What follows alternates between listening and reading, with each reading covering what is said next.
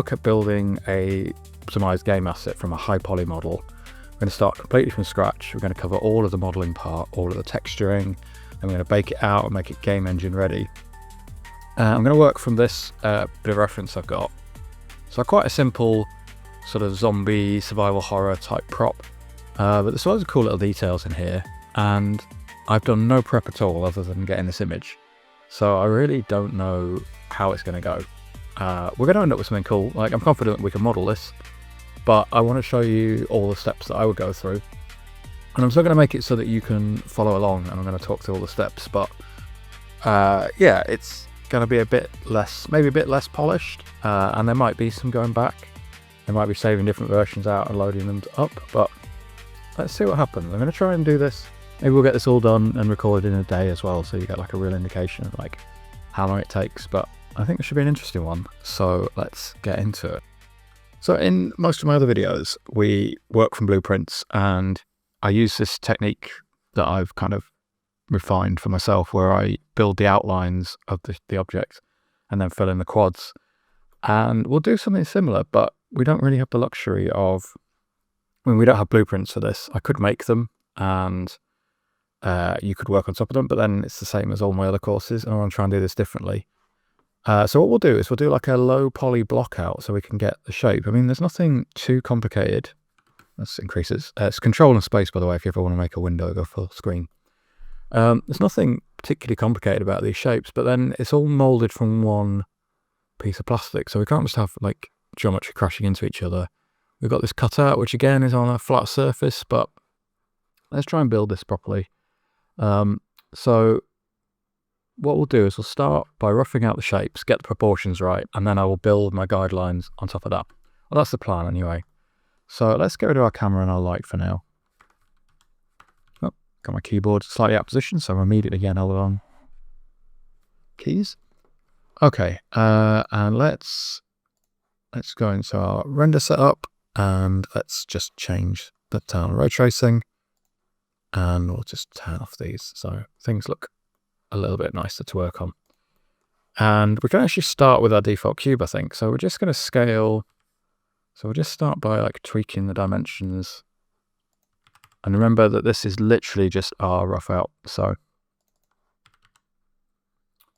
we're not going to worry too much about having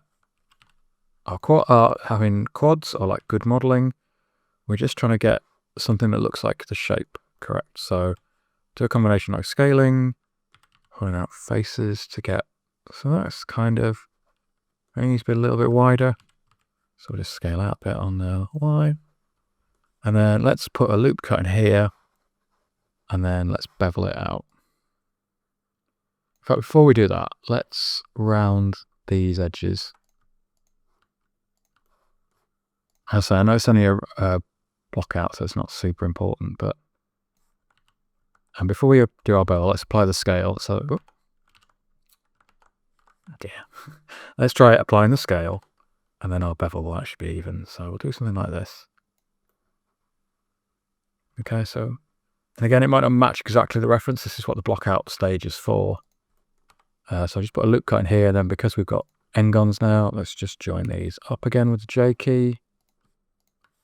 So the block out is literally just for doing the creative direction side of things, like working out what shapes work. I mean, maybe we shouldn't have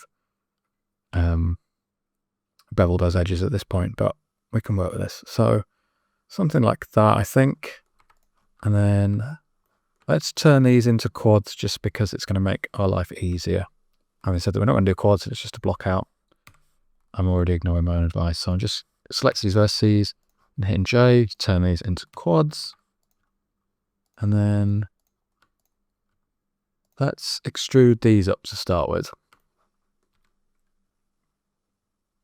So something like this. And then let's also scale in like this.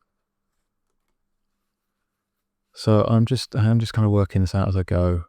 Maybe we'll scale in even more like that. That's looking kind of more like it. Let's just limit the, so if we hit Shift and X, it won't scale in on the X axis anymore. Oh. I guess we're fiddly, so something like that. That's kind of looking better. And let's pick up these vertices.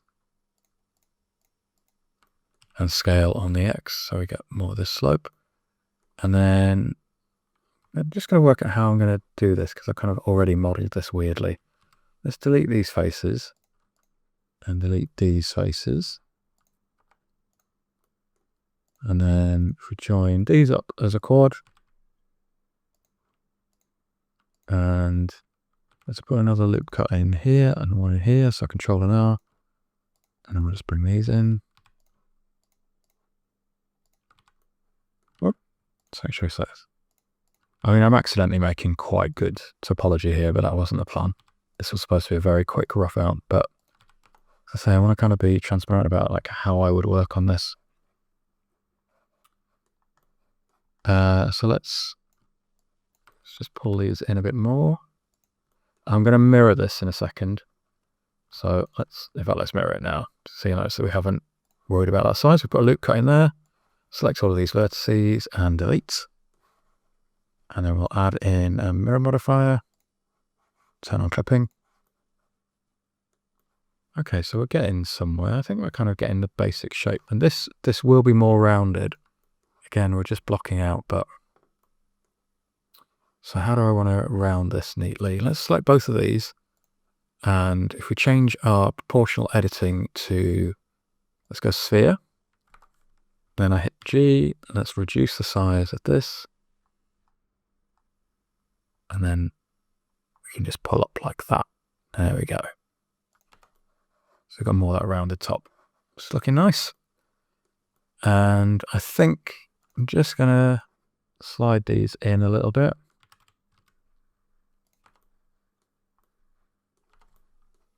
And then let's select here and hit Shift and S, cursor selected.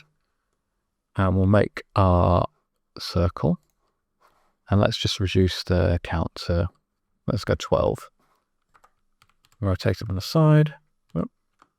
Scale it down, and then let's for now just extrude along. So tab into edit, select our edge mode, and then we're going to extrude everything along with it. Whoop. Why hasn't that worked? So we got hit, select everything and extrude along, and then let's just get this handle kind of the right sort of size. So lots of scaling. I appreciate I'm just kind of working quite fast and not really explaining every step, but I think you understand what's required to make something like this. This is nothing particularly advanced, and it actually doesn't matter how you go about it. Like, it doesn't have to be as polished as my block out. So the kind of rounded handle like that, and then the whole thing, I think in my reference is quite a lot wider. So this is the time to get all of these things right. So let's try something like this. Does that feel better? I'll just pick up these vertices. It's a good idea to make sure you've got X-ray mode turned on, otherwise you'll find that you're not editing everything at once. We've also got proportional editing turned on, so we'll just turn that off. Let's just try making this a little bit shallower. Does it look... No, I don't think it wants a rounded edge like that, I think. I actually think this is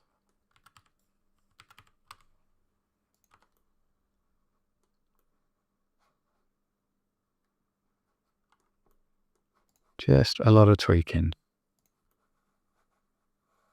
Okay,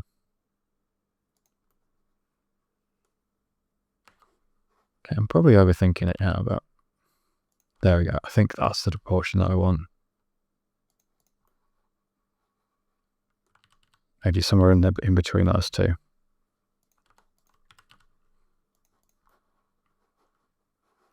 Yeah, let's go with that for now. Okay, so let's bring in our cap detail, and we are really just going to rough this out.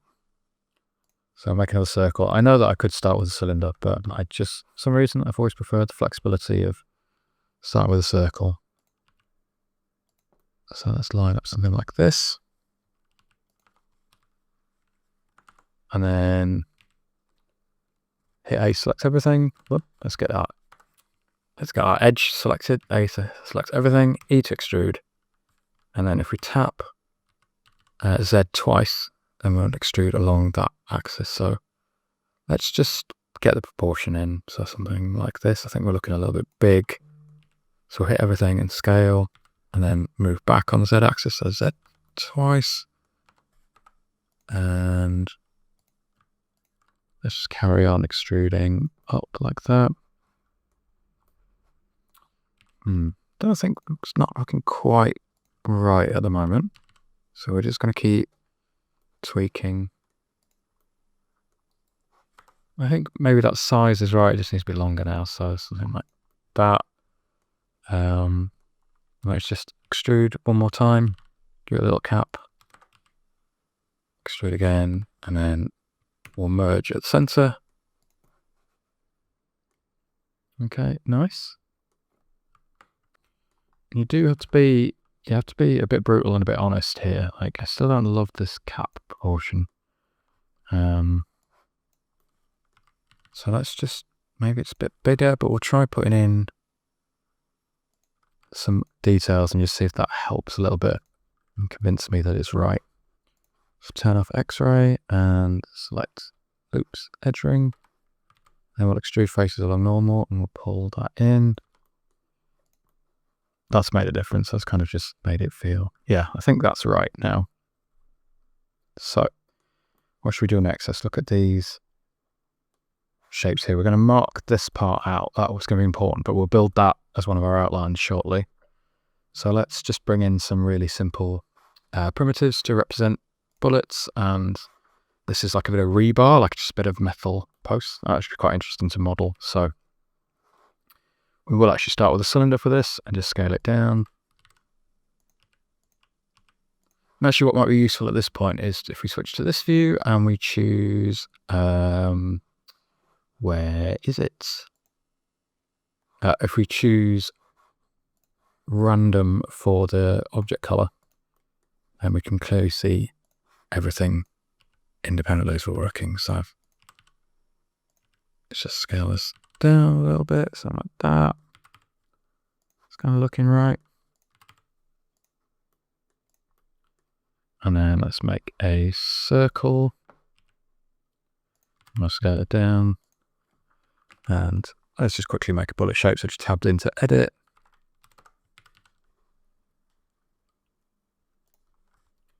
So just going to extrude and scale. We really don't need to get much right at this point. I don't really know what bullet looks like on this officer. Something like that. And then this is not what a bullet looks like, but it's going to do for this. So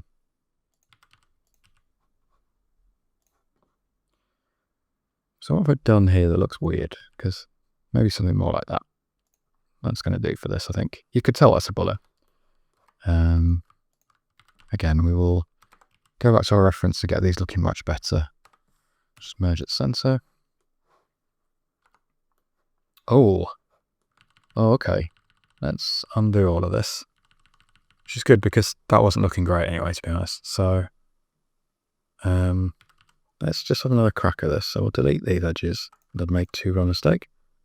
In fact, there's a lot of mess going on here. So let's delete these vertices. And let's revert back to this. So I think if we do something more like this and more stepped, and then we'll come up to here. So like this. Let's just scale all of this down. This is why I need X-ray mode back on.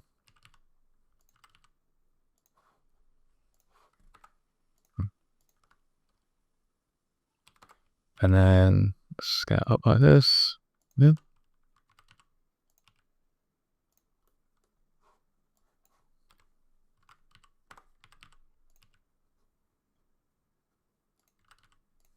And we'll just merge at the center.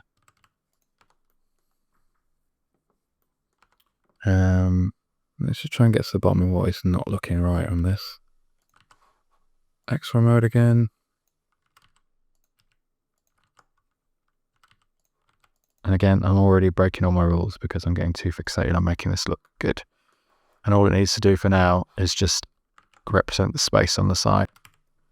So I'll move that in and we'll duplicate it again. Couple of bullets. Nice. Okay, and let's have a look at how we're going to tackle this knife. Let's shift right click to get our 3D cursor here. And let's start with a plane maybe. Let's rotate it on the side. Scale it, get it roughly kind of knife proportioned. And let's just tab in to edit it. Yeah, I need to be careful to not spend too much time doing this because it's not actually super important. We're going to bevel this edge, I think. Let's just undo that, apply our scale first, do the same thing again. So change the vertice. And we'll just bump up this a little bit. So I'll get that rounded edge. My wrist hand is still a bit thick.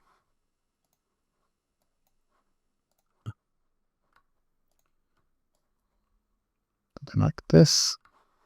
And let's also round off these ends.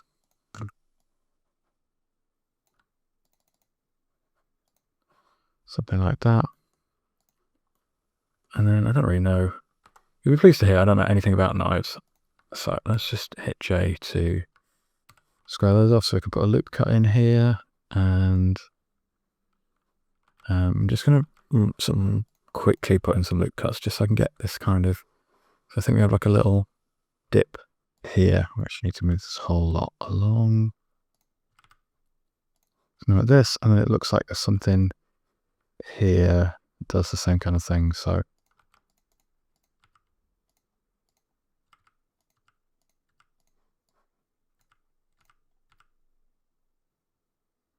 something like this, and then it sort of seems like the whole thing is slightly curved. Maybe we'll do that last. And then let's just take one of these vertices for now and hit Shift and D, and we'll extrude out. And then something like this.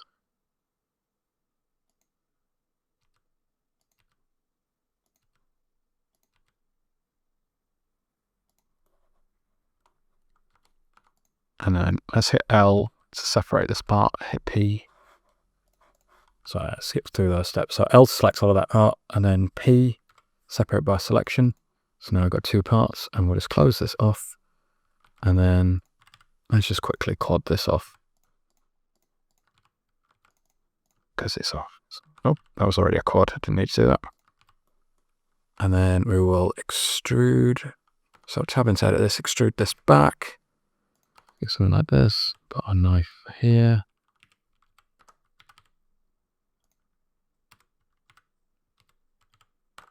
Just hammering keys here, completely at random, not getting what I want. Yeah, that's a pretty passable knife, I think. I think proportions and scale and everything are kind of right. So I'll select both of these, Control and J to join. Let's rotate it into position. Pull it forward. So now we've got our knife. And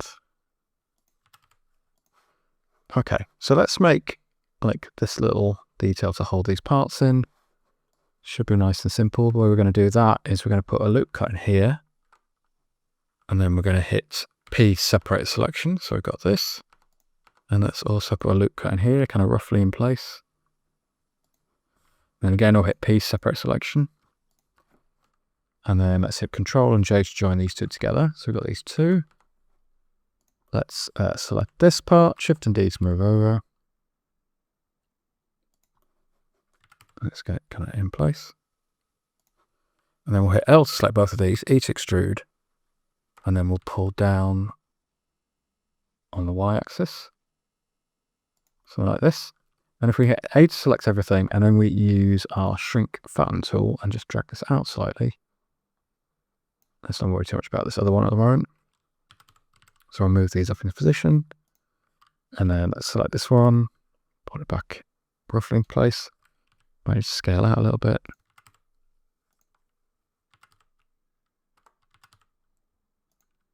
In fact, I think I'm going to make this bigger because if you look in the reference, it's looser in there. So let's do something like this and just a bit more interesting. Let's have this different size. And we can rotate our rebar slightly.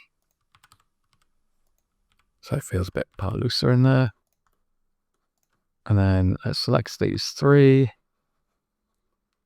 I don't really know how I'm going to join them together for now. Let's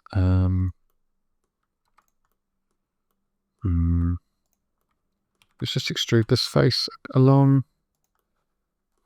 Is that hidden as part of the... No, it's just in shot. So we also need to think about how these are sitting on the surface of the can. So let's select everything and move it forward a bit. And let's link this back. So this should be touching the back of the can.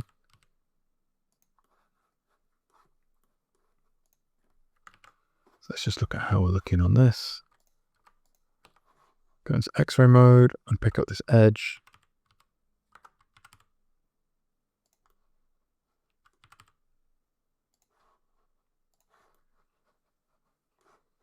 And like at some point this is going to need fixing and modeling properly, but I think for now, just for roughing out,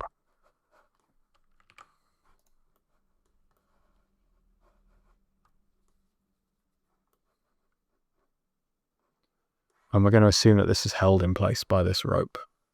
So I think this would be a good point to save. So we're just going to save this as water can block out 1. Okay, so we're nearly there. We are nearly there. Well, I'm just looking at my reference. I think I'm just going to see what happens if I bevel this edge as well. Make sure you got the bevel tool selected, not the... So there's a little bit of fixing here to do, but yeah, that looks nicer. So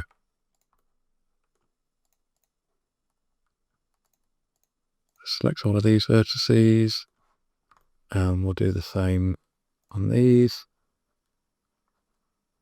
And then select one of these two last, and we'll hit the period key, full stop, and choose active element, and I'll scale on the Z. Yeah, just a little detail, but it's made a nice difference to that. Okay, so let's have a look at how we're going to do the rope. Okay, so I think it's going to be a little trick here. I don't like dealing with curves, but let's put our 3D cursor kind of at the top here, and let's make a curve, and we'll go Bezier. And already I am stressed by what it's made. So we'll select this one and we'll go selection to cursor, and then let's pull this to the front for now. So we're going to go slowly because curves are great. You can do amazing things with them, but they're a bit of a faff to set up because you've got to factor in these handles as well. But I think, so the reason I'm going to do all of this now is quite often when I'm doing a project, there'll be some stuff that I don't actually know how to do at the time of doing it. And it's best to work out what you're going to need to solve as you go. So I think this rope will be fairly straightforward, but it does require a bit of thinking about where it's actually going to go. And we're bound to encounter some problems. So let's just move this knife forward a little bit. And the more, none of this is wasted. Like, we will end up using this stuff as we go on. So let's get kind of roughly the path, and then this is going to knot somehow. So that's going to be interesting to model. Let's for now just focus on... I have a feeling I'm going to spend quite a lot of time getting this knot part right.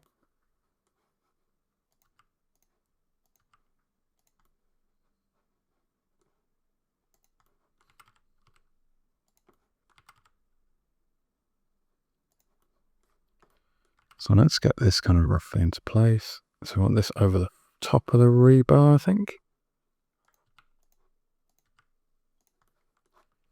Let's subdivide. Got some more curve points to play with.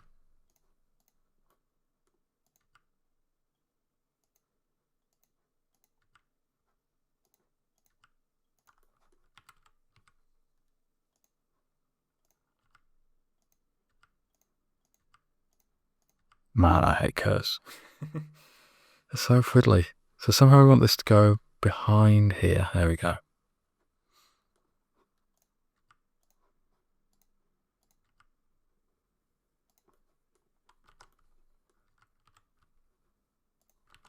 I think quite often they're fiddly because you can't really tell where you're moving the handle to. So let's try looking from above the view instead.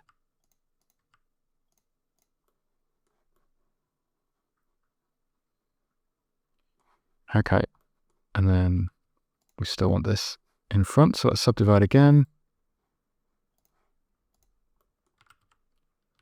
Pull this forward. So it should be like behind that bullet and then in front of it. Something like this for now.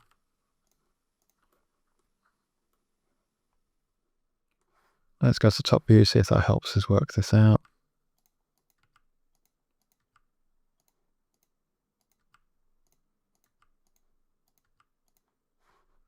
X-ray just to see what's going on behind here. We're getting there now.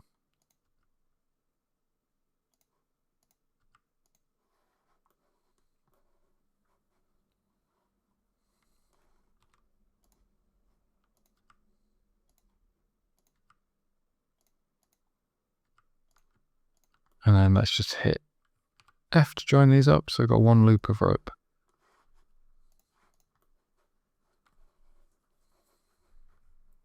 And obviously you can see we've got some bits kind of cutting through the geometry at the moment.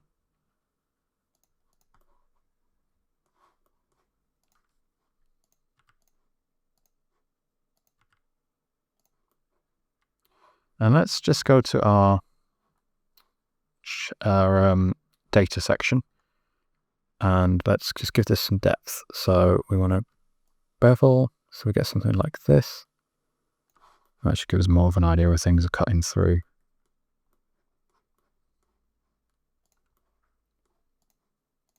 I think if we just pull this forward a little bit. Oh.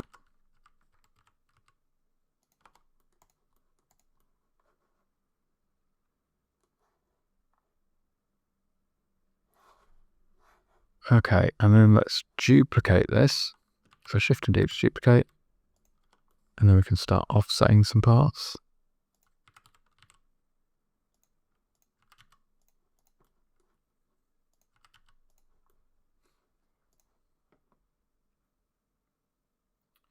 So this one, I think this is going to tie, let's tie this around. I mean, there's also a strong chance that nothing in this concept art makes any sense. And we might have to work out a realistic set of ropes later on. So let's do something like this for now. And then, so let's pass it through the front like this. And let's just work out where this other vertex is hidden.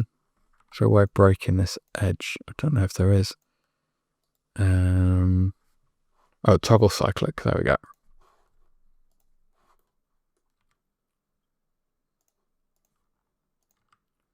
So I want this passing through.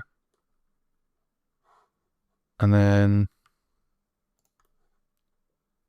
I am going to cheat. I'm going to bring this back up, even though that's not what it's doing in the reference. And we'll find some way of tying this knot behind.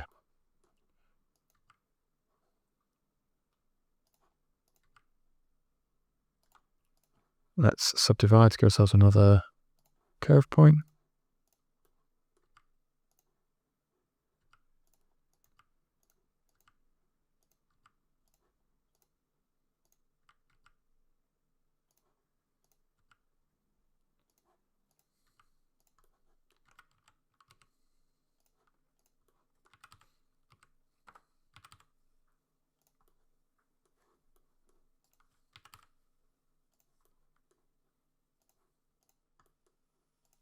So I'll level with you. I am regretting saying let's get all of these ropes looking right before we continue, because I'm already very bored of this.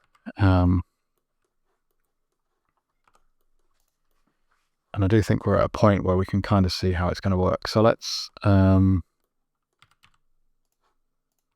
least run these around the back to hide them.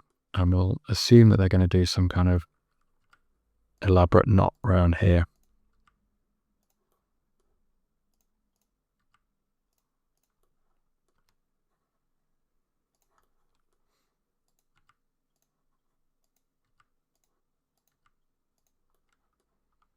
I think what we'll probably do, because we can't see this side, we might just run like a big clump of electrical tape around it, which is also how I tie knots. So let's do one more set of these. So we're just going to duplicate this, move it down, and then we'll just put a bit of like interesting movement in there, just so they're overlapping. Doing some cool stuff, something like this. And actually, let's just have this one running over the front of the knife.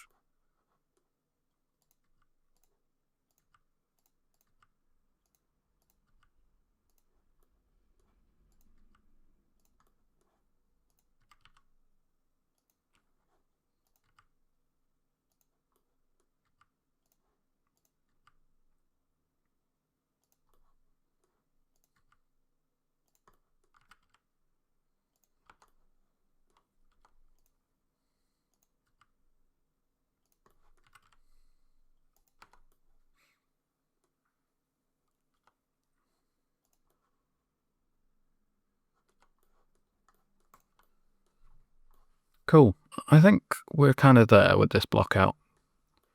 So let's save this. So I'll just save incremental. So we've got both parts. And as ever, little plug, I put all the source files on the Patreon. So you'll have access to all of these stages if you just want to jump in.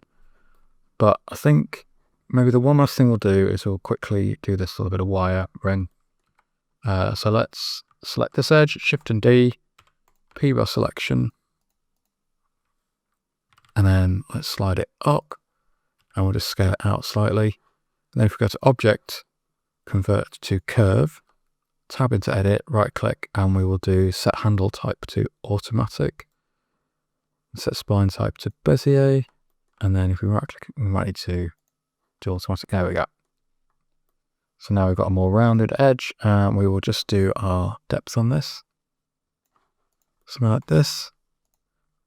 And then let's just rotate slightly on the y-axis.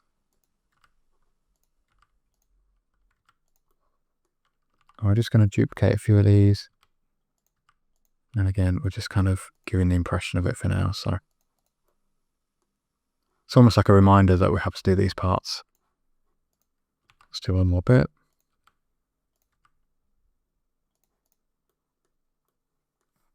Okay, I think we've got enough to work on here. So we've got this saved again, and let's jump into starting our high poly. What I want to do now is we'll do a little bit of housekeeping first and just tidy some things up. So let's rename this water can base, and then we'll just put BO for block out, and it will recolor. And then we'll rename this water can cap BO. And let's select this, and we'll call it knife BO, bullet BO. Can have rename this bullet BO as well. It will automatically put a number on the end. Rebar BO. I mean, feel free to name this whatever you want. And then if I select all of these wires, or ropes, and then we'll go to Object. I can never remember where this is hidden. Oh, sorry, it's Edit, Rename, Battery Name. And then we're going to change this to Set Name, and we'll name these ropes BO. And it shouldn't rename all three of them, and it'll put... Oh, let's try again. That's not done it the way I want to do it. So I'll change it to new, Set Name, ropes BO, new. And there we go, we should have the three of those renamed. And then let's just, we've got a circle here, these, so the same thing here. Guess it's just like a kind of wire hold. So let's rename this. Battery name, wire loops, BO. So it should be everything named now. And We've got a circle. I think that's a handle. So let's move everything into a new collection. Lockout. I'm just getting this as well. Okay. So now we're going to make a new folder. So we're going to right click in here, new collection. But we're going to go back to our scene collection route, new collection.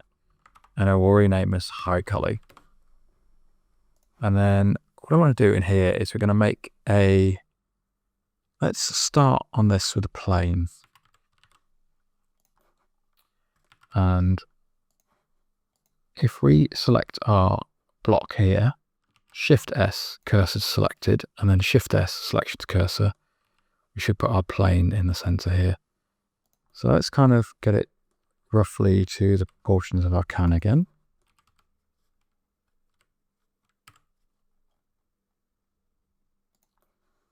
So something like this. And then what I want to do is hit X. So in edit mode, with the face selected, we're going to hit X and we're going to choose only faces, and that's going to give us this outline. And I'm just going to pull this up to here. Okay. And let's just go into our block out and let's hide everything apart from our can. So we're going to select both of these and join them together. So we've got one object. And then let's just hide everything else for now, because there's no point in seeing things that we don't need. We might need the cap back, but we'll bring that in later on. So what I want to do, again, if you followed any of my other videos, you know that I build the outlines, the basic shapes as wireframe, and then I fill in the quads. And that's going to be particularly important for these parts, for how this handle joins, and how we are going to integrate the cap. So we're going to start by making the basic shape of the water can. So we're going to tab into edit, and actually I'm going to apply the scale first, and then we're going to select all of these vertices. So just hit A, and then we're going to bevel. So we're going to need to go to our vertex mode. And I'm going to make it just a count of 2 segments. And we'll just increase the width a bit until it lines up with roughly what we've got. And then we're going to hit Control and 2, which is going to make my computer hang for some reason. There we go. And now we've applied our subdivision surface. So if I just now scale this out slightly, you'll see that we've got a soft curve. And the trick for all of this is going to be to make sure that we don't have any more vertices than we actually need. So now let's hit Shift and D and duplicate this down. And we'll bring it towards the bottom. And what I haven't done in my block out, but you can kind of see in the reference, is we're just going to bring in the base slightly. So I'll scale it down and we'll do something like this. I might actually add in another detail underneath where it's kind of more recessed. So let's maybe bring this up. See if we can adjust the visibility of this a little bit. I'm trying to think, is there a way of display as wire? That might be more confusing to work with, but let's see how we get on for now. So this is going to be a bit of a placeholder for now at the moment. Just remind me that I want to recess that bottom slightly. I actually think this is more confusing. So let's go back to solid. Oh, make sure we've got the right thing selected. I can bring down the alpha there. That's what I was looking for. So we can get kind of more of a sense as we're working. Okay, so now let's bring in... I'm going to hit L, select this, and we're going to duplicate it again, and we'll bring this up slightly.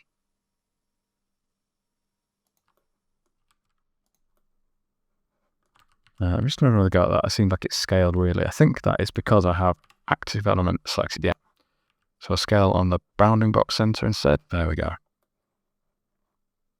So it's worth checking we've not done anything strained underneath, but I think we're good. Okay, and then let's do one more of these. So Shift and D, and we'll scale up again.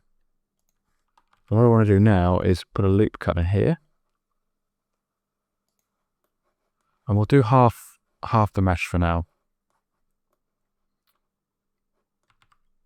So we're just going to use G to slide, and then let's bring this up. So let's do this again because I didn't constrain to an axis. So we'll fit E to extrude, and then we'll move on the Y, and then we'll pull up. So we're not moving too far from our baseline. And I think this could actually all come in a bit more. So we'll hit L and scale it in a bit further.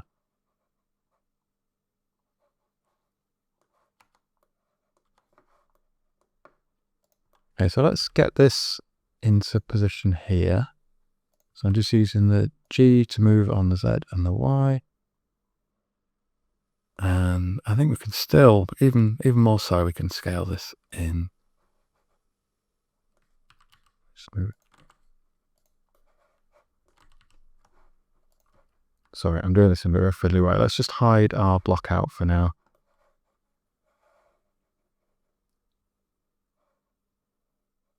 And let's just Alt select that edge, and then we'll unselect that vertex and bring back our block out.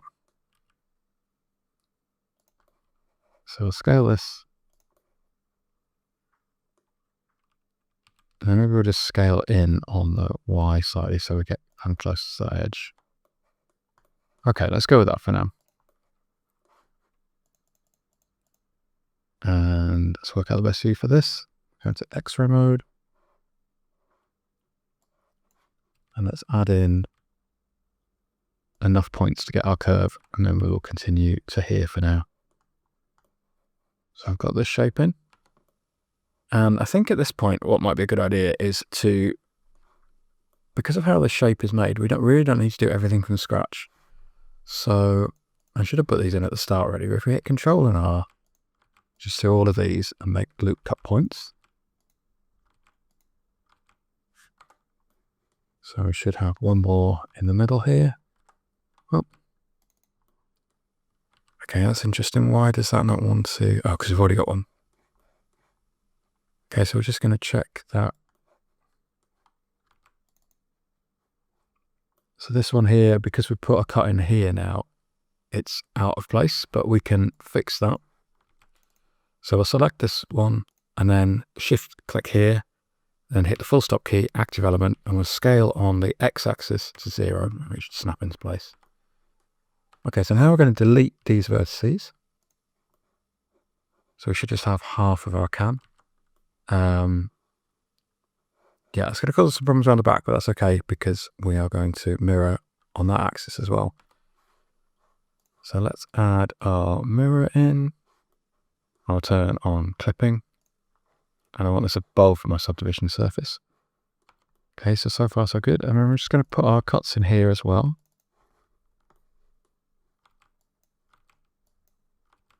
So I'm just using Control R. Let's delete these vertices and delete these vertices.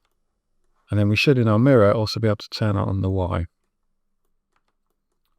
And yeah, they're joining up and clipping. So now we can move this along until it clips in, and we can probably delete this edge now. So right click, dissolve vertices.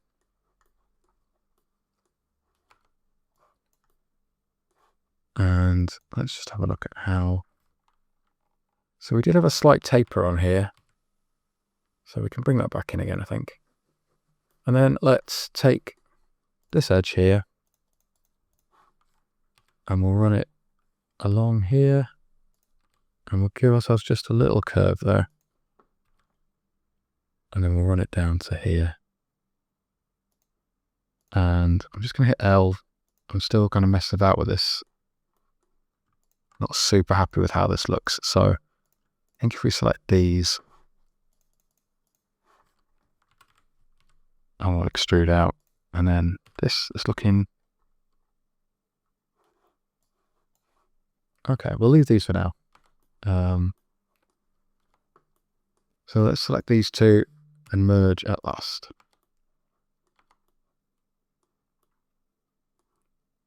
Okay, so now I want to bring in this line, I think. And again, we need to think a little bit about where this is going to sit.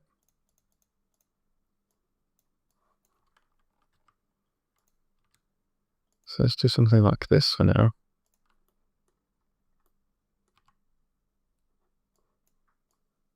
And we'll just slide this point up. So I'll tap up on the G key. Let's have a look at our side view, because I kind of went a little bit mad with placing these. So we get something.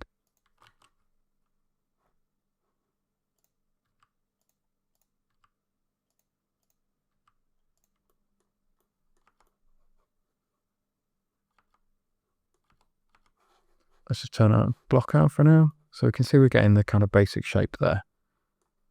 That should be enough to work on for now. So let's join these up.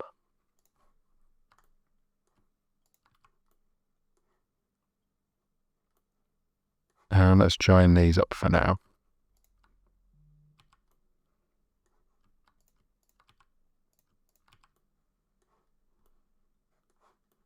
So we're just getting a sense of our basic shape.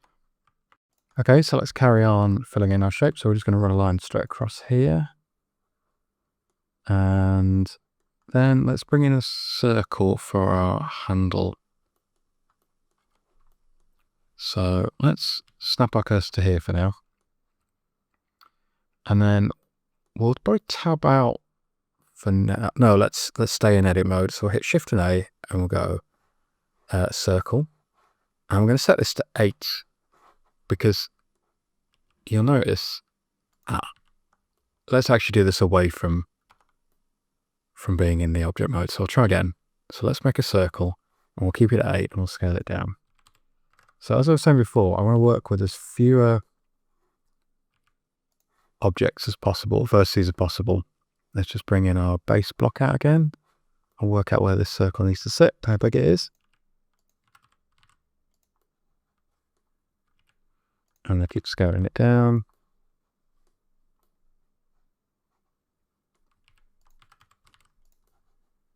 So I think it's something like that. Let's turn this off.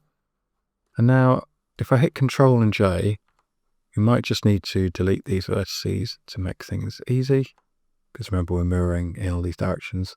So if I hit Control and J, you'll see now we've got this perfect circle and it's only made of 8 vertices, so it's going to be much easier to join up.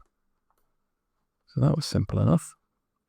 Okay, so I think we've got the basics of our shape. We need to bring in this cap, so we'll do the same thing. We can keep the circle there for now. Just make sure we're tabbed out. So we're going to make another 8 vertices circle. And let's just bring our base block in, and we also need our cap for this. So we're going to bring it over. And what we could actually do is, to make this a little bit easier, is let's select this edge loop, hit Shift and S, the cursor selected, Shift and S, selection to cursor, and then let's go into our side view and rotate on the Y and scale it down, and we want it to sit on this edge as best we can. So let's create the widest point that it's going to be, which is this. And we'll just rotate on the Y again, so it's kind of sat on this edge. As best you can. Like, it doesn't need to be 100% perfect, but it always helps. So let's turn off this. And now, because we've created this edge, we're actually going to delete this edge again, I think. And then let's just see what happens if we join these. Yeah, I thought we might get some issues. So let's delete these vertices. So we've just got half again. And we're going to have an issue with the mirroring. I'm not going to worry about it yet. So it's going to make one on the other side. That's fine. Let's leave that in for now. We can remove it at the end. So both these selected. Control, one way around. Control and J to join. We might have a tiny gap in our... So I'm just going to push these. No, I think we are joined up. And then if we hit J to connect these up, so F even, and it might make our circle a bit weird for now, but that's okay. I'm just trying to work out if I actually do want them joined up or not. Maybe it's easier to leave them like this for now. Okay. So we're making this weird shape, but why we're doing this will kind of become more obvious as we move forward. So this next part is one of our key shapes. So let's select this edge, Shift S, cursor selected. And then we want to make this shape here. So I'm going to start by, let's put a loop cut in.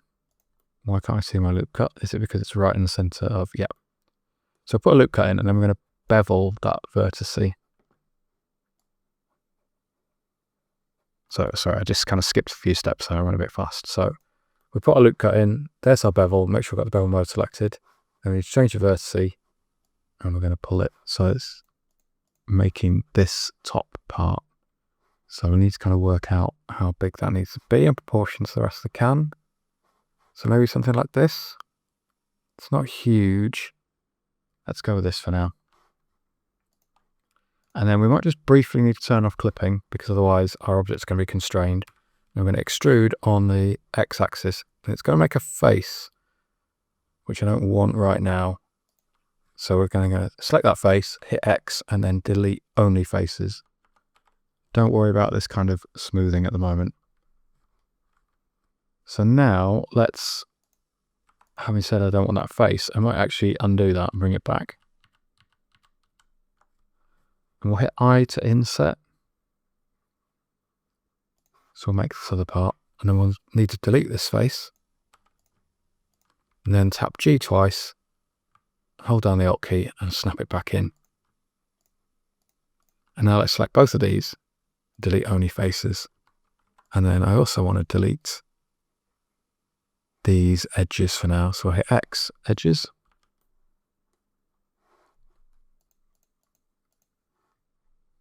Okay, and things get a bit confusing when you've got the subdivision surface on. So let's put a loop cut in here and slide along. I think I might change my mind about how we're going to tackle this. So just go with this for now and bear in mind that I might go down a different tack with this. Because I think what we need to do is get one looking right and then mirror everywhere. So I'm now going to extrude this up. And we'll put in a loop cut here. Let's just get it rough and then we'll polish it. So I'll do the same thing here.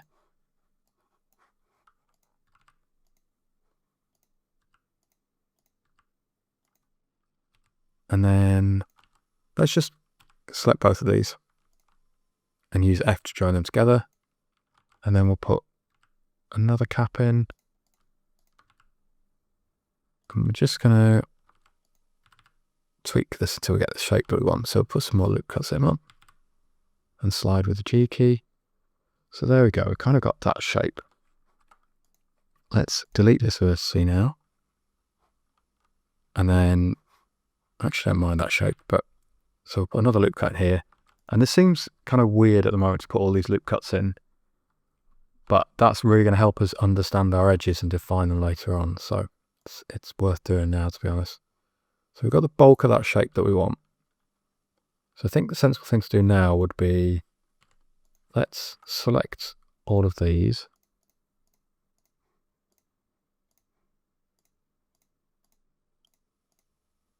So I'm just shift clicking my way around. Then we'll hit P, P, separate selection. And I've missed an edge there, but that's okay. We'll just join it up again. And then let's literally just going to delete these. And we'll hit Shift and D to duplicate, pull it down. And then we'll go Object, Mirror on the Z axis. So let's get this shape kind of here. Something like that. And then we'll join them back together. And then let's hit F to connect. So I use Control J to join those two objects together. Join them together, and then we'll hit F to join these edges. And there we go. Okay, I think that's a pretty good approximation of this shape. Can't tell if we're a bit off center. Also, let's just remove these. No, I think we're good. But I'm going to go Object, Set Origin to Geometry, but not before I apply the mirror. Yeah, I think so. Set origin to geometry. And then let's just bring it down a bit in size. And this edge maybe runs bigger, so let's put these loop cuts in now, and we do have like everything is now perfectly centered and mirrored, so we can get rid of all of these and then add in our mirror modifier again. I'll put it above our subdivision. So let's turn it on the Z, turn on our clipping, and now we're free to position this however we want, so we can get something like this. And let's maybe just scale this down a little bit.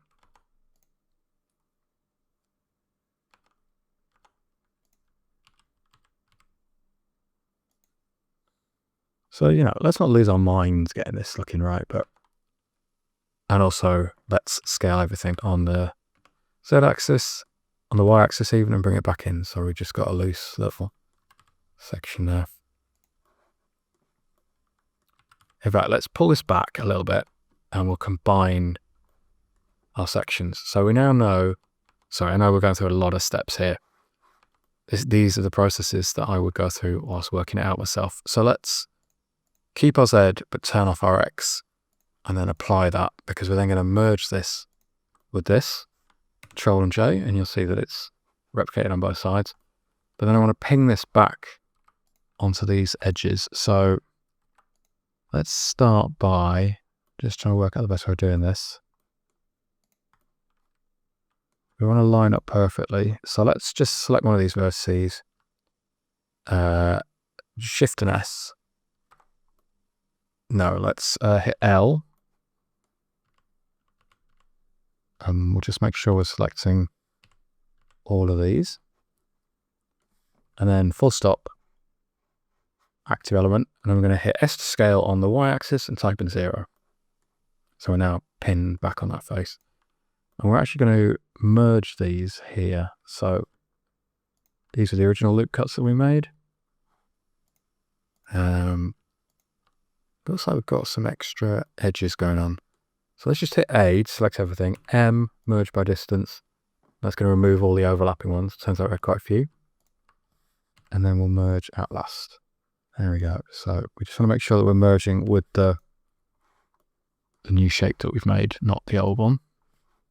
So let's merge at last. Merge at last. Okay, and then we're going to delete these edges.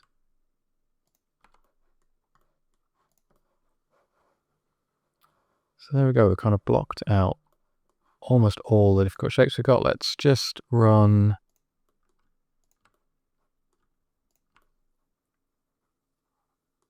let's just extrude these vertices along here. So we've fleshed out our handle so we can see that.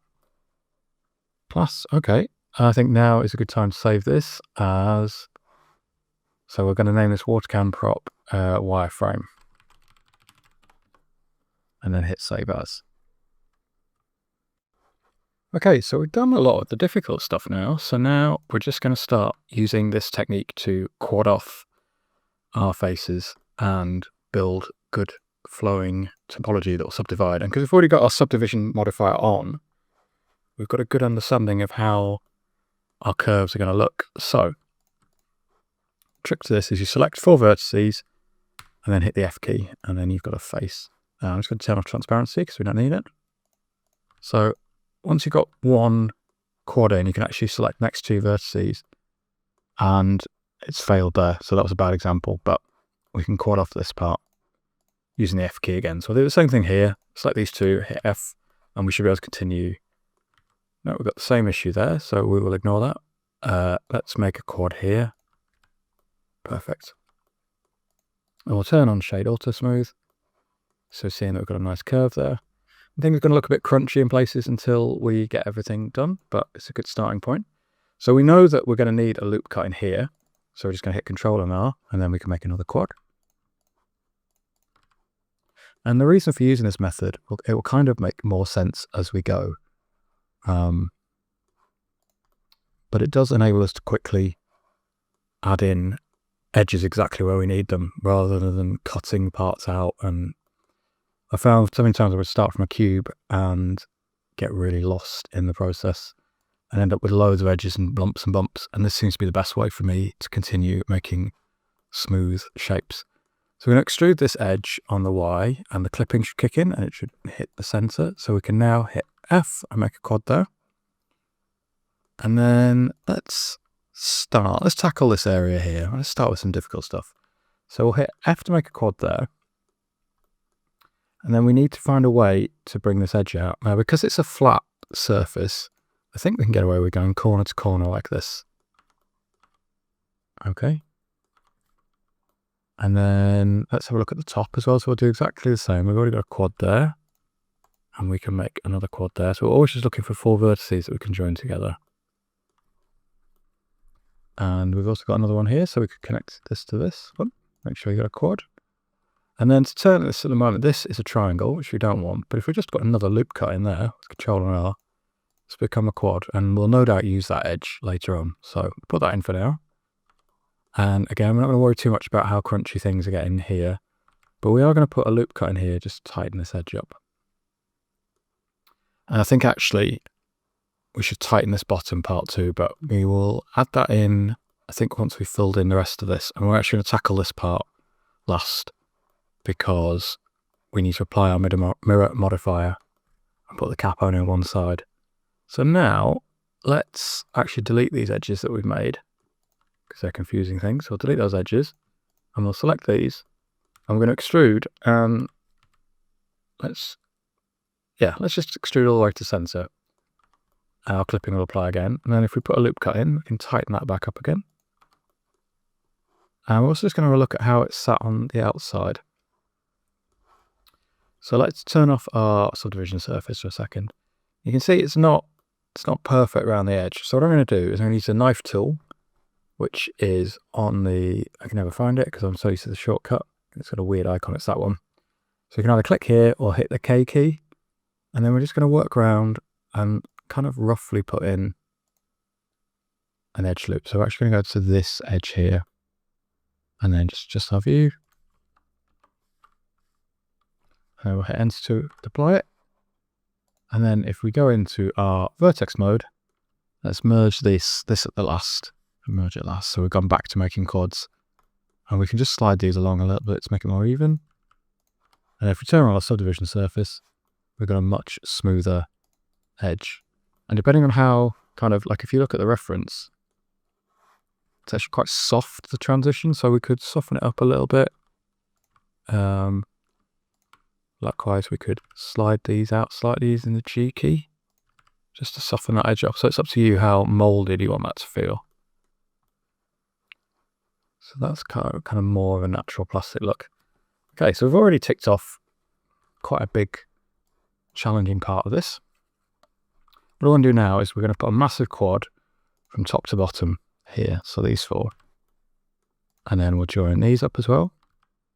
And I think we can actually just do the same here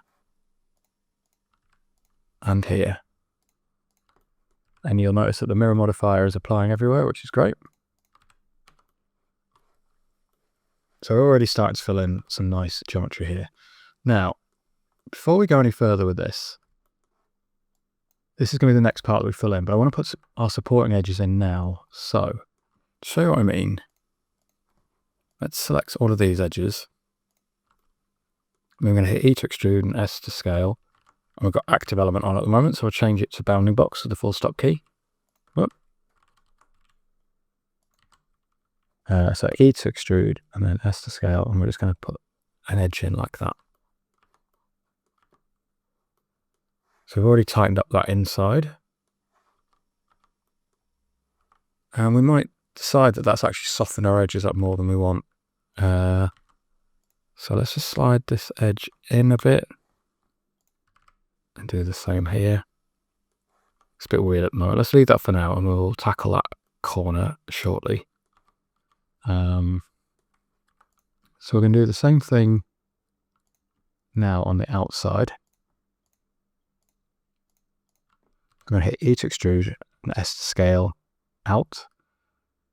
So we're making a loop cut either side.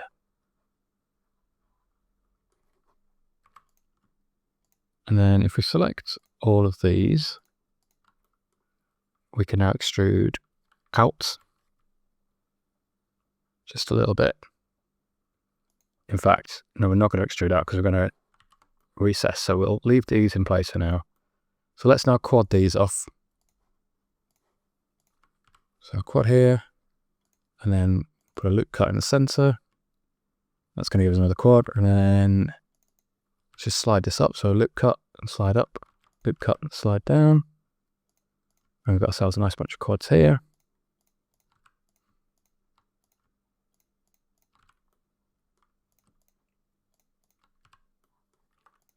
Okay, and then we're going to do the same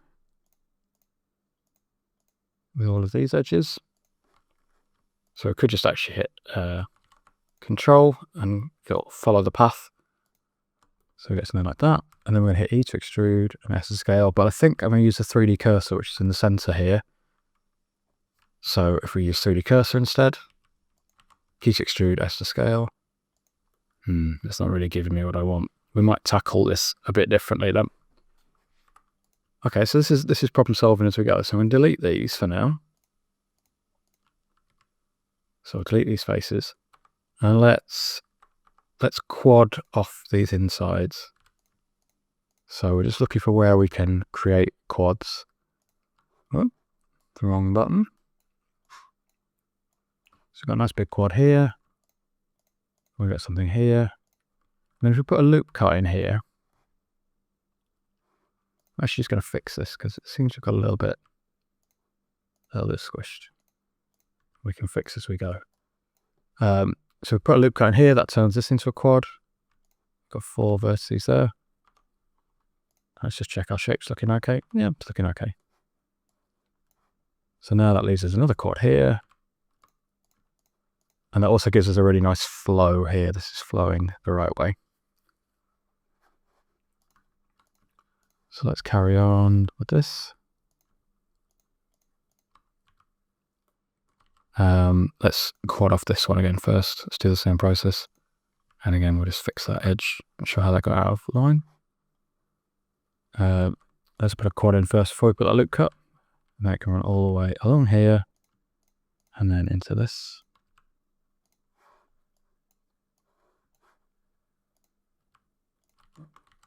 So I'm very clumsy with my keyboard today.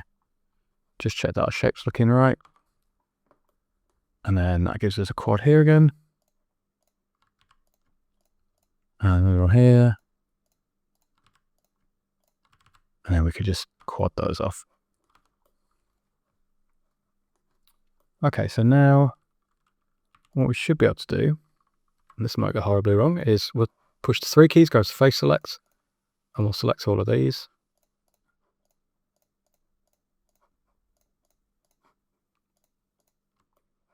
And we're going to hit E to extrude back, just slightly.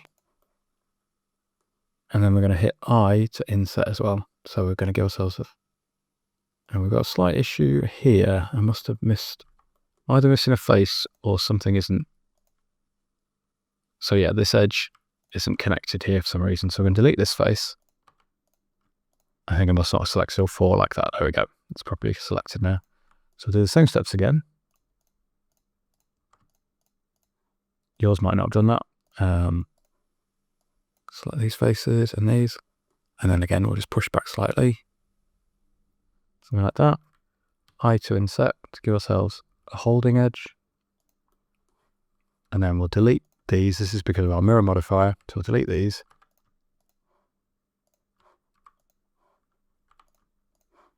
I was worried that I got, yeah, we're doing a face out just because they're overlaid. And then if we slide along on G until we touch again. I'm just going to turn on subdivision, check I haven't got anything weird going on. Everything's kind of looking okay.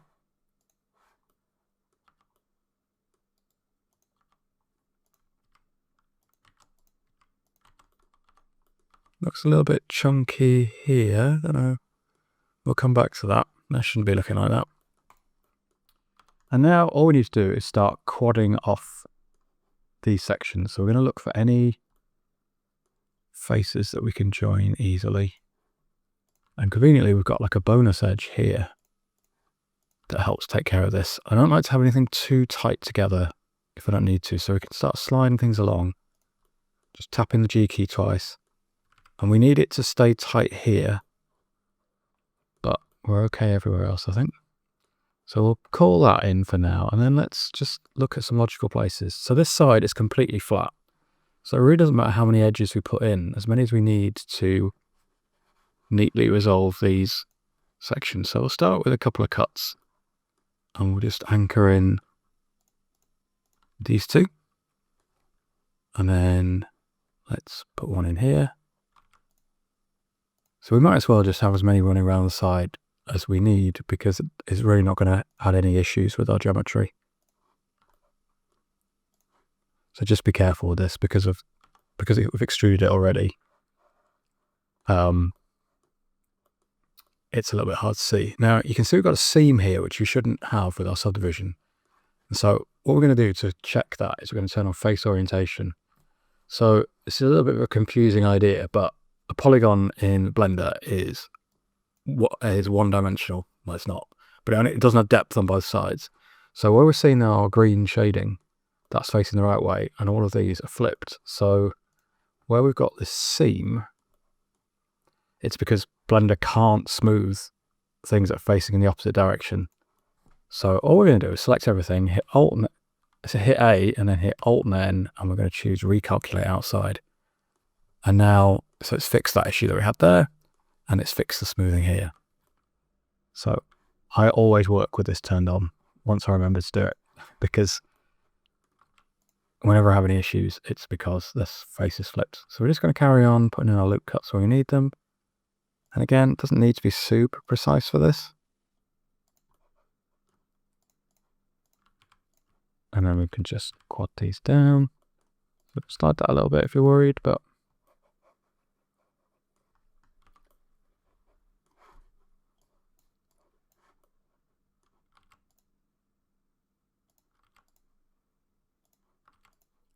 so we've got enough edges to finish this part off.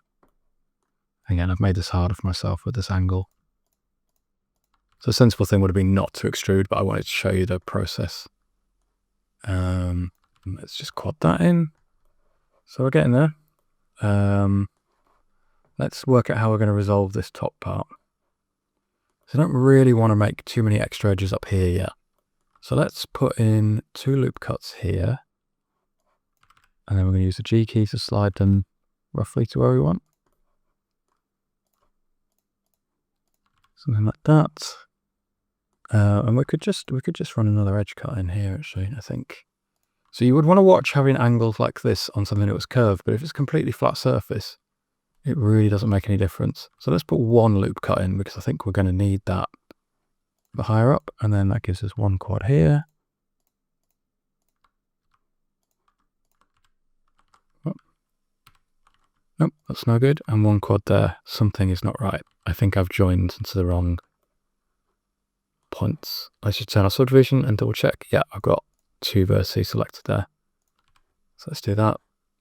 And then that, there we go. And then we'll turn this back on again.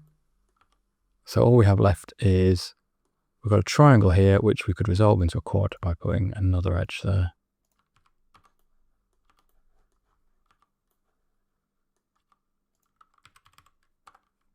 And we could just tweak this a little bit, but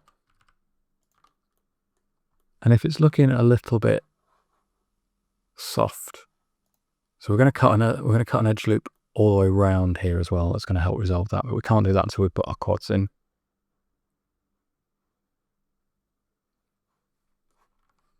Okay, just checking everything's looking good. So we'll just repeat this process here. So let's for now only worry about this bottom section, but ideally we want to put in as few as we can. So we'll put a quad in there. And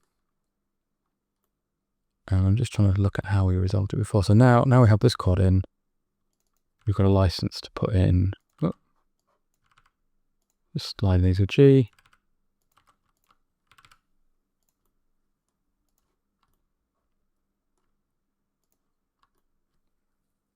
let's do this one like this.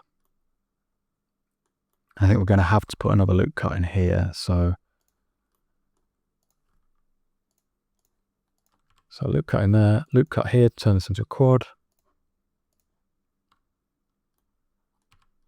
That's that section done.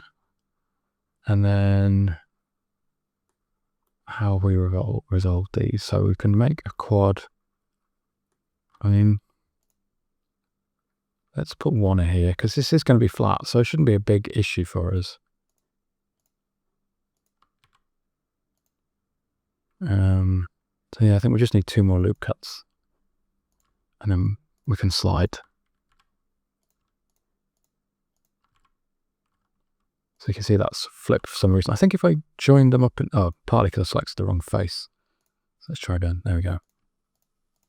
Yeah, another reason that having that turned on is a good idea. So let's try and space these a little bit better. It's just no advantage to having them right on top of each other. So let's see how we're looking. We've got an edge here that we don't want, so we'll delete that edge. Nice. And we can just tighten this up a little bit by going around and using our knife tool again and just kind of cutting our edges. So when we've got something like this, we'll go to here and make a triangle. Oh. Let's try again. I clearly clicked twice by mistake. So we'll cut here and then onto here. And I'm just going to hit enter. And then I'm going to slide this. And if we just make sure we've got auto merge turned on, we slide that, it will then disappear and become quads again. And then, so we're going to have to do the same thing around here. We need to think carefully about how we're going to cut. So we'll do something like that. And we'll just take it in stages. And then if we slide this down, that becomes quads. And then if we slide it over, it becomes less tight. So we're just trying to create like an even. And you can see that this edge now is much sharper than this edge. So we'll just carry on going around. Oh, this is where the knife tool gets a little bit tricky.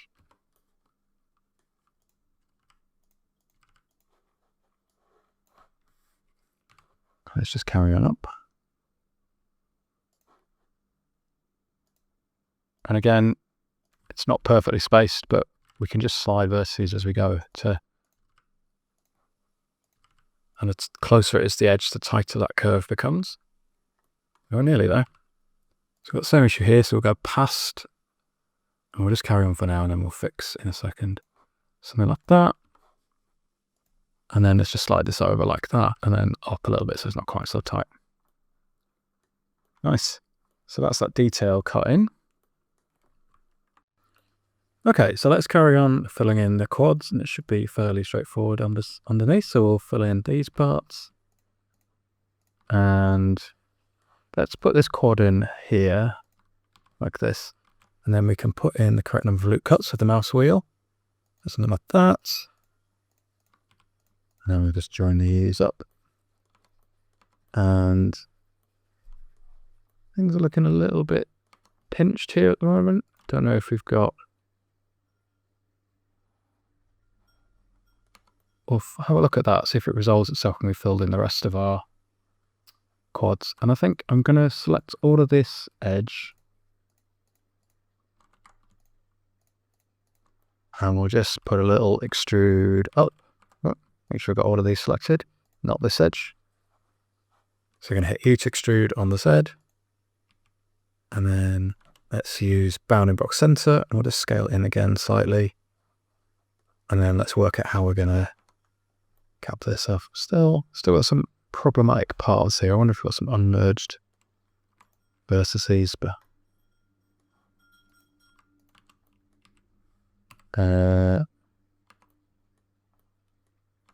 okay, we will get to the bottom of that. That's not what we like to see.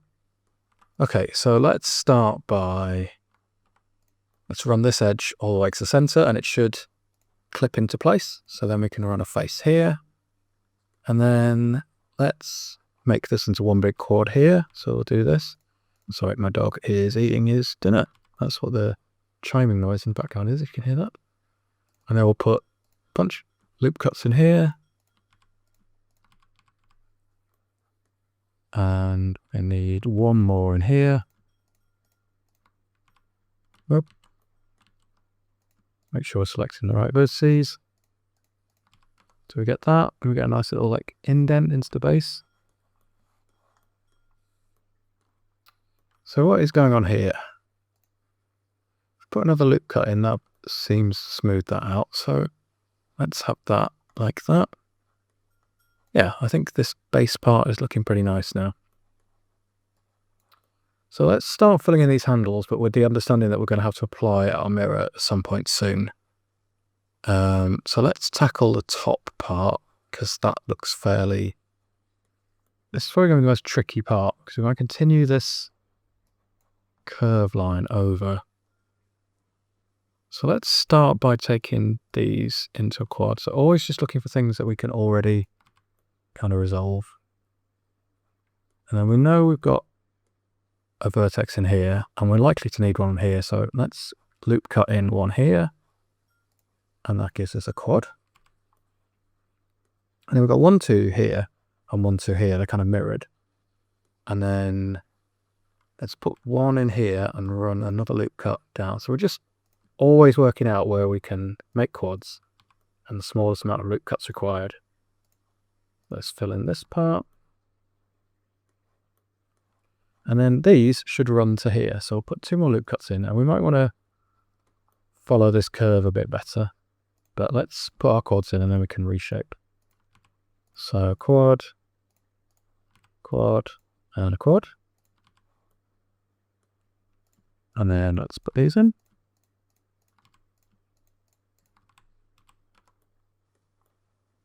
I don't mind that shape, but I think we can just improve it slightly. So to me, it makes sense that this line is softer around here.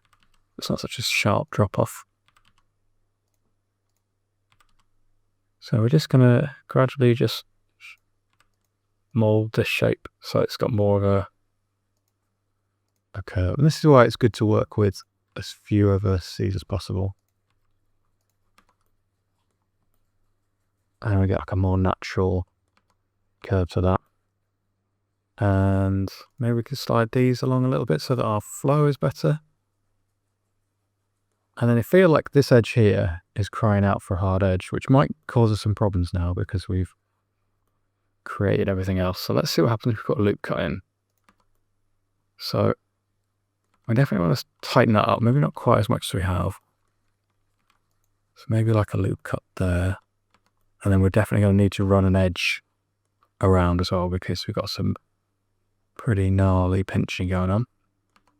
But you can see that this loop cut, because it terminates on a flat edge, it's not noticeably causing us any trouble. So let's not ignore it, but ignore it for now. Let's use our knife tool and cut across like this. And you can see that's already helping define these edges. And we'll slide this until they merge. And let's just bring this down a bit, tighten it. And then for now, let's just carry on cutting this path across. And this should help us work out any problems. Still a bit of pinching going on, so we are going to fix that.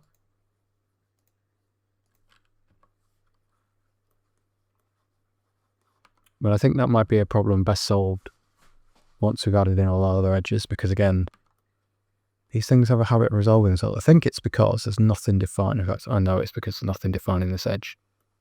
So maybe we will have a crack at sorting this to see what happens. So we have a lot of space here, so we're just going to tighten these up a little bit. And then using our knife tool, and you might need to zoom right in on this. So use our knife tool and cut along this edge.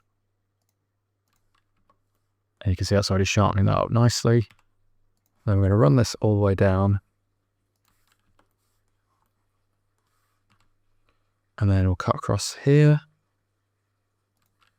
And then as usual, we need to slide this to turn that into a single edge. That's looking a lot better.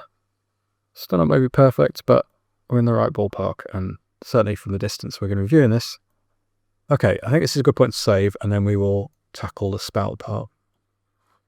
I just accidentally moved my window. Let's go back. So we're going to name this, because we've actually gone quite a long time without saving, what's one. Okay, so let's carry on filling in the quads, and it should be fairly straightforward underneath. So we'll fill in these parts, and let's put this quad in here like this, and then we can put in the correct number of loop cuts with the mouse wheel, something like that. And we just join these up, and things are looking a little bit pinched here at the moment. Don't know if we've got... We'll have a look at that, see if it resolves itself when we filled in the rest of our quads. And I think I'm going to select all of this edge, and we'll just put a little extrude up. Oh, make sure I've got all of these selected, not this edge. So we're going to hit E to extrude on the Z, and then let's use bounding box center, and we'll just scale in again slightly. And then let's work out how we're going to cap this off. Still got some problematic parts here. I wonder if we've got some unmerged vertices. But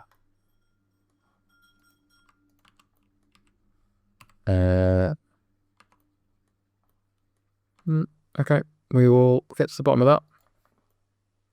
That is not what we like to see. Okay, so let's start by... let's run this edge all the way to the center, and it should clip into place. So then we can run a face here, and then let's make this into one big quad here. So we'll do this. Sorry, my dog is eating his dinner. That's what the chiming noise in the background is, if you can hear that. And then we'll put a bunch loop cuts in here, and we need one more in here. Oh. Let's make sure we're selecting the right vertices. Do we get that? Can we get a nice little like indent into the base? So what is going on here?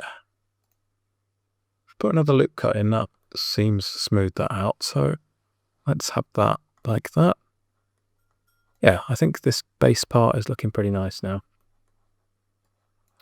So let's start filling in these handles, but with the understanding that we're going to have to apply our mirror at some point soon.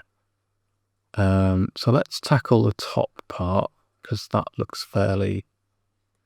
this is probably going to be the most tricky part, because we're going to continue this curve line over.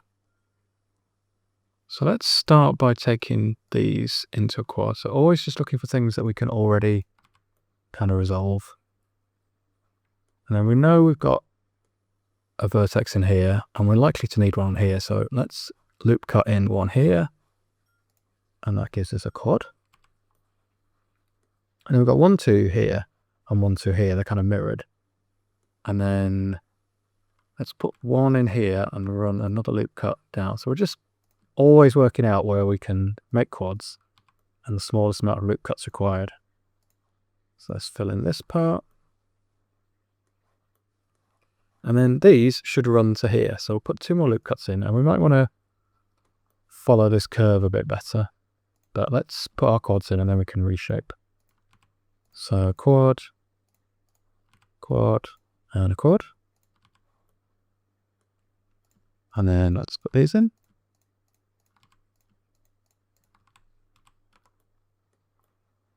I don't mind that shape, but I think we can just improve it slightly. So to me, it makes sense that this line is softer around here. It's not such a sharp drop off. So we're just going to gradually just mold this shape so it's got more of a curve. And this is why it's good to work with as few vertices as possible. And we get like a more natural curve to that. And maybe we can slide these along a little bit so that our flow is better. And then I feel like this edge here is crying out for a hard edge, which might cause us some problems now because we've created everything else. So let's see what happens if we've got a loop cut in. So we definitely want to tighten that up, maybe not quite as much as we have. So maybe like a loop cut there. And then we're definitely going to need to run an edge around as well, because we've got some pretty gnarly pinching going on. But you can see with this loop cut, because it terminates on a flat edge, it's not noticeably causing us any trouble. So let's not ignore it, but you know, ignore it for now. Let's use our knife tool and cut across like this. And you can see that's already helping define these edges. We'll slide this until they merge. And let's just bring this down a bit to tighten it. And then for now, let's just carry on cutting this path across. And it should help us work out any problems. Still a bit of pinching going on, so we are going to have to fix that.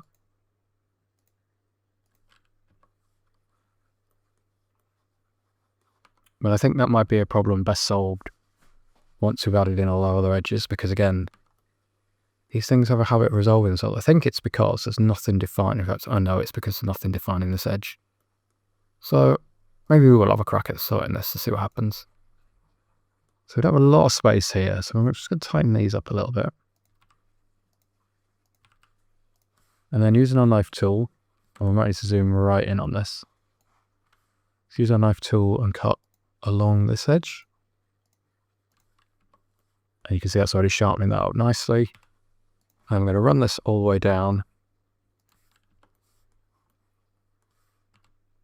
And then we'll cut across here.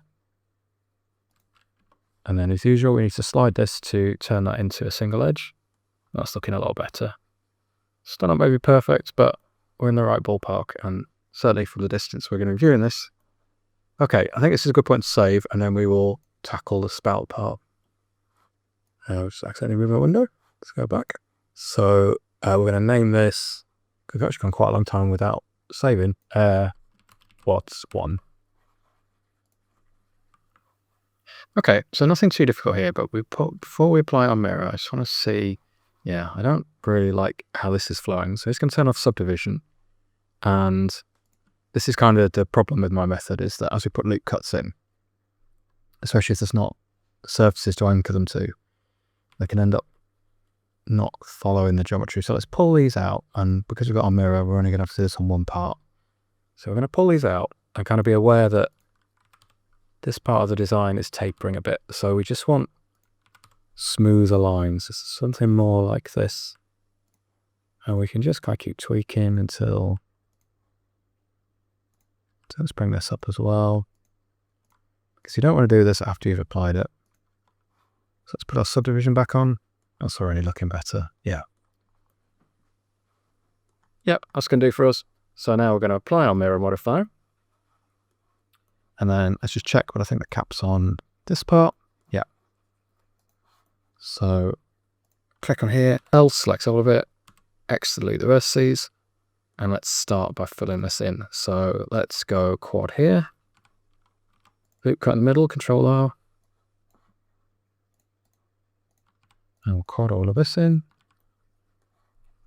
And then let's do the same thing here. So hit F to put an edge in. And then let's start at the top. So we'll put a loop button here. Slide it up, and we're just going to check from the side that our flow's looking all right. I think it is. So we're going to put our edge in like that, and then a loop cut on each of these sides to make a quad here. And we'll quad this off. And again, no. Obviously got the wrong vertices selected underneath. There we go. And now, yeah, let's just run a loop cut across and around, and that's going to give us some on this side as well, which we will need anyway, so that's all good. And we can just finish off this part.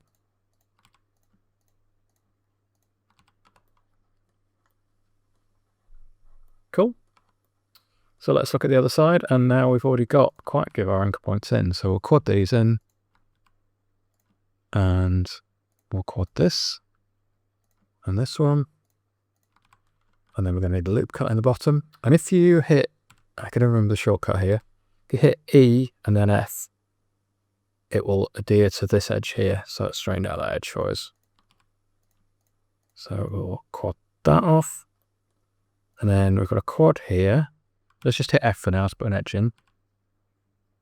And we could run Could we run another loop cut around? I think we could.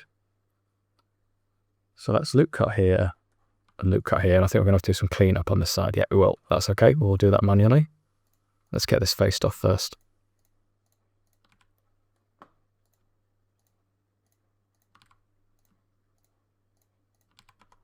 So we're just going to check everything's flowing okay. Yep, looking good. So we've got a few more edges up here to work with, which might help us or it might hurt us. I don't know yet. So we'll do these as a quad. And then if we put a loop cut up here, and we'll just do the same thing. So E and then F. Quad. Quad. And then if we just make another loop cut here and here. And you just need to make sure that those loop cuts aren't throwing your line off. And we've made a little monkey's face in there. So just me that can see that. Leave a comment on the video if you can see the monkey face. I'll do anything to get engagement. Okay, so we've just got these edges that need connecting up. So if we select this one and then this one, hopefully this will work. Then we hit J, it should cut across. Yeah, perfect. And then we'll do the same thing. J again. And then we just need to work out where we've ended up with triangles that we don't want. I think everything's kind of okay, and we could actually sort this into a quad now as well. And maybe we'll do that. Have we got anything to, we don't have anything to connect on the other side. So instead, I mean, it's not really causing us any issues. I'm just trying to work out if there's an advantage to resolving that. I think we're going to leave it for now, and we'll just look at our model. I'm pretty happy with that, I think. So we've got a nice clean cut out hole now. And let's just select this edge and hit E to extrude and S to scale. And we're just going to put a very slight inset in. And we're going to hit E to extrude again. And if we tap Y twice. Nope, that's definitely not it. Is it not going to follow the origin for me now? It's going to make it look stupid. Okay, we're going to have to do it manually. If we just pull it out now. And then again. And we'll refine this, but so now we've got a nicely clean cut out subdivided can. So I think this is a good point to save, and then we will tackle the next part, which I think will be the cap. So let's finish off for now by putting the lid on, and I'm going to go back to my block out section, and we're going to search for our cap BO. And I want to pick up this edge and this edge, so Alt Shift on those two, and then hit P to separate. And then we can hide this. So we're going to hide this one. And we will move this to our high poly collection. And let's just name this as well. Water can main HP. And we'll name this water and hap HP. What we're going to do is we're going to tab into this and push one to go into vertex mode. I just want you to make sure that you've got your loop tools add-on enabled. So if you go to get extensions, just in case you don't have it, if you've done any of my tutorials, you will have it. So search for loop tools, and you might need to install it first under get extensions, and then under add-ons, you'll need to enable it as well. Okay, so once you've got that on, what we're going to do is going to hit A, because the trap here is if we applied a subdivision surface, we've got perfect circles. Good band. But I need enough resolution to be able to pull these edges out. So what we're going to do is we're going to add in subdivisions. So if we right click in edit mode with vertex selected and choose subdivide, it's going to put in an extra vertex on each of those edges. And then if we right click, because you'll see that we've lost our circle, we've got like a lumpy circle now. This is where loop tools comes in. If we right click loop tools and choose circle, it restores our circle. And I think I'm going to subdivide again. And then we'll do the same thing, circle. So we've got much more resolution now. And then if we hit the 2 key to go into edge, right click and we choose bridge. And that has not worked the way I wanted. That is kind of skewed. So let's do it. Let's just be safe here. So if we go to the side view, we just want to make sure it's not skewed. So that's not the right vertex, that is. So we'll make our quad. And then if we just hit F, in fact, you can even hold it down. That's satisfying. You can see that our faces are flipped, so we will recalculate outside. That was Alt-N, sorry. Alt-N, recalculate outside. And then let's select this edge and extrude and scale. I actually just want to bring it up a little bit. So G and then Z twice to extrude along the normal. We get something like that, and then extrude again. And let's do one more extrude, and then extrude one more time, and then hit M, merge at center. And we're going to shade auto smooth. So we can just put a loop cut in here to make this edge a little bit more stepped. And we might also want to do it here, just so that is a little bit more defined. Cool. So we'll get a nice highlight on that. And then to add in these ridges, I'm going to put in another loop cut here and here. And then we're going to go into face mode and just holding our control, holding our control and clicking. We're just going to work our way around to select all of these edges. And then we're going to go select, checker deselect. And we're going to change deselected to 2. And then if I hit Alt and E now to extrude along the normal and pull out, so we don't go too far, something like that. And then tab out. So we've got fairly clean edges, but all we need to do is put a loop cut in here and here. You sharpen that up. And if you wanted an even finer edge, if you want these to be even finer, we could have added more geometry at the start, but that's always a trick with this kind of detail. Make sure you've got plenty of geometry to pull out so that the subdividing is not doing much work. There we go, we've got a cool looking lid. So let's just finish off this part. E to extrude in, and then E to extrude, and we'll extrude up and into the cap. So let's make one short extrusion. So we're putting our edge loop in, and then we'll do the same thing again. And we'll just pull it all the way up and up. We're never going to see inside the cap, so that's okay. So now let's finish this off, and let's, because of how we've done this, we're going to have to do this by hand, I think. So let's just pull this up and in, and maybe we need to adjust our cap a little bit to fit. Okay, not super accurate, but it looks, I'm not going to say it looks great, but it looks good. Let's put a couple of loop cuts in here, and then we're going to bevel. So let's do a thin bevel like this, and then Alt-E to extrude face along normal, something like that, to put a little cap in. And then let's bevel this one, and we'll make it a bit bigger. Alt-E, and then we'll pull this one in instead. And we might just need to put in some loop cuts to tighten these edges up. So one in here, get a little bit confusing to see. And yeah, I think we're looking pretty good. So I think I'm going to call this the main part of the water bottle done. I'm going to tackle this bit of, like, I think it's called rebar, like a construction material, and these bullets next. So the rebar's a little bit tricky, but we've got some tricks. So of course we've got some tricks. Always got tricks. Okay, so let's go back and find these parts. So we've got rebar. That's really all we need to work on for now. And yeah, literally just made a cylinder. But the proportions and everything looking good, so we're going to work with them. We're just going to pull it back a little bit because it's clearly crashing into the model. So we're going to select this bottom face, and we're going to hit Shift and S and move our cursor to there. And then you need to go to your add-ons, search for an extension, and we're looking for something called Extra Curve Object. So if you type in Extra, it should come up there.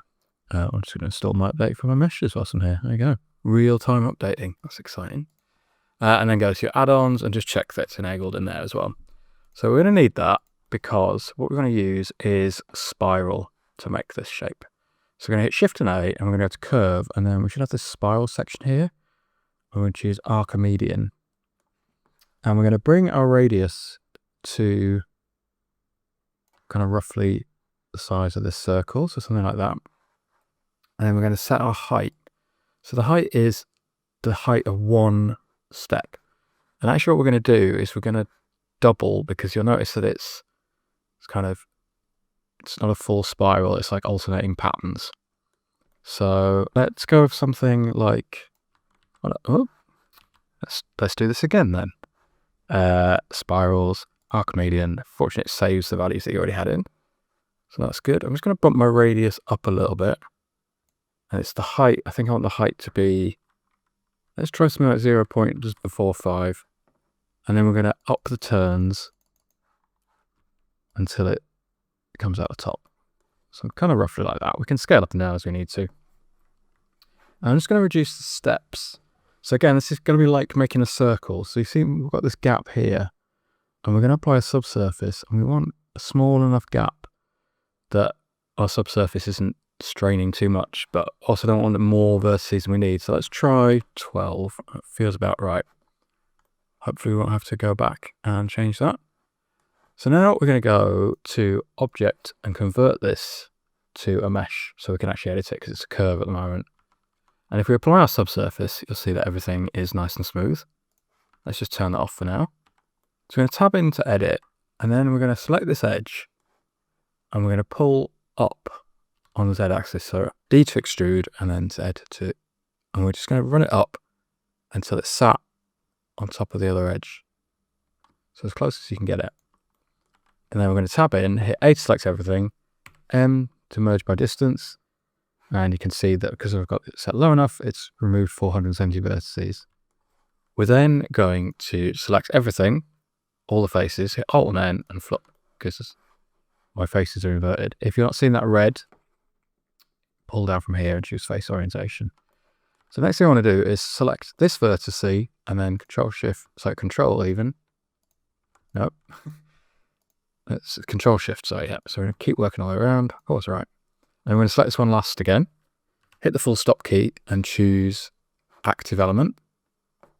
Just checking that did select. There we go. And then we're going to hit Scale, S to Scale, Z, and type in 0, and it's going to flatten that point off. Cool. And then let's hit E to extrude. And now we're still extruding from that active element, so we're just going to undo that.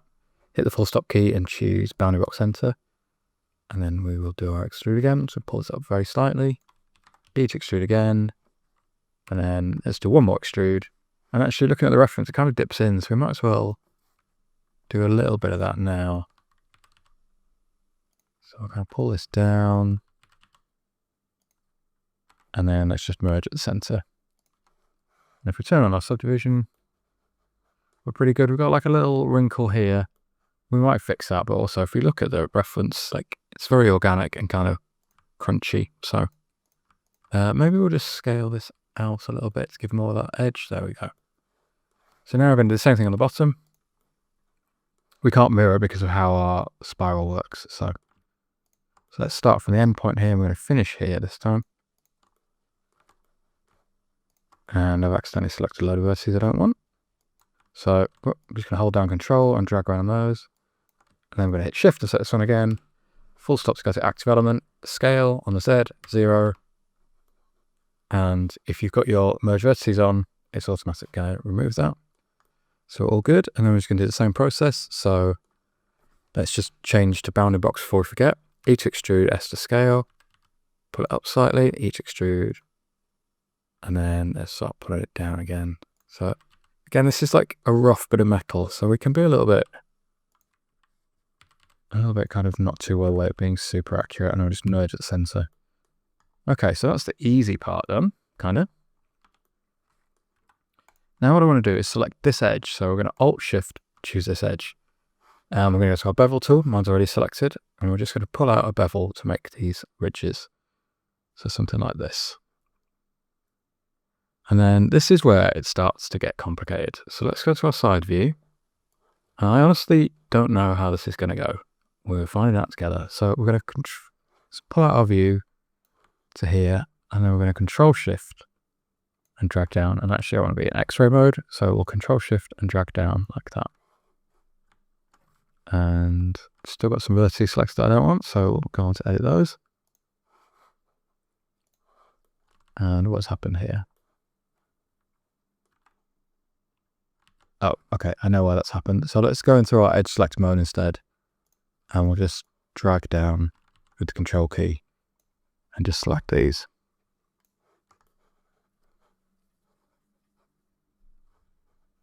Okay, so let's focus on doing these first. And then, oh yeah, we've got the same issue on this side. So I'm just going to Control on these. We'll go back to our face mode. And then we're going to hit Alt and E and extrude faces along normal. So we're going to do something like that.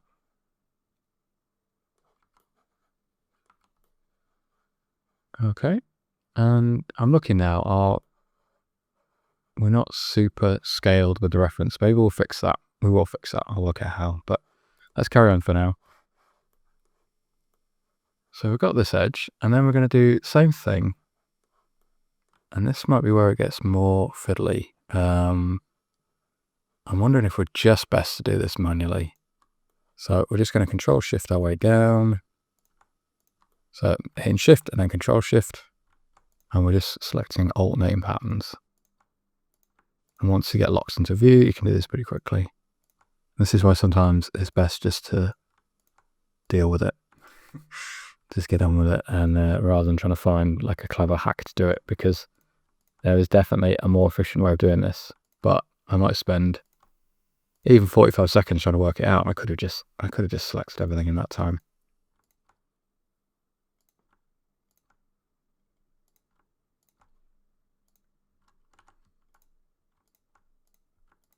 There's so many things where I spent years doing it manually and then found out there's one button to do it. And then sometimes I still just end up doing it manually. So turns out I'm not always great at learning lessons. Okay, so let's focus on these for now. So we've got a one polygon gap. And let's pull these out as well. And we'll deal with the consequences later. So let's go with that. And again, because it's like a scuffed up bit of rebar, I don't know if it matters too much. So let's try and get our gap sort of similar. It's maybe a bit more than, so we'll just tweak it back on this. Nice. So we're kind of similar to that shape, but yeah, it's too fine, I think. So what I'm going to do is I'm going to duplicate this, and so we're going to name this rebar. Let's just call it take one for now. And we're going to duplicate, so Control Shift Control V, and we'll get rid of this one. This one should be a different color, so we know we're working on a different one. I'm just going to select here, and then I'm going to go select more, and I have more mapped to my square brackets. So I suggest you do that. If you right click, choose change shortcut. Otherwise it saves you a few clicks. And then I can just manually kind of select out like this. So let's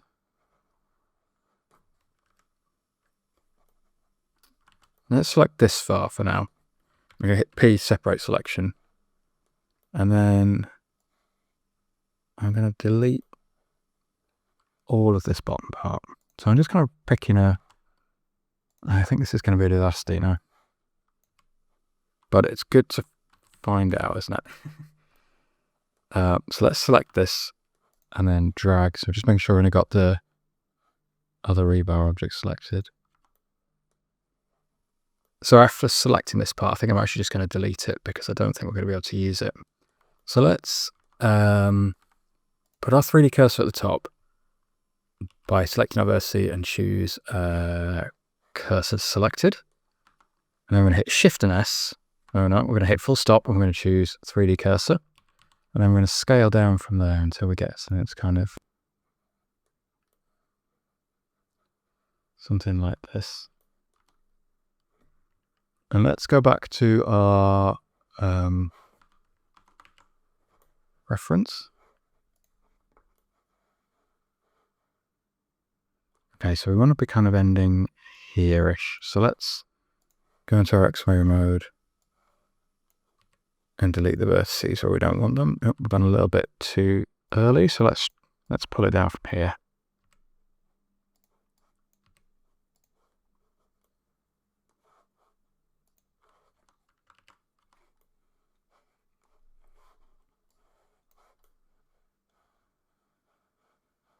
So this is a bit of a classic dilemma that I have. Like, do I fix these issues or do I just make it again? And I'm thinking it's probably more helpful to try and fix it, certainly for this tutorial. But it is a bit of a tricky one to fix. But let's assume we can fix it. So let's pull. So we're going to Alt Shift and click on one of these edges. I'll just pull this one. We'll turn our subdivision to make our life easier. So we might as well just pull from them here.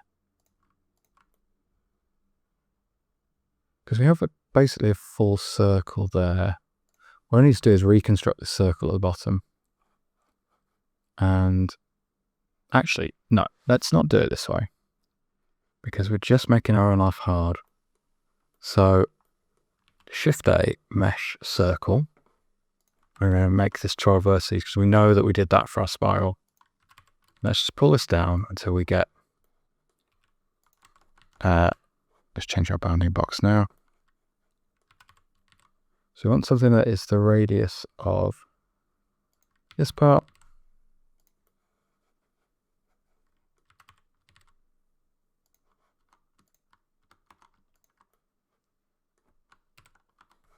Let's join this back on. So you just use Control-J to join there. And let's connect these two together. So I'll merge at last. Then I'll merge at center. And then let's just go around and, so I'm okay with this being a triangle. And we'll just quad this off. And we'll do the same here.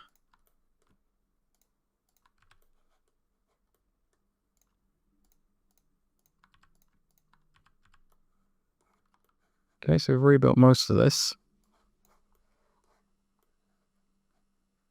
If we pick up these faces here, hit Shift and D and pull down. And then let's try and get them close enough. It looks like they've snapped. Yeah, they've snapped in place. If they haven't snapped, we select everything and merge by distance. And let's also select this edge and pull this down. I don't know why I didn't just select those to start with.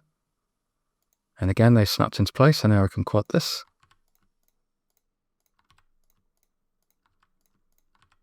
So you either appreciate the time that I spent to get that fixed by hand, or you thought it was a massive waste of time. I'd be interested to know what you thought.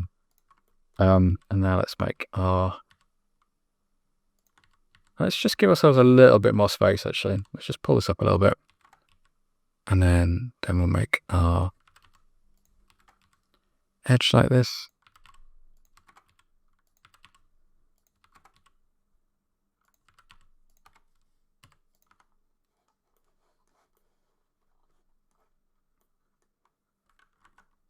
And let's turn back on our subdivision. And you know what, that's close enough. And now I'm just wondering, is there anything I can do to scale these things a little bit? So if we go select edge ring,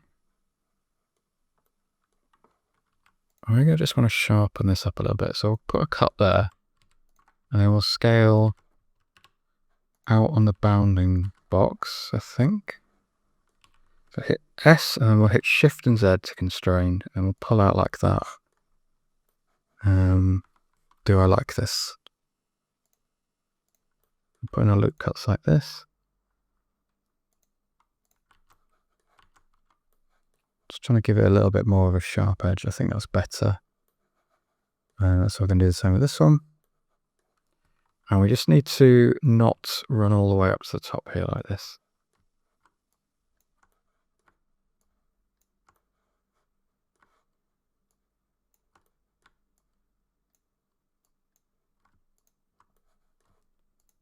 This is some messy blundering. Okay, let's just remove these. And then we'll do the same thing. So, oh, I see. It's kind of, yeah. Yeah, that's not good. Okay. I don't know if I can go back far enough. Okay. So these are the dilemmas that we have. Like, I don't love this.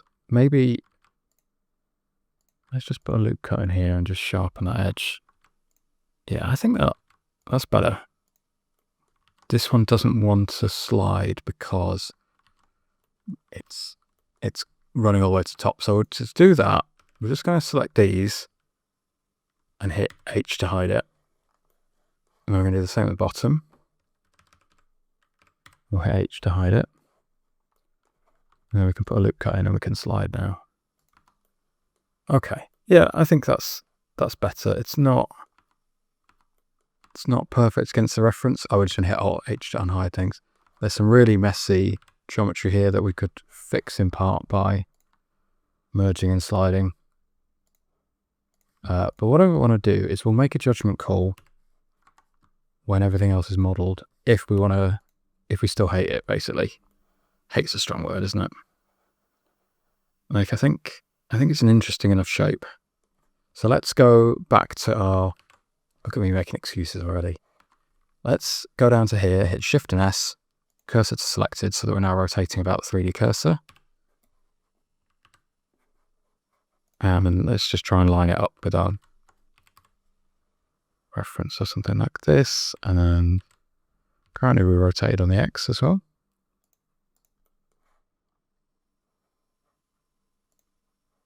Oh, he's going to turn off rebar take 1 in the render view, just in case we leave that on.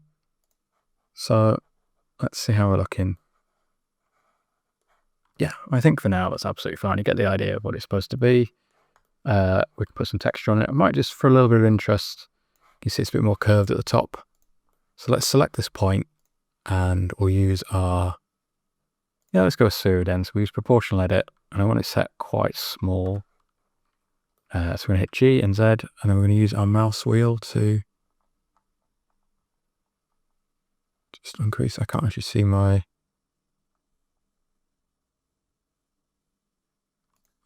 scale. It's just giving us like that little lip there. It's a bit more interesting. Okay, cool. So I'm going to save this and then we will do the bullet. So let's rename this file, in fact, because we've moved on from the bodywork. So let us call it HP details. That'll do. Let's have a look at these bullets too. I don't think I did a great job modeling them the first time. So let's bring back our, we might be able to use our block out version, but actually, make it look good. So we'll bring this up. With hindsight, it's not the worst. So I'm going to hit Shift and D to duplicate it, and we'll move it into our high poly collection.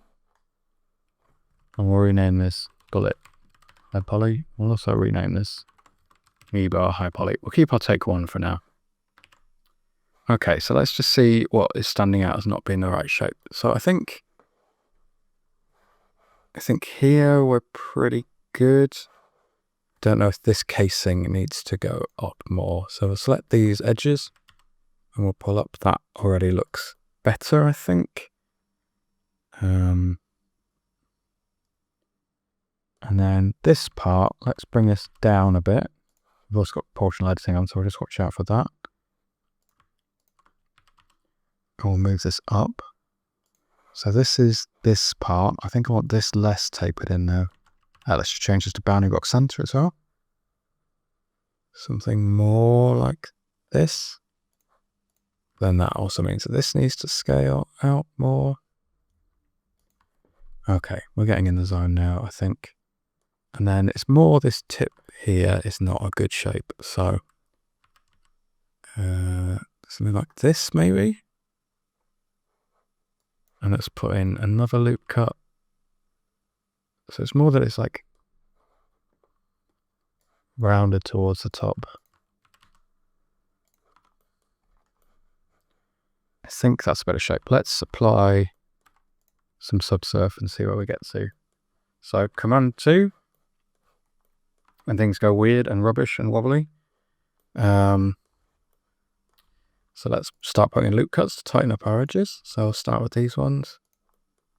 And it's a bullet, so these edges want to be pretty tight in. And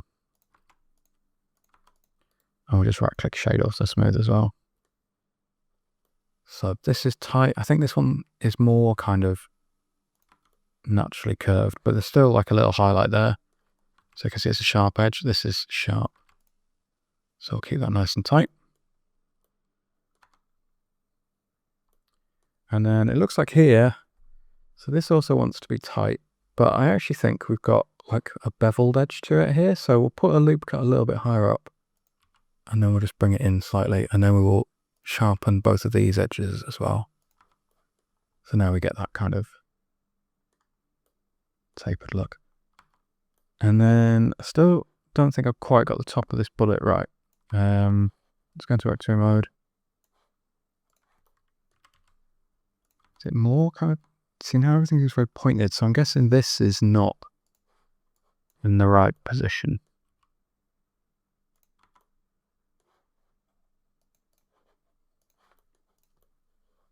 Okay, I think that's, you would read that as a bullet for sure.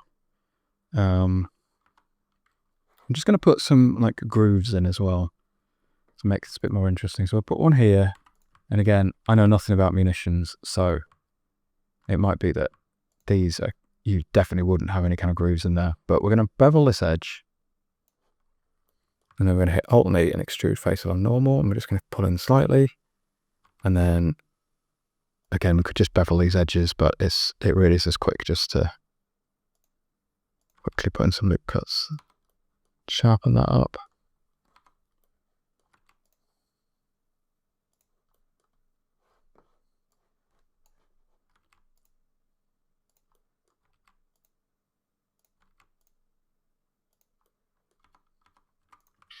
And then let's give this a bottom to it as well. So just scaling and extruding. And again, I should look up some reference already, but I'm just going to guess what I think the bottom of a bullet looks like. It's not a hugely important part of this model. So we'll do one more little step in like this.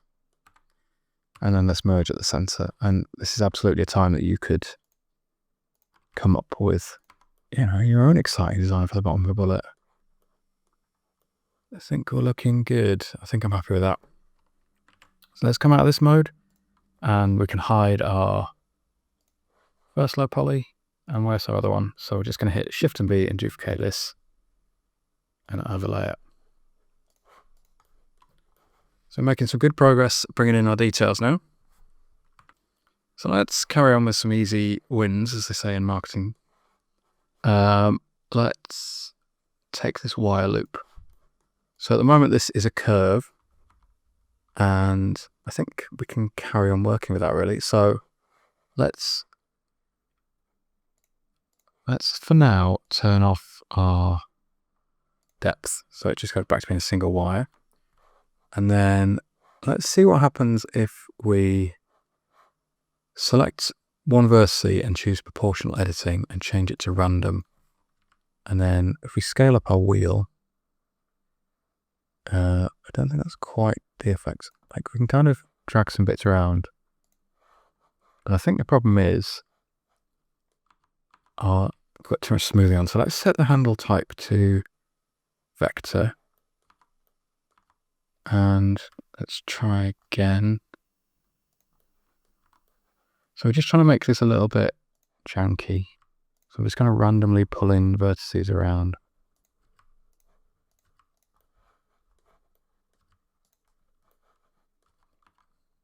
One stocking better. Something like this. And then let's see what happens now if we set the handle type to automatic. Yeah, there we go. So now we've got like a much more kind of skewed up. So now let's bring in our depth. So we don't want it to be super thick. Something like this, I think, does the trick. And I'm going to hit Shift and D, and let's rotate it on the Z axis. Oh. So it's moving it on the Z axis. Let's rotate it on the Z axis as well. And we're just going to reposition it so we don't want it intersecting anything. And we can mess about with the scale to make it fit.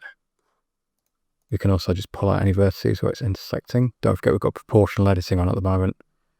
Again, that's not necessarily a bad thing because it means that we can shape just the way we want. And it's kind of, it is more interesting and realistic to have parts intersecting naturally. So let's just keep layering some of these on top of each other. Let's rotate on the... I confuse myself now which axis we're rotating on. Let's rotate more on the Z. And let's try some kind of lower down here. Let's pull these vertices down.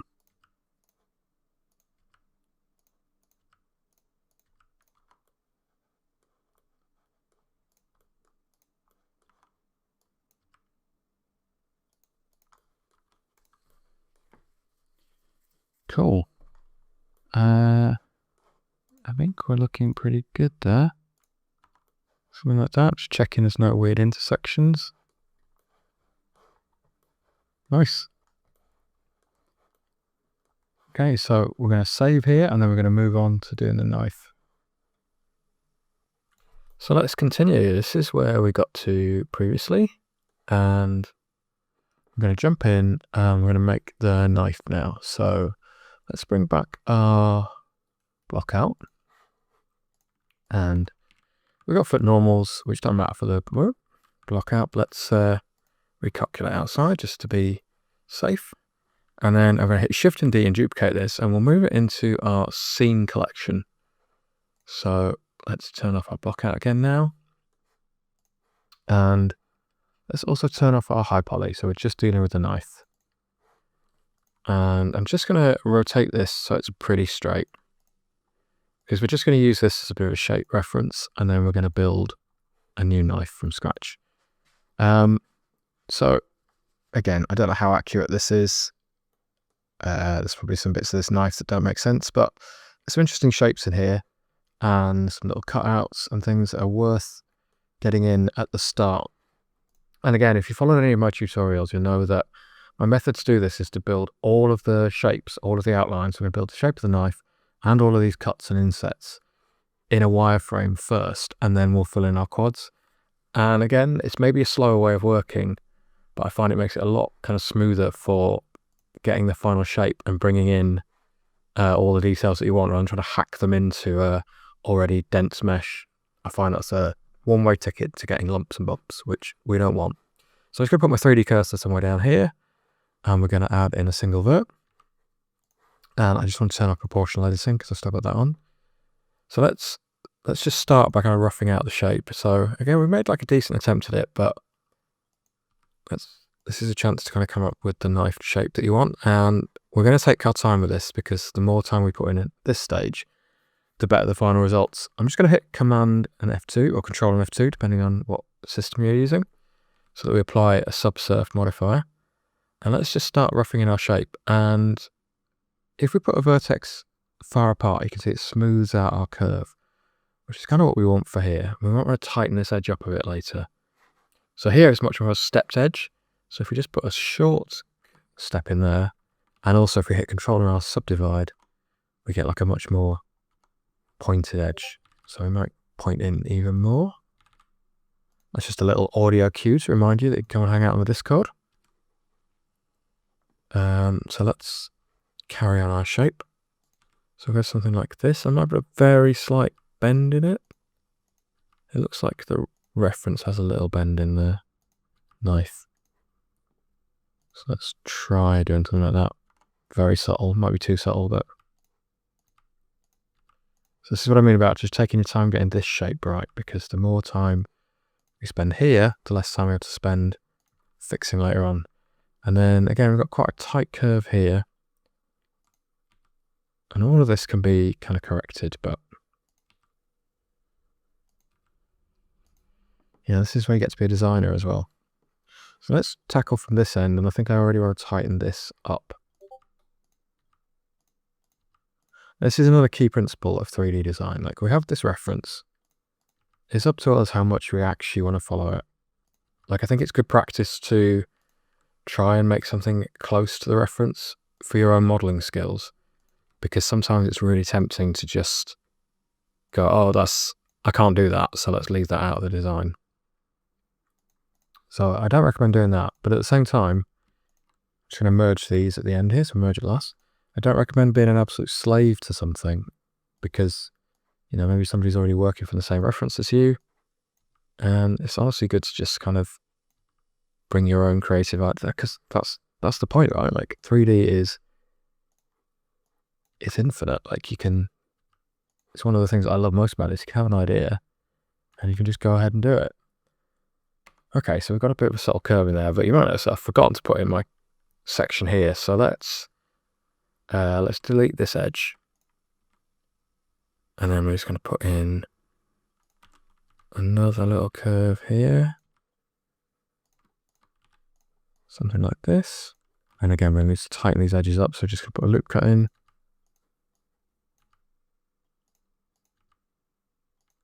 And it actually wants to be quite tight at this edge. So it might seem a little bit kind of counterintuitive to everything I've said before, where it's like every time you put in a loop cut, we're adding more vertices into this mesh. And normally I suggest having as few vertices as possible. And that's still true. We don't want anything here that isn't making the shape that we need. But at the same time, if we put too few in, we're just going to end up with a really soft shape, which is not what this knife looks like. So just tightening up these edges. I can just bring this in a little bit. I don't mind this one being a bit softer, I think. This is maybe slightly too tight now. Okay, I think that's kind of a good enough shape. It looks sort of natural.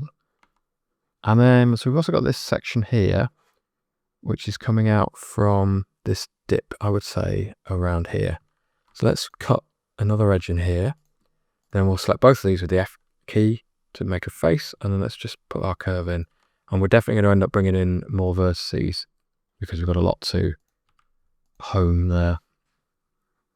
And I think we're good. So this is, let's just make this a little bit more curved. And a little bit more like that. All right, just take the time and at every stage, be honest with yourself about, is this looking like you want it to look like? Because this is the point that we can tweak all the vertices. I do quite like that very subtle curve, like it's hardly visible. But I do think it just makes it look a little bit more realistic. Kind of really sharp edges tend to be the enemy of photorealism.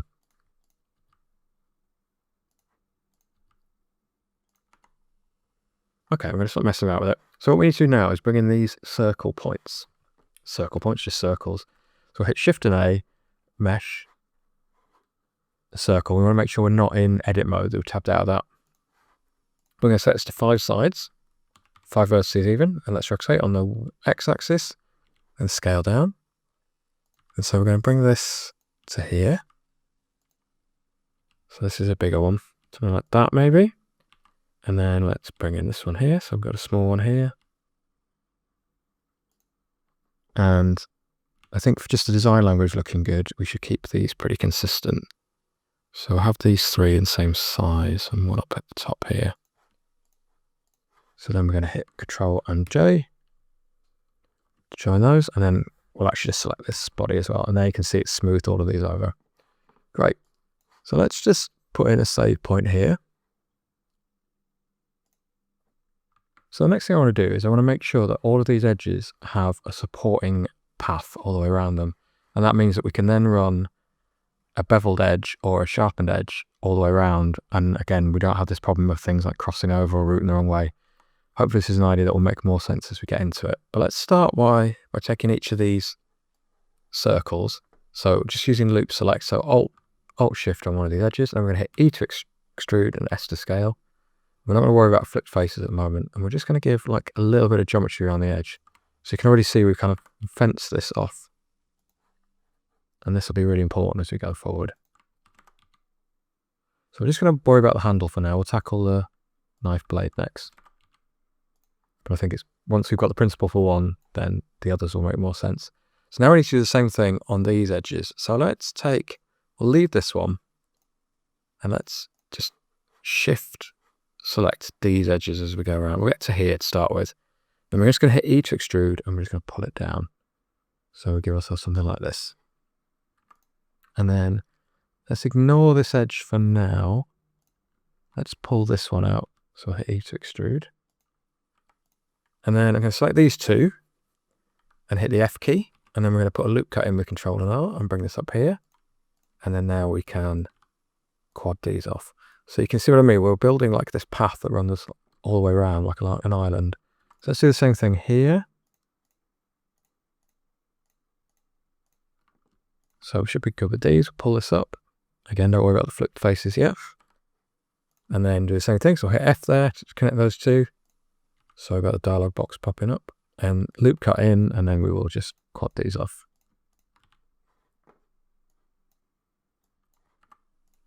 And then we'll leave ourselves a space and do the same trick again. Like, you could select all of them in one go, but I find you get this problem where they start like cutting through the mesh. And it's best, as I always say, just to go steady. So let's just quad this off. Okay, so that's this base shape done. And then let's do the same thing. So we'll select all of these. Yeah, I'm happy with that. And we'll just extrude. And try and follow the edge as best you can, but it doesn't need to be super tight. And then I think we can pull these two out. And then we'll just quad that off. And then we'll pull these out. Quad that off.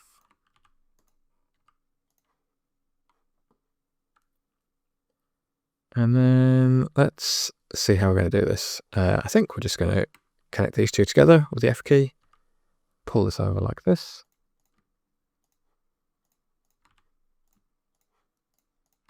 And then let's hit 3 to go into face mode. Just A. And then Alt N, recalculate outside. Well, no.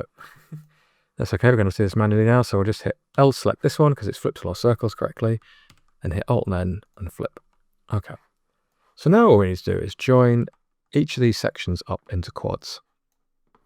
And we're going to start with this part. And because this is all going to be on a flat surface, we don't need to worry too much about stretch poly. So let's just work our way around and see if we can terminate this neatly into quads.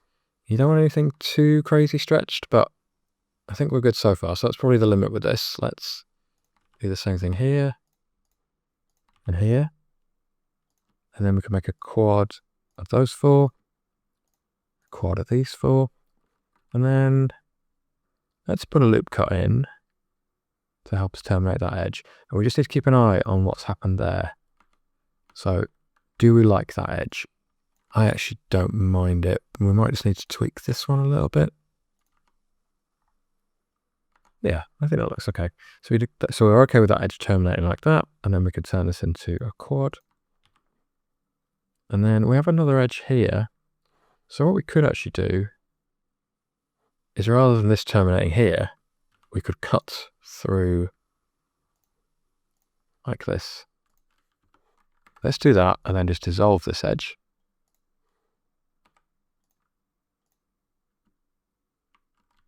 Okay, no, we don't want to do that. I thought I had solved the problem. Let's see what happens if we dissolve this edge then. Yeah, it's pretty important. Okay, so let's see what we can do. Let's put this back in again, and maybe we won't worry about that triangle just yet. So we turn that into quads. Okay, so the first test is there's no visible pinching or stretching, which you wouldn't expect because we're flat. I'm just wondering if there's anything we can do to route this differently. Turn these into quads. So we could put another loop cut in. I honestly think I'm going to leave it. If it becomes a problem to have quads like that, to have a triangle like that, we'll fix it. But because we've got this edge running all the way around, I think we're good. So we're going to use the same principle now on these sections. And there might be some challenges because we've got lots of different circles to bring in, but let's just get into it and see where we go. So we'll start with this one. And then there's a quad here.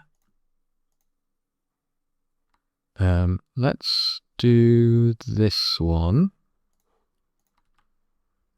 And then this gives us a quad. And then we're left with a triangle. So we could put a loop cut through here, and that gives us a quad. And I think that loop cut's going to be useful. So we'll keep that for now. And what we actually might need to do is connect from here to here. So let's do that now. So this is where it becomes more like filling in a jigsaw puzzle. Like, you're just looking at how you can quad in some faces. So we're just putting loop cuts in here, and then we can turn this into quads. And the same with this. And if we put another loop cut in here, this can become a quad. It's really satisfying when it's solved nicely. So we're just going to check everything's looking good, and I think it is. So where does that leave us with this? This gives us a quad here now. And again, we've got this point here to here, so it would make sense to join these up. And that'll help us do some of our puzzling, some of our jigsaws. So I put a loop cut in there. I don't know if I'm going to use that yet, so I've gone a bit early, but yeah, there we go. There's a quad there, and a quad here. And then let's put another loop cut in here. And then we can use this to, oh, we've already got a quad in there. So what we can actually do is slide these along a little bit, just double tapping the G key, just so our geometry doesn't look so crazy. And again, because it's completely flat, we really don't need to worry about any stretching on this, but it's best to tackle it while we can. This is going to be a little bit trickier with this shape because we do have a curve here that I put in because I thought it looked interesting. And we're not going to curse that, but let's tackle that last. Let's see what we can do here first. So let's quad this. And quad this. This one might work out really nicely. Oh, this is so satisfying.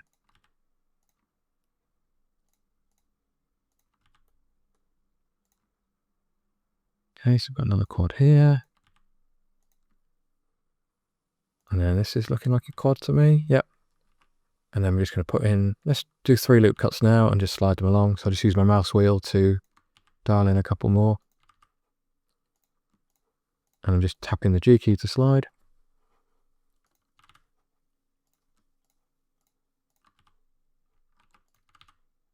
Oh, sometimes I only hit G once and things get a bit wobbly.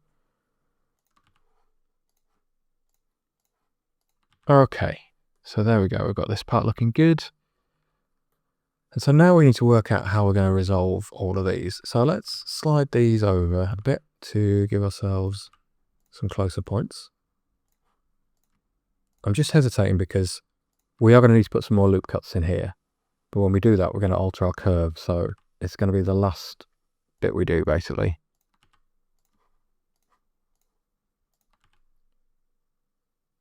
And this might be a reckless strategy. So let's do this. Join these two together and put a loop cut in here, and then we can make a quad from here. I missed a vertex, there we go, we made a try. And then this turns into a quad. And then boom, this turns into a quad too. No, it doesn't. This turns into a quad. Better. Let's just slide this down so we're following a little bit this curve. And then what does this give us? This gives us this. So at the moment we haven't added in any more vertices here, so we're not altering that shape, which is key.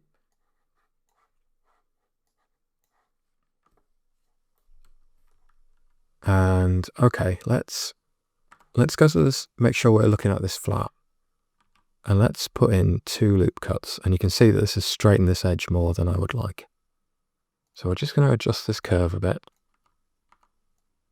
But we want to keep these pretty spaced because the tighter they are into each other. Oh, just picked up a vertex, didn't want to move there. Doing it again. The more we're affecting the curve. So just take your time and make sure that this is looking like the curve you want. But yeah, I don't think we've messed up anything too severely. So now let's start with this. So that becomes a quad. And then we can turn this into a quad. This can become a quad. And there we go. Everything is in place. Let's just hit save again. Okay, so let's start doing something with our geometry now. So if you look, this part is slightly raised from the metal section at the end. So let's just select. So we're just shift selecting all of this, but we're selecting this half of our edge. So we're just going to give it a very slight extrude, just a little bit of depth versus the other one. And I really don't know why sometimes in Blender it extrudes the edge, keeping the other geometry, and sometimes it doesn't. I'm just checking if I want the other. No, it's the same problem. So, okay, we might need to come up with a solution for this, but let's carry on for now. So now you can see we've got kind of pinching and tearing here, which is not ideal, but we will come up with a fix for that. So now I'm just going to Alt Shift this edge, and then just extrude back on the Y.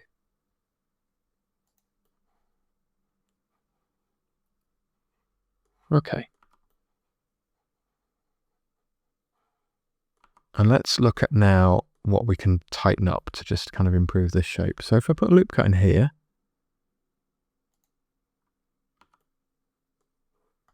I'm just going to right click and shade auto smooth. I think for the most part we're looking good. The only bit that isn't really working so well is this transition here. So let's put a loop cut in to tighten this up. So because this is metal, it should be much sharper than the kind of whatever this would be, plastic or ivory, or probably not ivory. Don't know where that came from.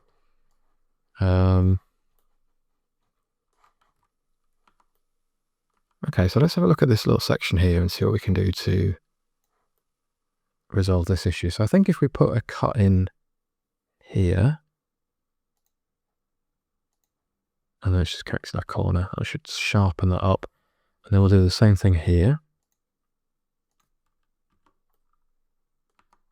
Okay, so that's a good start. It's going to leave us with some weird pinching, but let's, using the knife tool, let's carry on. And we'll just carry on to this. I was going to go to the center one, but actually let's just slide this up and make sure you've got your merge vertices turned on. Okay, so it's not causing any pinching, and we've resolved that edge. And then let's just carry this edge onto the side here and see how that changes our shape. Okay, we're getting there. I mean, I think from a distance we're kind of looking all right, but let's just see what else we can do. So we can put a loop cut in here, and that should really help.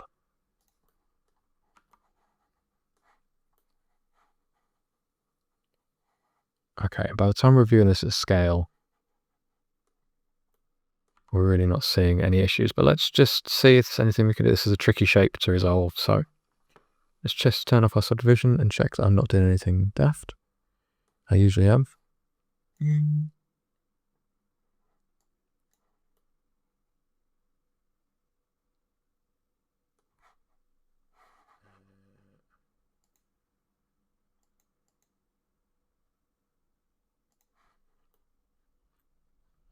I think we're kind of,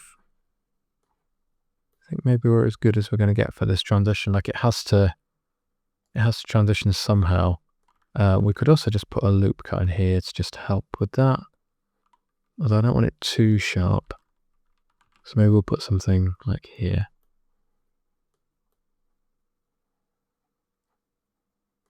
Okay, cool.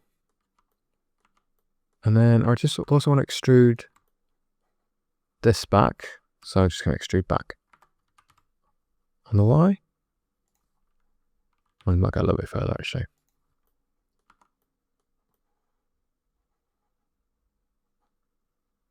Sweet. And let's just, if any of these are looking a bit soft, which I don't think they are actually, I think they're looking kind of, but if you did want to sharpen this up, you could always just put a loop cut in here. I think that was nice and snug. Same with that. Great. Okay, let's not spend too much more time on this because I could get obsessed again. So what I'm going to do for now is just going to hit Shift and D, duplicate, and then move on the Y, and then we're going to go to Object, Mirror, Y, Global, and we're going to have to fix some bits, but for now, let's just carry on finishing off our knife. So we've got a good start here. And I think I'm just going to select, we can hide our, actually I'm not going to hide my block out knife because we're going to need it in a second, but I'm going to select both of these. I'm just going to scale it out on the Y. I think I'd like it to be a little bit chunkier looking. Yeah, okay, let's do the knife. I can hear myself getting to the point where I start to obsess about this rather than just moving on. So let's bring our 3D cursor over to here. I'm going to do exactly the same process. So we're going to make a single vert and we're going to start fleshing out our knife. And I notice that it looks like it runs all the way to the back and inside. So it's like a flick knife. And we should probably learn how knives work, but I'm not going to do that. We're just going to work out what looks right. So let's start by moving this vertex all the way back here. And in edit mode, we're going to extrude something along here. Might need to go into X-ray mode a bit. So we'll kind of follow this shape. And all of this is going to be hidden, so don't worry too much about that. And then I need to think a little bit about, like, what shape this blade's going to be. And let's do it without the subdivision on first. Let's kind of get the basic shape in. And we'll just try and use as few curves as possible. So I feel like this should... So we've got a little step here, which I think is kind of key to the flicky bit. So let's bring that in, and I'm going to have this running into here. I can't really see what's happening in the reference. But I think that looks cool, I guess. So let's go with that.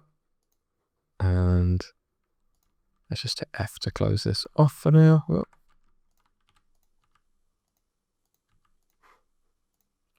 So let's just get the shape looking more interesting. I want more of a curve down here.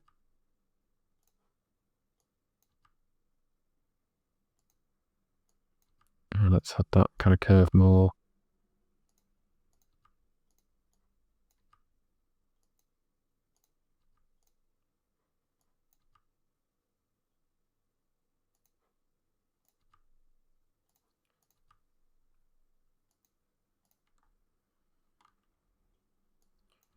I mean, my knife is slightly weird looking, but hey, it's surviving some kind of zombie apocalypse, so let's go like this for now. So let's put our subdivision surface on now. So Control 2, and you can see everything's got soft, and we definitely need to sharpen up at this point. So just put in a loop cut, and we'll slide down, and then same thing again. So now we've got a knife, sharpie bit. That's what they call them on knives. And then let's put a loop cut in here. Excuse me. Will I remember to edit that out? I think it's unlikely. Let's leave it in. Okay, so now we've got... Do you know that normally I edit out all my sneezes, but I think I'm going to leave this one in. How many times do you reckon I sneezed during the average video? So this is still looking a little bit soft, I would say, and that is because we don't have anything here. Let's let it sharpen up like this. Maybe we'll just make this whole thing longer. It doesn't feel quite stabby enough. Okay, I think that's going to do the job. And then I also want to bring in one of these pointless little cut things that does nothing. Because they just add visual interest, so I might make it a little bit bigger than it is in the reference picture. So we'll do something like this. And then we'll select both of these, Shift and D, and bring them down. And the reason I'm not just extruding that is it would fill in the face, which I don't want. So we'll do that. And then we're going to need loop cuts in here and here. And also we're going to need to put them at this end too. So it could be super precise and even out spacing, but I'm clearly not doing that. Okay, yep, so that's a little bit of interest to our knife. So let's do the same thing now. Let's work our way around and make our like safety channel. So we can actually just turn that into a quad straight away. And then we'll pull these out. And yeah, whoop, let's go to that. Accidentally saved, never mind. And then we'll select these edges like this.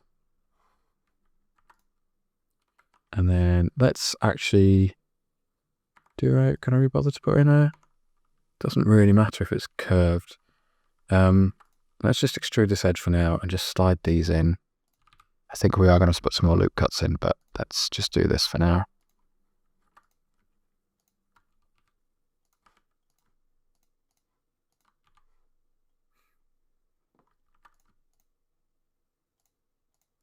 Let's try and be brave. Let's do this and then hit S to extrude. And there we go. And this has left me with not enough vertices, so we're just going to connect. That's a quad. Let's just put another loop cut in there. That's a quad. And then let's just finish off this part. So let's just hit F to join those two. And is that a quad? For some reason I can't count to 4. Yeah, here we go. So there we go. And we're just left with this. So actually select these two, hit M to merge at last, and we'll pull this up. And there we go, we've got all of our quads. And I'm actually just going to go into solo mode. So backslash key. And then we also just need to give this an edge. I might actually, I was going to leave that unedged so that you could see what happens, but I think let's just do it properly. So we're just going to select all of these and pull them out. And then let's merge this at last and just pull that around a little bit. And we'll do the same thing here. Pull that around a little bit.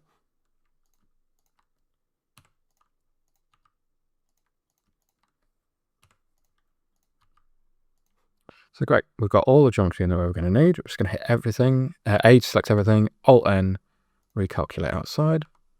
Let's solve some issues there. This looks like a tempting quad to make, so let's just do this quickly to start. If we put another loop cut in here, that will actually help sharpen this edge, so I'm not too worried about that. So I'm just going to go a little bit quicker now because you know what I'm doing. And honestly, it's at a point now where it's probably good practice to start doing this problem solving yourself. Kind of sound like a real teacher then. Whoop. And like all good teachers, I absolutely messed up there. So let's connect here, and then we've got quads here. And let's just box this off. So we'll hit F to make that a quad. Sorry, an edge. And then that gives us a quad here. And I think this might resolve itself quite neatly. But let's see what happens. So for some reason, we've got one more edge here than here. So the easy fix would just be to bring that in. We could probably dissolve these vertices now. Yeah, that makes it a neater edge. And then we can select these two and hit F and quad that off. And then we've got our kind of sharper blade. And again, you can decide if you want how tight. I think this should be pretty sharp. So let's...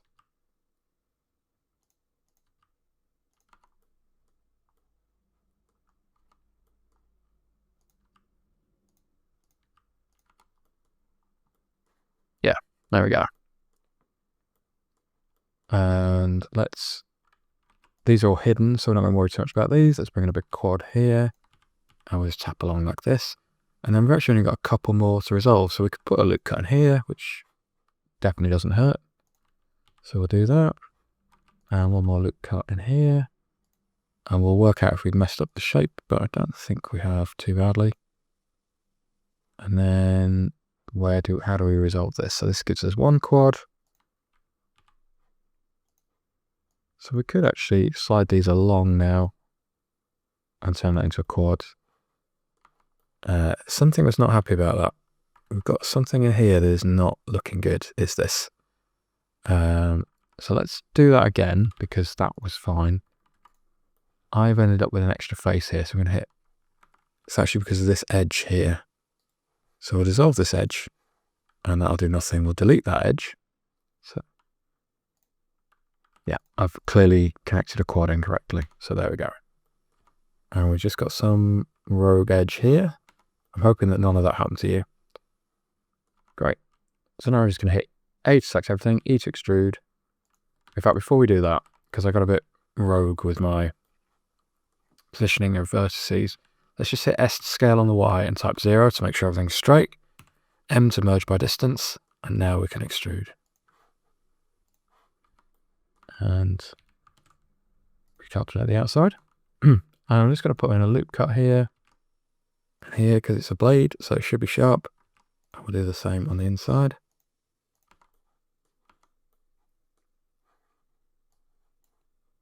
And I'm just weighing up if I want to sharpen this corner up a little bit more. Let's do it because I think it's cool to, well, it's important to kind of know how it's done. So if we hit a loop cut here, we can make like a, sorry, not a loop cut. If we use a knife tool, we can make a triangle. I'm just going to turn off subdivision. And we need to do the same on the other side.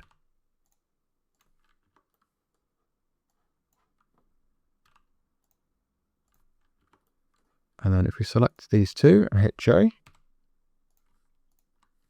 and J, then if I turn on my subdivision, we've got a much sharper corner and we've got a little bit of pinching there. Maybe we'll fix it. Maybe we'll just accept that that's what it's going to look like. Let's put our loop cuts in first. So we'll just, I think the easiest way is just go around with a knife tool, cut these corners in. I think with this project, it is really worth remembering that this is going to be baked down to a low poly mesh. It's not going to be an incredibly detailed, it's not going up on a cinema screen. So the odd little bit of pinching and rough edges, it's always good to try and fix where you can, but also know your worth. Is it worth you spending another 30 minutes to fix something you are never going to see? And we'll just turn off subdivision to help us out here. And then we'll select these edges. And these edges. And these vertices. I'm just using J to join them up each time. So it's important to use J instead of F because it will cut across that loop cut. And it looks like my other loop cut didn't actually take. So let's see what happens now. Yeah, I think, we missed a couple here. So we're just going to hit J there. And it looks like we missed a couple here because I was just getting carried away. Let's just turn off our subdivision and check we're good.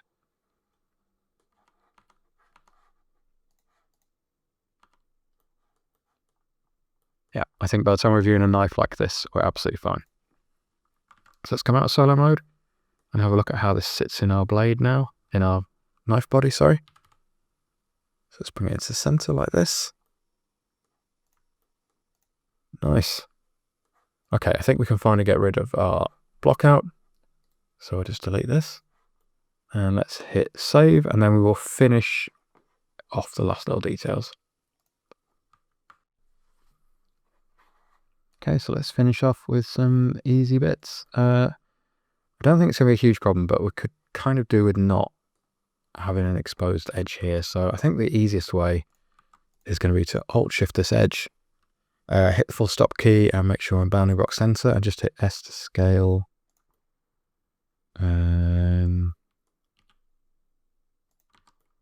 What I need to first hit E to extrude, obviously, and then S to scale. And we'll just do it once, and then we'll do it one more time. And you can see at the bottom here, we're getting a little bit messed up. So we're just going to scale on the X as well.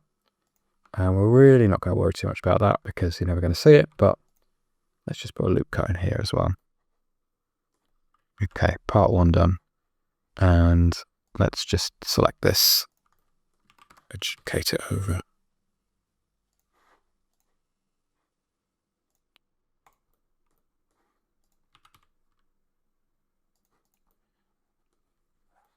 Okay, so all I want to do on these parts is just bring in just some little rivets and screws and stuff.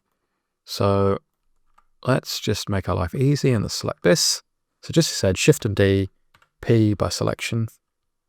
And then we're going to go out of our object mode and let's make sure we're in bounding box center, object set origin to geometry, and then scale it in slightly. And then we'll pull it inside. And then in edit mode, tab in. So we're going to select the edge, E to extrude, extrude on the Y, and we'll just start making like a little rivety shape. To literally just this, like scaling. Oh, I didn't actually extrude my edge. If you have auto merge on, sometimes if you put too smaller, if you have your vertices too close together, so if you make an insert that's too small, it will just automatically merge them, which I don't want. And let's, again, it's not super important to quad this off, but let's hit F to make an edge there. In fact, I'm just going to solo in so we can see. So I made an edge there, loop cut in here, and then that turns this into quads. Everyone knows how to resolve a shape like this. This is one way, not saying it's the best way. Shade also smooth. And let's just put a loop cut in here and one in here to make that a little bit more edged. So you can see it's auto merging my, let's just turn it up a second because the scale is so small. Do I like that little edge? I don't know actually. Quite like this looking more like a rivet. I might dissolve this one. Keep this little edge here. Try something here.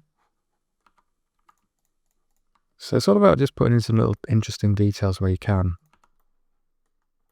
That could be cool. Yeah, don't mind that. But let's scale it a little bit and actually just reduce the, and then we'll pull this out.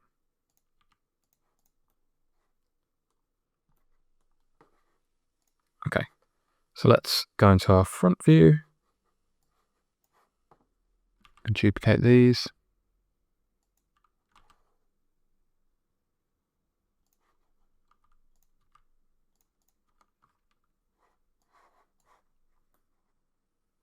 Just think this could do with a loop cut button in here. I could see it was looking a bit soft. There we go. Having said that it didn't need one, we definitely need them here. There we go, that's looking better. Okay, and then let's just also keep an eye on what's going on here. I think we just need to move this edge further back.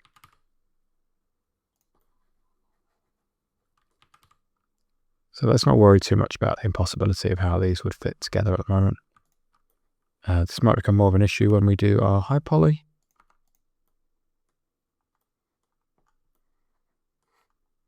Okay, I think we can call the knife done for now.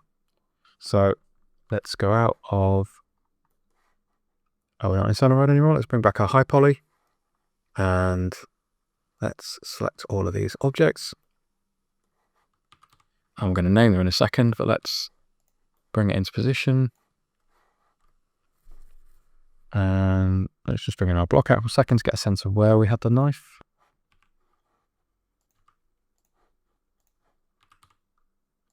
And we might want to thicken it out even more. Let's get rid of our block out again. Nice, we're starting to look cool.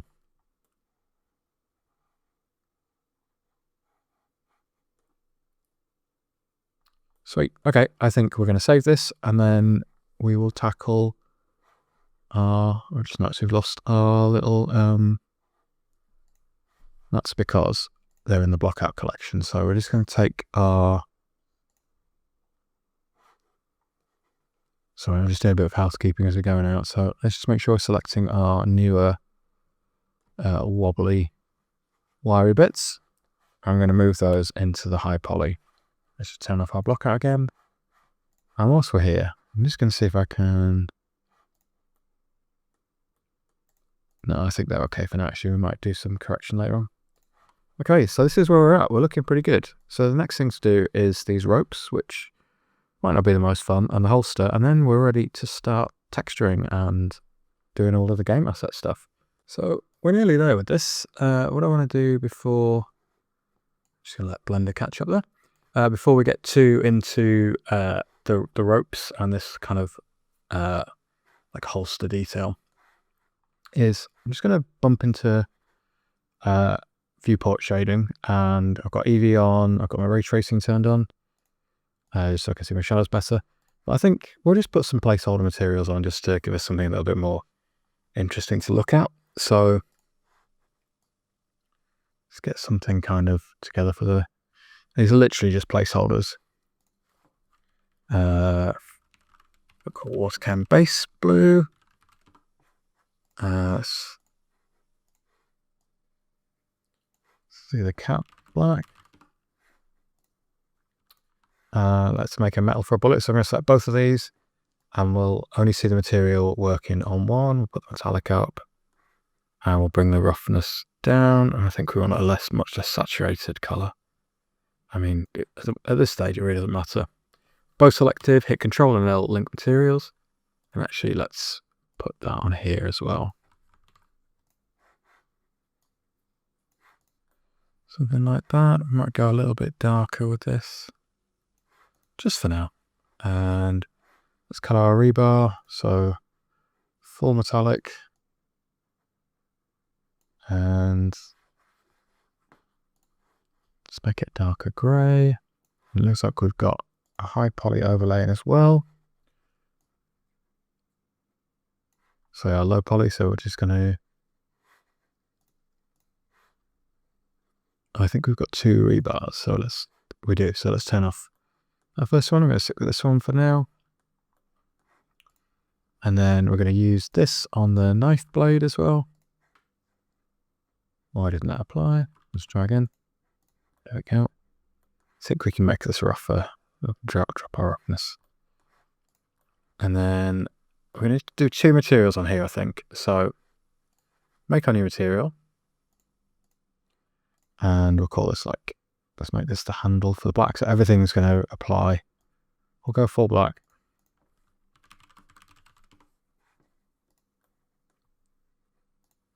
And then I'm going to select these screws, hit Ctrl and L, link materials to the blade.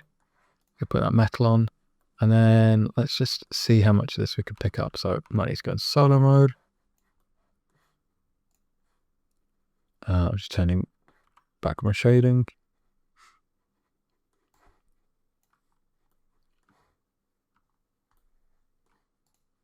So we don't need to be super precise because we can always go back and select other parts as needed.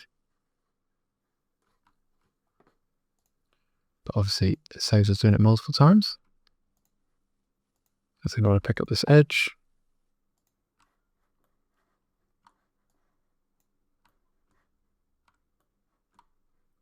I'll make sure we're picking up all of this as well. So I need this one. Oh.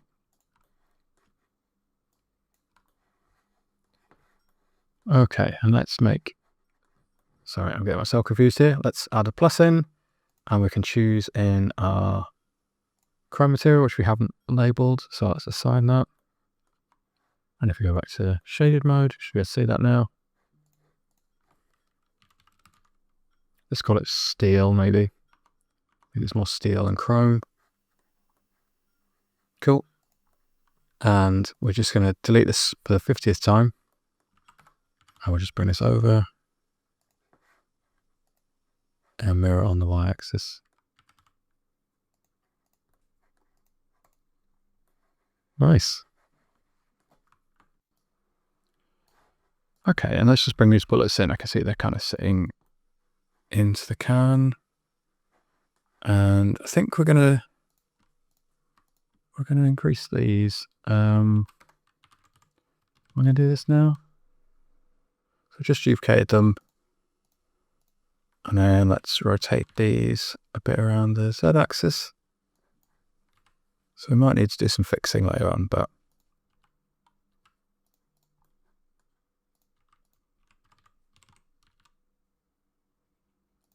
it's just kind of creating a bit more interest there. This is going to be interesting when it comes to baking the normals. I have to come up with an interesting plan for this. And stop saying interesting now. Okay, let's have a look at this like holstery part then. I wonder what I called it. Let's bring back our block out.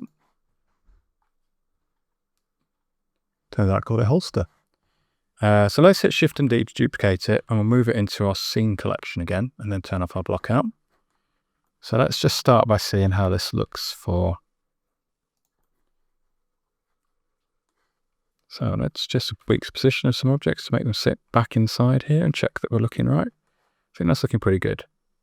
And I might actually use the block out for once as the starting point for this. So I think I'm just going to bring this whole thing forward, and then I'm pretty flush against the cam now. So it's just a little bit of tweaking. So let's just do some blocked out additions. So let's expand this across. And if I seem like I don't know what I'm doing here, I have no idea what I'm doing here. So we're just going to kind of get something in place whilst we can. And we'll put a loop cone here.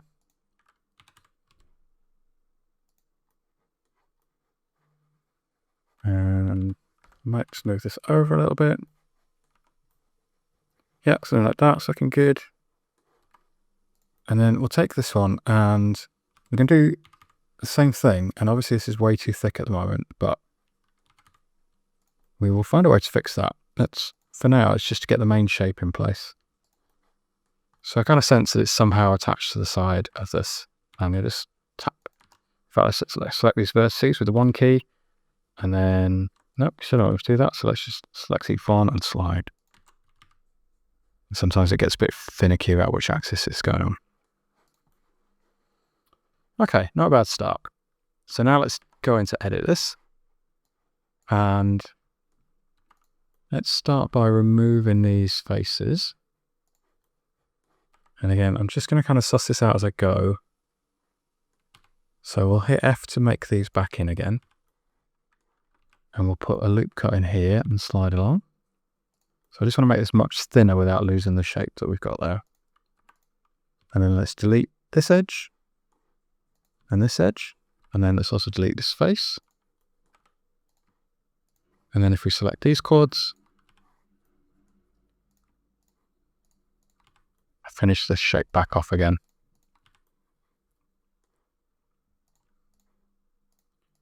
Okay, so very scrappy right now, but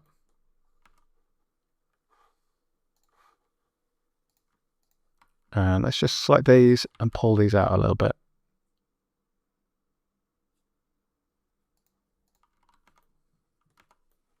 Okay, I don't think that's what I want. So let's pull out this way and then this way. We can work with this for now.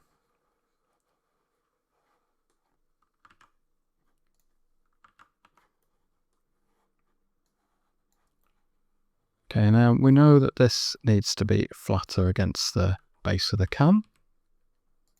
So we'll just bring these forward.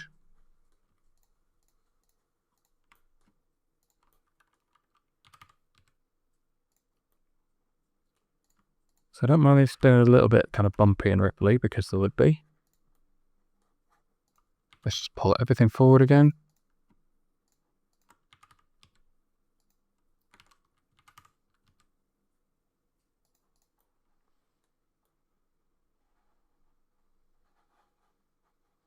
Cool. So now let's select this and this, and then do the same. It's not letting me select that edge for some reason. So we might be better doing this in stages, but let's see what happens. Yeah, okay, let's do it in stages. So we'll start with this edge, E to extrude, S to scale, and we'll just bring it in slightly. E to extrude, S to scale, same thing. And we're going to apply a subsurf metaphor at some point, and that's going to cause all sorts of problems. So let's get our basic shape in first.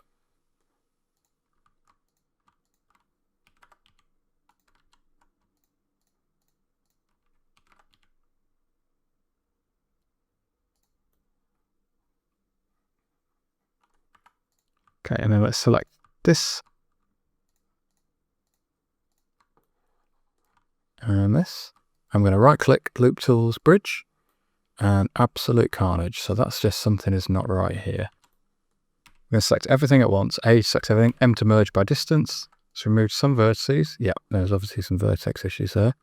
Let's try again. Right click, Loop Tools, Bridge. There we go. And we'll do the same thing on this one.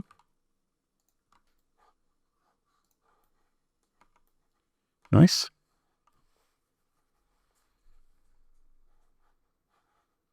I'm just working out how we're going to tackle this problem, but we'll solve that in a second.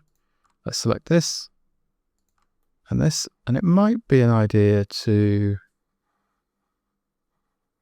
No, I think we're okay. I was just thinking we could reduce the geometry, but there's not really any reason to. And again, so let's make sure this is set to individual origins this time, full stop, extrude and scale. And there we go, we're affecting each of these properly. Right click, Loop Tools, Bridge. Sorry if this is a little bit confusing to follow. Once again, like I'm trying to just work out, I'm trying to problem solve it the way that I would solve this on a normal project. So let's put a loop cut in here. And we're going to loop cut here and just slide up. And loop cut here. And then we're going to delete this face and this face. In fact, I don't even need to delete them. We can just right click and choose bridge. Nope, we do need to delete them. So X-delete faces. And we could either bridge or we could manually make our quads. So let's try doing that this time. So F to make a quad. Same thing here to make a quad. We might need to move the vertices away from the can, but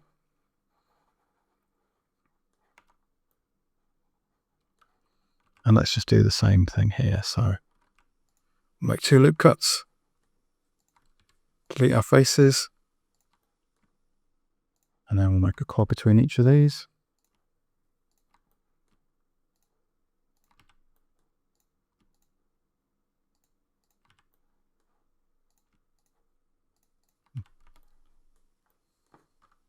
Okay, let's see how we're looking on our actual mesh. I think for the most part, that's looking good. So we're going to save. I'm going to do save incremental, and then we will make the high poly. Okay, so let's see what happens if we try and turn this into a high poly. So let's apply our subsurf, and not horrific. So that was just Control-2 to apply subsurf. So let's just put our loop cuts in, tighten everything up. And it's fabric, so it wouldn't be like super tight. And I think we're going to do a lot of detail work in here. Let's just try some loop cuts on these edges as well with our texture. And also, it's a very small detail on the model. It's going to be covered up. And yeah, I think things like wrinkles and stitching and seams, I'm just going to right click and shade auto smooth. I think we can get away with having that all in, sorry, I forgot to speak, sorry. I think we're going to get away with having that all in the texture, but there we go. Yeah, I think that's going to do the job for now.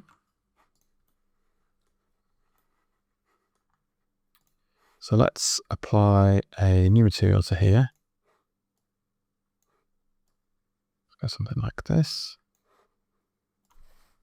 We'll call it leather.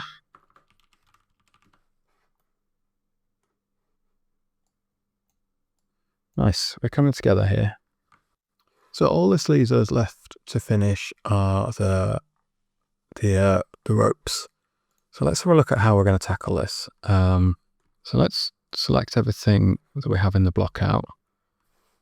So I think that's the 3 that we've got.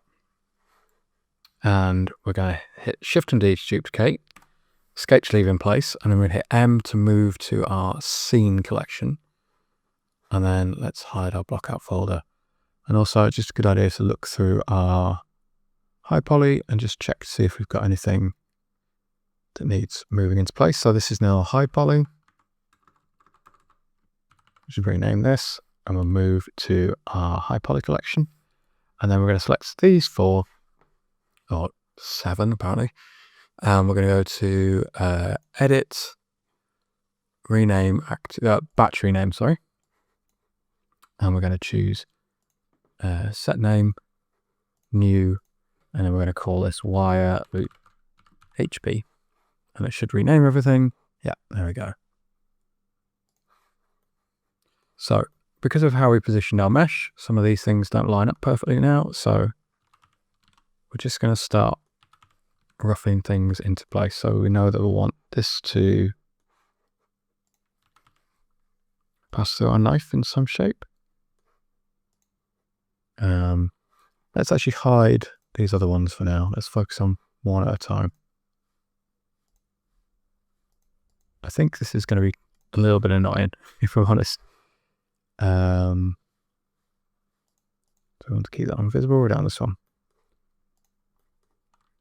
Okay, so we just need to position these in a way that our ropes look kind of believable.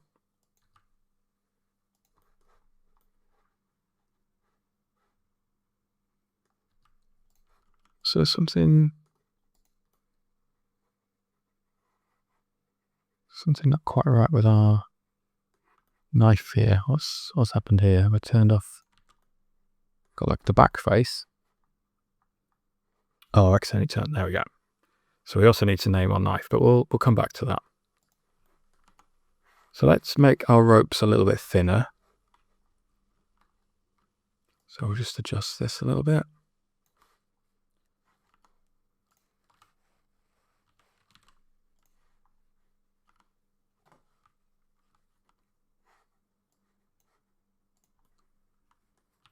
Let's bring this down. So let's try and get this like knot art in.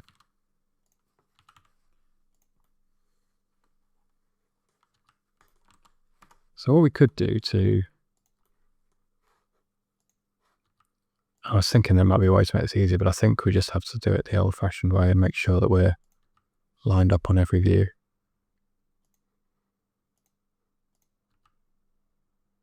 So we just got to get used to how these handles affect and move things. Okay, so that's kind of sitting better now.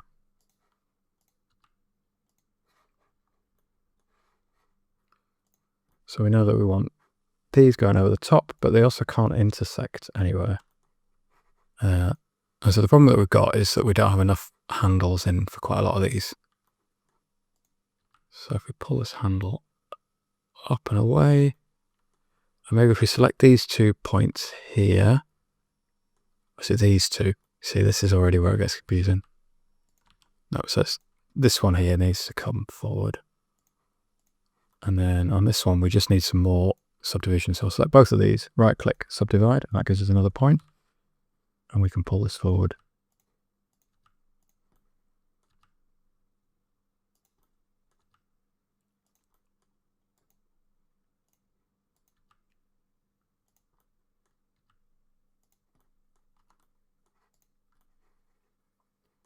So we could kind of tie a knot around there.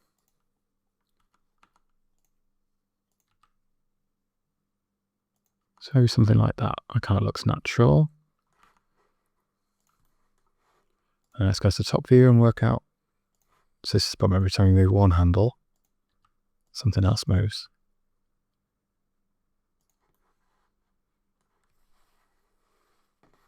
And so we don't know what's going on the back, but I think we're going to aim for like a joining point on the back as well. Like again, it's up to you to choose how much time you think is worth putting into this, because ultimately it's a game prop. It doesn't have to make perfect sense. It just has to be believable in the moment. Like I often think when I'm playing, you know, action games, adventure games and stuff, that's probably not what people call them. That quite often I will run through a bit of the game, you know, because I'm just desperate to get to part of the storyline, and there'll be like some beautifully sculpted temple or something that took a creative artist months to make, and I don't even look at it, and then I feel guilty. So remember that when you're spending hours and hours obsessing about how the cables and ropes and stuff are going to go on this knife, that people just aren't paying attention. Let's reduce the depth of this as well.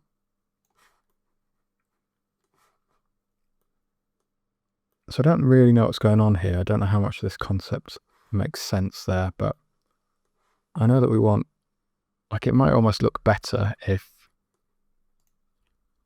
this rope goes behind the knife. So maybe we're just going to delete these points. And let's see if we can find the last point on. If we right click and change it to toggle cyclic, and then we can just go steady and kind of wrap the,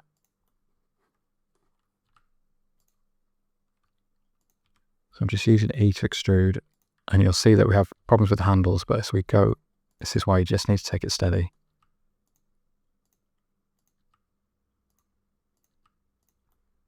Try not to get frustrated by it, as I usually do.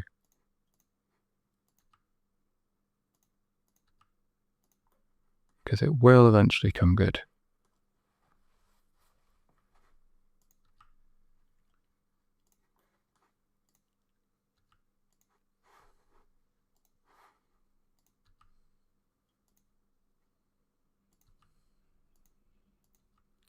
And if you need more control over this, so we could right click between those two and put subdivide in. And again, like I try not to put too many subdivision points in, because it can just make things look unnatural. Like if you think about how a rope actually works, you know, it's just a series of curves. So we'll bring this out. But I do find most often it's easier to work from like a top view.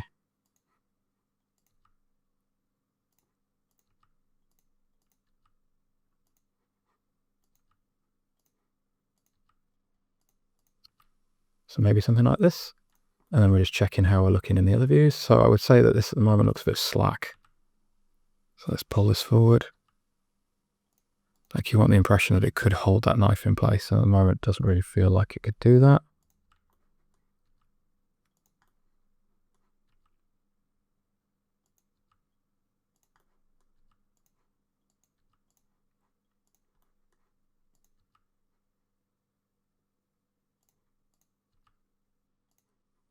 And again, you could go absolutely insane obsessing about this. Sometimes it's best to get it kind of in place and then just come back to it. He says getting obsessed with it again. Okay, I don't think we're perfect, but we're getting there. And we will refine it. I think I'd like this to be a little bit tighter against the knife though. Yeah, that's looking cool. Let's see if we can just smooth this a little bit. So select those and just to smooth, and no, that didn't do anything nice. So okay, we'll leave that for now. It's smoothed in a way that I didn't like at all.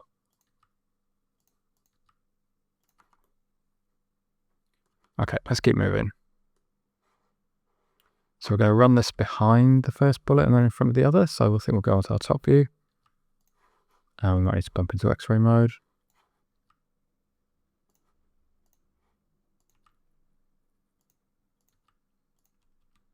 We might need to check that we've even got enough space to do this against our mesh. So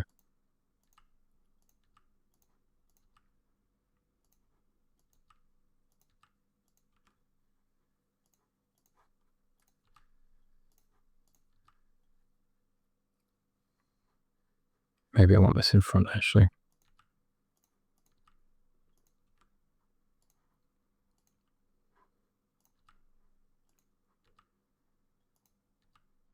So normally I would claim the more time you spend doing this, the more kind of natural it gets. And it does, like you do get used to it, but I'm doing a pretty good job of showing that you can make it look as hard as you want, really, it turns out.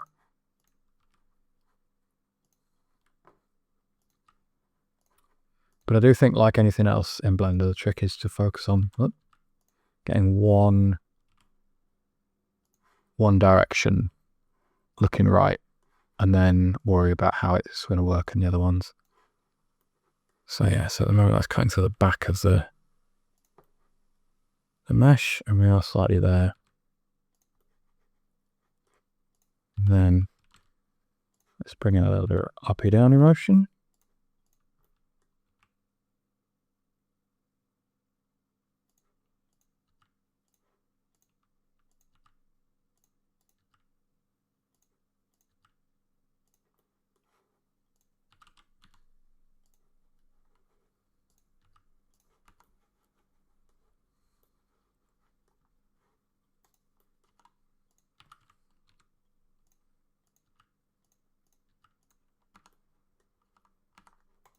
Okay, cool. We're getting there. Okay, I'm just going to take this opportunity to save it.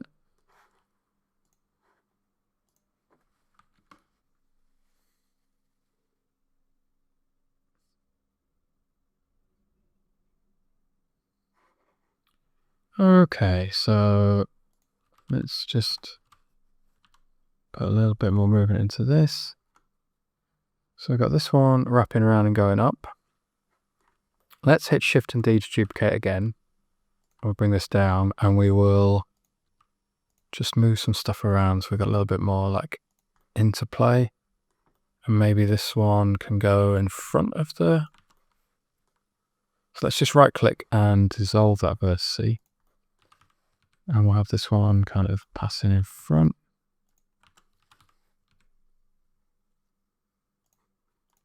So maybe we'll go to top view again and just get more of a sense of how these are sitting.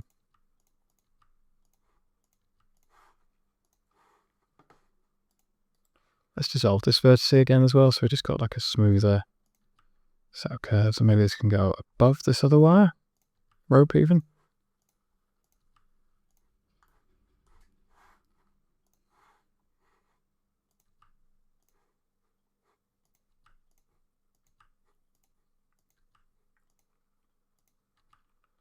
So part of the battle here is making it look like there's some tension in these. Because the idea is that they're kind of wrapped around the front and holding things in place. So they can't be super loose looking.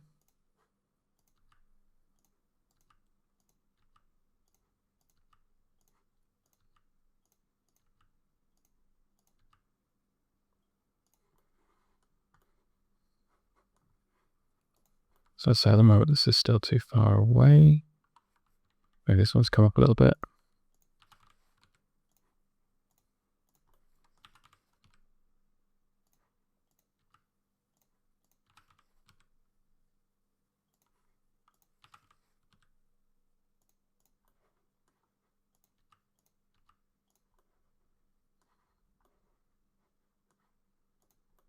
And then let's see where this, so this rope here at the moment, I'm going to delete this vertice for now. And let's see where it goes.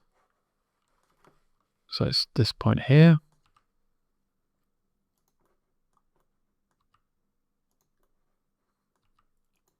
So let's pull this maybe behind the knife and we'll just terminate in this same batch here. So we're not following exactly what the reference is doing, but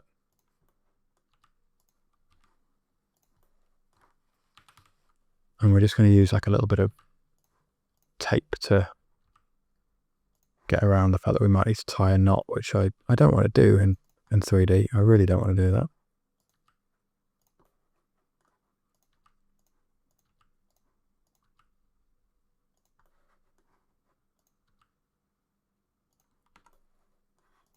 So let's go with this for now. And we've got something cutting through our geometry now, which we don't want.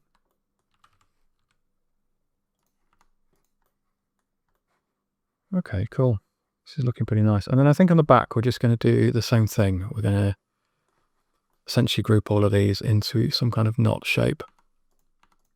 And then we'll use tape to cover it up. So let's kind of bring these down.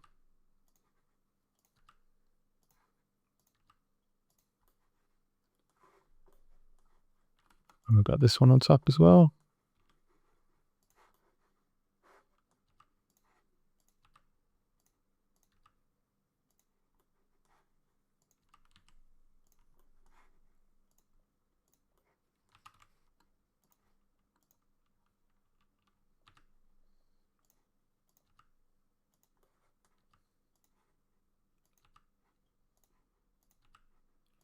See, what I'm doing wrong here is I'm not just working from the one view to help myself out here. I'm trying to change everything at once. And that makes things very confusing.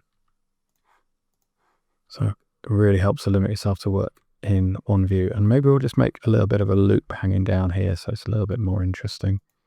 It's not everything just neatly kind of tucked in.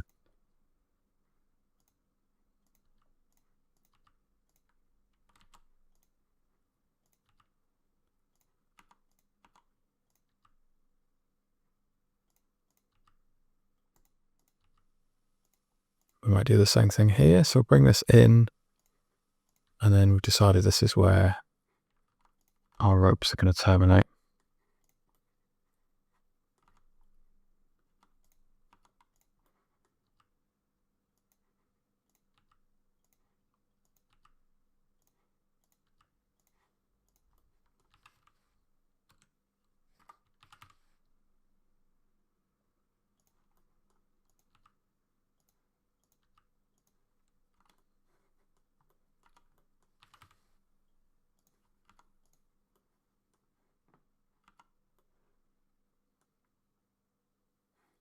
So we've just got one or two little overlaps left. Something like this. And I think at some point we're just going to have to call this done for now and go with it and know that we can tweak these later if we don't like how they look. Because I don't want this entire video to be me messing about, moving bits of string about. So let's go with this. And I might just bump up this depth to 0.02. So normally we're just going to have to do these by hand.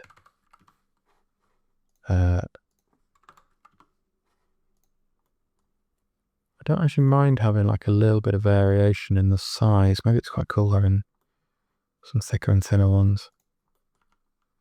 Just need to move this over a little bit.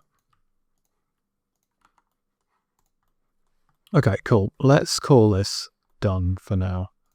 So I'll go back into our shaded view, and if we just hit our subsurf modifier on any that don't have it on at the moment, just to smooth things off a little bit.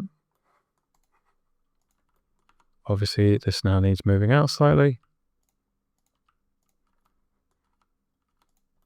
So does this one.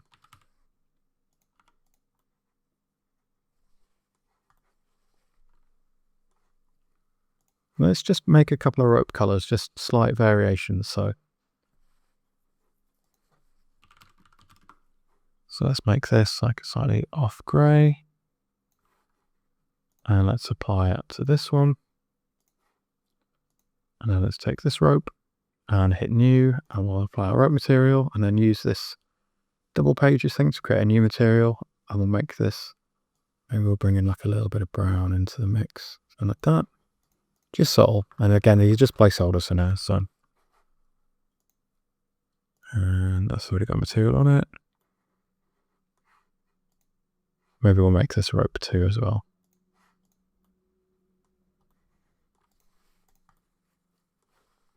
Cool. Okay, let's save again, and then we will make some tape on this part, and then all of our high poly modeling is done. So annoyingly, I'm just looking at it from some of these other angles, and I just wonder if this needs to be a bit thicker still. Like, it doesn't quite look right yet.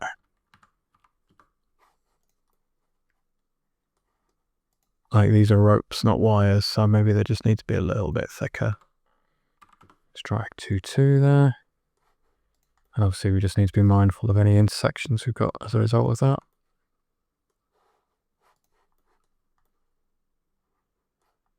Yeah, I think these are looking a bit better now. There's a couple of little, like,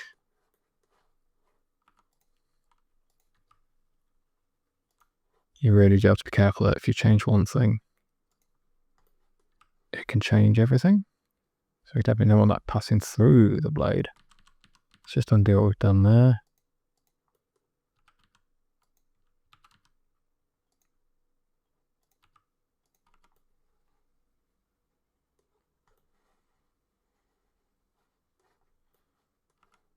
I think for me the problem is it doesn't look like it's super tight in the places that it should be.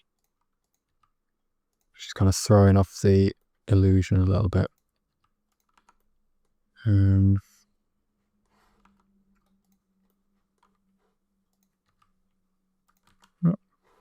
Let's go to the top view. I will stop messing about with this in a minute, but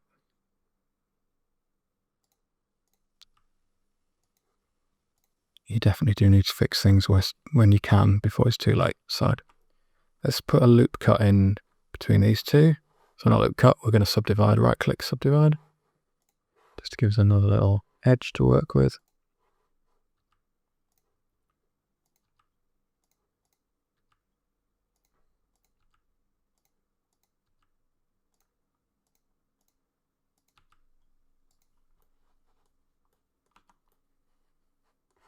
Okay, that's better. It's definitely feeling like it's actually holding that in place now. Okay, all right, let's leave it for now. So let's select this vertex and hit Shift and S, cursor selected, and then we're going to make a circle. I think I want to keep this fairly low res. Let's go with 20 vertices. And we're going to position this kind of around here. And again, at the moment, I have no real plan how I'm going to do this. So I'm going to tab into Edit. I will extrude this down on the Z-axis. And if you hit A, selects everything, Alt and then flip. And then I think what I want to do is I just want to start moving these vertices in. So I'm just going to almost randomly pick them. And we're just going to start to reshape against here. So creating like a a little sleeve around the top. It's just going to follow the line of the wires, but not too tight. So you're just imagining like a bit of tape that's been smushed on some by hand.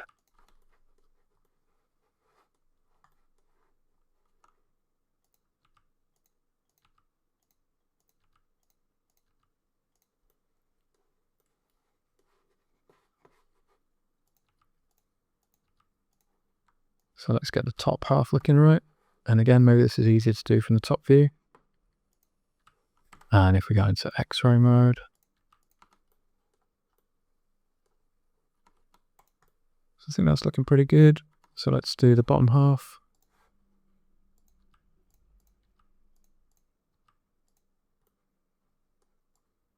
And again, these can come right in here at the sides.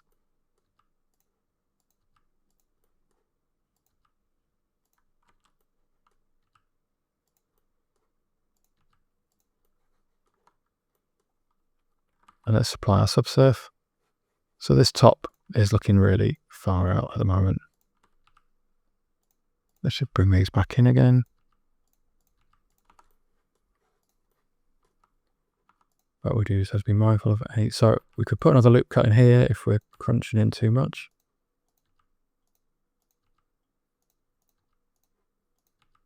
We're just making sure that we're not.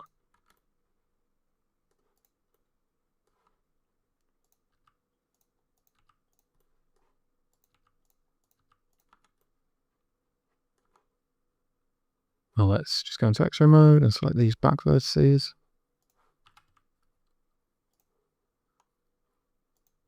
And I'll pull these in.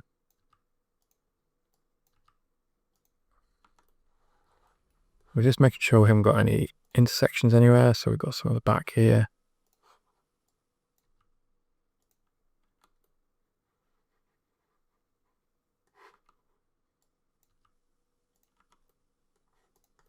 I think that's a pretty passable bit of tape there.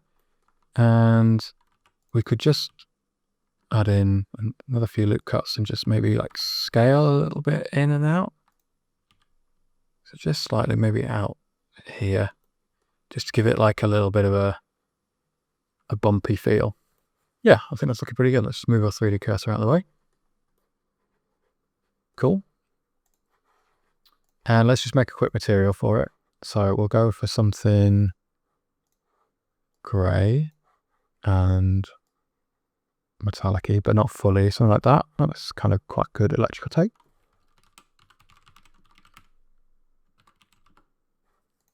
So we're going to do the same thing on the back. So let's see if there's a vertex we can pick up to help. Yep, that one. Shift S, cursor to selected. And we'll do exactly the same process. So we'll make a circle. And because of how we've done our ropes, this might be a little bit more tricky than I thought, because we've got. So let's start by extruding down. Let's scale it a bit more so it fits around this one. But this edge here might not be a goer because it needs to stick out the bottom. So let's extrude down again. We could make this one a bit bigger. So I guess we need to think about how all of these shapes could combine. Maybe we could make 2 different loops. That could be the solution. So let's do this one first.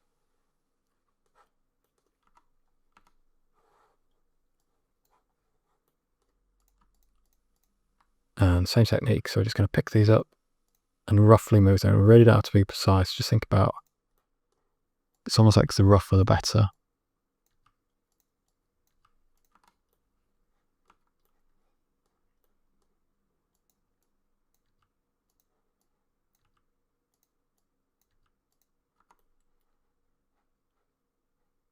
So let's do something like this. And then we could push these ropes back slightly. So let's start like this. So they're not cutting through our first bit of tape.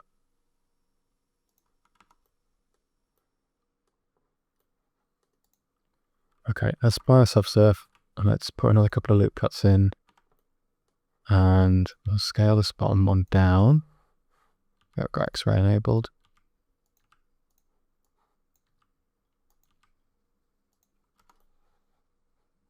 Something like that kind of looks good. Maybe we'll have this jutting out a little bit. Maybe we'll move up.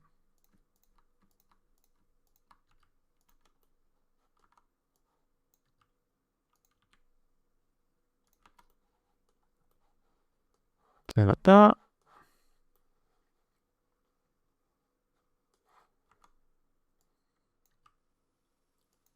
I think we're a little bit messy underneath, but let's see what happens when we apply our other bit of tape. So let's hit Shift and A and make another circle. And we'll scale it down. And we want something that's big enough to kind of cover. So this might be one of these times that I would have it really would have made sense to practice this and make a plan. But like I said all the way through this video, I want to show you how I would tackle something in reality where I don't have a plan. So this doesn't make any sense at the moment. How can we make this make sense? There's a couple of options available to us. I think what I'm going to do is delete this. Let's delete this vertex down here. And let's have these disappearing behind. And then we're just going to make a flat bit of tape that covers all of this. So Shift A, Mesh, Plane. And let's rotate it up to 90. And then in fact, let's rotate another 180 on the X. And we're going to scale this down.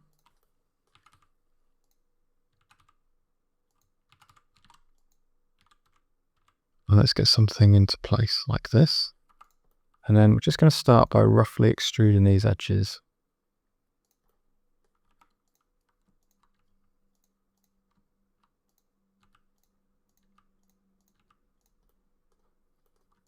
So let's pull this back until it's touching here.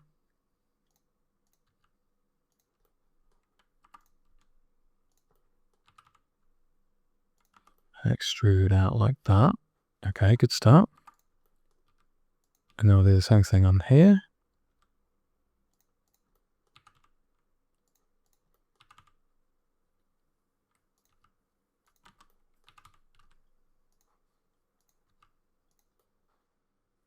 So we're just making like a bit of tape that's holding everything in place. So let's apply a subsurf, Control 2, and put our loop cuts there. This is okay. We've got the same problem that it's not feeling tight yet. So I'm going to now to make sure it selects all of these vertices in one go. And let's go to top view. Yeah, you can see why it doesn't feel tight because it isn't. So we're just going to play around with these until it's working like a piece of tape would. Yeah, that's better. But now we're actually intersecting, which is not better.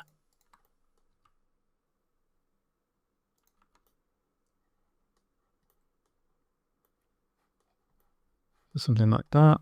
Let's put another couple of loop cuts in.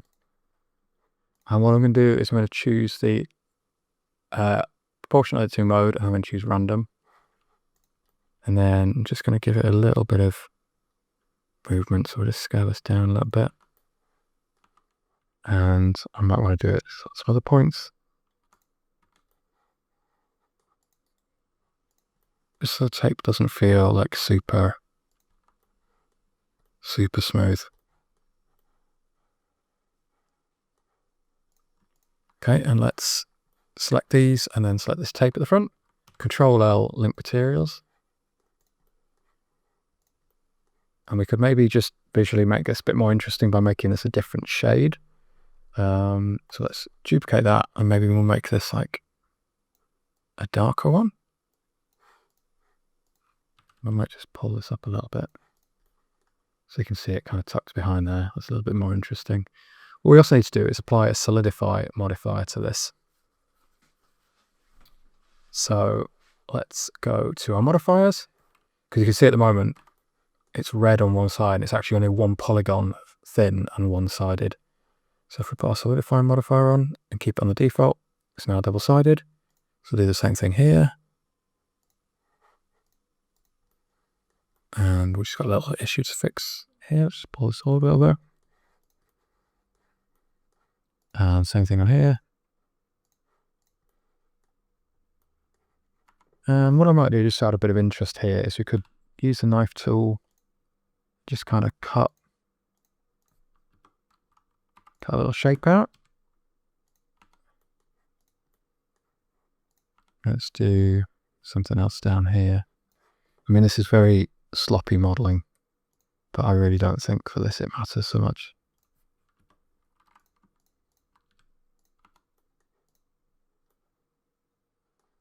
And let's just polish this up a little bit though. We can't really have an edge like this, so put a loop cut here, hit J to join those. I should just get rid of some of the tearing. Okay, cool. We've just got one bit of tape on the front here. Maybe we'll use a slightly different technique for this. So let's put our 3D cursor onto the front like this, Shift and A, mesh plane, and we'll rotate it. And what I want to do is get the proportions of this kind of right. Something like this. Maybe a little bit longer. And again, I think a lot of this we can do in the texture, but so what I want to do is right click, subdivide, and actually just bump up our number of cuts quite heavily. And then if we go to add modifier and we choose shrink wrap, and then we apply to here, you see this automatically like fits around the can. And if we just move the offset slightly, so we might want to increase the scale a bit so it moves around the, it's kind of struggling with having it at an angle here.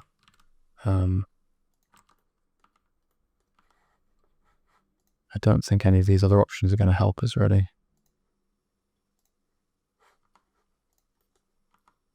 So the best option would be to rotate it slightly on the Y and pull it out. We've got portion editing enabled still, so let's go with something like this, and let's just see if we can rotate slightly as well. And we'll pull our offset slightly forward.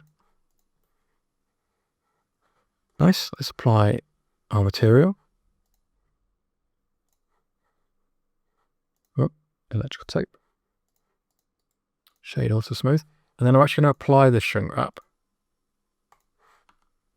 And I just want to add in, like, again, we're just going to use proportional editing. And if we set it to smooth, and then if we lower this quite a bit, we can just pull some parts out. So maybe we want the corners to be peeling up a little bit.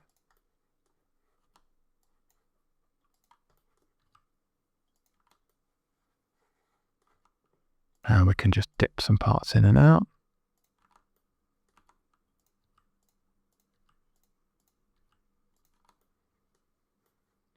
Cool. I think we're at a point where we can call this done. Maybe this wants to be slightly bigger. Shouldn't have done this really before applying the shrink wrap, but we can always just bump these back over a little bit.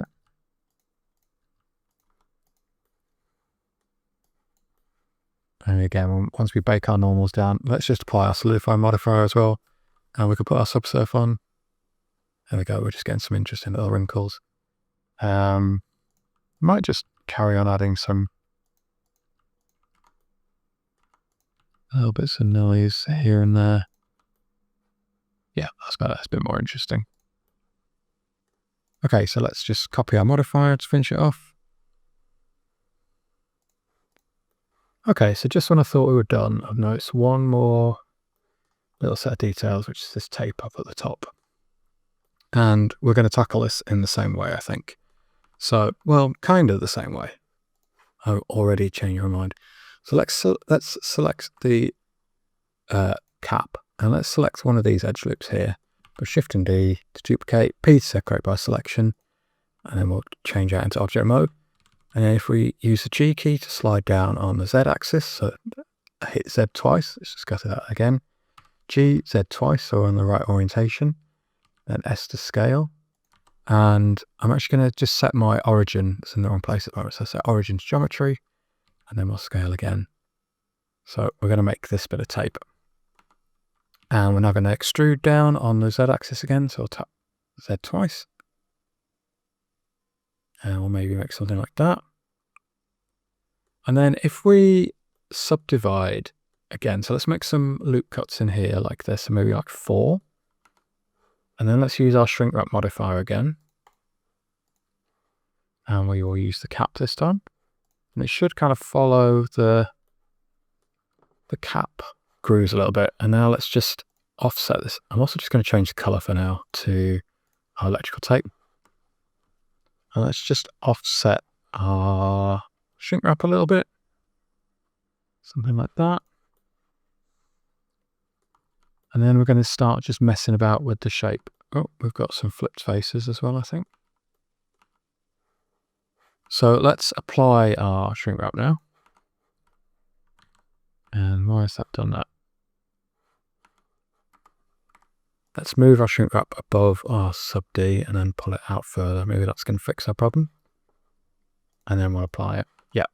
So now let's select everything, recalculate outside. So we'll do all those flipped faces. And then just using our proportional editing again. So maybe we have to be careful which axis we're moving on. We can just start like dragging our shape up and down a little bit.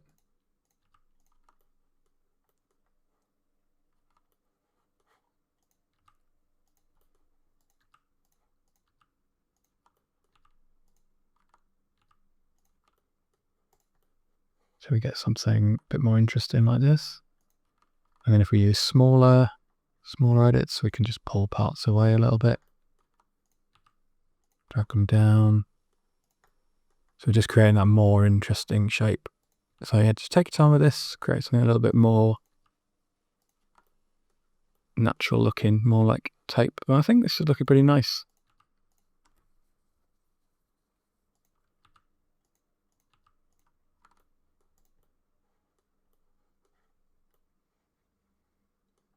And don't forget to also put some edits on the bottom part. Can't all be on the top.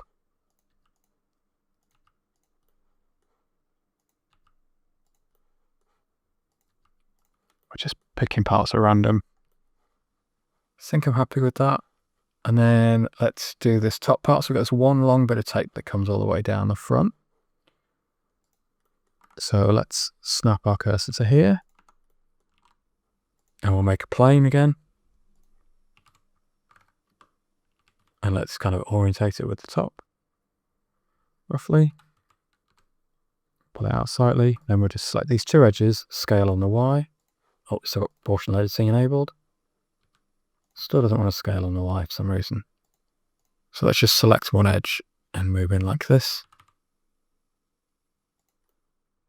So we've got kind of the thick and so on. And just select these vertices and slide up on the G. So GG twice to side. And then let's just go to one of these side views. And we're just going to extrude the kind of profile we want. So I think it'd be cool if it went inside like this. And again, we might have to mess about with our rings a little bit. And we'll carry it down this edge like this. And then maybe we'll give it like a little kick out. So let's see what that's looking like. Let's scale. Yeah, let's do that. Nice. And then we'll do the same thing on the back. Let's go to our profile view.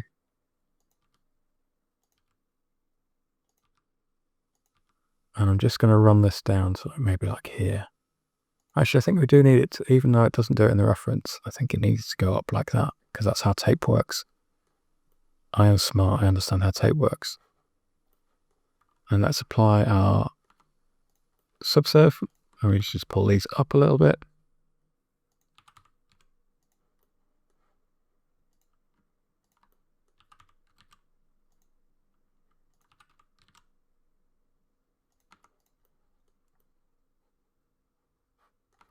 Nice. Let's just square these ends off a bit more.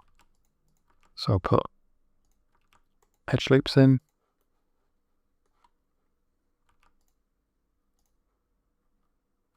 And then we just need to, again, I should have done this before. And then we can just tweak these rings so that they're not cutting through the tape. So this is why it's really helpful to keep everything as curves where you can until you don't need to anymore.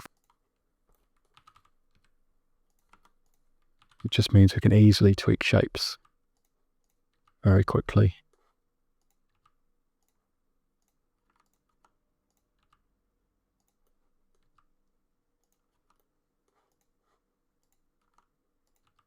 And as ever, every time I change one thing, it opens up another little can of worms.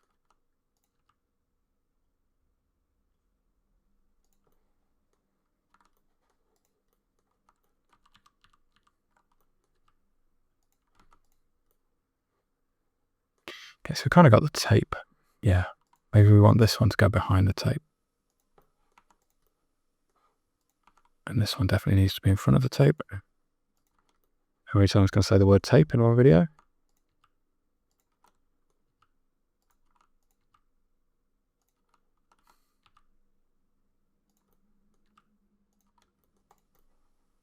Okay, close enough for now. And then let's select everything, right click, subdivide, and we'll bump up the number of cuts again. And a bit more. And that's already kind of giving a nice, like, sharpened edge to this. But now we're just going to go in and use our proportional edit tool, and we'll just rough some bits up again.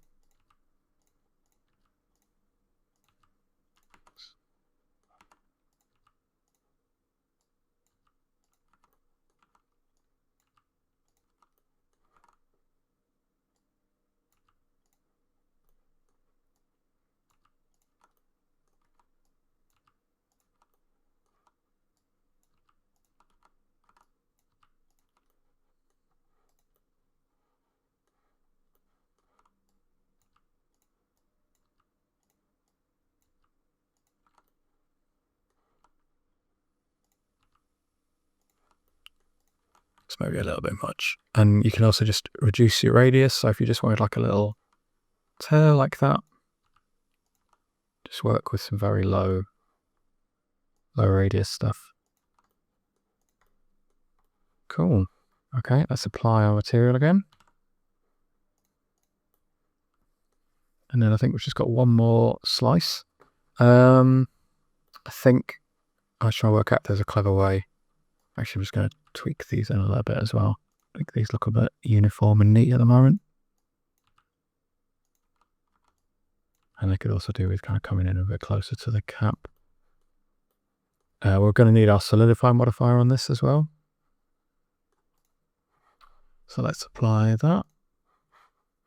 We'll bring it above the subsurf.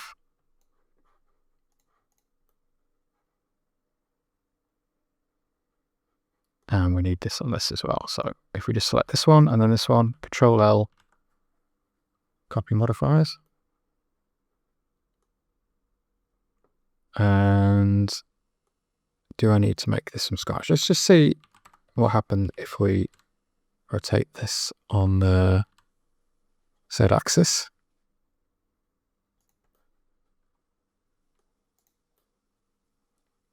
And then let's just get rid of all of these vertices. Something like this. Need to make sure we're selecting everything.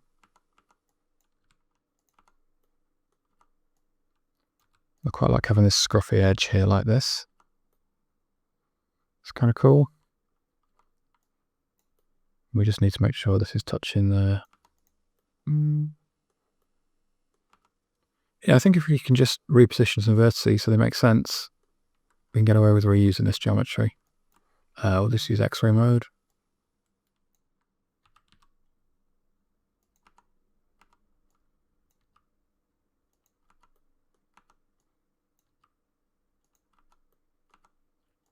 And let's just pull these in a little bit where we can.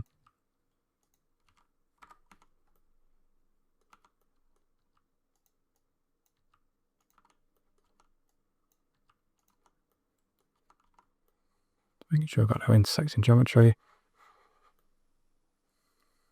Obviously we're intersecting the rings pretty badly, so let's fix that.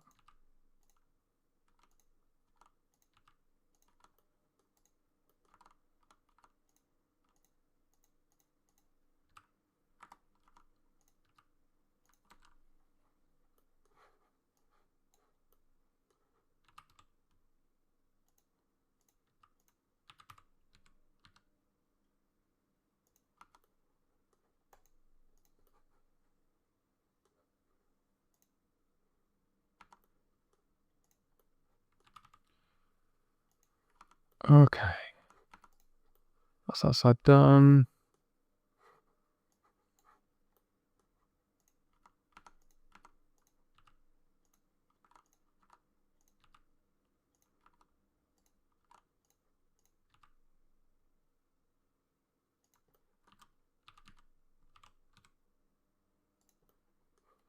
Let's just view this from above. I seem to be getting confused again.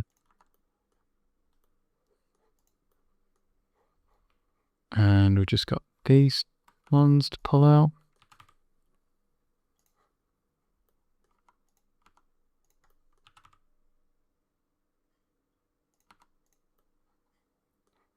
Last step, hopefully.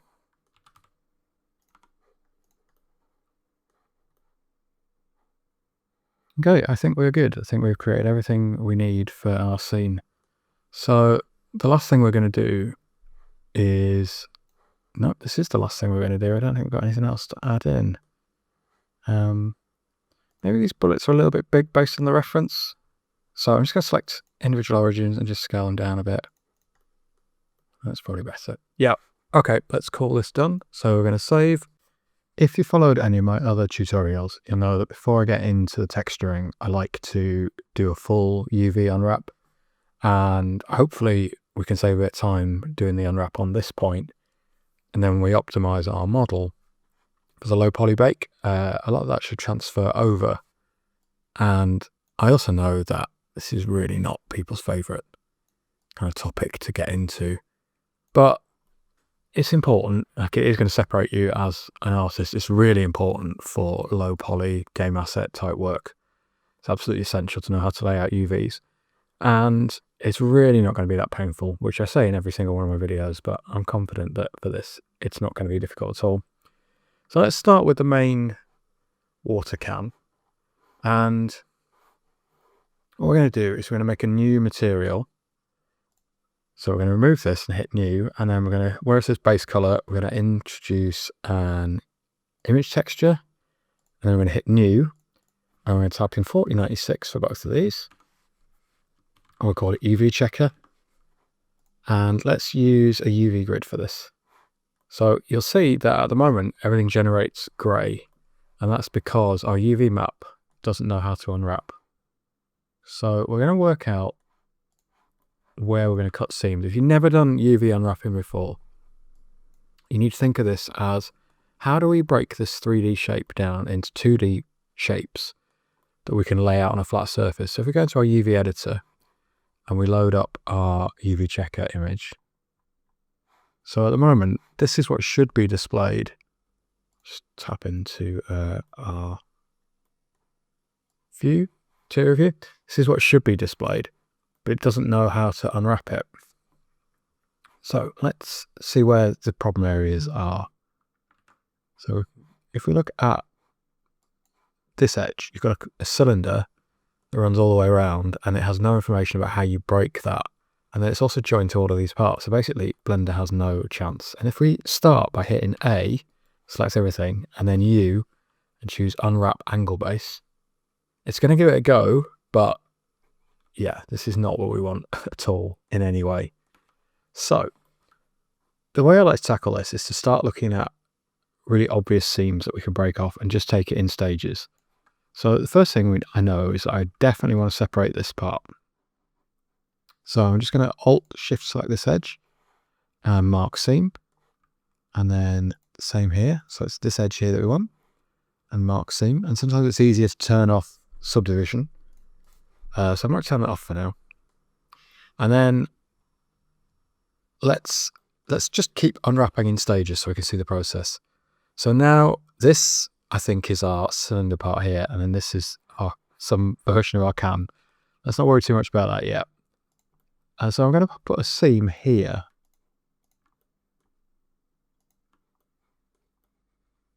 And we're going to right click and mark seam, and then we're just going to do the same thing again. A to select everything, U to unwrap angle base, and suddenly this is unwrapping much better. So we've got this seam unwrapped. A good start. And then I think what actually might make sense is to, just looking at my model, there's no reason not to cut this in half. There's absolutely no advantage to unwrapping everything twice. So we're going to go to top view, and we're going to go into X-ray mode to just make sure that we're selecting, and then we're going to go as close to that center line as we can without selecting it. So that's looking like we're good. So we'll delete half of our model, and then we're going to use a mirror modifier to bring it back.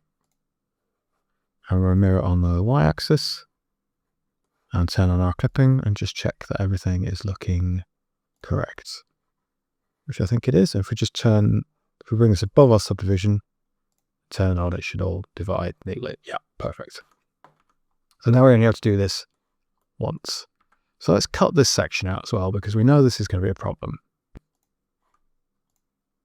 So just working our way around, and I can control select the edges, so it's going to do the shortest path to that point. So we're going to right click and mark seam, and then we're just going to do the same thing again. And let's bring back our grid shader. And it's already doing a much better job of that, but I still think we can do better. So let's look at what's going on the bottom. I think it would be helpful to put some seams in along these edges. So just think of it like a paper kit, or like you're wrapping a gift, and think about how you had to break the edges to do this. So let's put one in here as well and mark our seam. And now this is starting to look a lot more like a kind of useful unwrap. There's not a lot of obvious stretching. There are maybe some issues here that we might want to find another approach to. I think it's less of a problem down here, but let's see where we get to. I find the trick is to unwrap first and then kind of work backwards. I'd like to separate the spout out. So I'm going to right click and mark the seam. Do the same thing again. And again, that's really helped with our unwrap looking neater. If we just go to this dialog box down here, we can just increase the margin. Let's make it like 0.05, and it would just separate out our parts a bit more clearly. So this part here is this part of the spout. And then this is the handle. And then this is this section here. So everything's kind of looking good. Yeah, I think the only bit I don't really like is how this is unwrapped. Let's see what happens if we connect this up again. So we'll clear the seam, because it might be happier. So there's a bit of stretching here that I don't love. Now, we're not going to be putting words along it. We're going to be putting like grungy maps and textures. So honestly, this might do the job. And likewise, let's just have a look at this kind of section in here. So again, normally I would be like, this is not ideal for what we want, but I think this is the trade-off. Do we put a cut in here and have these seams not lining up, or do we have a bit of distortion? And I think if we go back to our reference picture, like it's this kind of like spotty, grungy, noisy texture. So I don't think that's going to cause us too many issues. So let's go back to our UV editing. And we could straighten this out. Maybe we'll straighten this out just to show you what's involved. But before we do that, let's apply our mirror. And then we're going to need to put a seam along an edge somewhere. Like we do have to break this up. So we might as well put it down the middle. And I just want to control select away these edges.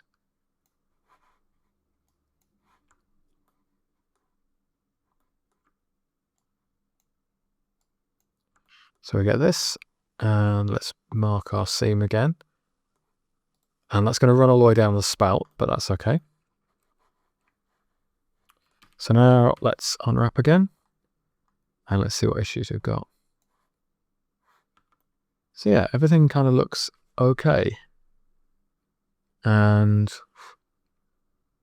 we could potentially, sometimes you just have to try things out. Let's try getting rid of this seam and see what happens. So just control selecting down there, right click, clear seam. And again, I think that kind of works. So we've now only got one seam on one side.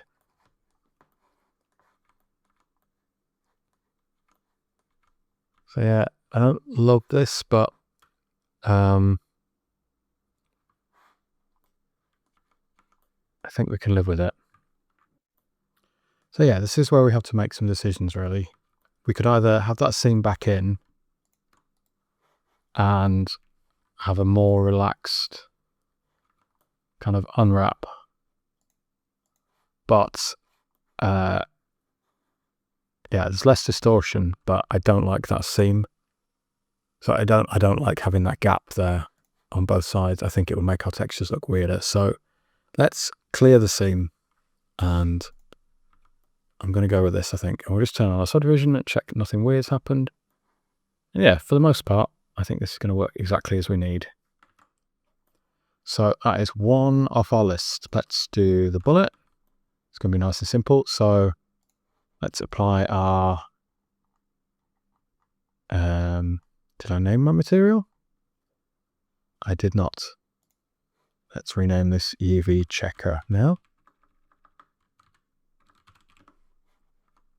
Okay, so we've got the same issue with this. Like, it's a cylinder that essentially goes on infinitely. So we need to mark one seam. So again, let's just look at where it's going to be the least visible around the back. I don't think we've quite got the very back. Obviously, we could just rotate this thing as well. So mark our seam. And we're also going to need to put a seam in here at least. And then we can just unseam that. Clear seam even. And let's try unwrapping. So again, for what we need, which is going to be like a brushed metal material and some grunge maps, I'm okay with this. So all we should be able to do now is select this bullet, and then this bullet, and then do Control and L, copy UV maps. But we will need to apply our material as well. So in fact, I don't know why we did it like that. We could just select this, and then select this, Control L, link materials, and there you go. Our UV maps are copied over. Let's do this bit of tape. This should be the easiest thing you've ever done. So if we just go and apply our UV checker, and it's kind of already done, but you can see it's like uniformly done. Something else that's important to do is just apply our scale, especially when you've got multiple objects. So just Control and L, apply scale, UV angle based, and there we go. You'll notice that these grids are all different sizes, and to try and explain why, this is taking up all of the space available. This whole bit of the can, if you look at the size of the tape versus the size of the can, they're actually taking up a similar amount of space, so the squares are much more stretched over the geometry. Now, that's going to be less of an issue for this kind of approach, but again, when we do the low poly, we will want them to be the same size, and I will just scale these all to fit at the end, but there's no point in worrying about that yet. Let's have a look at this cap under here. So we'll just silo it. So again, we're going to need to mark a seam all the way around like this. And then we need to pick a point that, I mean, it's not really a great point where you're not going to see it, but I would suggest, well, we know that we've got tape covering this. So in fact, we've got the luxury of being able to we could probably put two seams in. So let's put a seam in here. And let's try and work out roughly where the other side of this one would be. So we want something along here, I think. And also we appear to have an inside part of which makes sense. So we just need to select this part and mark seam. And let's apply our UV checker. and do an angle-based unwrap. And again, I think we're pretty good with that.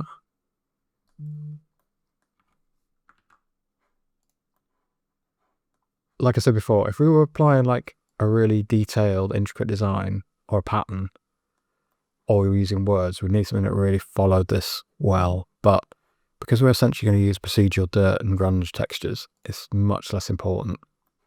So let's take this one and let's apply our scale, and that should be exactly the same. So select everything with A, U to unwrap, angle base, and we'll do this one at the same time. So let's apply our scale,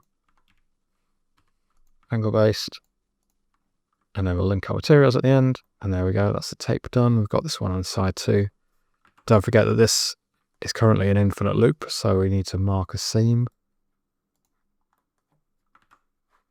Select everything with A, U to unwrap, and let's just apply our material as well.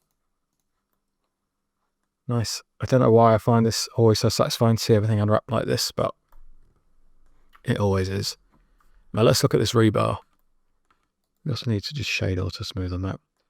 So I think again, same approach to this. So let's mark our seam at the top.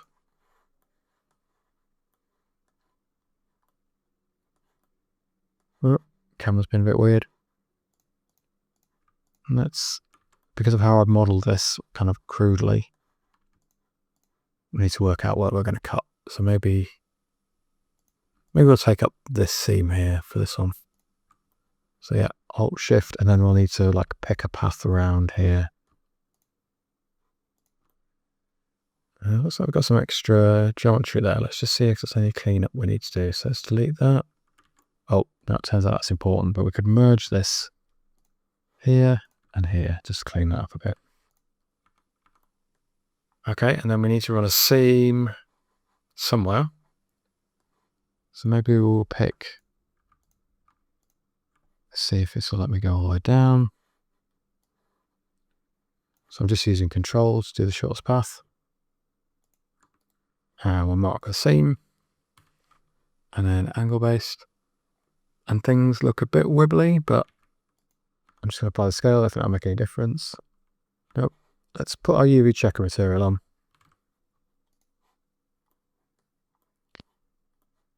And so again, literally just the same decision. If all we're trying to do is get like a nice procedural material on that, I think we're fine. There's like a little bit of stretching up at the top because of my bad modeling. Likewise at the bottom. We could improve this, I think. Oh, also this is not helping. So let's mark that seam. So there's a little gap there.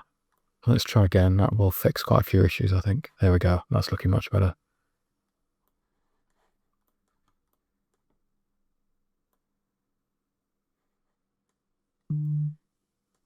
Yeah. I think we live with that.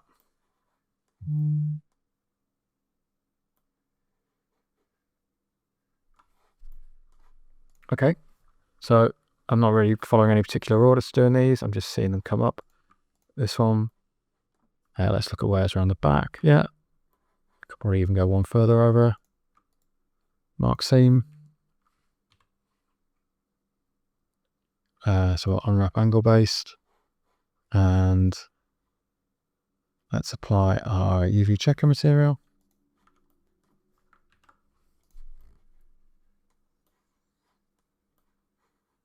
So let's see how we're going to do these ropes, because at the moment we haven't turned them into a mesh, and I actually don't know if I want to. So let's just see what happens if you put the UV on, because I think Blender will try and... No, Blender will not try and do that. Okay, I'm going to come back to this. I know how I want to tackle it now, but let's not confuse things too much. So let's just undo what we've done there. There we go.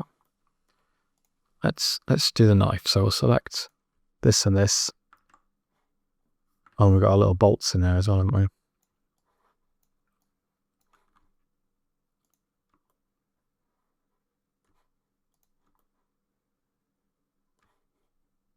So select these three.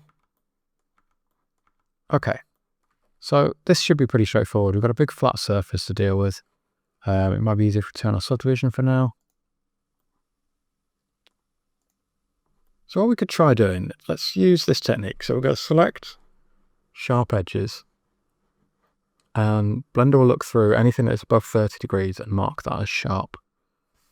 So we'll use that as a starting point. And let's just apply we'll put this in both slots. So UV checker,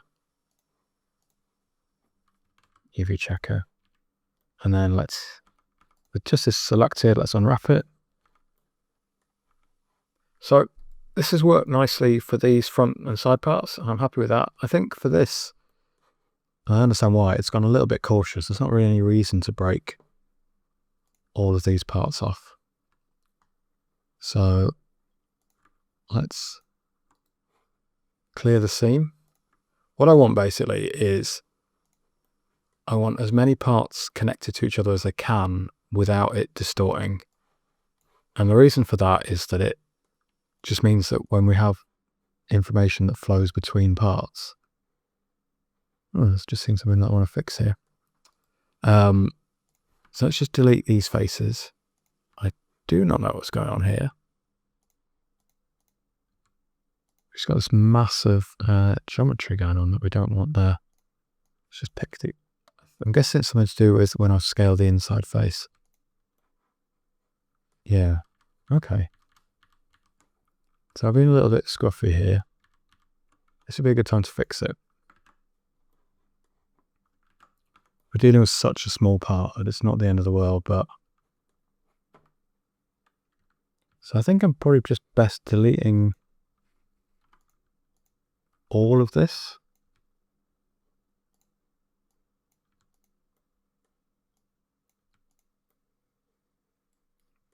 And let's just kind of manually fill this back in again. So we've got a quad here. And then we don't really have anything else acting as a quad. So we could turn this into a quad.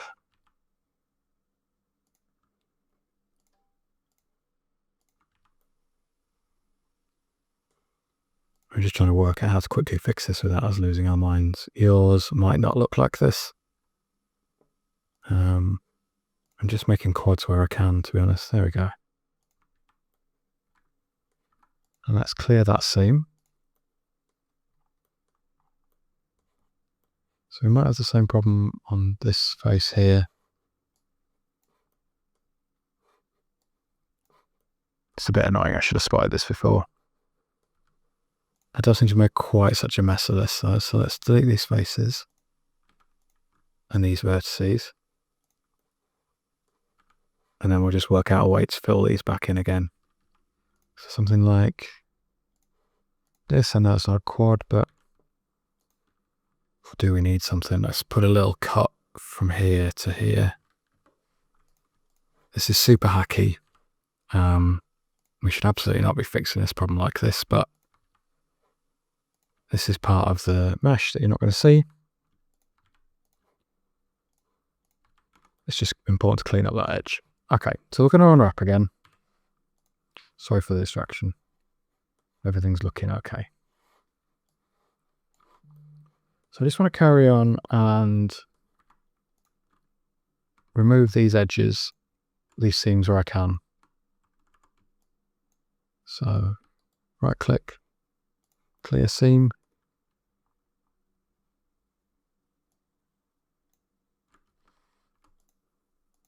Because we might as well have this as one long edge. I think I've got myself lost upside down. I was actually working on this top edge, wasn't I? But it's okay, we're going to do the same process on both. So let's carry on removing these. And let's just unwrap again and see where we get to. So you can see now we've got this long part here. And also I think it would be worth not detaching here. So that at least it's connected in part to one of the longest edges. So let's unwrap again. You can see now this is sat along the top and this continues nicely around. So yeah, I think we're good there. And then I don't mind having a break in here, but let's clear this edge. And this edge. And again, we could maybe connect back onto here a little bit more than we are. So let's clear that seam and just unwrap again. So you can see that now this is anchored onto this back plate. But we also want to be sensible about, I think we do need this breakpoint in again. So let's put that back in. And then we definitely want one here where it transitions from the metal to the plastic again. So let's mark a seam.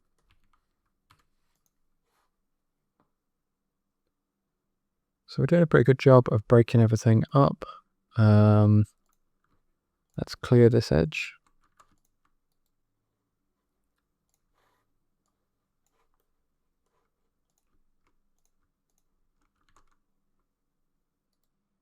And then let's clear this edge. So I keep calling edge, I mean seam. Right click, clear seam.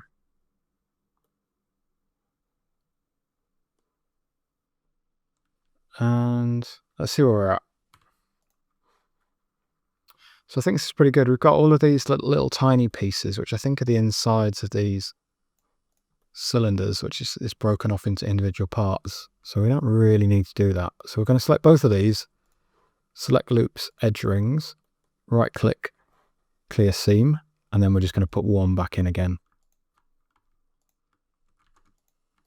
So let's mark the seam and unwrap.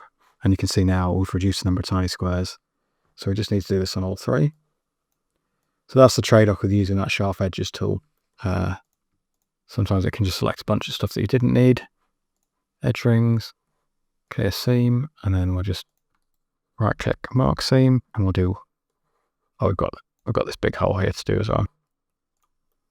So it looks like we didn't put a loop cut in there. Maybe we'll just put one in now whilst we remember. So both of those, select loops, edge rings, clear seam, and then do the same thing, mark seam. And then select loops, edge ring, clear seam. Let's mark a seam, and let's also just put a loop cut in there too. Okay, so let's select everything and unwrap. And there we go, we've got kind of a neater set of things. So let's go back to all of our knife parts because I hid them again.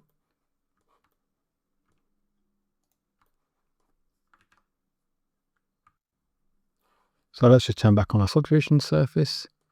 And we've got a little bit of pinch in here, like distorting. If we just change the UV smooth to keep corners, junctions, let's see if any of these help. So I think the issue is that we just have so much space here. Maybe if we clear this, if we mark this as a seam and then just unwrap again. I think that's better.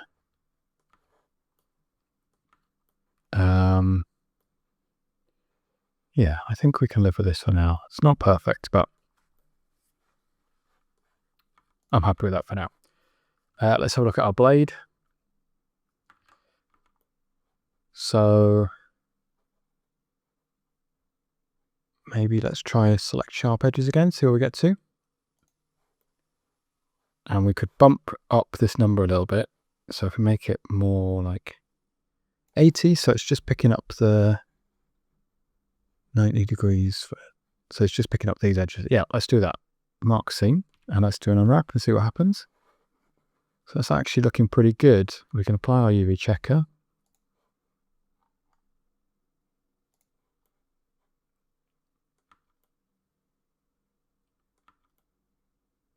And if we just change our subdivision to keep corners, that's smoothing that out much better. That's getting rid of our distortion. So I would suggest that we don't have this huge, long, sharp edge. And we could potentially connect this edge back up again. So let's zoom in and clear seam. And let's do the same thing on the other side.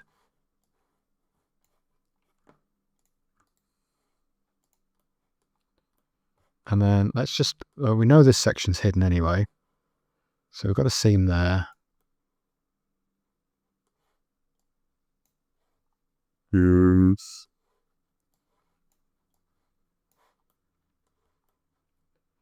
I think maybe it's worth putting a seam in at the very tip as well, which we've actually got. So let's unwrap again. And you can see now it's kind of created this joined over geometry, which is great. And I think also if we could actually just keep everything neat and tidy, we could remove a seam here. So we'll clear that seam. And then if we watch our unwrap again, now everything's at least joined together and in one place. So yeah, I think that's looking good. Let's do one of these screws. And let's just apply our checker material. I don't think there's a lot of unwrapping we can really do on this. And then let's just hit A, UV unwrap angle based. Absolutely fine, done. So let's select our other ones. And then go back. Control L, copy UV maps, and then we need to do Control and L, link materials. Because our geometry is exactly the same, it's hard to see because the UV is so small, but we're good, we're all done. Now we can't just copy the UV maps here because we've edited the geometry because I fixed my mistake. But it's honestly as quick to just duplicate, move over, object mirror on the y-axis and push back into place. So there we go, we've unwrapped most things, got the holster still to do. So let's apply our UV checker. And let's do the select sharp edges trick again. So got our edges select sharp edges. And we might want to bring this down a little bit. Let's turn off our subdivision so we can see everything. I feel like this is going to give us a pretty good stab at it. So let's mark our seam, select everything. So this is broken, but we understand why, because this is an infinite cylinder. So we need to mark a seam here. And we need to do one at the back as well. And I mean, technically it's a waste of time even having these back faces, but I think we'll leave them in for now. And there we go, we've dealt with a lot of, so we do have some stretching going on here. Is there anything that looks kind of broken? I think this part is not quite, yeah, it's because we don't have this edge here selected. I don't know if you can see it on the video, but this edge here is because the angle was a bit shallower, it didn't get picked up. So let's mark that seam. And now everything's looking much, much better. Turn back on our subdivision. And you'll notice that we don't have loop cuts on the inside of here. So let's just bring those in. So you can see that the UV map was really distorted. Let's do the same thing. So it's just helping with that anyway. It will help with our model. There's no reason not to do it.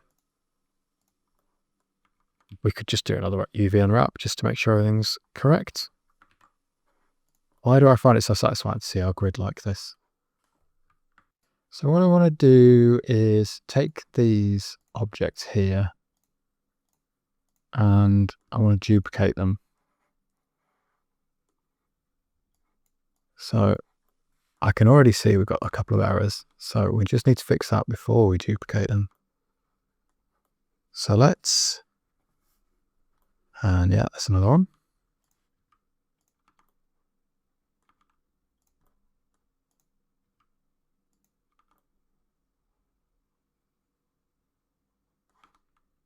Because what I want to do is basically apply these, flatten them.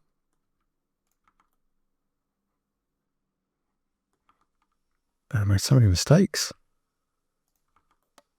It's not like me at all to make hundreds of mistakes.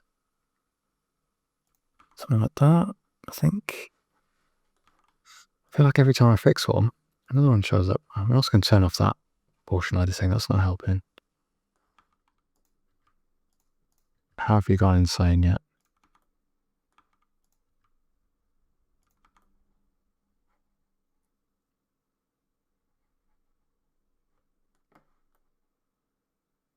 Okay, I really thought we were good.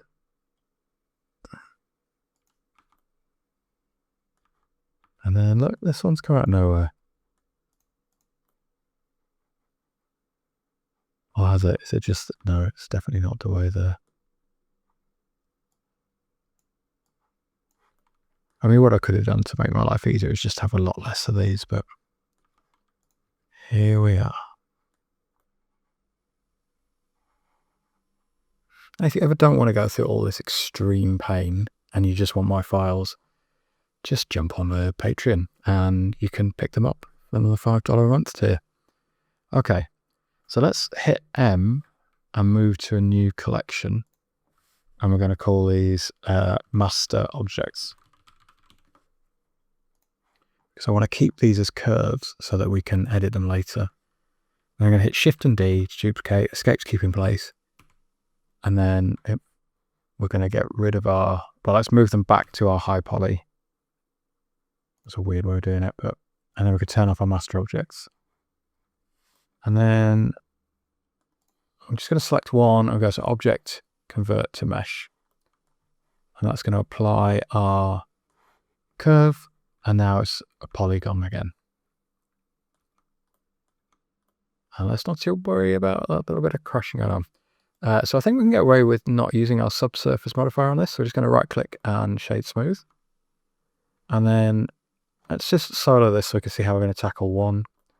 So all we're going to do is we're going to find a fairly hidden edge, mark seam.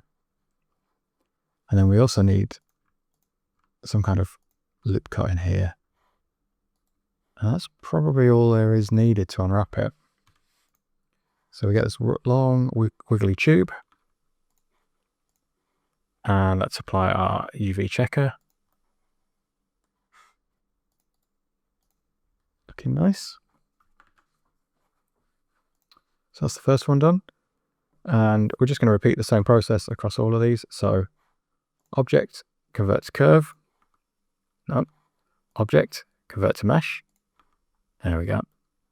And we're going to assume that this is the underside, mark seam. And just so all of our seams don't line up in the same place. Well, let's put another seam down here. Mark seam, unwrap. Put our UV checker on. So this bit's going to be a little bit boring, but right click, shade auto smooth. Object, convert to mesh. And we could do multiples at once, but I don't think we really gain anything from that, and it just makes it a bit more confusing to follow. Let's mark the seam. Angle based. Apply our UV checker. Shade auto smooth. How many have we got left? 3 to go. Halfway. Object, convert to mesh.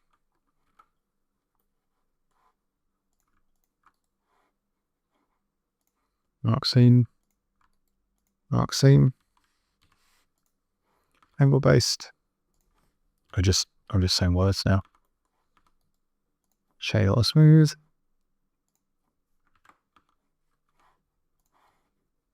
Object, convert to mesh.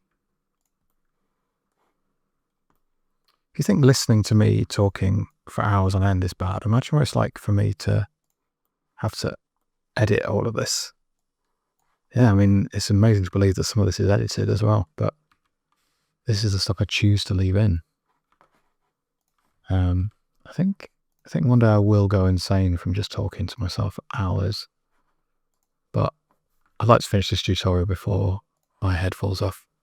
So we're going to do one last convert to mesh. Mark seam. Mark seam. Oh, that was the wrong one. Angle based. UV checker. Shade auto smooth. Done. What we can do now is we can select all of these. Then hit the tab key, and now we're editing everything at once.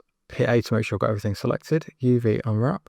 And it's going to lay them all out on the same grid, which not super important, but might be nice if we're using one image texture. Great, so now we just need to replicate that with our ropes. So we're going to do the same thing.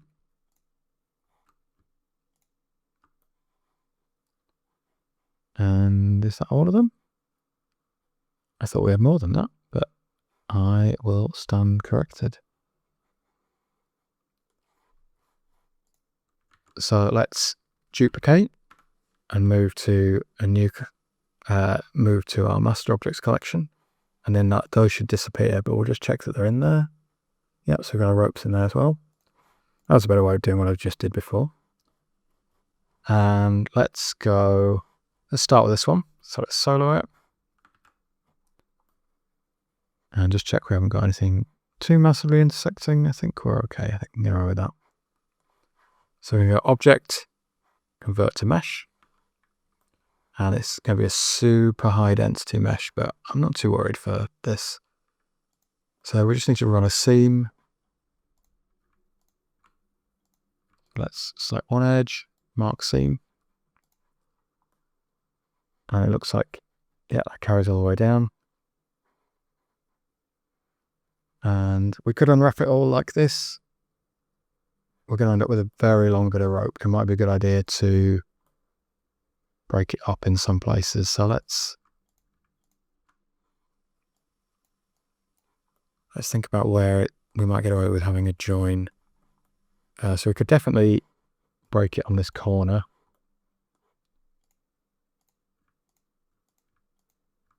This is where it's going to get real tricky. So we'll mark a seam there. And then let's treat ourselves to one, maybe on the top.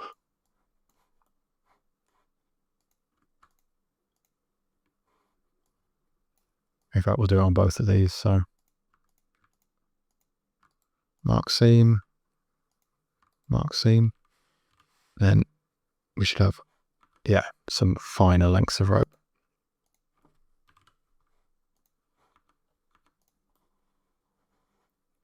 Nice. And let's select this big long one. And it's a crazy bit of rope. Object, convert to mesh. And then let's do the same trick. So let's find an inside edge if we can find one in this density. So we'll just Alt Shift on an edge, mark seam.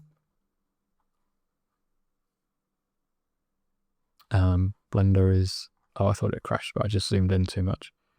So again, let's just look at this anywhere kind of discrete that we could put a cut in. We could put cut in there, but it's not massively beneficial because it's only a short section of rope. But if I could zoom in on here, so I'll mark a seam there.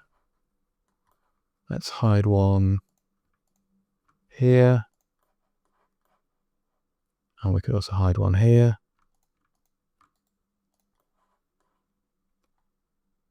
And we'll do one at the top as well.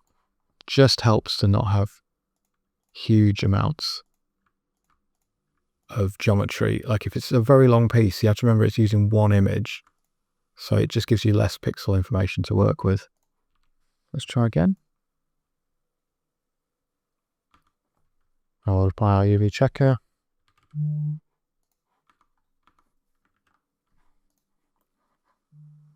Class. Just this piece to finish, I think. So objects, convert to mesh.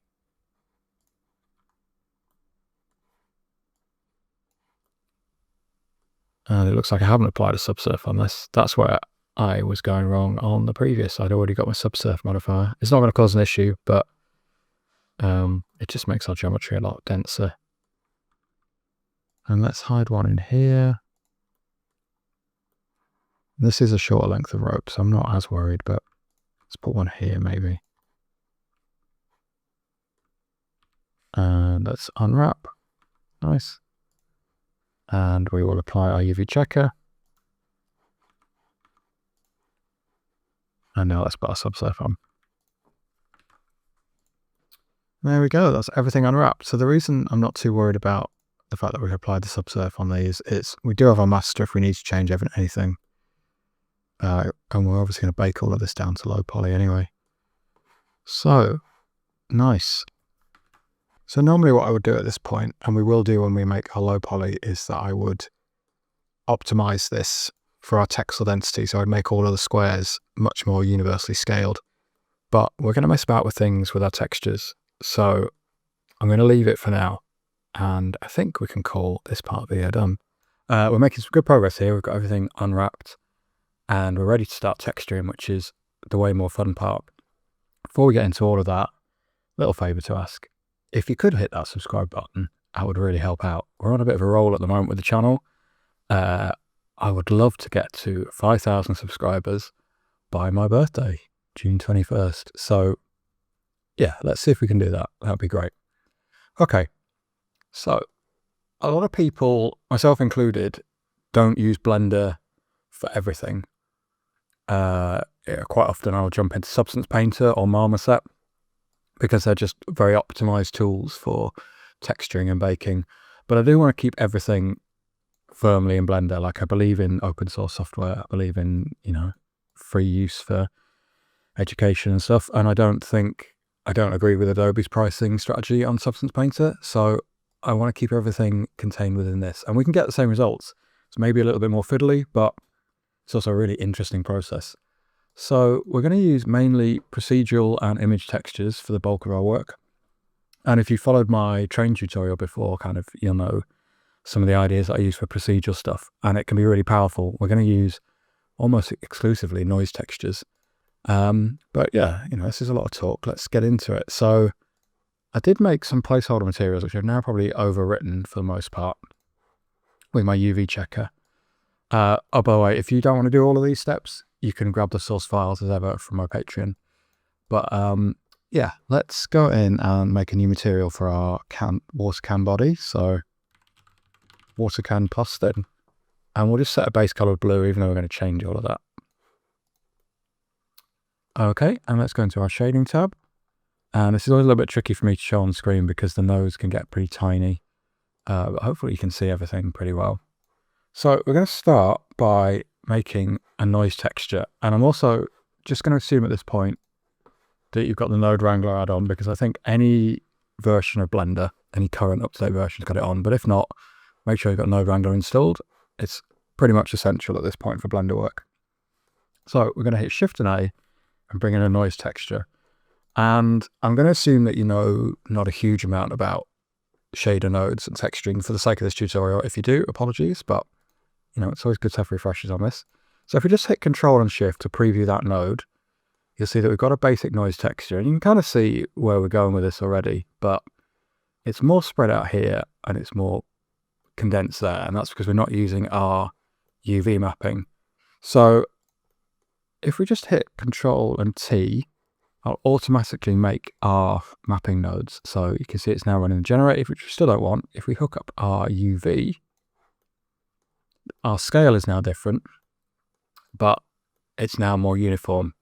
So let's make this easier to see. So what we're going to do is we're going to drop in a color ramp, and we're going to get very used to this process. We're going to be doing it a lot.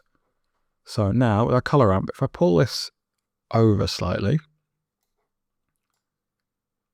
you can see that we can increase the contrast of things. You can see where our seams are, which is not ideal, but I think for the most part we'll be able to work around this. So let's set our scale to let's go 3.5. So we've got a much more uniform, much more spread out. I think we can leave everything else pretty much as it is. And then we're going to drive our base color using this color ramp. So let's connect this to our base color here, and then we'll Control Shift to get back to our principle. And you can see now we've got all of our shading and texturing back on, which is great. So let's set this to some kind of blue color, obviously. So something like this. And then let's set this one to a darker blue. So actually quite often it's useful to pick up this color, copy the hex code, drop into here and then just pull the darkness down. So you can see we're getting some kind of smudging. And then I'm going to hit this plus button to introduce another color into my color ramp. And let's just make this a lighter blue. I don't actually know how much you're going to see that, but so we can mess about with our spacing a little bit. And this should give us like our basic non-uniform texture. I'm going to say we can play around with these sliders to change the contrast about. But we've just got this slightly grungy, slightly dirtied up baseline texture. So that's a pretty good start, I think. And then the next thing we're going to do is we're going to bring in an image texture to create our kind of scratches and messed up surface. So there's an image pack that's available to download for free from both my itch store and my Patreon. That's just to grab it from the Patreon on the free tier. And it's got a pack of 6 kind of imperfection textures. I'm going to use these quite a lot on this course. So the link to that will be in the description. And we're going to hit Shift and A to add in an image texture. And then we're going to open. And so within that imperfections folder, we're going to choose the one which I now regret titling for a YouTube video because swearing isn't big and clever. So the messed up, let's go messed up metal just in case, you know, YouTube seeks to demonetize me, but I'm sure you can work out which one I mean, mainly because it says it right there. So we'll just hit Control Shift to preview that. And you can see it's like scuffs and scratches and it's perfectly tileable. So it'll repeat around the model. And we're just going to use our mapping node. We're just going to pull that into here as well. So it was already doing it, but it's following our UV map now. And actually, I think what I'm going to do is I'm going to duplicate this mapping node or disconnect it and we'll just make another one because I want to change the scale. So we can use our UV out of our texture coordinate and it goes into this top vector. And then we can change the scale. Well, if you shift and drag down all of these and type one value in at once, so that's 2. And now we've got a finer detail. So what I want to do now is run this into a mix color node. So already things are getting a little bit crowded on the screen. So I'm just going to pull these back. So type in mix color and keep this into our principled BSDF shader. And then we're going to change the color mode to overlay. And if we now look at our principled shader, so not a lot's going to happen if we move our slider at the moment. And the reason for that is this gray is set to 50%, which when you're in an overlay mode is essentially passing through. So we're going to connect this color into the factor here. So this is going to drive our texture, and we're not going to see anything at the moment. But if we now drop this color down, something like this, we're just going to see like some very subtle like stains and scuffs coming through. So depending on how brightly you set this, so you could make it lighter scuffs, which might be cool. But let's go something like this for now. So just kind of subtle scuffs. So we're already just starting to bring in a little bit of interest to our object. I think it might be an idea to clutter up our screen even more and bring our reference image back. So we're just going to click down here, the hardest part of any Blender class, and pull this up. And then we're going to change this to our image editor. And we're going to hit this button here and bring in our concept art. So I also want to bring in some of these like watermarks and scuffs. So fortunately, I have a texture for that pre-made as well. So we're going to duplicate our mapping one more time and hook our UV into here. And then let's bring in another image texture and hit open. And I'm going to go back to my imperfections folder. So I want this texture DS spot stain as a beautiful name. And we're going to connect the vector to the vector. And let's just have a little preview of this texture. So again, you can see it's like kind of spotty, grungy, water stained. And we're going to do the same technique again. So we're going to bring in a mix color. So we're going to put it in between these two. So what we're going to start doing is chaining all these overlays on top of each other, like you would do in Photoshop. So we're going to go mix color. And I want to run my original texture, my overlay, into the A, like we already have. And then we're going to use this as our factor again.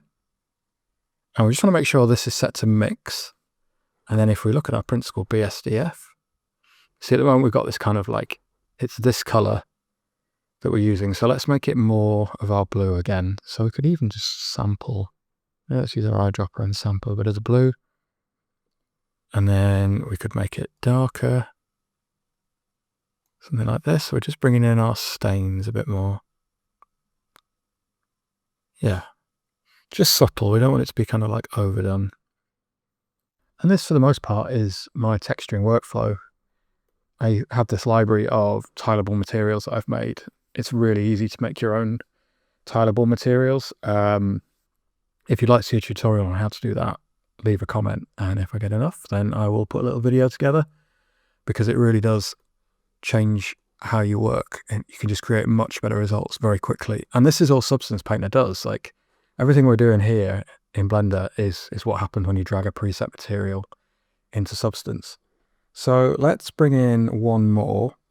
And again, we're going to do exactly the same process. So I think we're getting a little bit untidy already. So let's just try and keep everything in one place. And let's run yet another mapping node out of here. And the reason I'm using all these different mapping nodes is that I can adjust the scale directly. So even though we're using the same UV, so everything's got its own scale. And we're going to bring in yet another image texture. So let's bring in scratched plastic tileable, which is quite an extreme texture. So if we just preview that. So at the moment, these scratches are massive. So we're going to shift and drag down these, and then set this to 4. Then we've got like a much finer scratch. So the idea is that this can's being kind of scuffed and kicked about and left. You know, we're in a zombie apocalypse type scenario. So these things are going to be a little bit messed up. My reference is very smooth, and I actually don't like that so much. So this is where I start making my own artistic decisions, because, you know, you're not my real dad. I can do what I want. So let's bring in a color ramp. And this color ramp, let's preview it.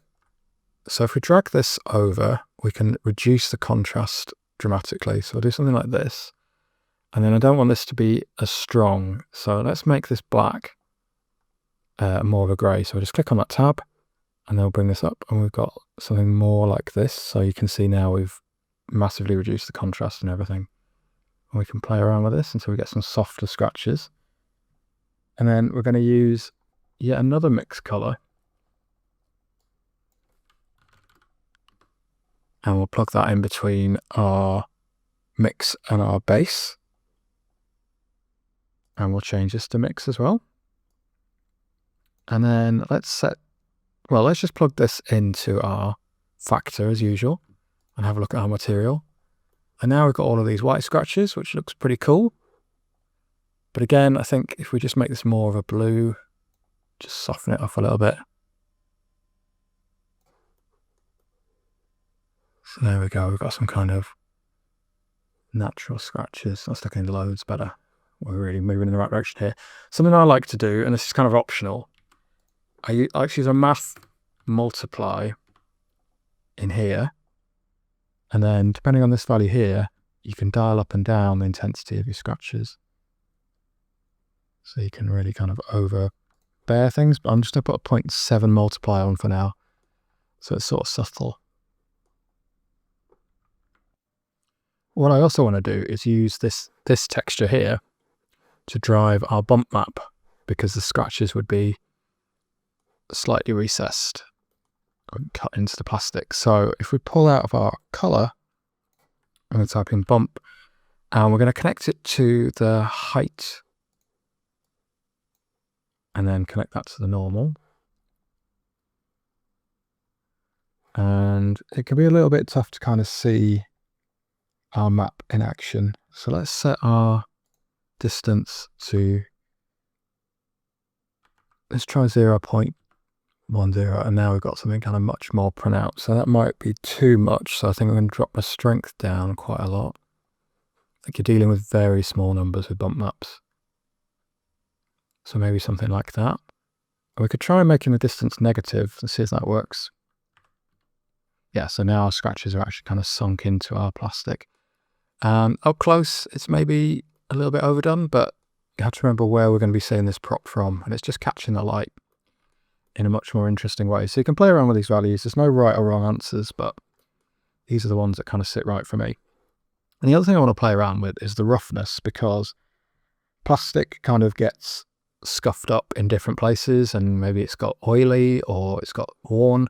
So if you bump the roughness all the way over to the right, it becomes completely matte. And if you bump it all the way to the left, it's completely shiny. You can even see like the little sparkles. So I want to kind of be able to play around with that so it's not so uniform. And we're going to use exactly the same techniques that we did here. So we're going to put another noise texture in. And I'm going to let's Control Shift to have a look at it. So let's set this scale much higher. Let's go to 10. And I think we can keep everything else kind of as it is. And we'll just run a color ramp in again.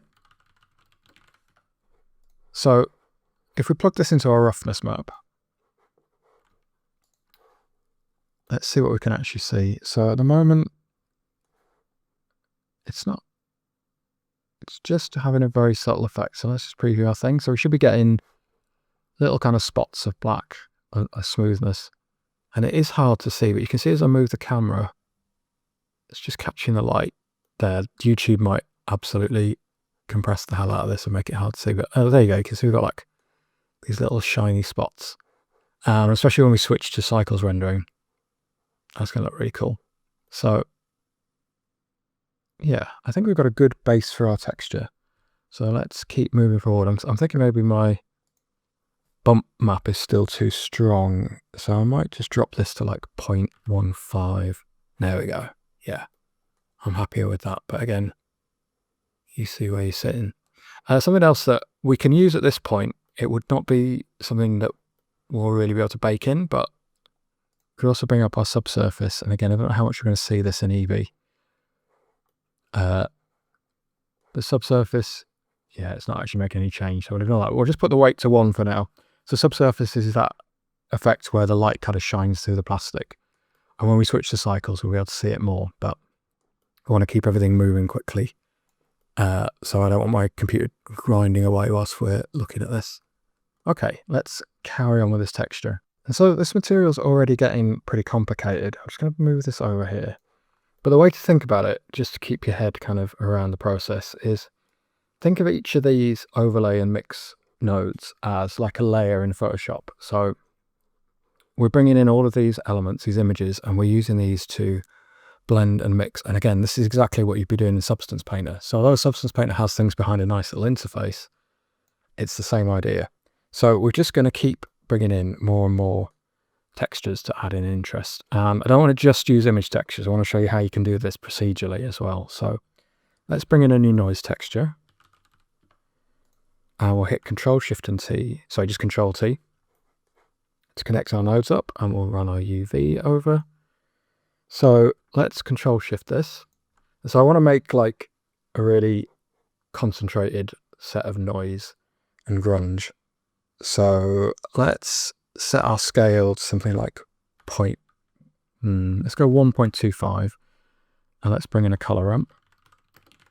So literally my most used technique.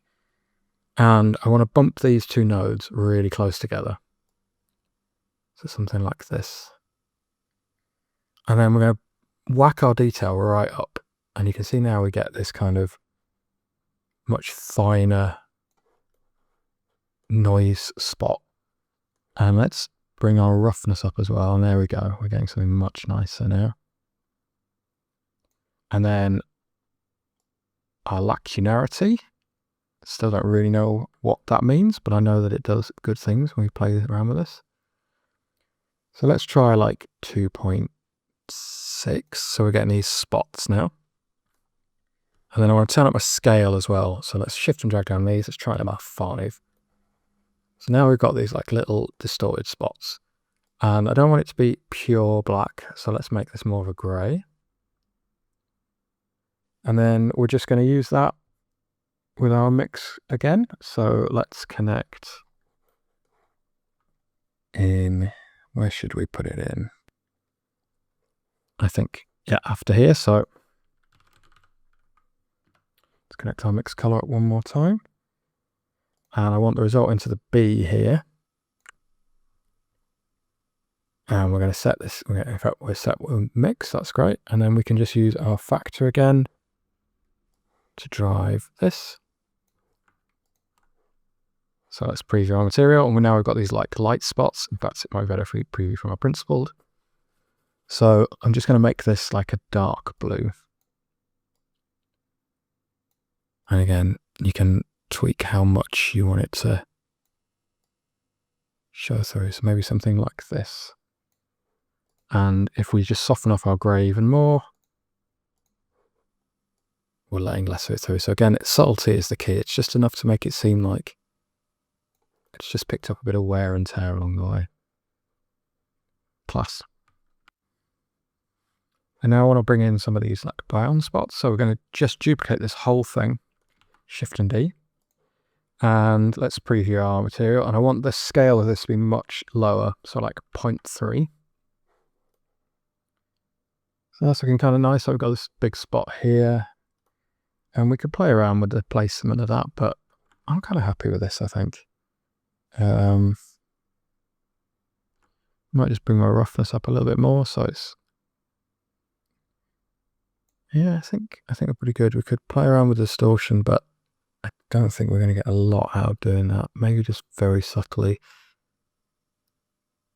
Yeah, I think that's kind of a waste of time, so let's not bother with that.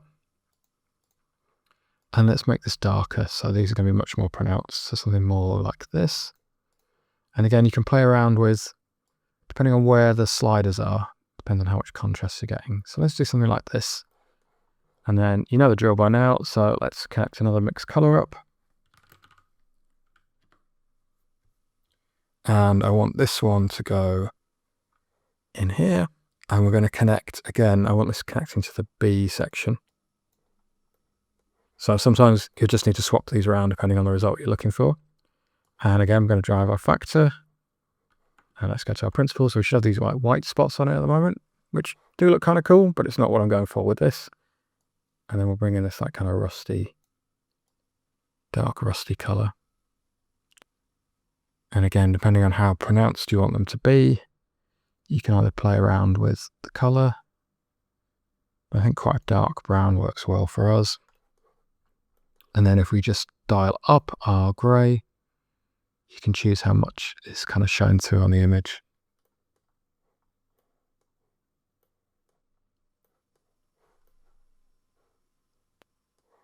So yeah, this is where you get to make the artistic decisions about what kind of look you're going for on this. But I think that's kind of working for me. Alpha's not going to do anything for us here. Don't know why I decided to play around with that. And yeah, if you wanted it to be more dirty, you're just moving this slider over. And if you want less kind of dirt, so more like that, I think. It's working for me, just a little bit of like soily grunginess.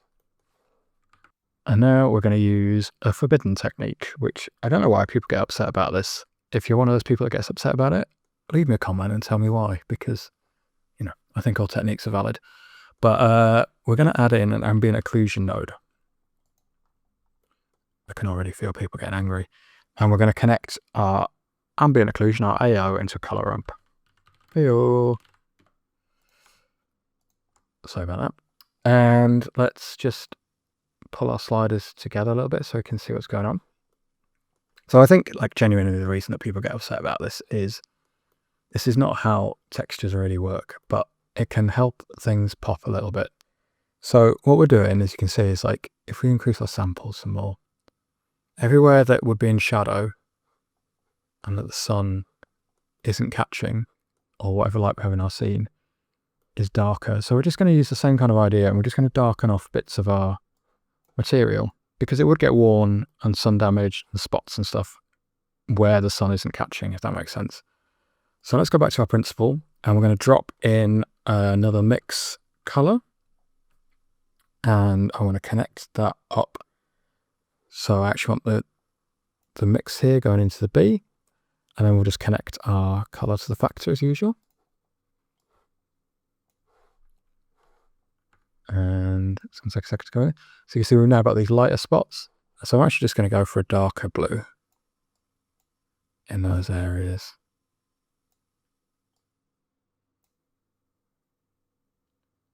A little bit purpley here.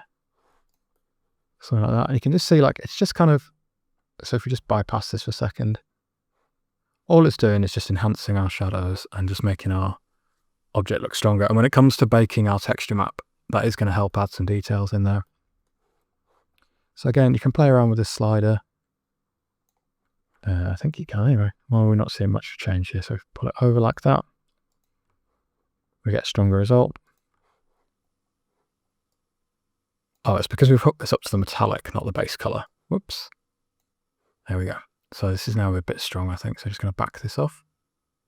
But it's going to help us, like, bake our shadows into our texture. So I stand by this technique. I think I've justified it. And once again, as I said before, you're not my real dad. Okay, so now let's bring in these kind of blood spots. So let's, whilst we're down here, let's add in another mixed color. And I'm going to do the same thing. We want it connected. I think we want it connected to our A this time, but I might swap that over. And we're just going to bring in like a blood red color. But don't worry, we're not going to leave it like this. We're going to drive our map as usual. So let's bring in, just for change, another texture. And this texture isn't actually part of the imperfections pack, but I'll put it up on Patreon for free again. So bring in our image texture, and we're going to use this one, blood spatter JPEG. It'll be up on the Patreon, and we're going to use that color to drive our factor.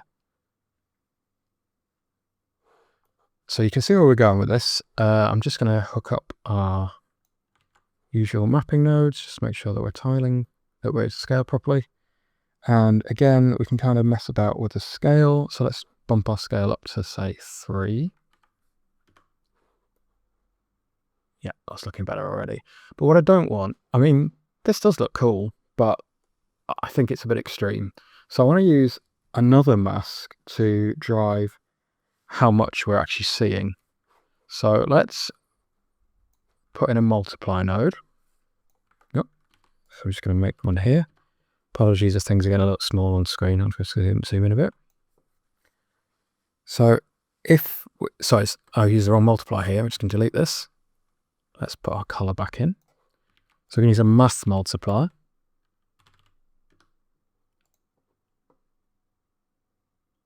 So as you saw before, if I change this value down to 0, we get nothing. And if we put it up to 1, we get all the blood. So at the moment, we're at 0.5, but we want to drive this with another map. So let's use good old-fashioned noise texture. And out the factor, let's put in a color ramp. And we'll just use our UV into our vector. I think that should give us everything we need. So let's preview our color ramp. And let's pull these nodes really tight together again. So remember before, that'll make us like this kind of cowl Frisian texture. And we'll play around with our scale. So let's set our scale to 3. Let's bump our detail up to 15 again. And let's try our distortion. Our roughness even at like 0.6. That's kind of nice. I think we can leave everything else as is. And then we can use this to drive our multiply. So let's connect this into our other value. Let's have a look now. So you can see we've only got blood spots in certain areas. I actually want the opposite of this. So we could either swap these around, or we could stick in an invert node. I think I'm just going to invert color and put that in there, and it should now flip. So now we've only got blood spots in certain places, and depending on how much we play around with this, we can bring in other. I'm just going to tighten this up a little bit.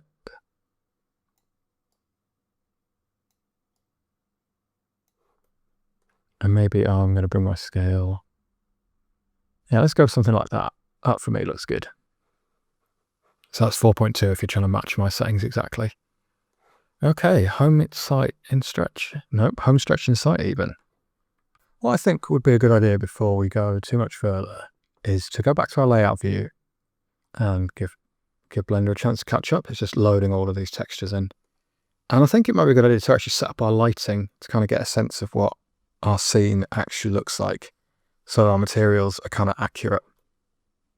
So what I'm going to do is I'm going to create a kind of classic 3-point lighting system, which lighting in Blender, people always find hard, myself included, but this setup will never see you wrong.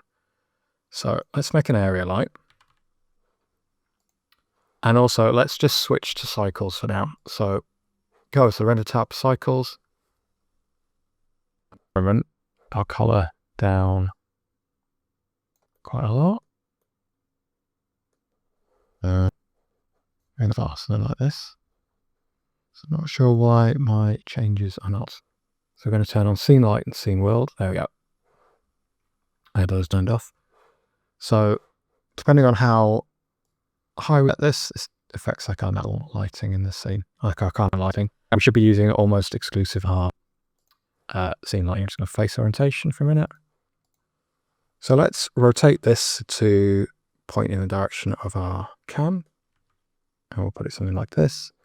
And it does need to, just getting a setup here to work with. This isn't going to be any of our final stuff. And let's set this pretty high. Let's go like 1500. And do a kind of really heavy illuminate front. And let's take our shape and drop it quite a lot to so that's like the amount that it spreads out. So at the moment our light's looking pretty harsh. So let's pull this back quite a bit. And we'll increase the size of our light. Let's drop 1000 for now. So yeah, I think we just pull our light a little bit further away, so it's not so intense on there. Let's just drop our world background all the way down to black. And we're just going to bring in plane, so mesh plane. I'm going to put that underneath our prop. Let's just switch to where it starts to cut through, like there. Cis material grey, so that's going to affect our lighting in place. And we'll also just add an so and as I could configure our texture, I think it's an idea to go to our camera and choose. So now we're kind of moving our camera using our standard view tools. Something like, I think, maybe a slight rotation.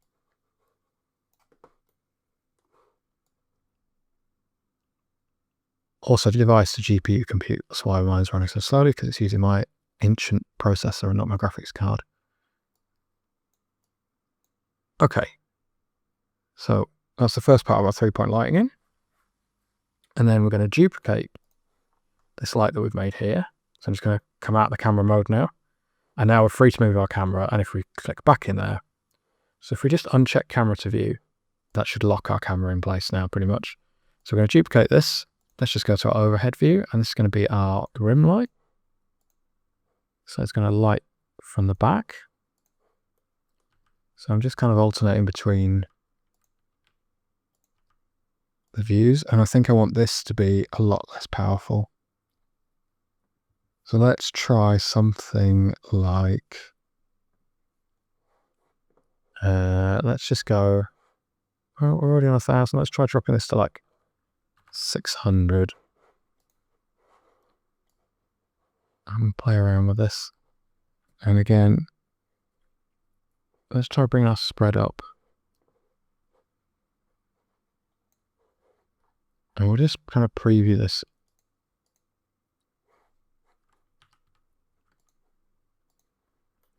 So lighting is always a bit fiddly, but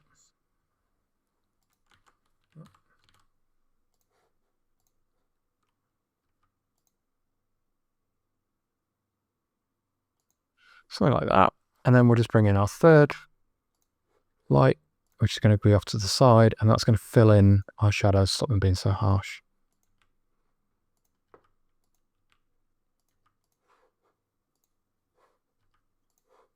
And I'm just going to scale this light up a bit.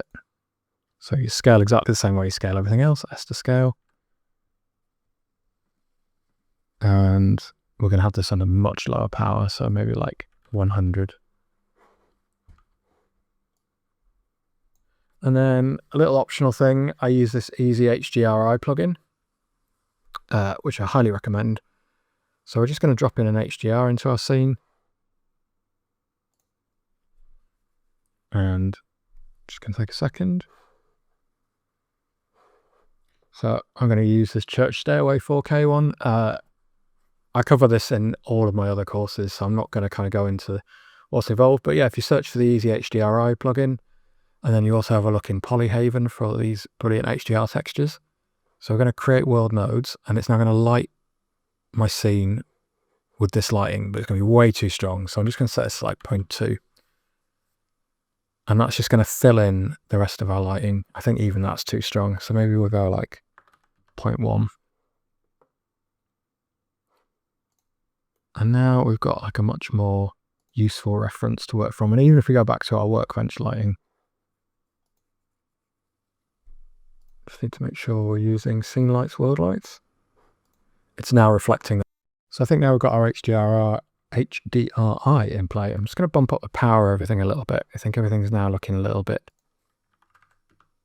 too soft. So, oh, have I got rid of my back? I didn't duplicate my rim light, so let's bring that back into play. That might also show why things are looking a bit underexposed and unsaturated. Something like this. And I want this power to be like 1000. So now it's picking up. We're getting highlights and things. And again, this is all going to be really useful when we are making our metal materials. So let's take our lights, put them in a new collection. I'm going to call it lights. And also, we haven't saved for ages, so we definitely need to save. So water can prop, and I'm going to name this texture 1. As ever, you'll be able to grab this from Patreon if you just want to jump into this stage or compare your files. Okay, so let's do some decals on this. So this is a nice, interesting part now. I mean, not that it wasn't interesting before, but this is where we get into full Substance Painter mode. Okay, so let's bring in that Substance Painter style decal stickers. Let's go with that. So we're going to need another image texture, which again, I've put up on the pre-tier of Patreon because I'm so good to you guys. So let's search for our image texture. And the file that you're going to need, again, linked in the description, is this Designer Soup Grunge Decals Preview Pack. Okay, and if you just Control-Shift and click on that, you're going to see that at the moment we've got all of these little stickers that I've made up. I'm just going to zoom out so you can see this better here. And they're on a transparent background. So the first thing I'm going to do is let's bring in our mix again. So we're going to use another mix color. And we'll connect that up. And I want to run this into the A value. And then we're going to use the alpha as our factor. And let's just look at our principal BSDF. What we should see now, when everything updates, is white splodges where our decal is going to sit. And then we're going to use our color into the B. So this is all great. You can see that we're laying out stickers. So it gives us an idea of what we're going to do, but this is not how we're going to work. Okay. So what we're going to do is we're going to make another image texture. And we're actually going to create something from scratch. So we're going to hit new, and we'll set this to 4096. So it's a 4K texture.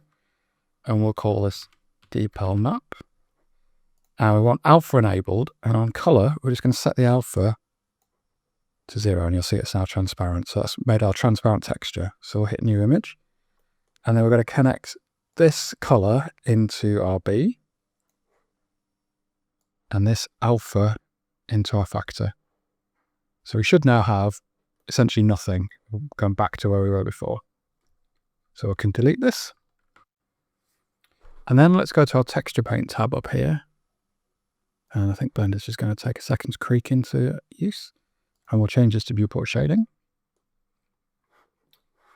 And if we just zoom out on this, let's change this to our decal map image, decal map. So you can see we've just got this checker texture, which means it's transparent. And if I just start by painting on here, nothing's going to happen. And that is because if we go back to our shading tab, we need to make sure that we have our decal map selected. So go back to texture painting, and then I should be able to just paint straight on. So that's cool. And you can change the color. So we set up a nice texture painting material, which is great, but it's not actually what we're going for with this. So we'll just undo all of that. What we're going to use instead is we're going to use a stencil. So let's go to our tool at the top here. And in fact, we're going to go down here to the bottom and choose texture. And we're going to hit new. And we're going to open up our grunge pack preview image. And then if we go back to here, and then we need to, where's this, where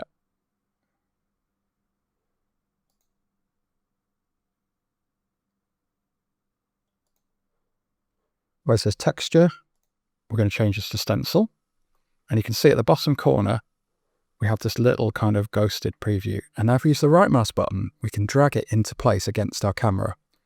So let's start with this texture here that says your fear is their power. Felt appropriate for a zombie film. So we're going to hold down the shift key, drag using the right mouse button. And then we're going to position it where we want. So something like this. And then we're just going to paint using our white color. And let's just set this to full white. We're going to paint our stencil on. So you just make sure you cover all of it. And if we drag it away, we've applied our first stencil. So it's just a case of picking things that look good on here, scaling up and down using the right mouse button.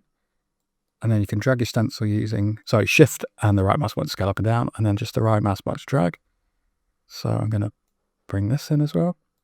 For some reason that's now coming in white, and that's because my foreground color, is set to red. So you see, if you've got a white stencil like this, and I'll show you, we'll use that elsewhere. So let's just put in this white trash wall to it. It's the same process again. And let's bring in this like little loamy. So let's put it somewhere up here. And then we can also hold down the control key to rotate it. And then say you wanted this to be like a red or an orange. Because it's white, if we use a brush color like that, it's going to stencil on like that. So it's very, very simple process.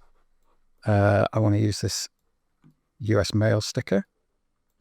So we'll rotate it into an interesting position. And let's just reset our brush to white. So that's this button here to reset. And then we can just paint this in.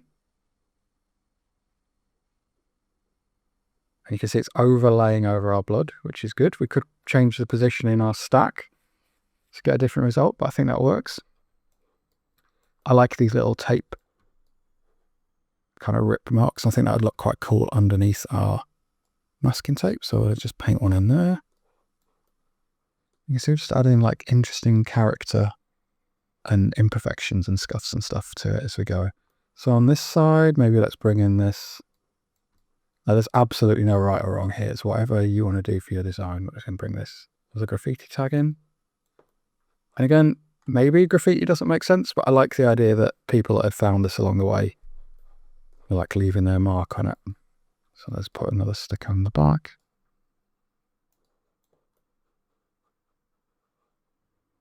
Cool. I think we're kind of nearly there. Maybe I'll put in another little signature down the bottom here.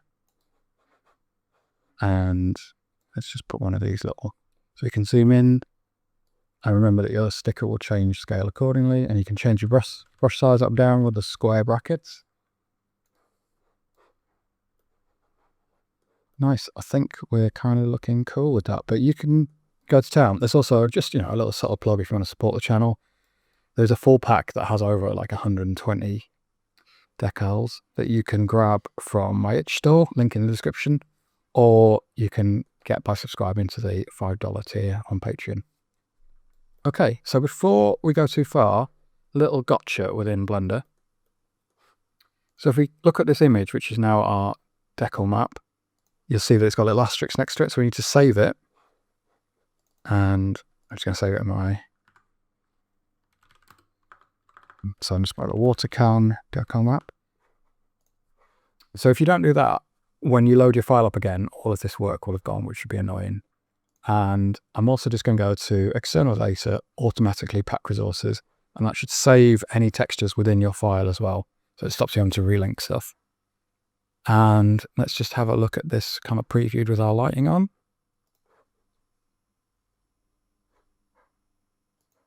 So maybe our lighting is still a little bit overexposed at the front, but we're getting an idea of where we're heading with this. It drops back down to 1000. And let's just scale up our plane as well. So let's get in and do the bullets as well. So let's come out of our camera mode and speed things up a little bit for now, because my computer is groaning. Feel free, any computer component, laptop makers, video card makers, to jump in and sponsor the channel at this point. Because, yeah, my system is apparently not up to snuff anymore.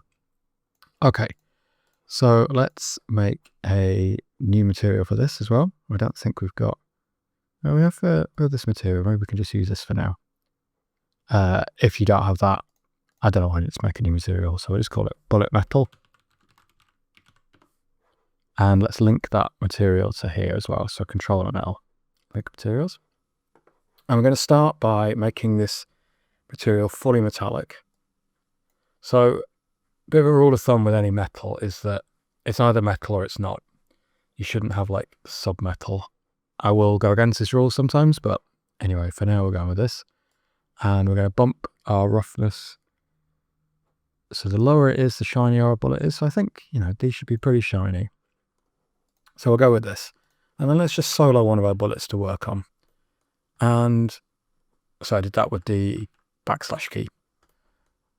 I don't want to have it entirely shiny. I also want to play around with the color, but we'll go into the shader tab to do this.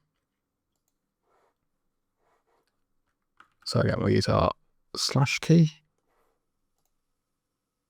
And I think I'll work from the shader view for now, and we can switch between the two of them. So let's start by getting our base color kind of roughly where we want. So I think we want a kind of bronzy color, something like this.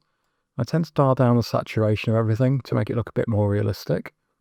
So not awful, don't hate it. We'll just turn on scene lights. We won't use scene.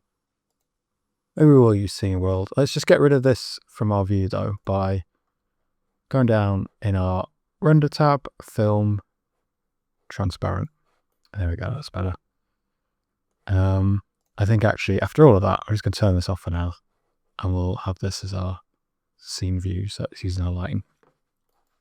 Okay, so what I'm going to do is same technique as before. We're going to make a noise texture, and we're going to hit Control and T to bring in our mapping nodes. I'm going to make sure we're using our UV, and let's set our scale pretty low, like 2 maybe, 2.5. And I think we'll keep everything as it is. And then we'll use a color ramp. And so you can already see like it's subtle.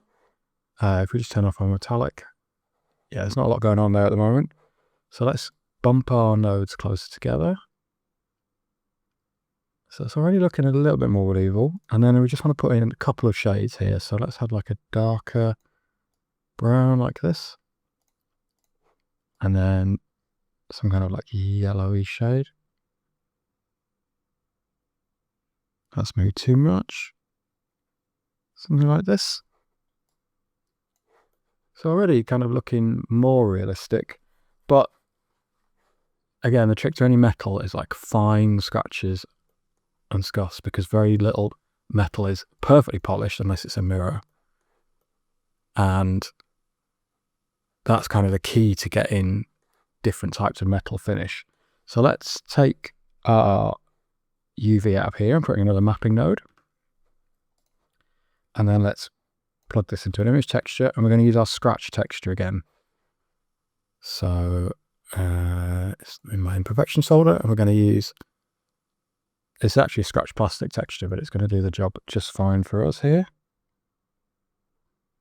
And then we're going to run this into a color ramp,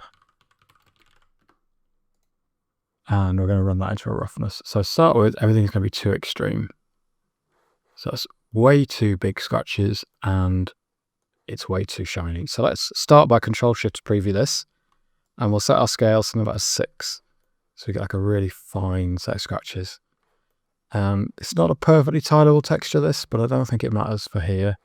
Maybe we'll go a little bit bigger, 5.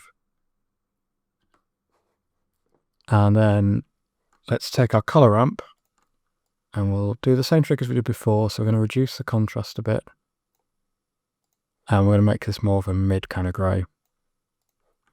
And then if we look at our bullet now, we've got just these very fine little scuffs and textures, and they'll catch the light depending on where they hit.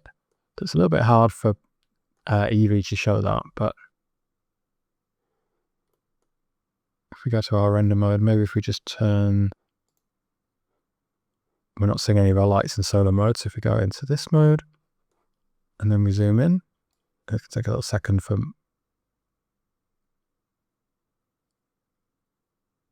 and you can see we've just got a much more realistic sort of texture. Again, it's a little bit hard to show in the preview, so play around with your settings until you get something that you're happy with for that. But I think it's giving the effect, and we'll do a little render at the end of this to see how we're looking. But the other thing I want to do is I want to take this material and I want a slightly different color for the tip of the bullet. So we're going to hit down to our material, and we're going to make another material here, and we'll use bullet metal again. Hit this button here to the side, new material. That's going to duplicate it, but make it its own material. And we'll name this bullet metal 2. And all we're going to do is we're just going to darken these colors a little bit. So make sure you click on this tab and just pull these down a bit. And we'll do the same on here. We're not going to see anything yet because we haven't applied that material. So let's just change to a different shading tab. And then I'm going to select the tip. And then we go select more. And I've got mine mapped to a shortcut, so I use the square brackets for that. So you might need to do this a couple of times. And then we're going to hit assign. And I think I'm actually going to put in a loop cut here as well, just to tighten up that material boundary. That's much better. Okay, and then I think if we select this object and then this object and hit Control L and do link object data, it'll transfer our changes over. I'm also just going to rotate this slightly so that our imperfection maps don't line up exactly the same. So there we go, that should be our bullets as well. And what I'm going to do is hit render, and we'll have a look at how everything is looking in the scene. So I'm just going to see my settings. What I like to do for speed is to just change this noise threshold to 0.1. And yeah, I think I'm just going to bump up my resolution so you can see it on the screen better. And I'm going to hit render, and then we will have a look. So here we are, finished render for this chapter. And yeah, we've made some really nice progress here. Might do a little bit of refining on the bullets, but I think for the most part they're looking good. Little tweak that I just want to make is to bump up our scratches level here. I'm just going to set this to 1. And it's only going to be subtle, but it should just, remember that we set up a multiplier slider. So I just want to make it, maybe we'll even go as far as like 1.15, just so our scratches kind of pop a little bit more. And we could also, we could play around with this color if we wanted to just make it slightly lighter so that the scratches become kind of more obvious. So I think that's looking better.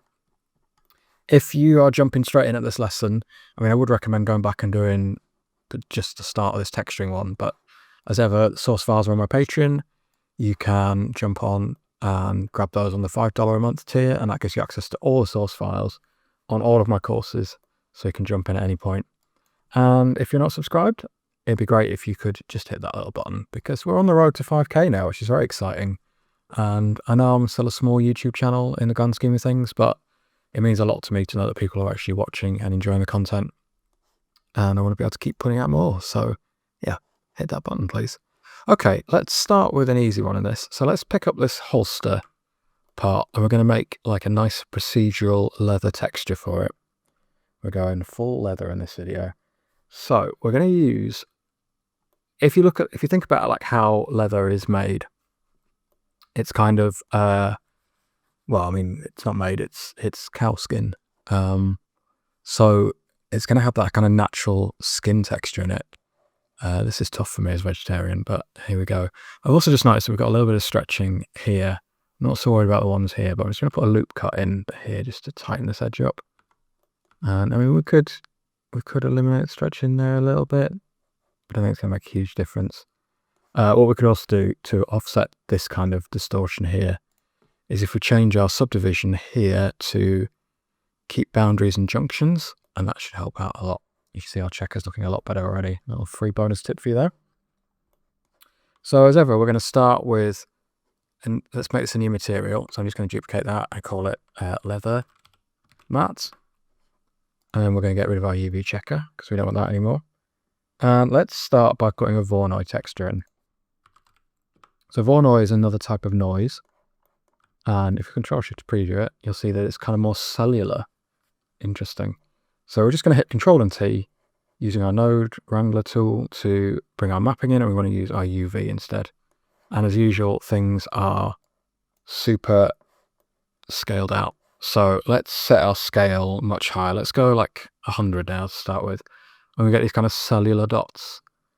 But what I actually want to do is change it from F1 to distance to edge. And now we should get this like almost like cracked gravel stained glass type finish. So this is useful. This is kind of a good start.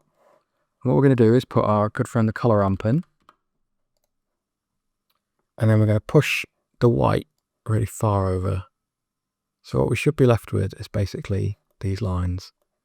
And at the moment it's still, we could even go, move our black slightly, so we just bring our black over a little bit. And I think if we dial down our, actually that will have no effects on any of this. Yeah, we're just going to leave everything else as this then. Let's make our scale much finer. So let's go for like 400. And now we're getting something that's like slightly like cracked leather texture.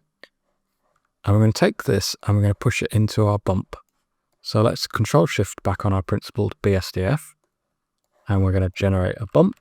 I'm going to put it into the height. And then if we hook this up normal to normal, and you can see that we're kind of, without any texture on, we've got like a little bit of height information there. So I'm kind of happy with, we might want to dial this down to like 0.3. Maybe that's too fine. 0.6. Yeah. So it's very subtle, but I think that's doing the job. And let's just put a base color in for now of a brown. And obviously we're going to play around with this, but you can see we've got these like little divots and stuff in there. So it's already looking kind of more realistic. And what we're going to do now is going to add in another noise texture that's going to bring in a bit more like grain to it, because at the moment this looks very like cracked earth or cellular or something, which is not what we want. So we're going to pull this out. We're going to like another noise texture. And let's just preview this. So, I didn't want to run the distances that much, run the vector instead. Let's preview again. That did create an interesting effect, but not what I was looking for. So let's set the scale to like 400. And let's bump our roughness up a lot. And we could also just run it in a color ramp, just to tighten things up a little bit if we wanted to. Something like this. And then we're going to patch this into our bump. So what I want to do is run a vector math add and drop that in here. And we'll run the color into this. And if we now Control Shift, the color's going to look a bit weird because we're in a bump map, like a normal map view. But if we then go to Principal B SDF, we can see that we've got this kind of texture, but it's too strong at the moment. So what I'm going to do is put a multiplication, so math multiply, and we can now like play around with the amount that's coming in. So I think maybe we could actually back that off a bit, and let's bump this up to 600 and see how that looks. And it's a little bit hard to see, but it's just like a little bit like this. Bump on multiply up again now. Yeah, there we go. So it's kind of hard to see on the screen, especially when it's updating, and YouTube will likely compress it, but it's giving us a much more realistic leather texture. So now all we need to do to play around with this is to just alter our color and our roughness a bit. It wouldn't be like this uniform color, and often when things are looking like fake and plastic, which I think at the moment it does, it's because we've used all one color all the way through. So let's take our mapping out and bring in yet another nice texture, and we're going to keep this one pretty loose and big, so let's go with like 8 maybe, and let's plug in a color ramp. So I'll drive our roughness first, I think.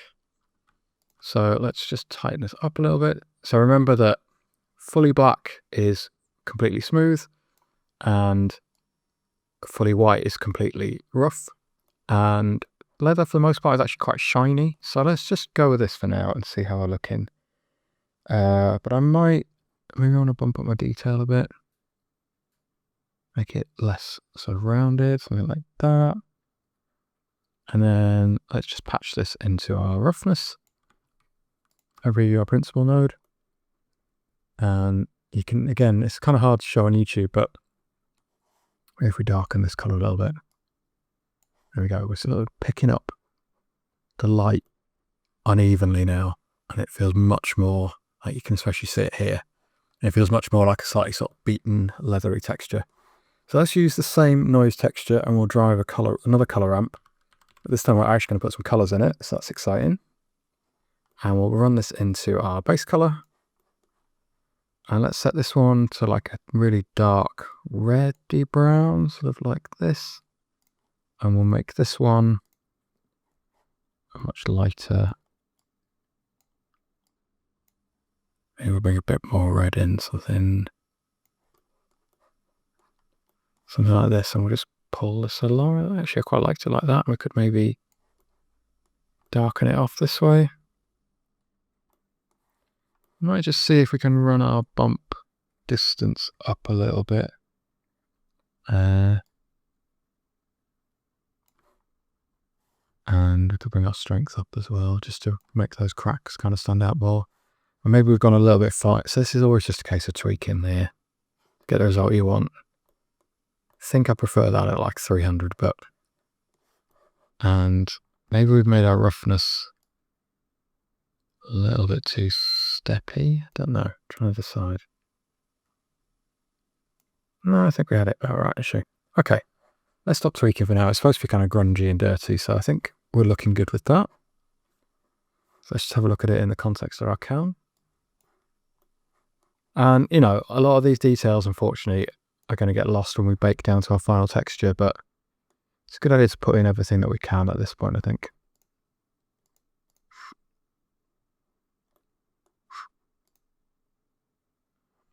Nice. So let's jump in and do our rope render, our rope material. And I had comments on, I think on the first video, saying that the rope texture didn't look particularly realistic, which I think is fair. Like, there's 2 ways we could have done this, and I might do this as a bonus video. If you'd like to see it, leave me a comment and let me know. We could have modeled the geometry of the rope, but by the time we'd kind of scaled it down, I don't think you'd see a lot of it. So I felt like it was a kind of detour that we didn't need to make, but I think it's a fair point.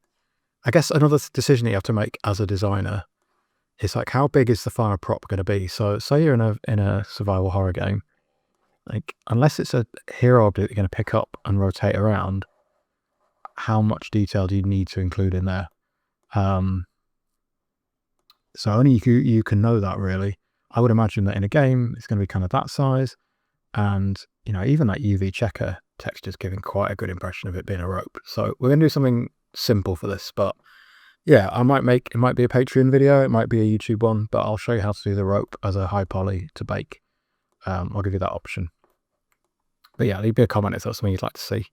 So we're going to use a procedure technique for this. So let's just solo our rope with the / key for now. And we're going to make a new material. So we're going to call this rope map. And we'll get rid of our UV checker. But we know that we've got our UVs already unwrapped. So what we're going to do is going to hit Shift and A, and we're going to run texture coordinate out of here.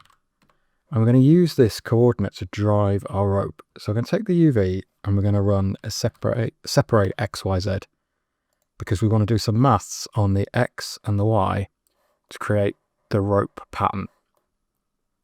So if we run an add node out of our Y, so math add, and then out of this one, we're going to run a multiply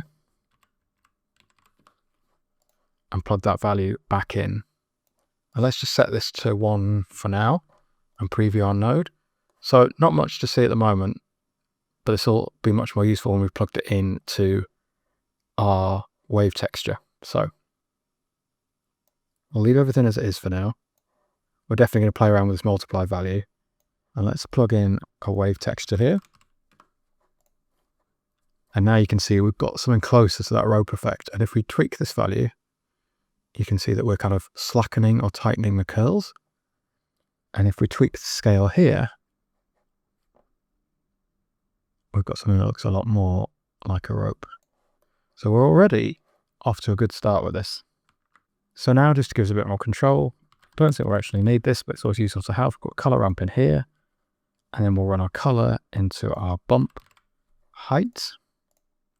And all of this should be starting to feel, too familiar. Like you're used to doing this all the time now. And let's set our distance to, let's try like 0.1. And let's set our strength to half that at 0.5. So you're not going to see much of this when to the actual bump, but I think we'll use our texture map to really show the height of the rope or the coils. That sentence didn't make a lot of sense. Let's bump our roughness up for now. And let's just give this kind of a ropey sort of color. Like just this for now. I think that'll do. So at the moment, all of this dark shading is literally just coming from the bump map. And now we're going to run the same wave texture into a color ramp. And we're going to plug that into our, just try and keep everything kind of clear on the screen. So we'll run this into color ramp. And then let's run our color ramp into our base color. So same kind of technique as before. We're going to give this like all of these colors. These ropes could be literally any color. They could be like cords. They could be like a traditional rope. You get to decide. And we'll go something kind of sandy colored. Let's just dial my saturation down every time. I don't love that color though. Maybe something like this. I'll run that over.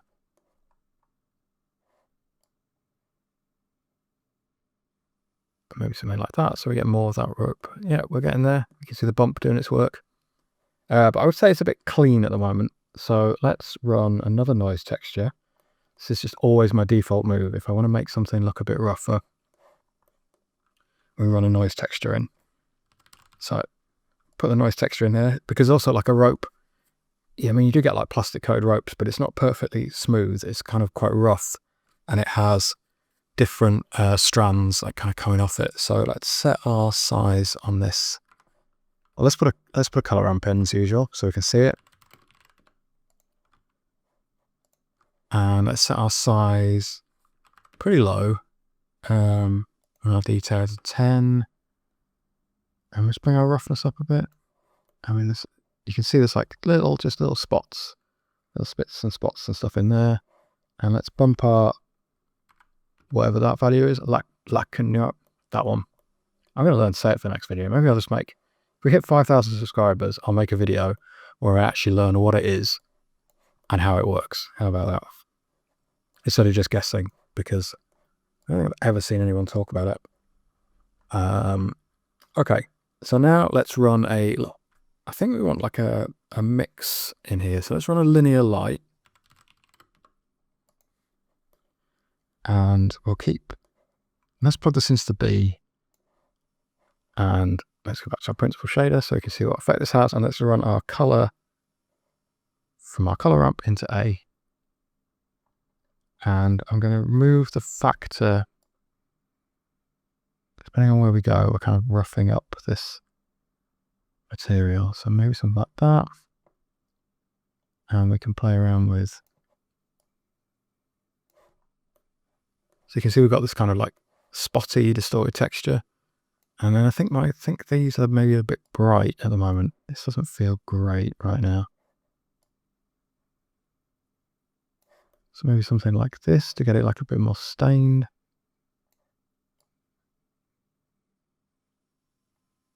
Okay, we're getting there. That's getting that kind of grimy rope feel. And then just a couple of little finishing touches. I want to change this from sine to saw. And you can see it's just changed the shape of our normal map slightly. That's looking much better.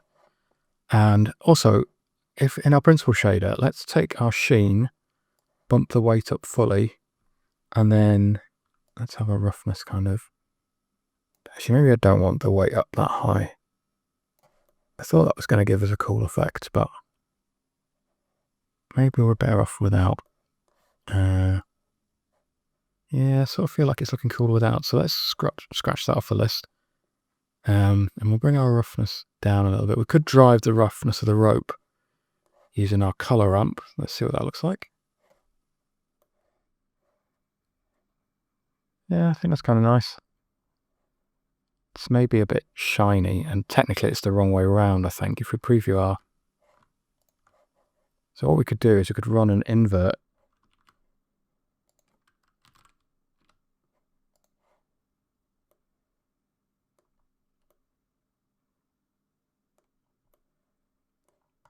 Yeah, I think that works. I think that's okay.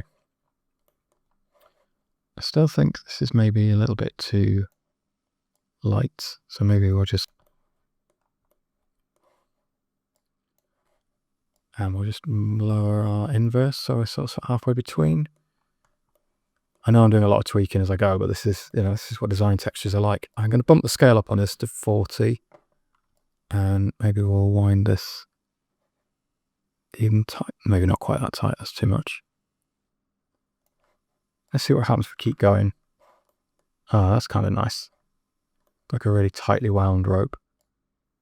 And actually maybe we want to something like that.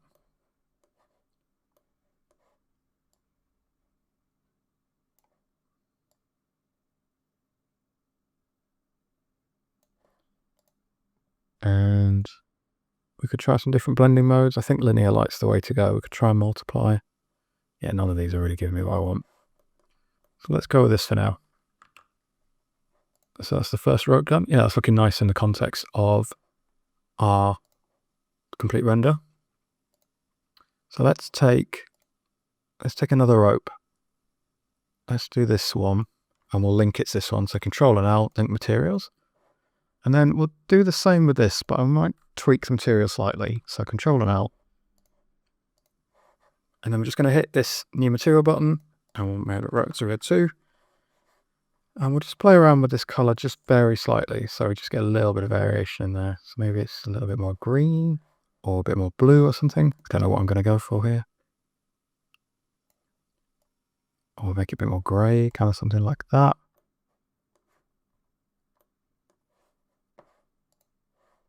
Oh, that kind of almost gone purple there. I'm not sure about that. And we'll mess around with our linear light here. Let's make this.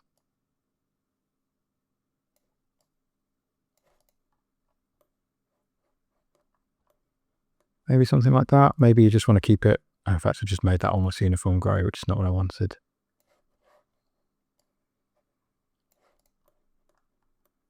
I'm just trying to bring in like a little bit of variation in the ropes so they're not all the same. Yeah, I think that's looking cool. Okay, onwards. Okay, so let's start ticking some more materials off our list. And I think we're going to end up reusing quite a lot of them once we've made them. So the next thing I want to tackle is like a rusty metal material that we're going to use on a few parts. But let's have a look at this rebar. I think that's going to be a good one to use. So first thing we need to do is make a new material. Got a more mustard nipple. We'll get rid of our UV checker now. And I might need to go into ray trace mode, cycles mode for a better view. I'm going to turn off my scene lights and world for now. And let's put on metallic up. And we might tweak these values later on. We'll give it a grey and we'll drop our roughness. And that gives us like, so this is what our perfect, pristine, shiny rebar would look like. And then let's do our usual technique of bringing in a nose texture. The Control and T. And we'll bring in a color ramp. And I just want to make sure this hooks up to the UV. And then let's just tighten this up a little bit. And I think I'll keep this pretty loose, like maybe 2. And we'll put our detail right up. Maybe our roughness a little bit too. So let's use this to drive our roughness map. And remember that when you've got black, it's pure black. So that might be like 2. You're not going to see like a huge amount of difference, but just enough to like catch the light in some interesting ways. And could really bunch this up so it gets duller in places. Maybe that's looking better. Or maybe we could just reduce this grey a little bit, so it's something like that. I'm just trying to find a balance somewhere that looks kind of more naturally scuffed up. And we'll also run this into our base color. So let's make another color ramp. And we can add in some different greys. So maybe like a darker grey at this end.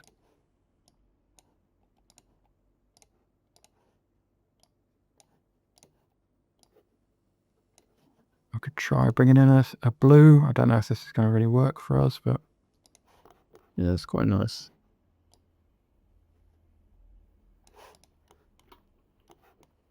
Okay, so we're already looking a bit scuffed up, but I want to bring in some rust to it. So what I want to do is make a second principled BSDF material. And we're going to make this like an orange, rusty orange color. And I want to create a mask that is going to drive between the two. So if we make a mix shader, we can plug these two materials in. And then using this value, we can change between the two. So I want my rust to be fully rough. And let's give it a bump map as well. So we'll just make a nice texture. And we'll put color ramp in. It's literally the same techniques over and over again. So hopefully you're kind of getting your head around it. So let's preview our noise texture. Let's make sure we're using UV. And then let's bump up our scale so we're like 600, see how we're looking. Tighten it up. So we just want this kind of black and white dots, something like that, which you can now run into a bump height and plug that into the normal there. And let's preview a shader again. So now we're getting this kind of lumpy texture.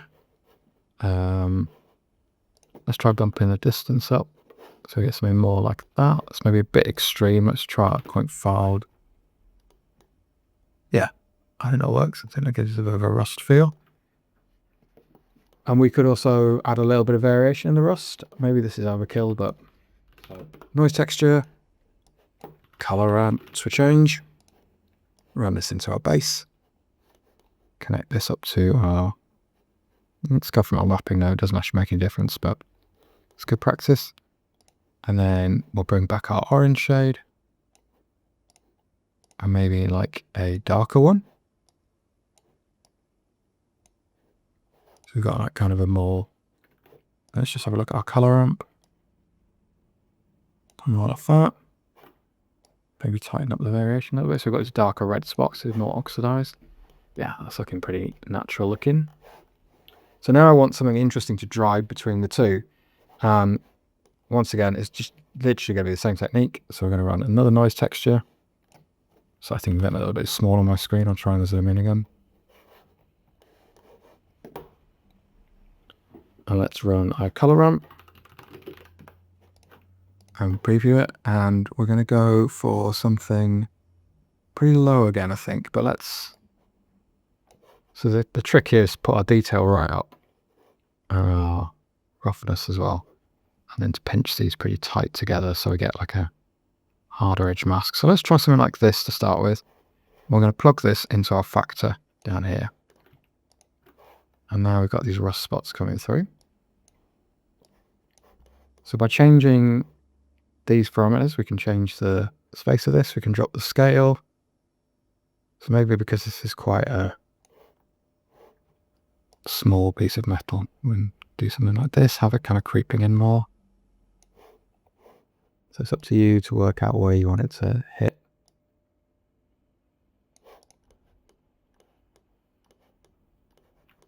That's looking pretty good. I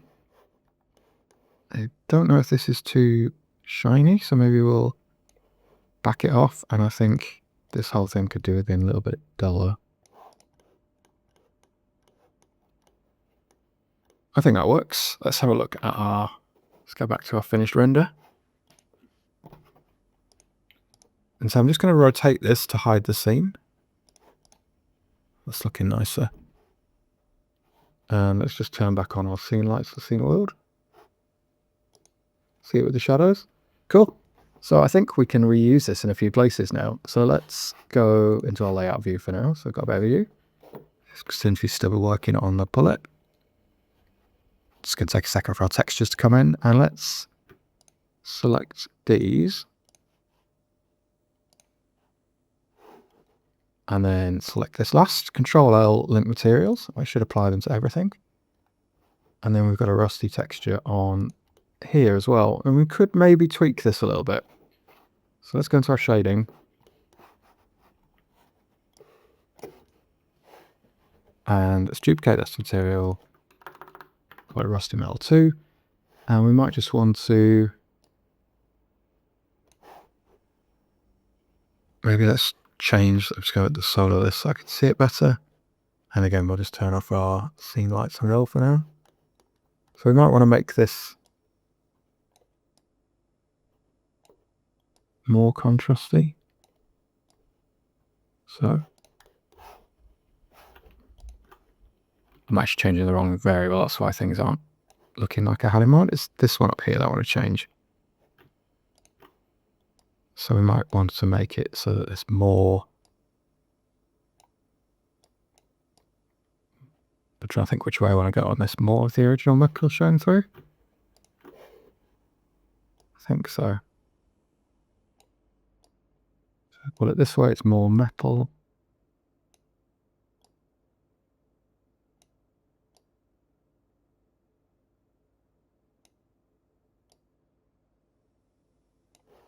Maybe something like this. Then actually this could be a rougher, shinier metal. And we could even make this feel like it's a different material, like maybe it could be a more bronzy. And again, I'm just kind of trying stuff out here. I don't really have a plan as such.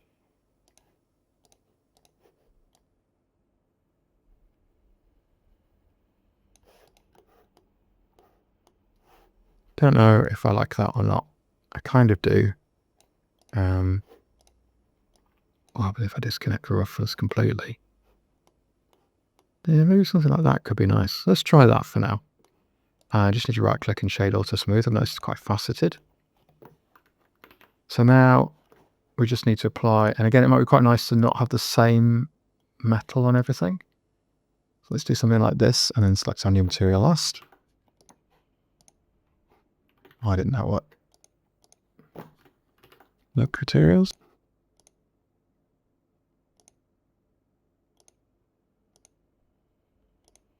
Maybe it did.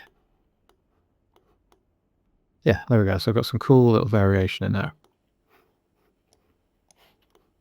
Okay, time to save, I think.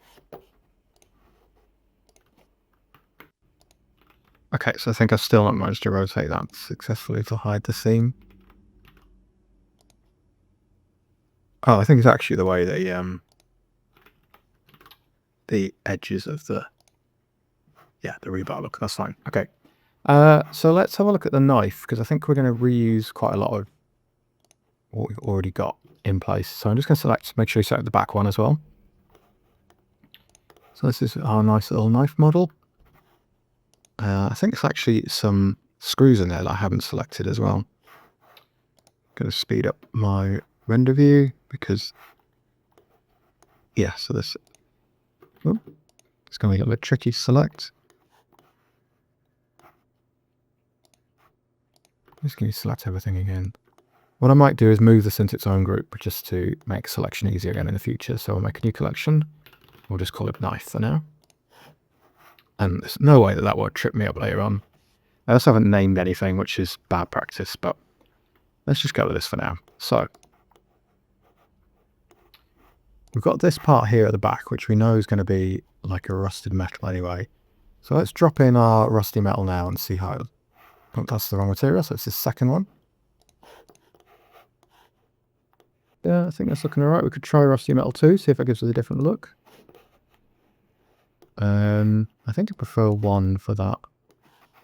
We could always make a variant if we don't like it, but yeah, that feels kind of better to me. So we'll do rusty metal on this one as well. And then I don't want the blade to be as messed up as that. So we're going to make another like image-based texture and we'll use our same masking techniques. So let's start by bringing in the assets that are available for you to download on the link. So grab this from my Patreon for free. And yeah, okay, whilst you're there, you want to subscribe. That would be amazing. So it's in the imperfections and it's metal roughness upscale. So we're going to hit Control and T as usual to use our UV mapping. And we're going to bring it in a color ramp. And let's preview how that looks. So the first thing I want to do is drop the scale. Oh, I've realized that I'm doing this on my UV checker material, which is not a huge problem. It's going to mess up everything elsewhere that's already got the preview texture on, but that's fine. We can quickly remake it. Maybe you haven't made the same mistake as me, but I've just duplicated that material. So we're now going to name this knife metal. I just noticed that's why the handle has changed to. So let's just quickly remake our UV checker material. And we should be able to go back to where we were. So I'm just going to delete these. In fact, yeah, we should delete these and then go back to, there we go. So problem solved. Now let's look at our knife blade. So let's bump our scale up to like 5. Oh, so shift drag on all of these and 5. So I'm a bit zoomed out. So we've already got that much more like believable scratched up metal. And we can just tighten this up a little bit if we want to. And then I'm going to run this into our roughness. Start with single wrap. Oh. So just patch that straight into roughness. And we'll disconnect our base color.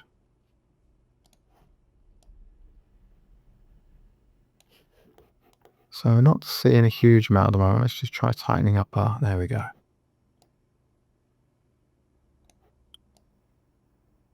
Let's try to dull the blade a bit. And maybe it doesn't want to be fully dull. Maybe we can just look at it in. So yeah, it should just be catching the light subtly. And we could also try running this into our base color and see how that looks. Yeah, I think that's showing things better. Let's make this more of a grey. Just so we don't mess about with our roughness, let's duplicate this material. And then we'll run the factor in. Sorry, not that material, that colour ramp. And we'll just darken this up a little bit. And we could even, maybe we could try making this more, just slightly orangey to bring in a little bit of dirt to it. Okay. And then I actually want some darker spots on this blade as well. So we're going to make another mask. We're going to use a color mask here because we're just affecting our color ramp. Our base color, sorry. So let's do color, mix color. And we're going to connect like this. If we set this to a black for now, and then we'll just check that we're working. If we move our slider, so we want this set to mix. That always catches me out. So yeah, if we move our slider one way or the other, we're getting our darkness.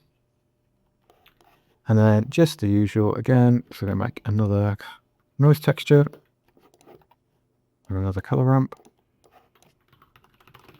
By now, hopefully you're kind of playing around with the settings a bit more. You're not just trusting exactly what I come up with, because who knows what I'm coming up with. I'm actually going to, I want to be able to control my scale independently here. I think let's try setting this. Having said that, I'm going to set it to 5 again, exactly the same as before. And we want to make sure we're using our UV.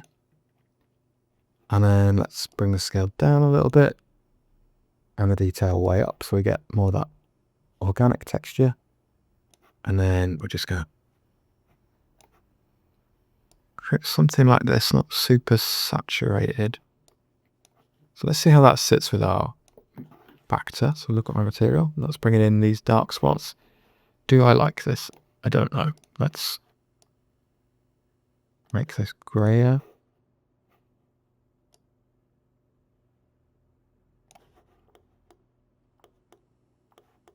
I'm not sure how much we're bringing into the mix with this. I think I'm going to do some more work on my base color. I think in terms of how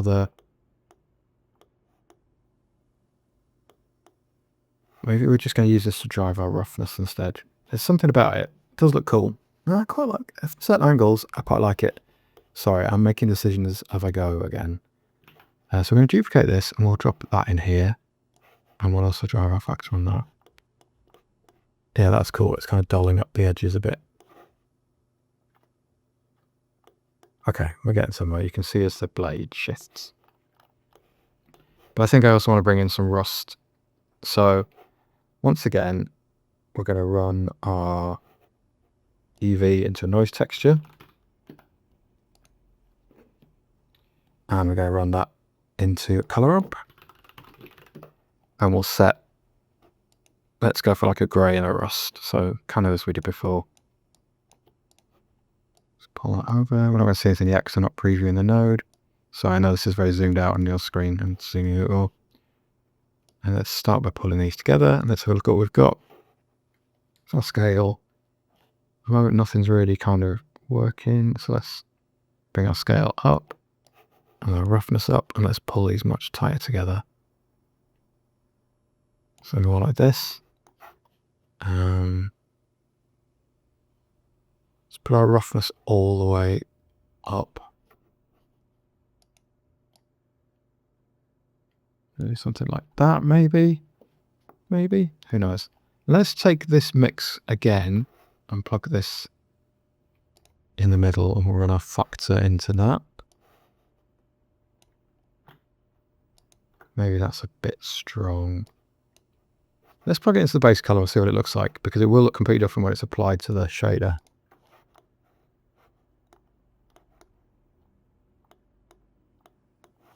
So I've realized that one of the problems we've got is that this is now pure black, which is pure shiny. So let's bring this up a little bit.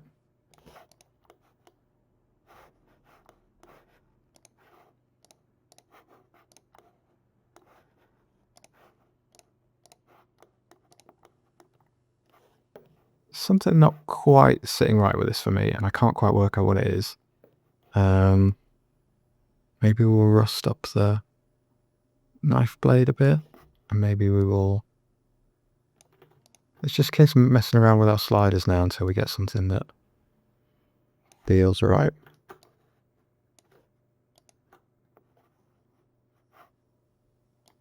And we'll just disconnect our roughness. I think it's this base color. We were kind of in a better place before with this. That definitely looks better to me. Okay, so maybe we will try bringing in our rust more into this part.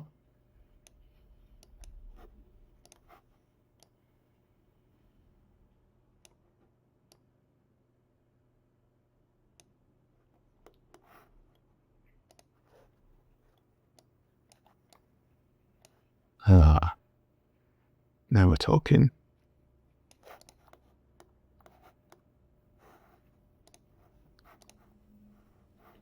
So let's go for something like that. We're just playing around with the sliders until we get a result we like.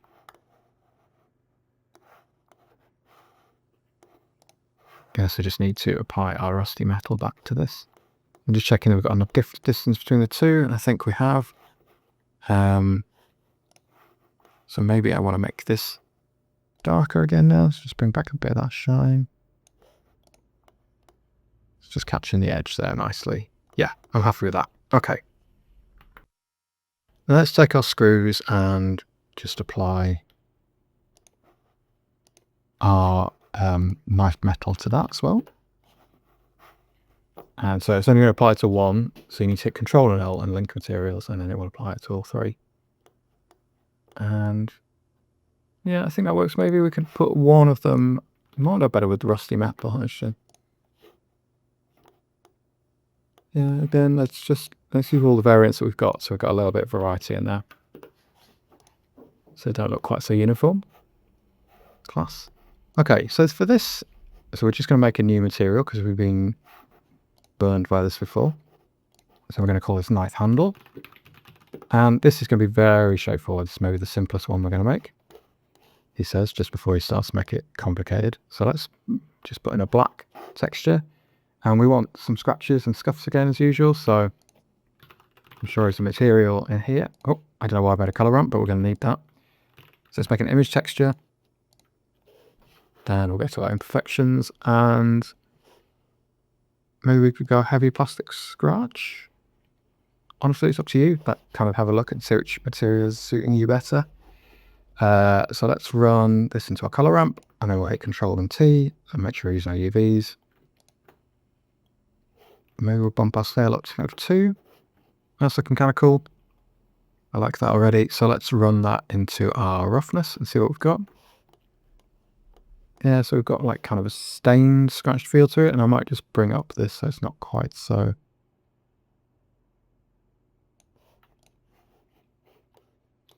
And we could use that to discolor the handle a little bit. So let's make another color ramp. And we'll go from black to like a darker grey, something like this. So I'll plug that into our base color. See how that's looking.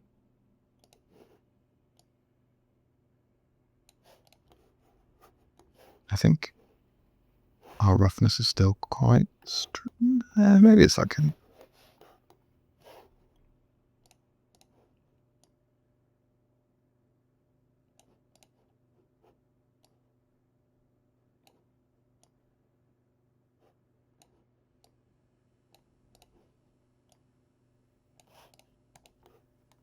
I'll give it like a little bit of a sun-bleached feel. Let's apply our material to the other side before we forget. Unbumble. Okay, and then I think I just want to bring in some blood spatters like we had previously. So we've already got texture for that, so we're going to make an image texture. Open. So we're going to use our blood spatter. And let's just run our UV into a mapping node and plug that into here just so we've got independent scale control. Let's see how we're looking. So let's drop this. Bearing in mind the size of the knife, the spatters are going to be much bigger. So maybe not that, maybe like 0.5. And we can shift about on the X and Y until we get like an interesting part. So maybe something like this. And then we're going to use that with a color ramp as a mask. So that's because it's showing the alpha, so we can just kind of tweak the contrast on this a little bit. And then let's put a multiply node in.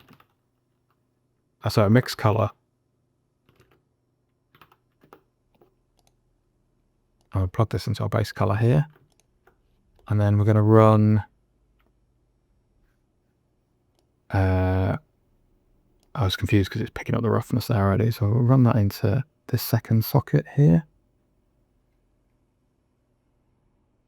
In fact, I want to run out this factor that we want here. So this should be going into A. And then let's set this to multiply. And let's set this to a blood color. So we're starting to see some of that texture coming in.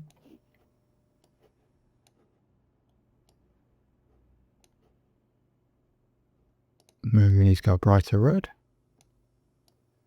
I don't want it to be like completely overdone. Some like subtle stain in there. We can mess about. There might be a better. I mean, that's like super saturated blood. I think I prefer it to multiply, but if you have play around with these blend settings, you should find a mix level that works for you. But I want it to feel like it's kind of dried on, stained blood. So I think that's where we're at with that. We could try. This might not work, so we'll just put it in as an experiment. We can try putting a math multiply in, and then bumping this up a bit. No, that's not really having any effect. So let's right click and dissolve. So I'll just get rid of that node. Difference is too strong.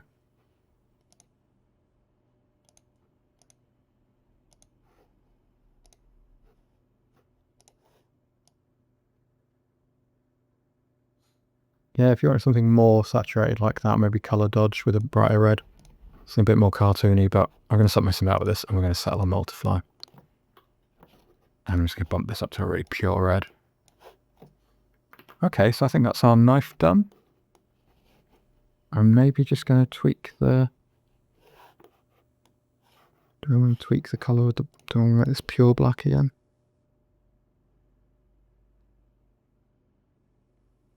Do something like that, that's better. Okay, I'm going to leave it now. This is down the rabbit hole of constantly tweaking things. Great. Okay, let's have a look at the tape.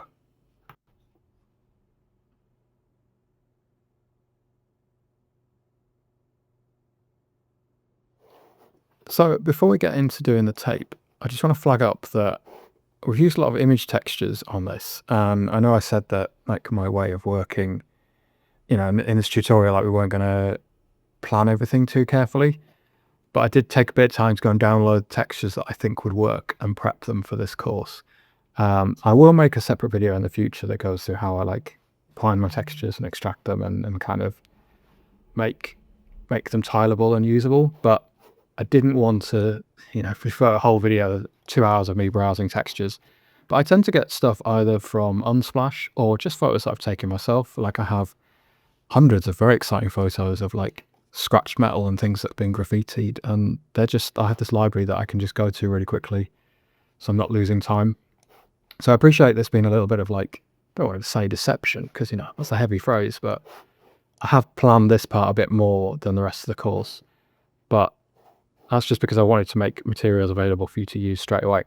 Anyway, disclaimer over. So let's duplicate this material and we'll name it duck.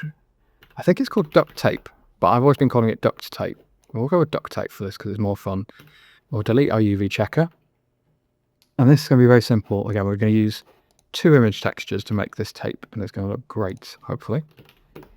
So, usual deal, image texture, Control-T to bring in our nodes, and then I will, as usual, make all of these available on I'll make all of these available on Patreon. So we're going to use this tape squares texture.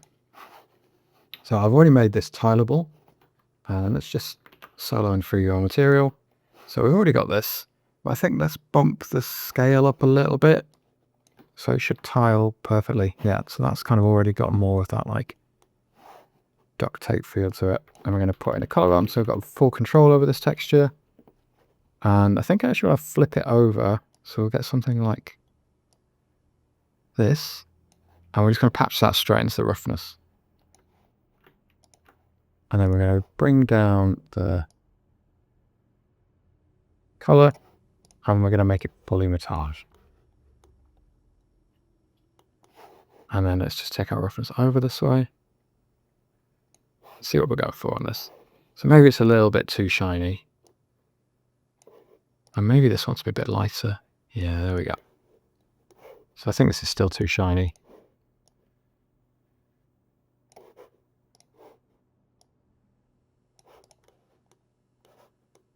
Nice. That is most of the job done. And then we're going to bring in a normal map, like a bump map as well. So let's take our vector out from mapping and we'll bring in an image texture. And I've got another one called Vinyl Peel Texture. And let's take a gamble for now. Let's plug it straight into our bump height. And plug that into our normal and see what happens. Yeah, and there you go. You can see we've got these kind of like little textures. Maybe I do want a separate mapping node, so a bit more control. Yeah, I think I like that better, set to 1. And we can increase our distance a bit. Maybe not quite that much. I think that's maybe a little bit too... So we're dealing with very small numbers here. There we go. And I'm also just going to drop down the solidify a bit. It's just looking too thick. Cool. So that's that done, I think. Let's have a look at it on the in situ. Yeah, it looks great. So let's also apply it to here. Control and L, link materials. Yeah, that looks very satisfying wrapped around there. And I think we've also got the same on the back. So let's use that material. Great. And then for this tape on top, my computer's really struggling for some reason today. We're going to take the same material, it's got a tape, and we'll duplicate it, and then we're going to remove this roughness, and we can just get rid of all of this. And then I just want to put, maybe I do, no. I'm just trying to, I think I'm just going to use another noise texture. And we'll run this into our base color. And we'll run a color ramp in.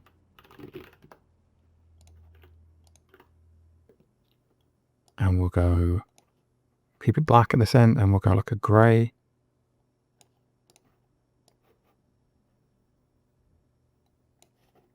And then let's set our scale. Something like that. So we've just got like a sort of spotty, shiny black tape. So we'll apply that to both of these.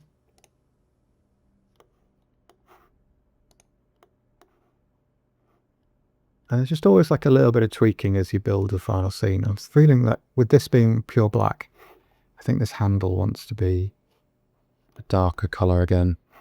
So let's darken that off. Yeah, it's just kind of a more unified color palette.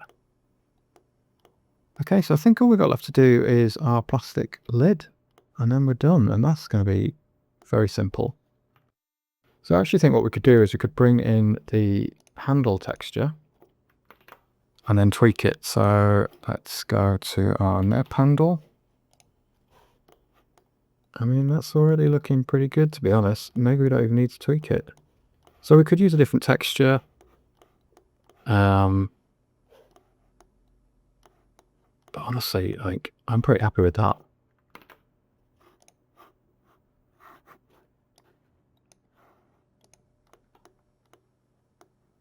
It looks like we got another object over the top. I don't really know what that is. Oh, we made another wrap of tape. Sorry, my brain is fading. So we're just going to apply that texture as well. And there we go. We could maybe just... Maybe we should apply this material as this one just to give a bit of difference there. Yeah, there we go.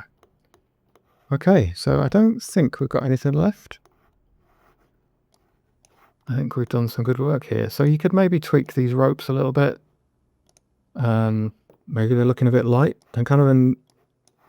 Let's just go to a faster shading mode for this, because my computer's not happy. Maybe on this one, we could just put a curves adjustment in our base color. So if we go RGB curves, it's just an old Photoshop trick. And then you can just make what's called an S-shaped curve. So you can just bring them down, bring them up. Could just kind of dial in a little bit more color contrast in there. We might do the same on this lighter one as well. So rather than having to go through and tweak all of our settings, we can just tweak the... Yeah, I think that's looking better. Okay, great. So we'll render out a view. Just be sure we're using that. So I'm just going to hit render, and then we will call this lesson done. So looking at the finished render, I think we're looking good. There's a couple of things I want to fix in the next video. So we've got some quite visible seams. I haven't been that sensible where I put these. So we'll move our UVs about, and I think we need a little bit more visual interest in maybe some decals or something on here. Nothing major, nothing we haven't done before. And then we have to tackle the fact that this, at the moment, is a very high poly model with lots of 4K textures, and will absolutely bring any game engine to its knees, even Unreal, maybe especially Unreal. So we need to start baking out into a single texture sheet with all of our information contained in it, and we need to optimize our models. And there's a few things I want to cover before we get into the next stage. I'll put a timestamp so you can get straight into the kind of tutorial part, but I want to kind of explain why these next steps are important and how game art is put together and why it's different to a Blender file. And one of the comments, well, I got a couple of comments from people on the texturing course saying this isn't texturing, this is shading. They are correct. So what we're doing at the moment is we're using various image textures to drive like the roughness and the bump. So this principled BSDF is a shader, and we're putting information in to tell that shader what to do. And back in the old days, the old days of gaming, we had limited memory, we had limited processing power, and you would have to bake all of your lighting and your reflections and your roughness into the texture itself. So you'd end up with a flat image, and that would contain all the information. It was hard baked in. And now modern games, a lot of them, things like Unreal and Unity, and almost every modern game engine uses PBR, like physically based rendering. And that uses the same principle of the BSDF shader. So you're putting in image maps for each of those textures. So what we're going to do now, this next stage, is we're going to optimize our game model for a game engine, and we're going to bake out all of the textures that are needed. So it's going to stop being a shader, and it's going to become a set of texture sheets that will then drive the shader in the game engine. So to illustrate that better, I'm going to bring up one of my other game models. So what I've got here is a junction box prop that I'm working on for a survival horror asset pack I'm making. And you can see it's kind of high poly, we've got loads of little details, everything's smooth. And if we look over here on my statistics page, which you enable from the viewport overlays and statistics, so you can see that we have triangle count of 200,000 effectively. And that's because we've got subdivision surface, and look how complicated our mesh is. So I've actually flattened subdivision surface, but we've still got 200,000 faces. And that might be an acceptable count for, say, a car in Gran Turismo, or an absolute like massive hero prop. This is going to be a little part of a scene, and I might need like 10, 15 of them in view, along with hundreds of other props. So good though modern computers and graphics cards are, we still need to optimize, and we need to think about people that are playing on older hardware, or the Steam Deck or whatever. Like, you just can't chuck in 200,000 polygon pops everywhere.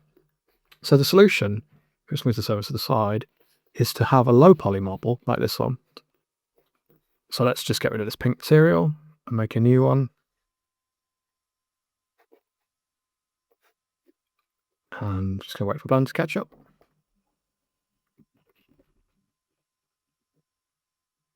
So if we look at the polygon count, a triangle count now, we're up to 408.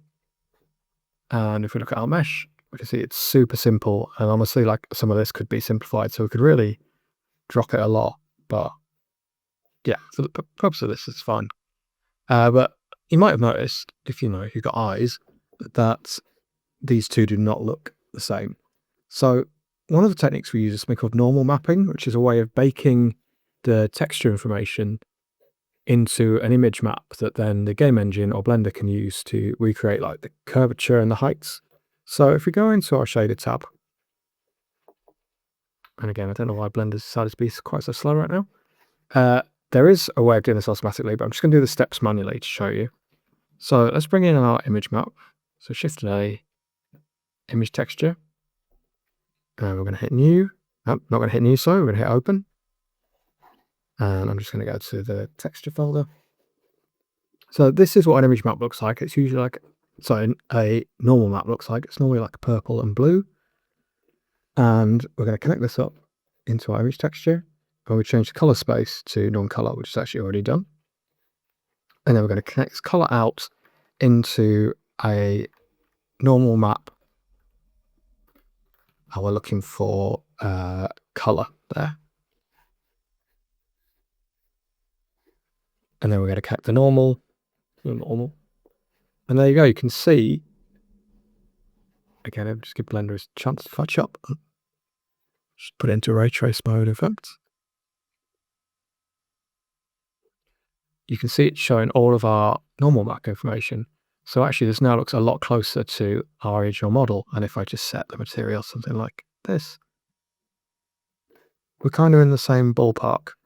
Just going to right click and make sure I've got shade auto smooth turned on. So shade smooth. And you can see that some parts don't fully stand up. It's not as good as a high poly model, but it's pretty close. So now let's bring in an image texture.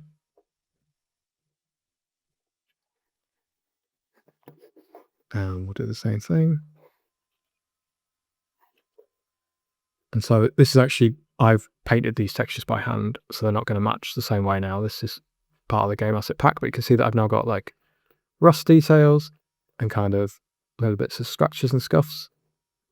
So it's already starting to look more like a game asset model. And we're now going to connect our metallic map up. So same process again, image texture. And we're going to bring in our metal, which for the most part is only little highlights. You're probably not going to be able to see it too well. And this will stand up more when we bring in our roughness map. So last one to bring in. So like this.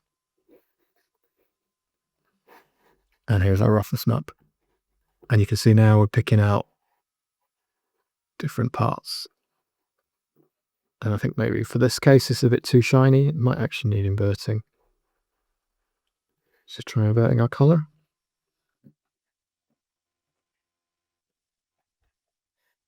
There we go. It's better. So I baked it for Unity, and you actually need to invert the roughness maps for that. So now we've got like a finished model with our textures applied. So this solution, again, it varies from game engine to game engine how you need to tackle this, but for the most part, this is my approach to baking props. And the advantage is that we can then create different textures to apply them to the same asset. And so rather than having to model everything every time, you can just drop in new textures, create new assets. Again, there's kind of compromises to be made in terms of you don't want hundreds of image textures being loaded in, because that's actually worse for the game engine than loads and loads, millions of polygons. But we could combine these into an individual asset sheet and point out UVs. There's loads of solutions, and we'll get into that. But hopefully that kind of gives you an idea of how we need to bake our maps. So the next step is we're going to go through and do part of the can, and we'll bake all of the image maps and bring them into Unity. And I'll try and do it in Unreal as well, so you can see before we go into the full process of baking everything. So let's get into that. So here we are back with our game asset, and we're going to do just a little bit of tidying up first, because as usual for me, my project has got pretty messy. So I'm just going to move things that have ended up not in the high poly. So let's just select these and hit M and move to high poly. And our ropes should be in the high poly. And let's just have a look. This plane, yep.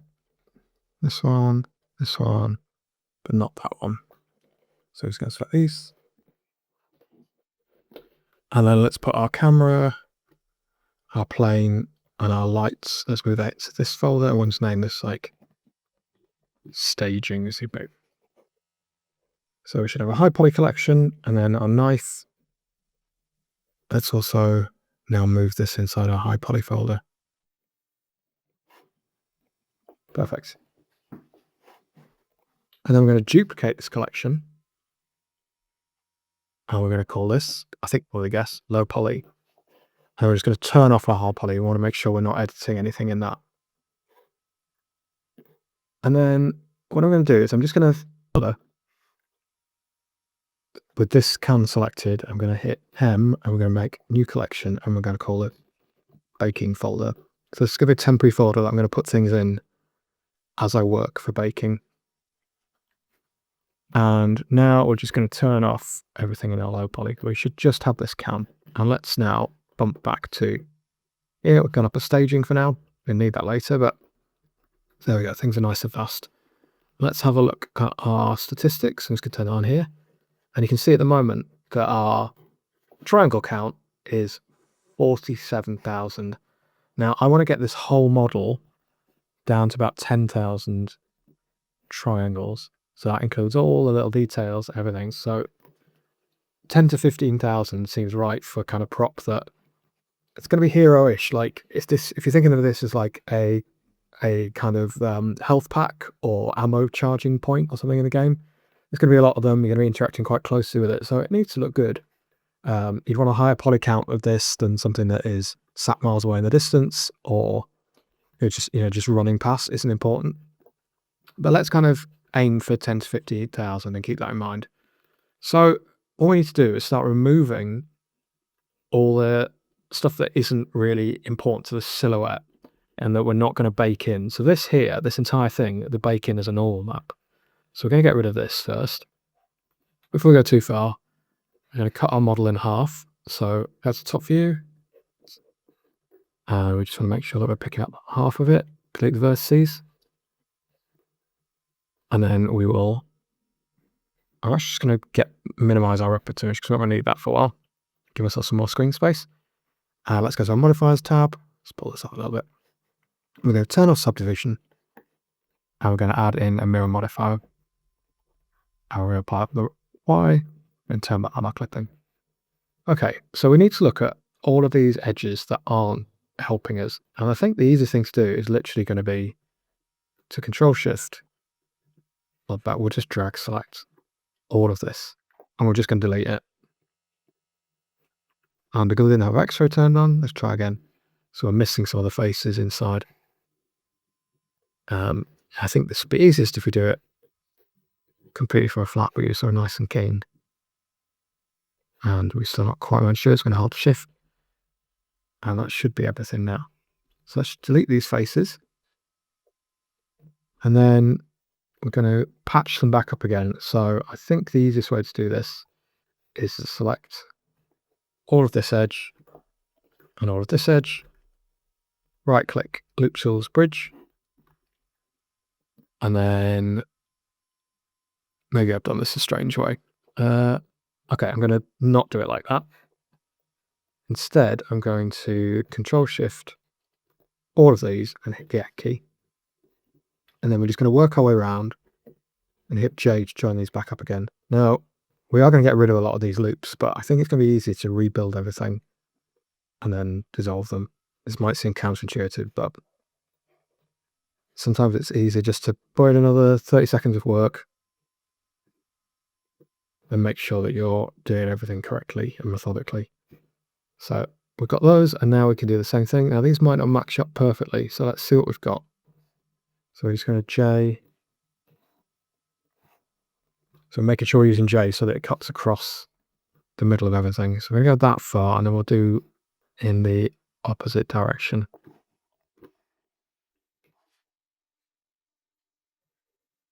So that hopefully we are symmetrical. That should just leave us one in the middle, so that kind of worked out nicely. So now we need to look at where we've got loops that are not providing any useful information. You can see that our triangle count has already absolutely dropped. We're already down to, so we turned off our subdivision surface and we've taken out that detail up front, so it's looking much healthier. So these loops here are doing absolutely nothing in terms of holding the shape of the silhouette. So we're going to Alt Shift and select these edges and then right click and choose Dissolve Edges. And now we're down to 724. Promise I will stop counting eventually. Let's look for some more obvious ones. This can go. That's not doing anything.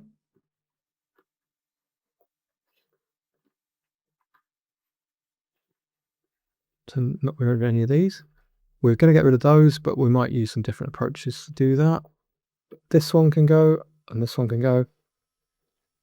We also just need to keep an eye on the underside and make sure we're not doing anything that's ruining the bottom of that. But whilst we're here, let's dissolve that one now. So we're just looking for anything that is kind of not obviously key. And I actually think we can get rid of this one. So we've got a nice even shape there. And that in turn means you can get rid of this one. So we're going to have to do some cleanup on this. So let's keep things uniform. Let's delete it on this side. We can't as easily do this part yet, but let's not worry about that. And then we're also going to look at areas like this where we've got these edges because we need somewhere for these to go. But I think for the most part, we could go, but we need to think about holding these curves in. So that information needs to stay, but what we're going to start doing is sliding our edges in. So if we turn on auto merge and tap G twice, we can slide these along and we can see that we're not affecting the main shape. So let's just slide all of these over. We could do multiple ones. I'll do the same for this end. Okay.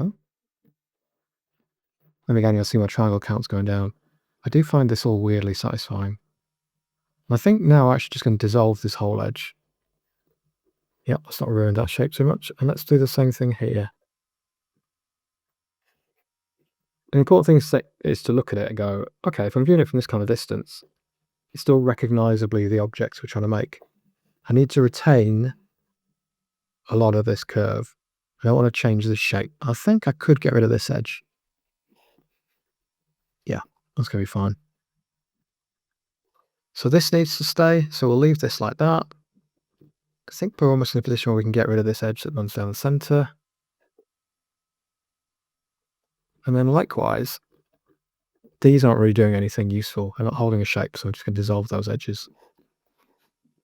Cool. So now let's have a look in here. And this supporting loop edge, we definitely don't need. So we could dissolve this edge. And then we also don't need this. And we can slide this into here. So we need these edges and these. We don't really want to mess about with that. So we've probably simplified as much as we can here other than sliding this to that. Let's look at the other side.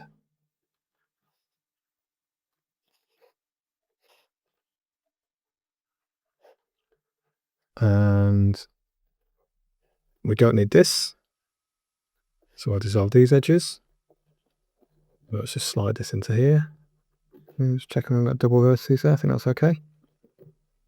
And then we could link this one here with J and then just dissolve this edge completely. And this is maybe a bit dense up at the top, but so we could slide this into here.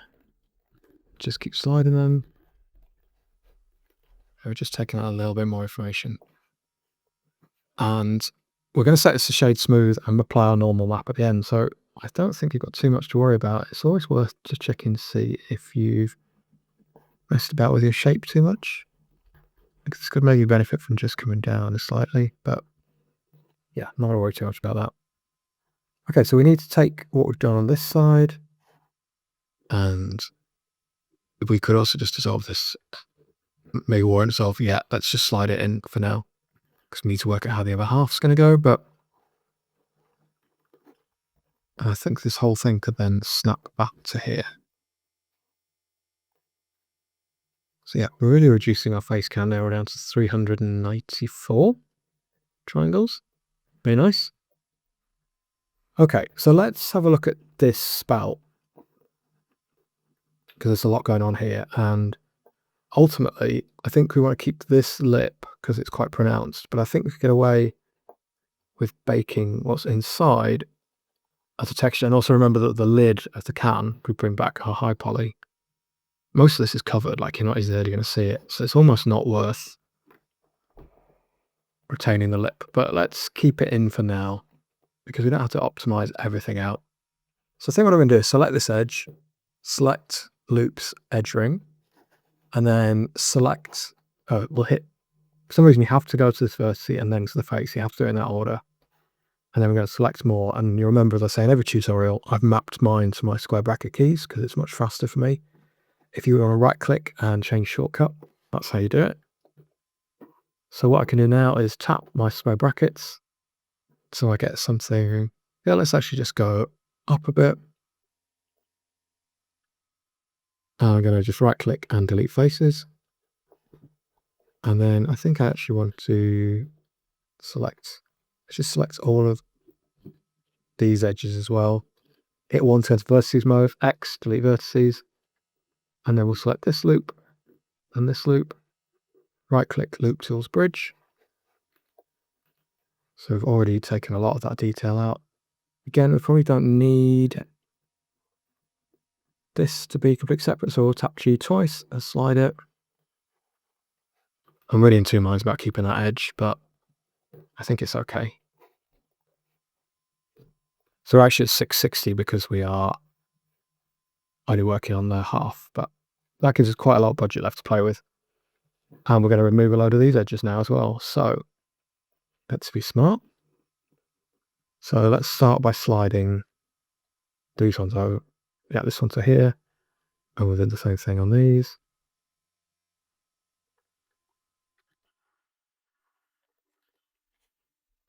And let's look at the base. I'm going to do the same thing.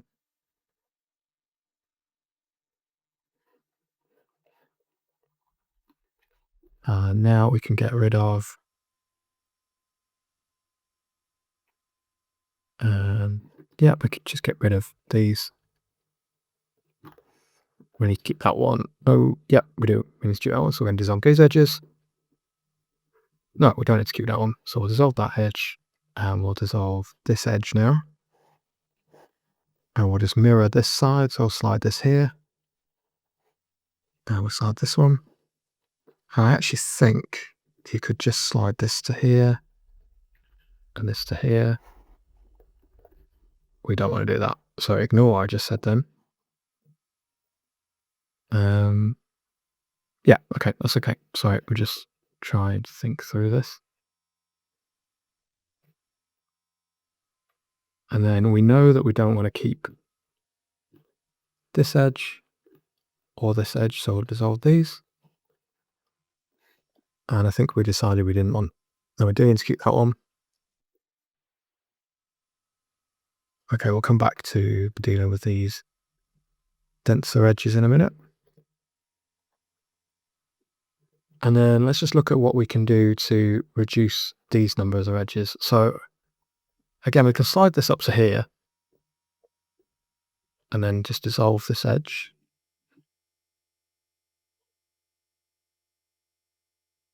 And we can slide this one down to here. Resolve this edge. Maybe we'll just keep in this. Yeah, I think it's worth keeping that in. And then have we got any more?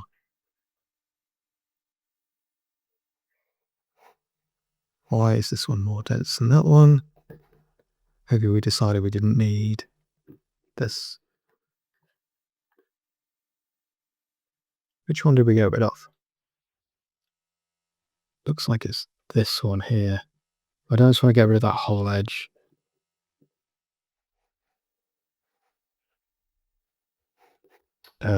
So let's,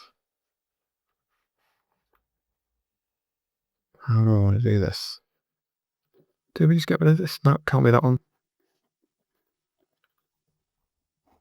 So let's just slide this to here for now. Nope, none of that is what I want to be doing. Maybe we're going to leave that in. I don't understand why I got rid of that one, not the other one, but so let's got to 2 bogged down with it. So I think other than I don't like this being like this, so I'll just slide that over to make, there we go, it's looking much better. So it should be pretty optimized now. And let's just go back. So we're down to 446. And I don't think there's any more.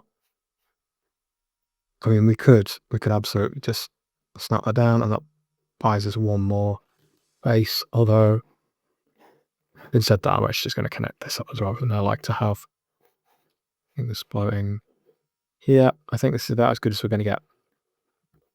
So let's turn off our subdivision modifier for good, and I'll apply our mirror. And let's move on to the next part. So with this now optimized, I'm just going to see if there's any other edges we can take out. Sorry, I get a bit obsessed with this sometimes. And I don't think there's anything worth removing.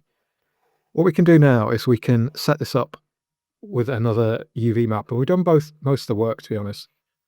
And in the high poly, it's kind of important to think about how the flow works, because we want our textures to wrap around in a useful way. But actually, it's not so important to this, and it's kind of better to break into more manageable chunks so we can lay out like a neater UV map. And I think it'd be worth just running this as well. So we'll mark a seam here, and we're going to need to mark a seam that runs all the way up. Yeah, there shouldn't be too much involved here.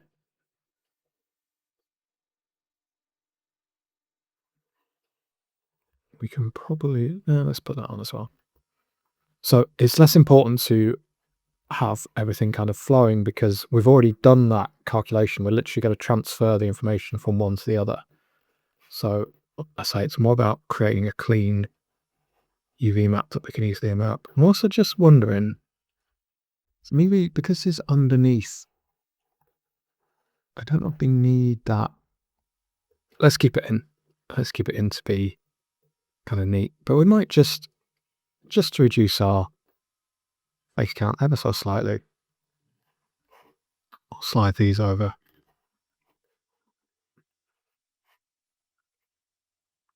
Okay, let's go with that. So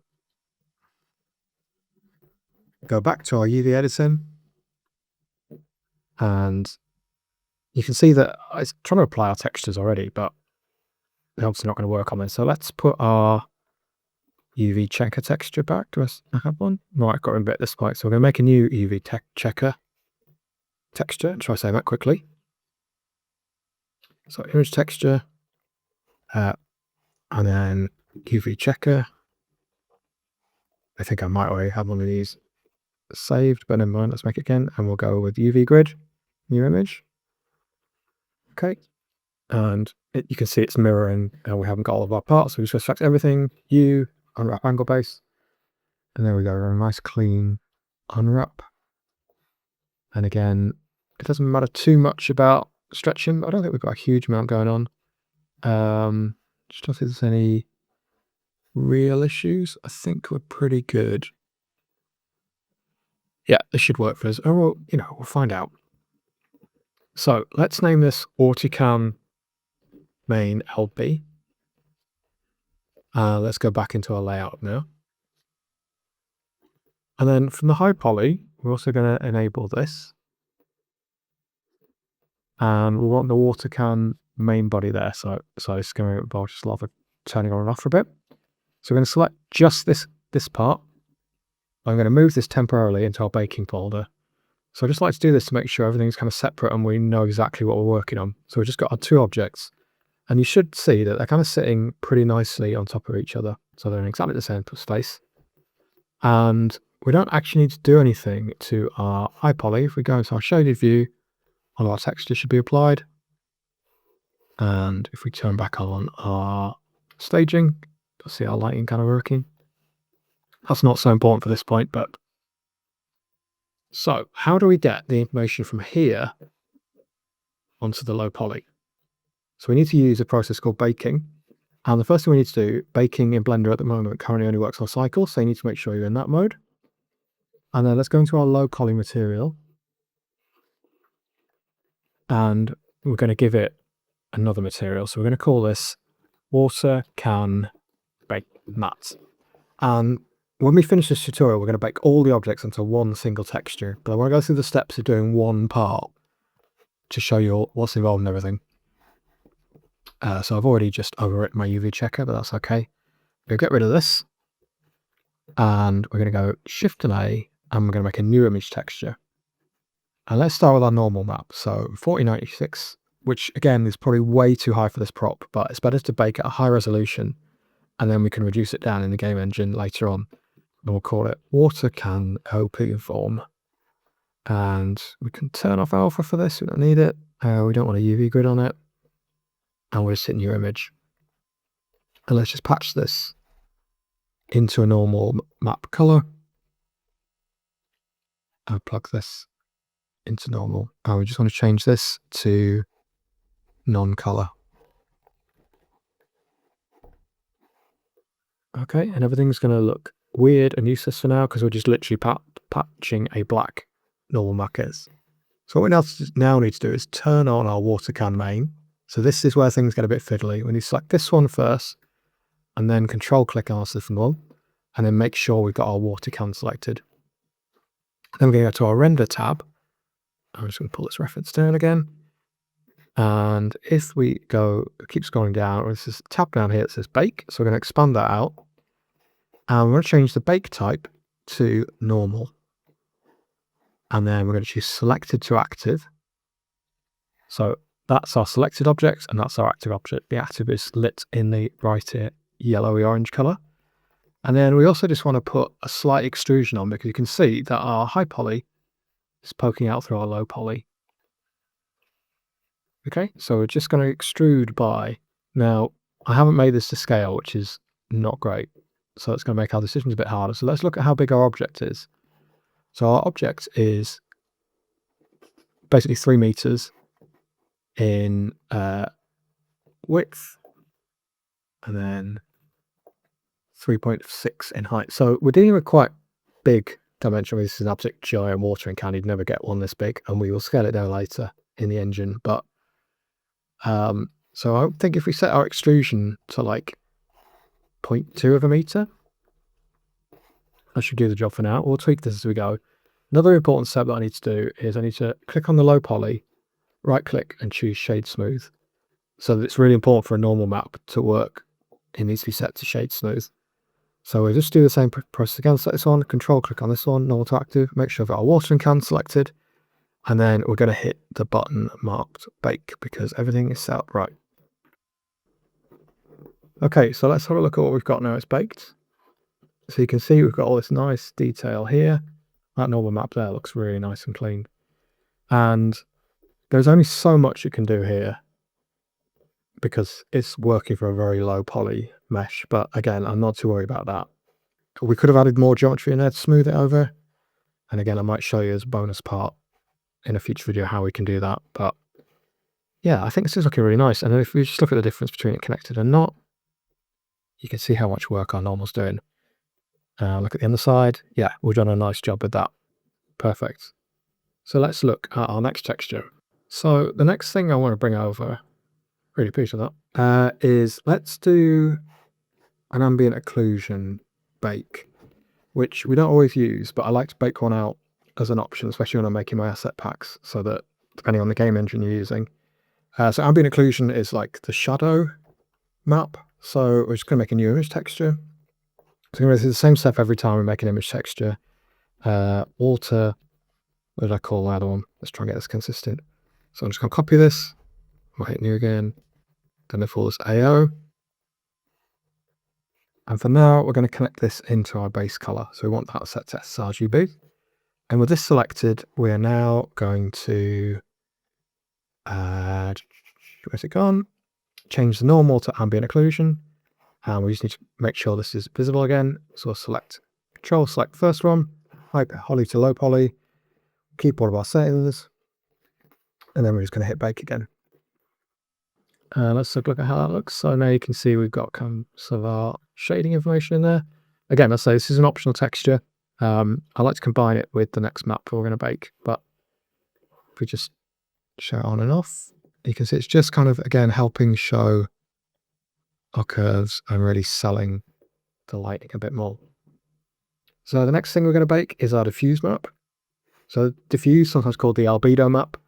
That's the actual color information, and we're going to bake it in a certain way. So let's hit Shift and A and make another image texture. And we'll hit new, and should be able to paste that name in, and I'm going to call it albedo. and we'll hit new. And for now, we're going to patch this into our base color instead of our ambient occlusion. And we need to turn back on our high poly. And then we're going to change this to diffuse. And we want to turn off everything but the color. So we don't want our lighting to affect this because our game engine is going to have its own lighting. There might be certain times that you want that baked in effect, but for this, we're just going to go with a straight flat color. Again, you'll see what I talk about when it's baked. So I'll hit bake. And I'll just hit an error, so I just need to make sure I've selected both of these. And we'll try again. So bake done, let's turn off our high poly, and we're already starting to get somewhere now. It's all of our shader information in terms of the actual flat color. So you can see that we don't have anything apart from our bump map. You can see that our bump map has baked in like the texture there that we wanted, our normal map, so that's great. But it's completely flat, there's no shading. And if I change our roughness up and down, you can see that we're affecting our shader, but we're not affecting our texture. Hopefully that makes sense to you. So we can make it metallic, or we can dial in our roughness. Back to 0.5. But we want that roughness controlled by our map because you remember that we have like different patches. So that's going to be the next thing we're going to bake. So I'm sure you've got your head around all of this now. Let's make another roof texture.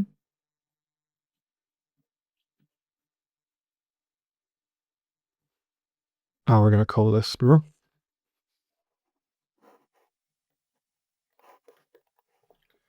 And we're going to patch that into our roughness. And so at the moment, that's going to be pure black, so everything's super shiny. So let's turn back on our high poly, control click from the top to the bottom one, and we're going to choose roughness. Then we should be able to leave everything as it is again, and then hit back. And if we look at our baked texture here, you can see we've got varying now, like a part, you can see like the different cloud textures that we've got. We show our roughness, so let's just turn off our high poly. And there you go, you can see it's catching the light in a nice way. So that should give us everything we need to bring into a game engine. And you remember from the previous chapters that we just need to make sure that everything is saved. And that's kind of particularly important for this because you actually want the textures out of here to use in our game engine. So the first thing we're going to do is I'm just going to make sure that external data automatically pack resources is turned on. And then goes save as, and we're going to make this a new stage. So we'll call this baking 1. So that should now save all of our textures into Blender, but we also then need to export these. So we're going to work our way from the top to the bottom. So we'll go save as, and I'm going to make a new folder called exports. And we'll make another folder called textures. And then we're going to, we'll leave this as this for now. So AutoCAN LP underscore rough. And I'm just going to copy this so we can use it for the next one. That's that image saved out. And we're just going to work our way down.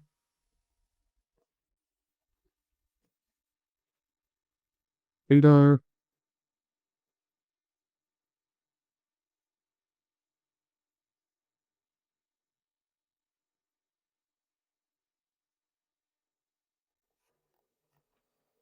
And our ambient occlusion has disappeared. Why has our ambient occlusion disappeared? Let's rebake it quickly. And well, let's save the other ones first. And let's rebake it.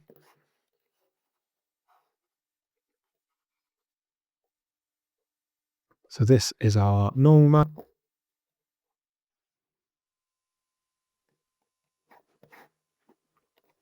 Let's just rebake our ambient occlusion. So up to bottom. And make sure we've got this selected, and we'll hit bake. Okay, to have rebaked it, there it is. Let's just save it out before it disappears again.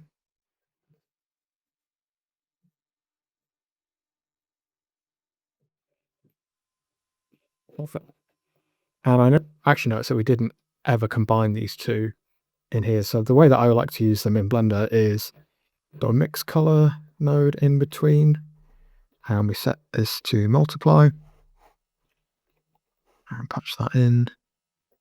And if we bring up and down our factor, we can just kind of dial in. So this way subtle, but we can dial in our baked ambient occlusion there. But that's something we're going to do in the game engine. So that should be everything we need before we bring it in. And I'm going to do this in Unity to start with. Before we can bring it into our game engine, we just need to export our low poly model. So let's come back to faster shape and preview. And so we're just going to make sure we've got this one selected, our low poly, and file, export, FBX. Go to our export folder, we'll make a new folder called meshes. And we're going to call this watering can prop LP, water can prop, sorry, not watering can. We just want to make sure we've got selected objects enabled. Everything else should be okay for now. So let's export FBX.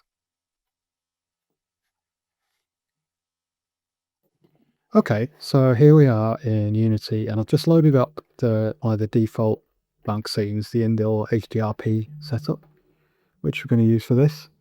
So let's start by getting rid of this entire weird little gold pop. We'll keep the lighting in, because that'll give us something to show what we've got. And we'll go into this meshes folder, which I've already got, but feel free to make your own. I'm just going to make a new folder called the can list. And so now we're going to need to start bringing in our asset. So import new asset, and I need to make sure I'm in the right folder. Okay, so in my exports folder, we're going to start bringing in our meshes. So we'll bring in our low poly, and let's just drag this in. And because we haven't set scale, it's massive. So we'll fix that for the final export, but let's just scale it down. And you can see we've got this like flat grey box material. But you can see with our smooth normals, which is looking good. And then let's bring in our materials as well. So I'm just going to make another folder called textures. I'm going to right click and import new asset and textures. I'm just going to select all 4 of these. And it's actually it's kind of gone and tried to apply everything already. You can see we've got some issues. So the first thing you need to do is take the normal map and change the texture type to normal map, and then hit apply. And that should get rid of some of the seam issues that we had there. So now that's looking better. And if we just expand out our water can and right click, we should be able to I forgot where it's gone now.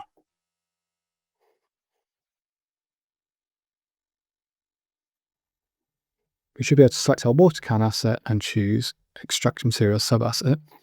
And then if we just select the same folder, so that's now pulled it out of the material.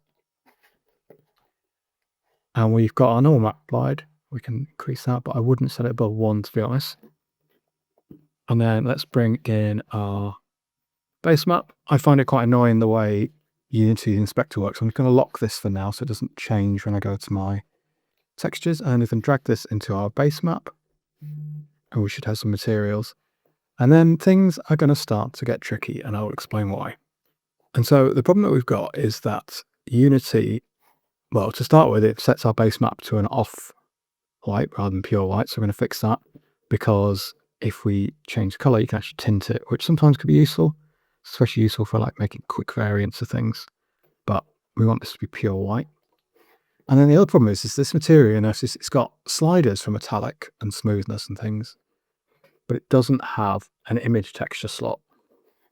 So what it does is it uses this mask map, which takes our roughness texture, our ambient occlusion texture, and our type texture, which we don't have on this object, and it turns them into, and it uses them as one file.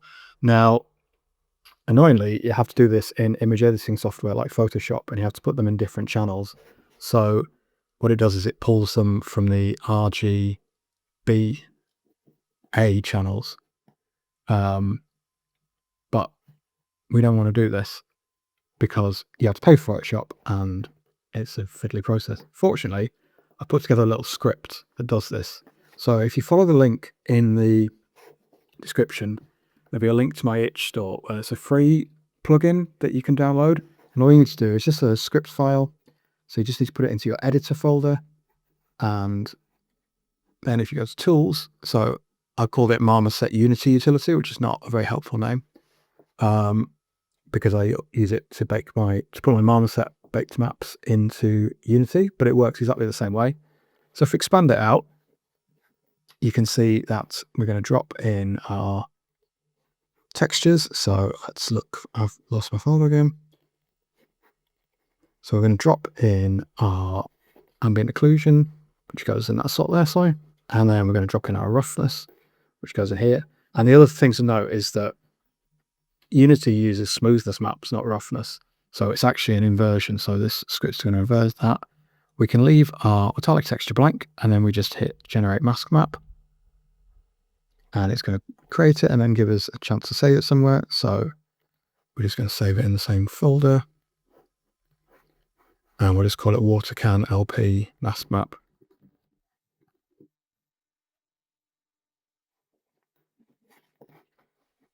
And then we should have this weird looking image here, which we're now going to drop into our mask map. And now you can see that we've got kind of our roughness working properly. Right, we'll just rotate the objects. It should pick out highlights from there.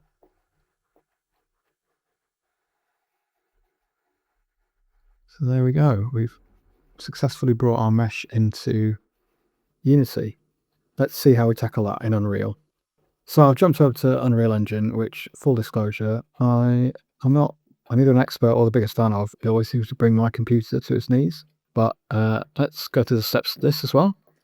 So we're going to import the current folder. I just use Control Space to bring up that. Hopefully you understand Unreal Engine better than I do. So we'll bring in our mesh again. And I think we can leave everything as it is. I'm just going to search for normals. I like to have recompute normals turned off. And it's going to bring in our textures for us, but I think we're going to delete this. And it's not going to bring in all of our textures annoyingly. So we will also just bring in our ambient occlusion and our albedo. So we'll bring all of these in, and then we'll drop in our massive watering cortican. Let's leave it like this for now, it's fine. Okay, something like that. And then we are going to make a new material. Material. Also on that. And I'll drop that onto our cab. And then we just need to do similar things here. So we need to go through, this will detect as a normal map, but we need to look down here in advanced and choose flip green channel. Make sure we save that. And I think we can leave everything else. Oh, I might just take the roughness map and we're going to search for sRGB and we're going to turn that off. And then hit save. And then let's go into our watering can material. And we will control select these four materials and drag them in. And then let's bring our base color, our ambient, our normal, and our roughness. And do some positioning so I can see everything. Okay, so it should be fairly straightforward now. So we're going to connect our base color up. And you won't see anything until you hit save. Okay, so there's our pan material applied. Let's do our normal map next. So we just need to expand out this drop box here. Come on, where would that be? And we need to change sampler type to normal. And then we'll connect this into our normal map. And let's hit save. And we should see our detail come in now. Nice. And let's run our ambient occlusion map into here.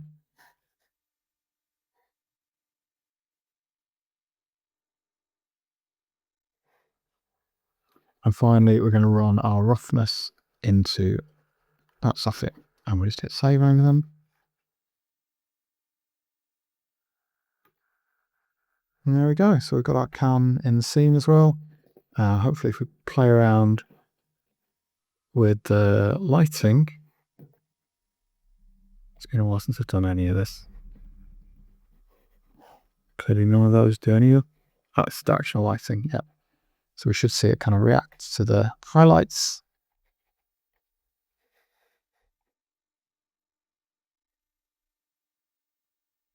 You can pick up the edges, nice. So it's all working as it should. Great, so this should give you enough of an understanding that you could now, for the most part, go and bake your own textures.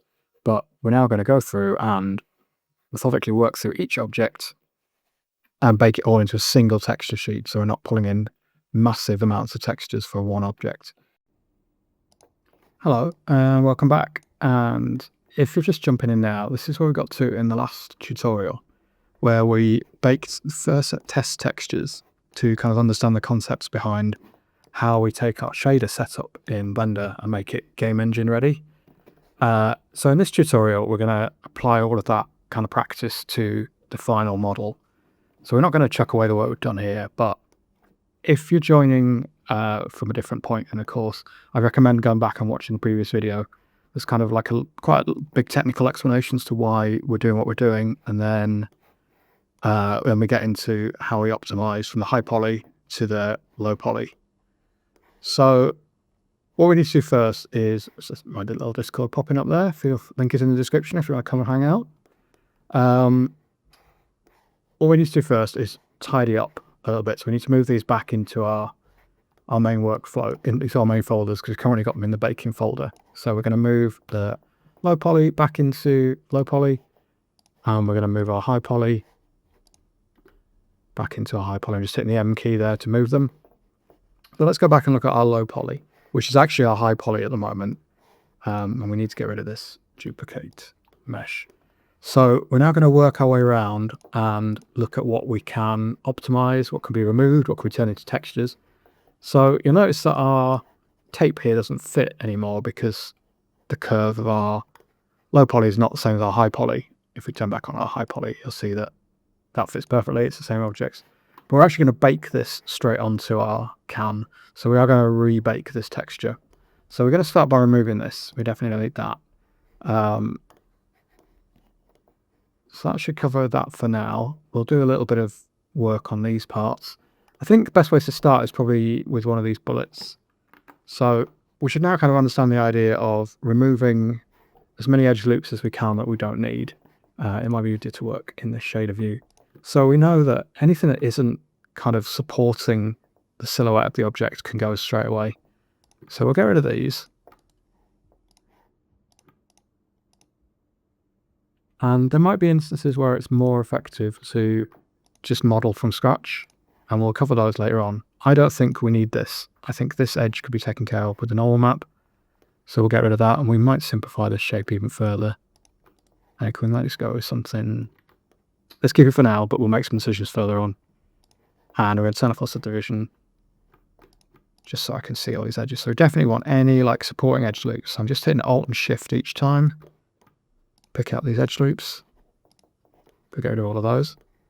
And then I think we can probably take that out, but let's do that in a second. Let's just carry on with the plan for now.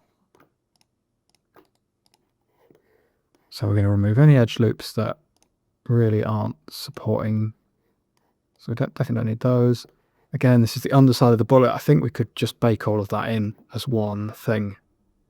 Or at least all of these. So let's start by just selecting all of these edges and right-clicking and dissolve, and it will just make like a smooth step down. And I think if we do the same thing again, so we're still acknowledging that there is like a stepping down, but I think we'll find that the texture will bake pretty well. And we also have to remember just how tiny this asset is. But we're at 480 triangles, and if you remember, we're aiming for like 10 to 15,000. So we can keep optimizing later on. We just need to keep an eye on our count. But I think I'm going to dissolve these out completely. So I'll dissolve those edges. This is one of those jobs that I both love and hate. Like, it's very satisfying to do, but it's very time consuming as well. But once you get into the flow, you know, this is one of those jobs that you can put a podcast or a YouTube show on in the background and just kind of work away. So we could potentially simplify this bullet even more. So let's just have a look at our whole object. And you can see that if we turn off subdivision surface, but we apply shade smooth, for the most part, you can't really tell the difference between those two, so that's good. We could simplify this even more. Like we could, let's just have a look at it. We'll try it. So we're going to select loops, edge rings, and we're going to select loops. No, we're going to checker deselect, sorry. And that's going to select every other one.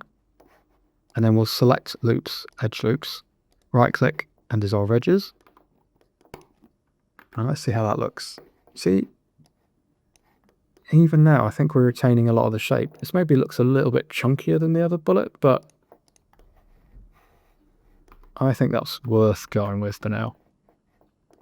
And so maybe we'll also just take this loop out. Yeah, I think that's pretty close. So if you look at this now, this is down to 132. And this one, which if we turn off our subdivision surface, oh, I've actually linked the geometry, so that's not a good reference, but we go back to our high poly just to compare. So this with subdivision turned off is 1152. Let's turn it back on again because we'll need it. And our low poly is 132. So that's basically reduced by a factor of 10.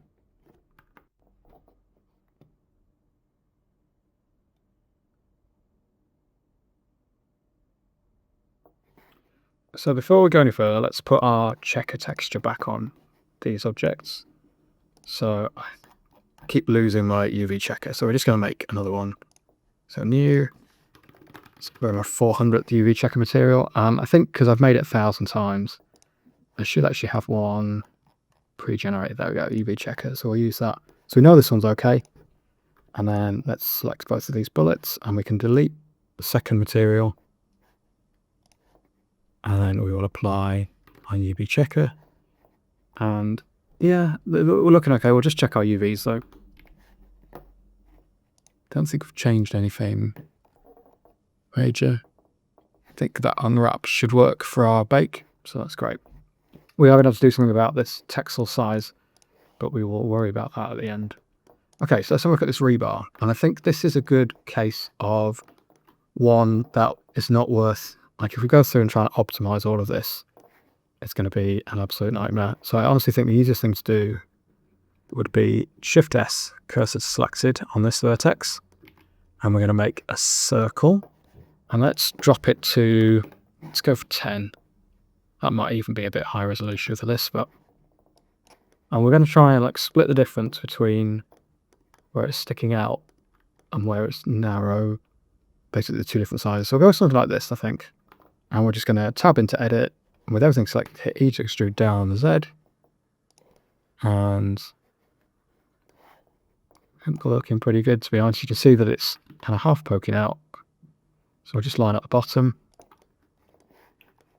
And then let's select top. Hit, not E, sorry, F to face it off. And we'll just pull this whole thing up a little bit. So I'm just going to move on the Z axis. So kind of something like that. Oh. And we'll do the same at the bottom. So I'll select all of these, F to face, E to extrude down. And then we need to, we can't, I mean, we could get away with having an end on like this, but I don't think it's a good idea. So I don't know why I've done it this way, actually. We'll hit I to insert, and then hit the 1 key, and then hit M to merge at center. So that everything becomes a triangle. And that made an extra edge there that I didn't want, so I'll dissolve that edge, right click dissolve. And then we'll do the same thing. So 3 to go into the face, I to insert, 1 key, M merge at center. And we can now get rid of this. So we just need to quickly unwrap it, and it's going to be a very simple unwrap. So we're going to right click, mark seam, right click, mark seam. And then let's look at where this rebar is around the back. But again, putting this kind of bake doesn't actually really matter. And we'll right click to mark seam and hit L, select everything, hue, angle base. And then we'll just apply our material. So we'll go back to our cam body, hit Control and L, link materials. So that's nice and simple. So we're going to go back into layout and we'll tackle this holster, which We're going to just need to tweak slightly because you can see it's now no longer following the shape of the high poly, but I don't think that's going to cause us too many problems. So I think we can just get away with select these vertices, and let's go into X-ray mode and make sure we select all of them back.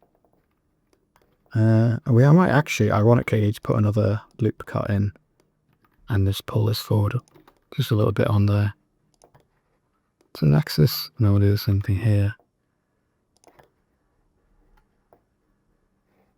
Yeah, I think that'll work for us. Let's have a look at the other end. Still clicking very slightly, so here's what we're going to do actually. We're going to pull it forward for now, just so we're clear, and we'll optimize, and then we'll just pull back slightly the depth. This material's looking really nice if I do say so.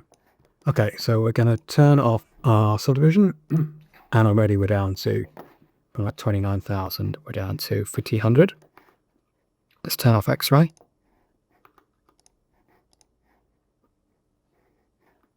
Why is my X-ray mode stuck on? There we go. So we do have some decisions to make. We'll cover that in a second, but let's start by getting rid of a bit more of these edge loops that we don't need. Any of these things that we're putting as supporting edges for our subdivision surface, we can just get rid of. These ones here, let's take these inside ones out as well. And these ones.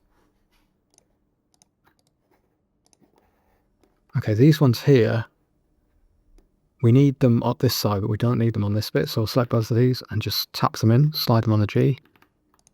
I think that's going to be okay like that. Just make sure you've got your merge vertices turned on. And we'll do the same thing on these ones.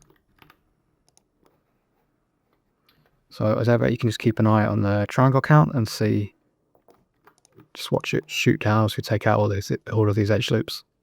So there's one there and there's one there, just dissolve those edges. And then we'll do the same thing on this.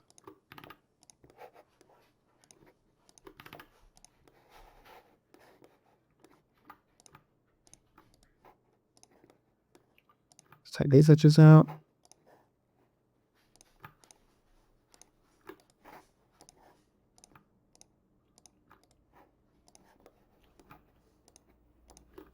I would be interested in the comments if anyone has like more experience than me of using Unreal Engine and using Nanite, because I've heard a lot of people say that you don't have to optimize models anymore and you can just chuck stuff in and Nanite takes care of it. Now, I don't have a lot of experience with that, and I'm kind of, because I've been using computers since they came with 20 megabytes of hard disk space, optimizing things is like so ingrained in my any like game and graphics stuff, because just constantly running out of memory.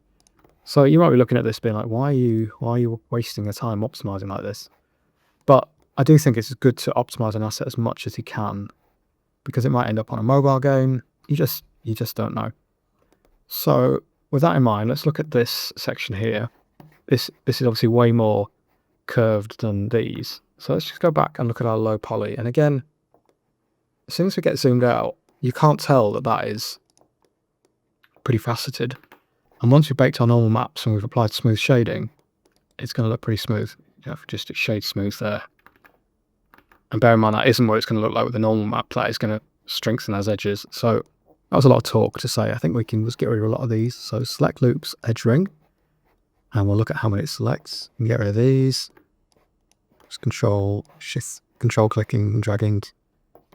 And we need to keep those ones, and we're going to need to keep this one and this one. And then let's go select, checker deselect, select loops, edge loops. So it's done something weird on these. So let's just, we don't want these selected yet. We'll do these by hand. So we'll just control, so shift, no. It's one of those days. Okay, I'm just going to manually shift select. So we'll just keep these for now. But everything else is right. Right click, dissolve edges. And even though our poly count is still higher, I mean, we could Let's just see what happens if we take these out as well.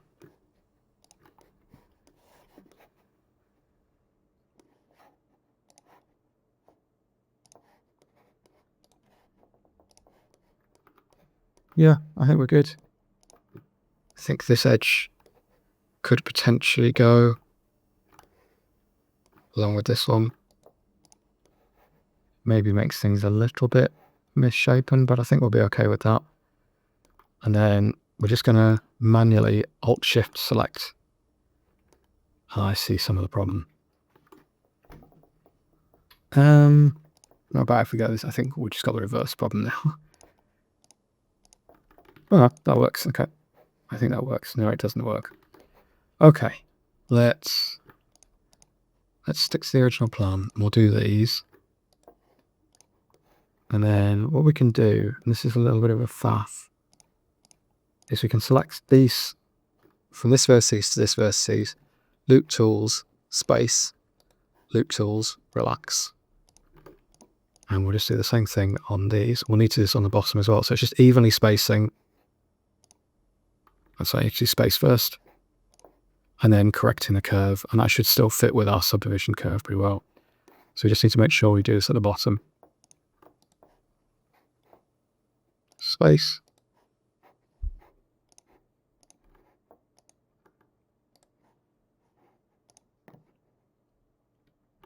And don't want that one to select.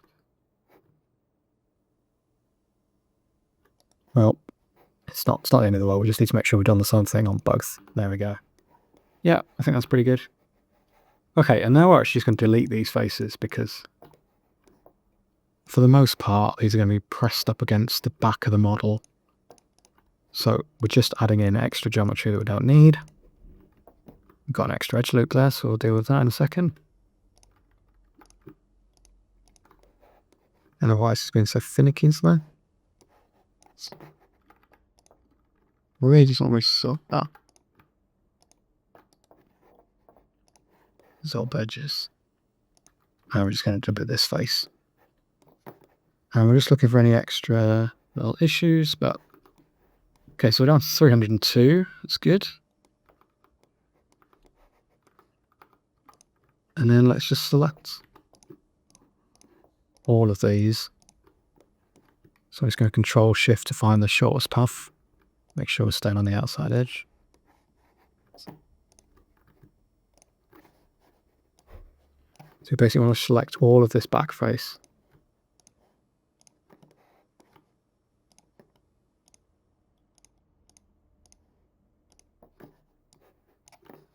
And as you're watching me do this, do bear in mind that I never know 100%. I think I missed base there.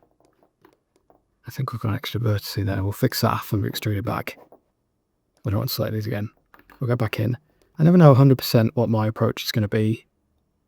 I'm just trying to work out what seems like it works, but we'll just pull that back so it's definitely sat on the geometry. Great. So let's just fix that. These two vertices, we just dissolve them. And there we go. Let's apply our checker and see if we need to unwrap again. We might need to unwrap this again. That's looking pretty clean. I think we're good. Boxed up. Okay, so where should we go next? I think I'm going to tackle this last because this is going to possibly be the most complicated shape in terms of optimizing. We've got loads of censored mouse. So we've got loads of stuff going on here that we could individually separate out, or we could look at what we could combine into one object. And I think we'll tackle that later. So let's look at the knife. So I'll select these for 3 parts. And we'll use our solo key. So let's just see what we've got in terms of modded buyers. We'll just turn anything that we've got. So we'll get rid of our subdivision.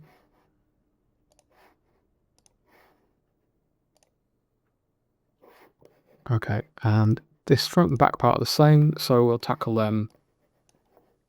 We'll just do one and then we'll reduplicate. So we've got a lot of edge loops here, but we should be able to smooth this, or not smooth it almost. We should be able to get rid of a lot of these very quickly.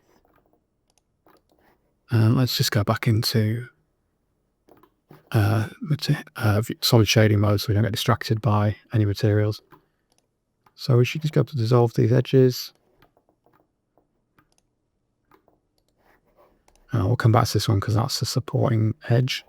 We can get rid of this one. And this one. Yeah, that's okay. Or it's just a bit put out by the object that's behind it. So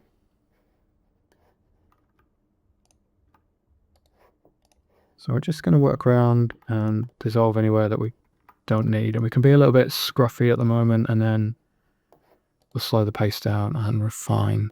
But these can definitely go. Anything supporting inside the circle.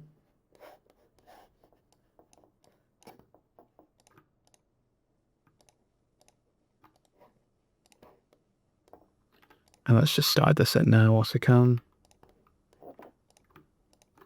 If I was doing this without recording, I would be probably a lot looser in terms of like, I would just see a bit that I wanted to optimize and I do that bit rather than trying to be, believe it or not, this is me being methodical. I think all of this can go. So again, this looks terrifying. So let's tackle this. Let's cross this off. So what you need to look at is where is the silhouette changing? And it's not changing here. So we can get rid of all of those. That's just one straight edge anyway. And we just made all of these to act as supporting loops. So we're going to dissolve all of these. And let's just slide these in. This edge needs to be here, but this doesn't. So let's slide these along. And we can take all of these in. So before we were trying to make quads all the time, now we're looking for tries. However you export out of Blender, it's going to put them into tries in the game engine.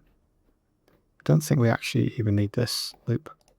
So it's best if we do it rather than allowing any software to try and come up with a solution for us. I'm just going to slide these in just so I've got control over this amount. Oh, I think I slid. Yeah, it's not. There we go. Needs to snap to that edge. I'm just going to keep sliding these in. Okay, every one of these edge loops needs to stay. So a chord or a try is fine for this. But we don't want any n-gons as usual. So yeah, I think that's good. Let's look at this edge now. That's not doing anything, so we can just dissolve this edge.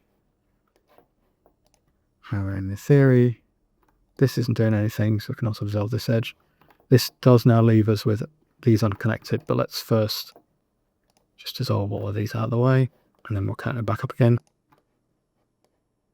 I know I'm going fast at this point, but hopefully you've understood enough of the process that you're effectively just listening along. I'm just going to use J to join these together, and you're working on this in your own way at your own pace. And again, there's no right or wrong answer. Like, your model might not exactly match mine. You might be aiming for a different poly count. Let's slide this one down here. But that said, this edge not really doing anything, so we'll get rid of that. And we can just slide all of those to here. So you can see this part now looking a lot cleaner, a lot simpler, so that's good.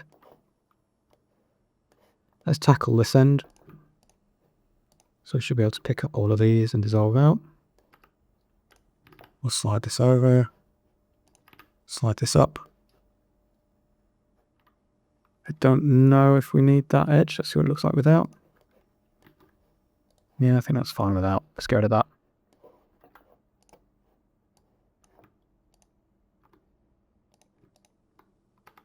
Let's just go and slide this one up to make that easier.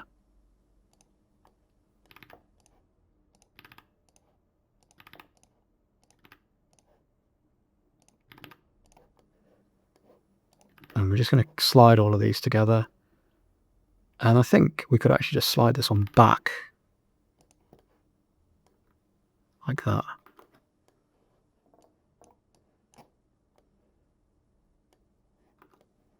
So we're not ruining our silhouette, but we're rapidly reducing. Let's just compare our two. So that's 1000.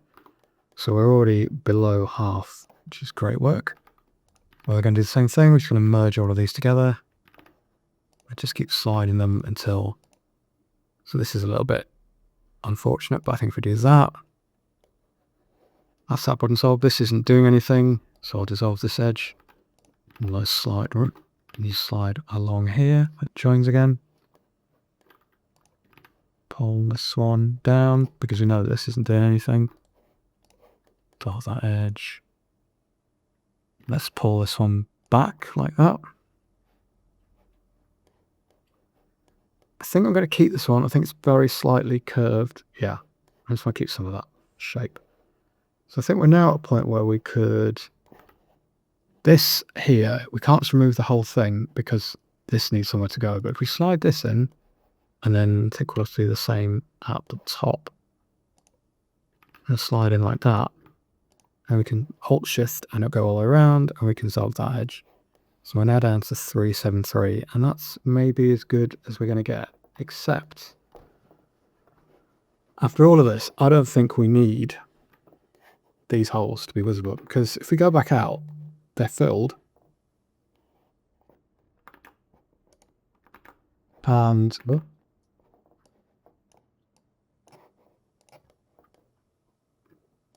they're filled, and we've got these kind of, we're just going to bake that in as a texture.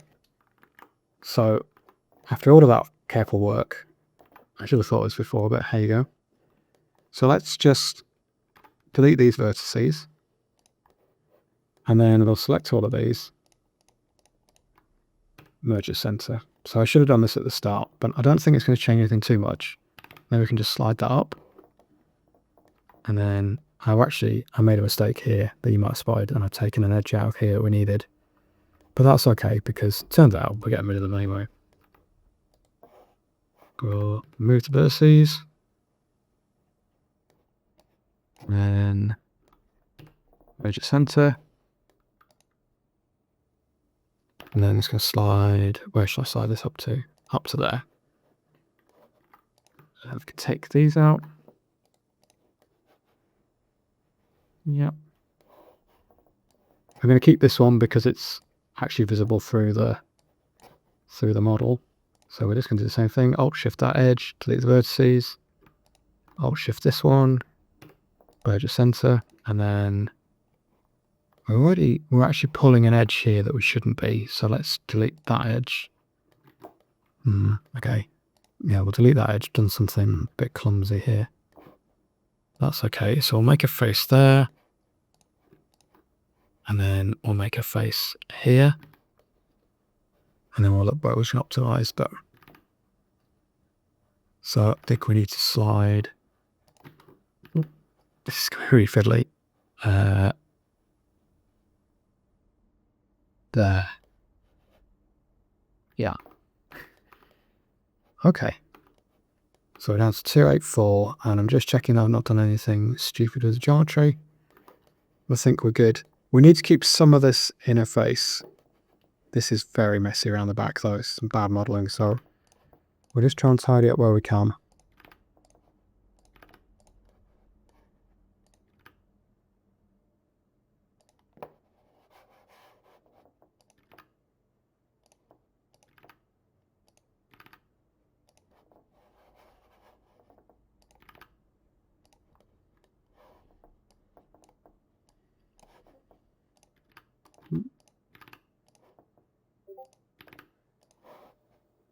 This chord is popular to them. It's good to see. Okay. I'm just going to try and tidy this up as quickly as I can. I could potentially, I'm wondering if actually just deleting, I think I'm just going to delete all of these and we'll re-extrude. I think this is a better plan. And we'll work out how much we actually need.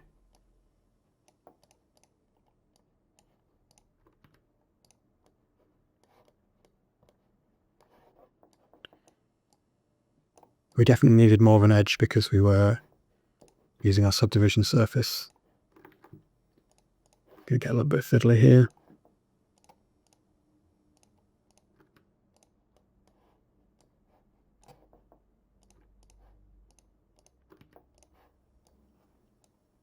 I did in the past try modeling a low poly first and then turning it into a high poly, but I found that that never works. This seems to be the only acceptable way of going, is to take a high poly and optimize back. And there's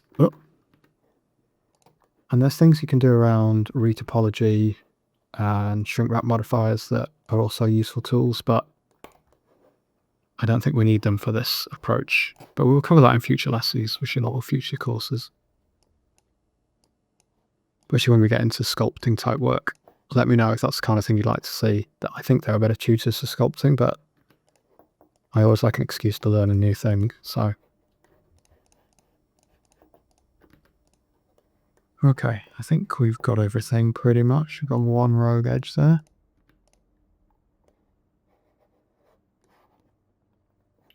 And then we've got something not quite right here. And that is because we actually don't need that edge, so we'll just dissolve that edge. And I think this sharp UV seam needs putting back in again. Oh no, we didn't have that on because we wanted it joined. It was there for a reason.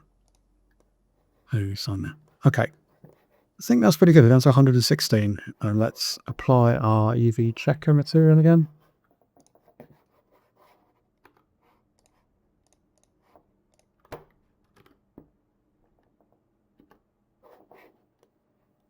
So this is going to need unwrapping again now.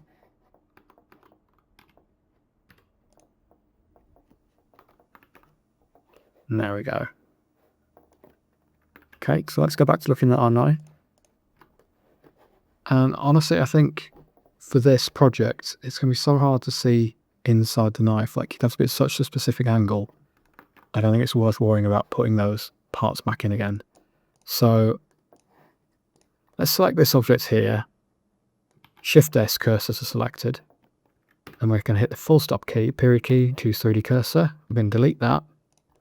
We're going to hit Shift and D, object, mirror, and it wants to be on the Y. There we go. So I just uses the knife to do, the blade to do. This is going to be nice and easy. Let's get our knife blade finished. I don't think there's much to worry about here. We'll keep this hole as a polygon. We could get into like baking with alpha maps and transparency, but I really don't think it's worth it. I think once I reduce all our geometry down, yeah, I don't think there's enough of a benefit. So let's, I was just going to remove this loop, but before we do that, let's remove these edge loops here. We'll split the knife in half. So we just want to make sure that we've got an even slot down the center. And then we'll put an edge loop down here. And let's just go to our overhead view and turn on X-ray. I'm just going to go to layout so I've got more visibility to work on. Let's go onto our blade. I'm a bit messing about. So we're going to get rid of these vertices. And we'll mirror the blade back again after we finish this. So let's now just start getting rid of all of these supporting loops. So we'll get rid of this, and I think we can just dissolve these vertices. Oh, that's a bit of it. I shouldn't have done that way. I don't know why I did that way, in fact. Let's just slide these along.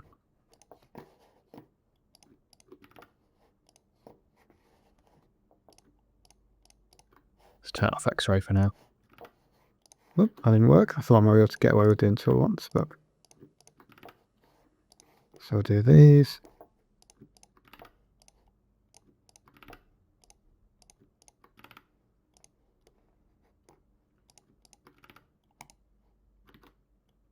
Just make sure I've done that correctly.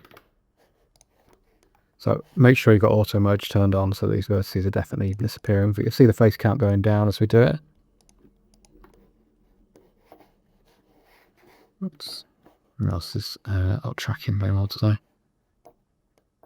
And it looks like I've accidentally deleted a face here that I wanted, so we'll solve these and then we'll have that face back in again.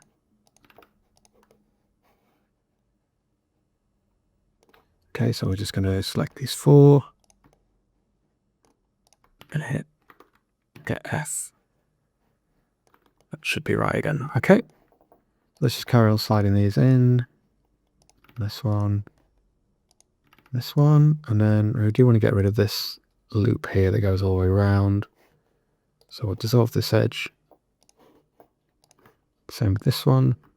Can only go so far, fortunately. Let's just focus on the bits we can work on at the moment.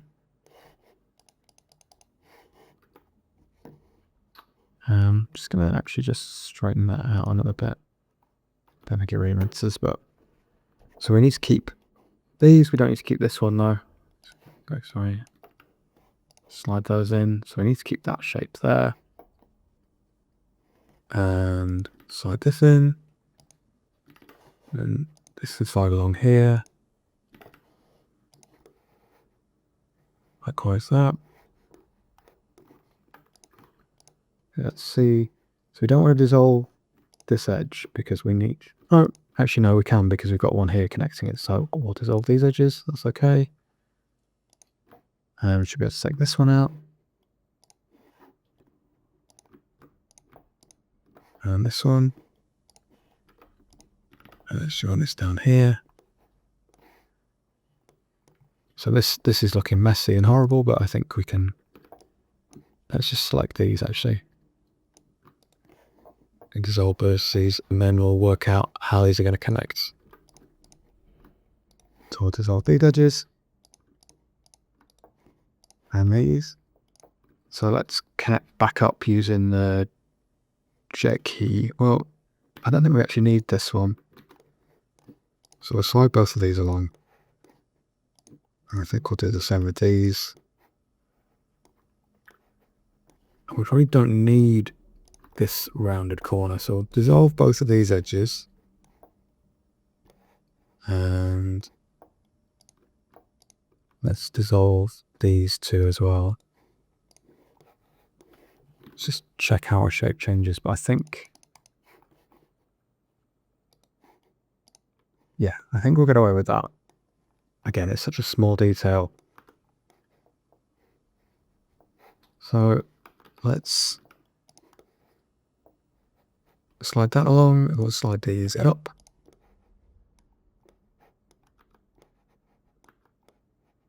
And let's just have a look at how everything sits together inside our knife. And we'll go back to this one. So you can't really see these, so I don't think there's much of a benefit to having them. At least on this edge. So let's just slide these along. Let's simplify this around too. Like that. Okay. And then we'll apply we'll make a modifier. We want to mirror on the y-axis. Just check this. Okay, so our mirror point is actually on the wrong side. So we're just going to select this loop here, Shift S, cursor to selected, and then object set origin to 3D cursor, and now our blade is mirroring correctly. Just think we've got some slight issues in the middle. Let's have a look at that, but let's apply our mirror.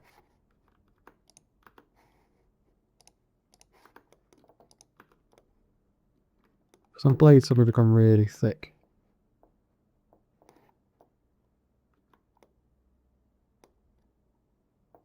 Okay, let's compare it with the high poly. I think I've just done something strange. I'm not fully sure what, but so just select both of these. So I've got bullet selected. Let's try again. So it's gonna be a little bit fiddly clicking. There we go. That should be both our blades now. And let's just fuse them from overhead. So this is our high poly. No, I think we're kind of... Let's go in. Okay, I think we're fine. I just wanted to double check. So let's take our high poly out here again. So these just need to... I think the easiest way to do this is to select both of these loops. Right click, Loop Tools, Bridge. And then we'll select both of these loops again and dissolve edges. There we go. And we also want to dissolve this edge.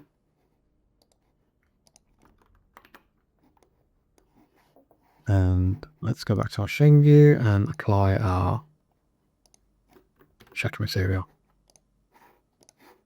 And let's just double check in the UV maps if there's anything weird. I think maybe we would benefit from just unwrapping the whole thing again. Yeah, that looks better. Perfect. Okay. So I think our UV unwrapping should still look fine on this. Let's just select all of these and then link our material. Yeah, good with that. Okay, this bit of tape should be nice and easy to do. And then we'll have a look at the one on the back. Yeah, okay. So that, I was just trying to work out if that would be baked into our AAA-style geometry, which makes sense. So let's look at this tape. Shouldn't be a lot to kind of simplify here. We do need to keep quite a bit of the shape, but I think we could probably get rid of 2 sets of those. And we'll do the checker deselect trick all the way around. Select loops, edge rings, select check deselect, select loops, edge loops, dissolve edges, and we'll turn off our subdivision. We're down to 120 faces. We need to apply our solidify as well. So annoyingly, that means, well, let's have a look at our objects here. Do we need faces on the inside? I guess you could technically see it from, we could make that double-sided material, but I think for best practice, just in case you could see it from a different angle, we need to keep our thickness there. So we're then going to need a marked seam on the inside as well to separate this. That should be everything we need. So let's look by UV now. We just apply all the materials. Now we can use other. Oh yeah, I think I know what the problem is. We need to. So we have a seam that runs all the way through. I think we need to break it here as well. It's clearly subjoined up somewhere.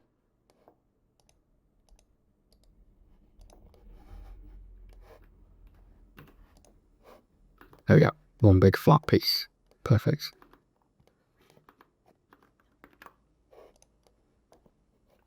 And we'll just need to tweak the shape very slightly to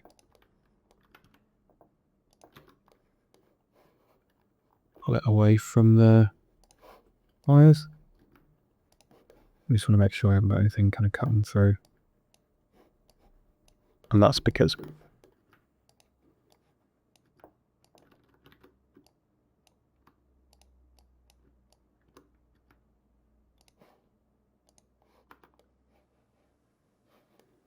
okay, I think that's good. Let's look at the back one. Should be very straightforward. And let's apply our material.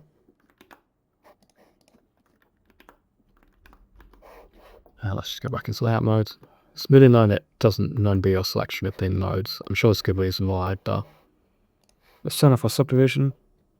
This is a pretty low res shape already. We've got a solidify that we'll worry about in a minute, but probably don't need these edges. So we'll dissolve those.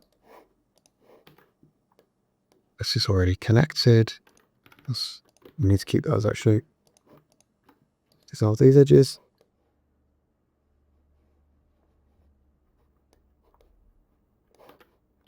This can come down to here. Dissolve this edge.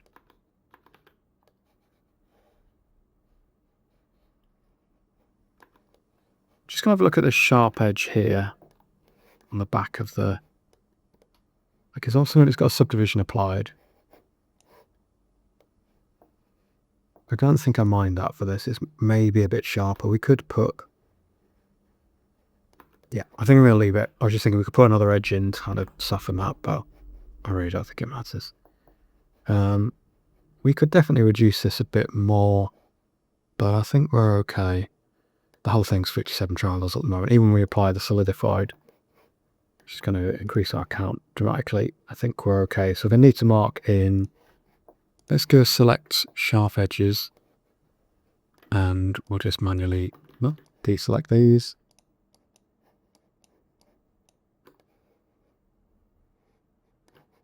Zoom back as well.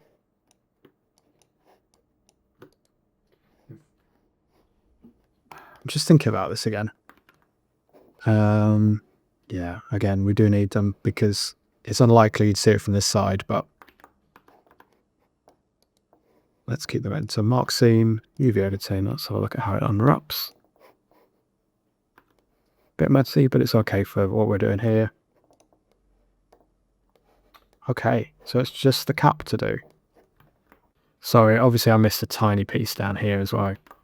But we know the steps now, so we're going to turn off subdivision. So put some little tears in there. Let's just see what happens if we do select loops, edge, rings.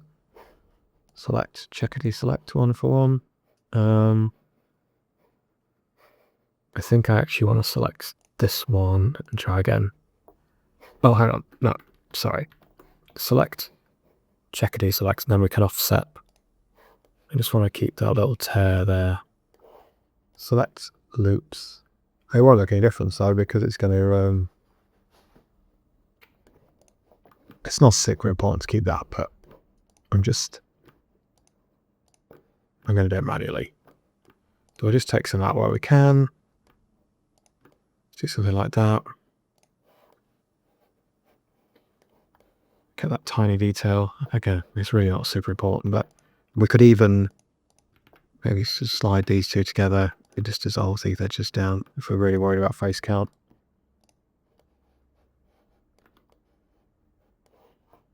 And we'll apply our solidify. And then we're just going to need to put... I think I've done something wrong on the other one. I'm just going to check that when we get back. When we go back into our main thing. So mark seam, and then we'll run that seam all the way through. Yeah, great. We'll link our materials. We should check this one again. So, oh, I did have a seam running all the way through. Yeah, okay.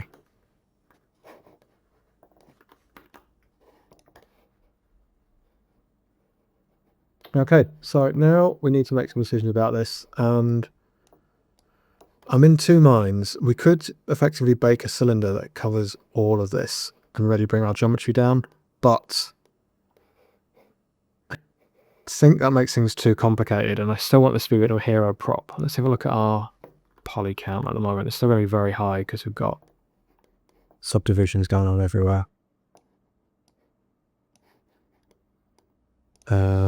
Yeah, I mean, like this alone is still 113, so there's a lot of optimizing to do, but I think let's just see what happens if we select all of these.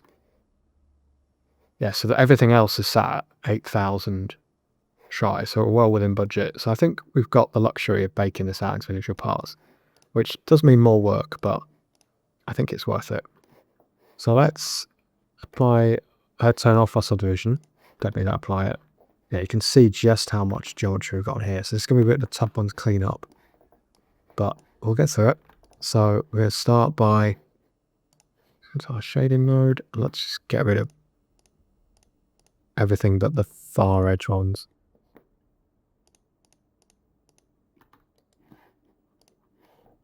Get rid of these, get rid of these.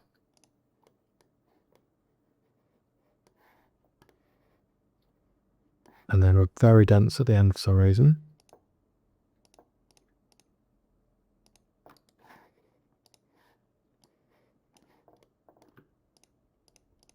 I'm just going to manually start to take some out.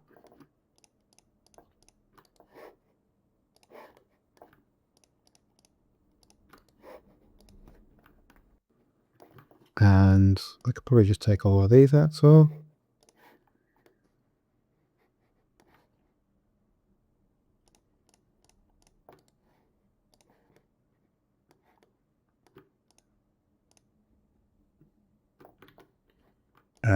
But so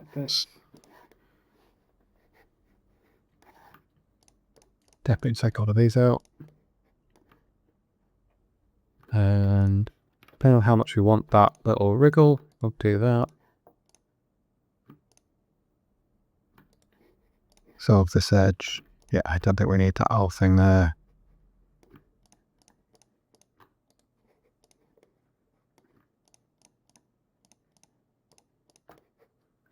So again, you're just looking at where the silhouette changes and what you can get away with removing.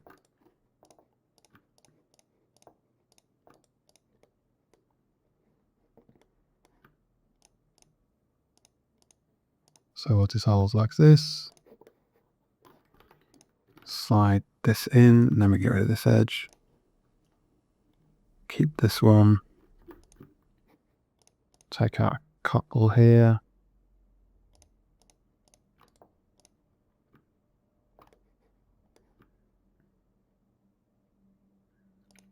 Maybe take out these two. And then the end is a bit intriguing. Let's do this. That's okay. And then we can take out these two. Yeah, I think for the most part, I'm happy with that. And then let's also just look at, maybe we could take out.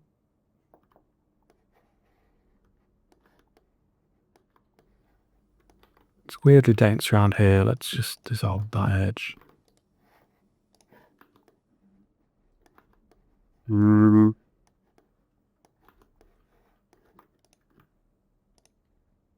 Quite like to take out these. And then we'll slide that over. And then I just think we need one of these.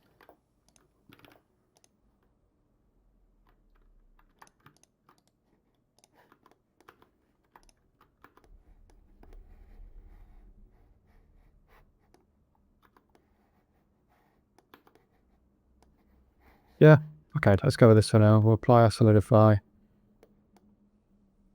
And well, let's just check it in situ. I really don't think there's any point that you're going to see the inside of this. But we don't know if we even need any depth to it. Let's just turn off the solidify. I mean, in theory, tape is completely thin. We might encounter some problems whilst we're baking.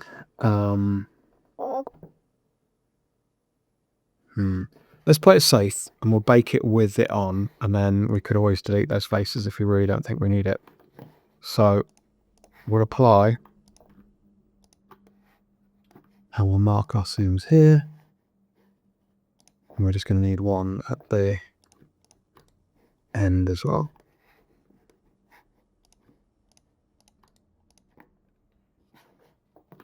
Let's come out into our shaded tab. We're just going to need to pull this out of the shape a little bit as well. The materials. Let's just unwrap this before we go any further. It's looking nice to layout. So we just need to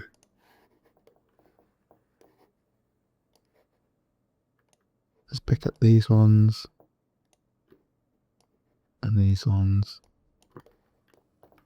and we'll just pull it forward enough to not be clipping through. Great, one bit of tape down.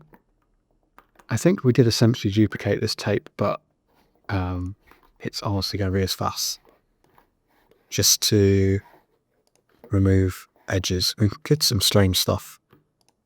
Because a lot of these things, weirdly, subdivision modeling can be really forgiving.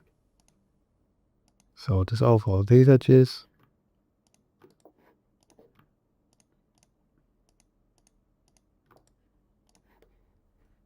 And we'll turn off our subdivision as well.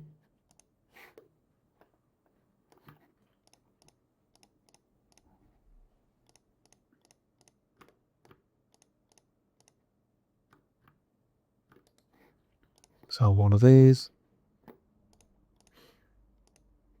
Of course, just get rid of this lot.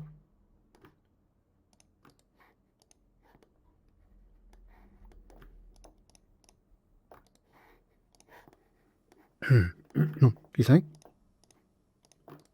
So I have quite bad hay fever, and it's a beautiful day where I am today. But yeah, it always sets my hay fever off. So apologies if I'm coughing at any point during this video. Let's just slide that up and dissolve this whole thing out. Why not leave me a comment on the video if you have hay fever? We could form some kind of support group. Just going to slide that up so it's a bit more evenly spaced. And we'll take out these ones. And then take out these ones. We'll keep this one because this will just need shape change. Don't need this one.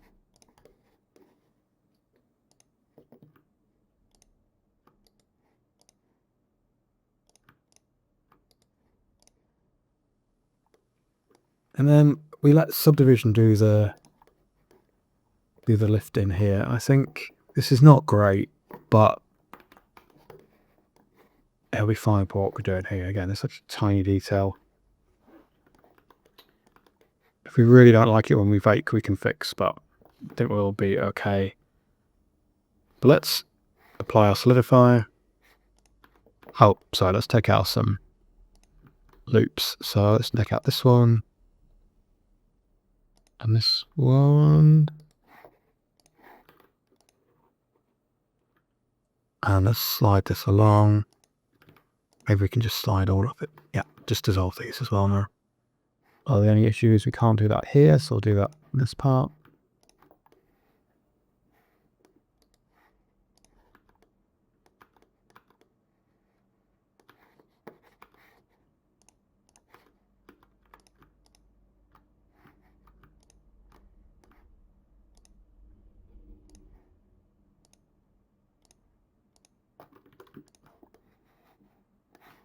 Let's mark our seam. Probably done there. Let's go back to our UV editing. Perfect.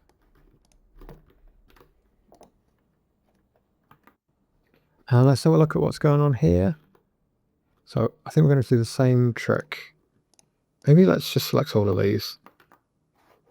And we'll go back into layout mode. Yeah, so we just need to go around and massively reduce the count, but fortunately these are pretty consistent all the way around. So we go select loops, edge, rings, select, checker deselect, and then let's bump this up to like, let's select 4. 4 seems to be the sweet spot. We could even try by select loops, edge loops, dissolve edges. Yeah, I think that's pretty good. So let's do the same on, be able to do all of these at once, I think. So select like that, select loops, edge ring, select loops, edge loops. No, sorry, I've done that wrong. Check deselect, they should be showing the same values. Select loops, edge loops. There we go, smashing through these now. And let's do the same thing here. So we'll select one edge like this. Select loops, edge, rings. Select, check to select, they'll for one. Select loops, edge loops, dissolve edges. We'll brought this down dramatically. That's nice and easy. And we've got a little bit of crashing through here and there, but I don't think I'm going to worry too much at this point. Guess I'm losing my mind a bit. So let's link our materials. Nice. So we've just got the cap and this bit of tape here left to do. Let's look at the tape. This is almost entirely hidden. So let's just dissolve this. Take out these. Yeah, let's take out those 3. So we're just left with one of the things. So let's period change to shape. We can turn off our subdivision. And we want to keep this little dip here, so we'll move those over. Let's also support that. See if we've got any others. No, so let's just, oh, we felt like, yeah, we want to keep that. So we'll just kind of take some out where we think we can get away with it. So I'll dissolve those.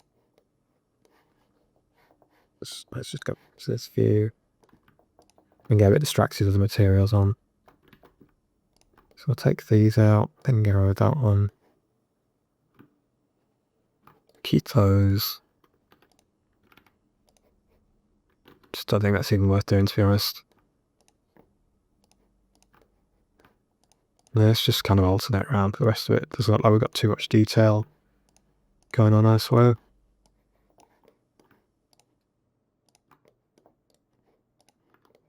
Okay, and I'm confident on this that we don't need to solidify because it's so tight in against the shape. So the only caveat is that we might need to just stretch it out a little bit. So what we're going to do is we'll select everything and then we're going to use this tool here, shrink fatten, and we're just going to pull very gently out. And we'll just do it again actually because we need to go slightly more. We're trying to find that sweet spot where we're not clipping through everything. Actually, let's not do this just yet, because we're going to reduce this down a lot and that might make our issues go away. So on this, I think the best bet is to maybe just make this shape again. No, let's not do that. Let's start by taking all of these out. Definitely getting all of these. And then we're going to bake these raised sections in. So we'll remove these. We'll always turn off our subdivision, it'll help. And then I think if we work our way around,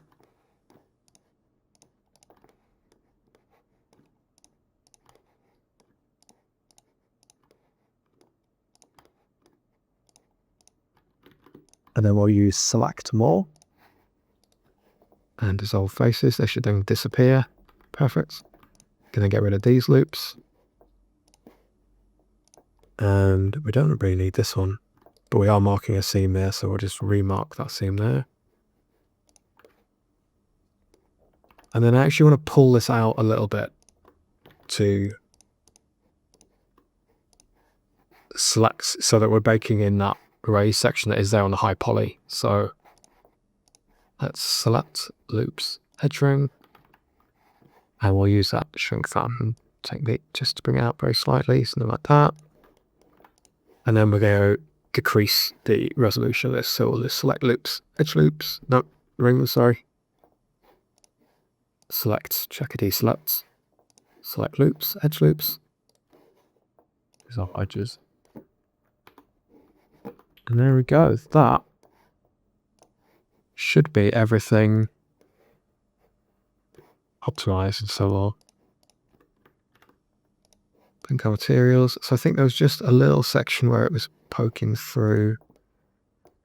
Let's go into unshaded. Yeah, just here. So we'll just take these faces and pull them very slightly now. And there we go. That should be everything optimized and wrap. So let's have a look at our final triangle count. So we're at 17,496, which is a little bit higher than I wanted. I think these might be the culprits, to be honest. So we could maybe just try and... How many thousands have we got here? Yeah, these are like 4,000 alone. So let's just have one last look at these and see if there's anything more we can do to... These need unwrapping again as well.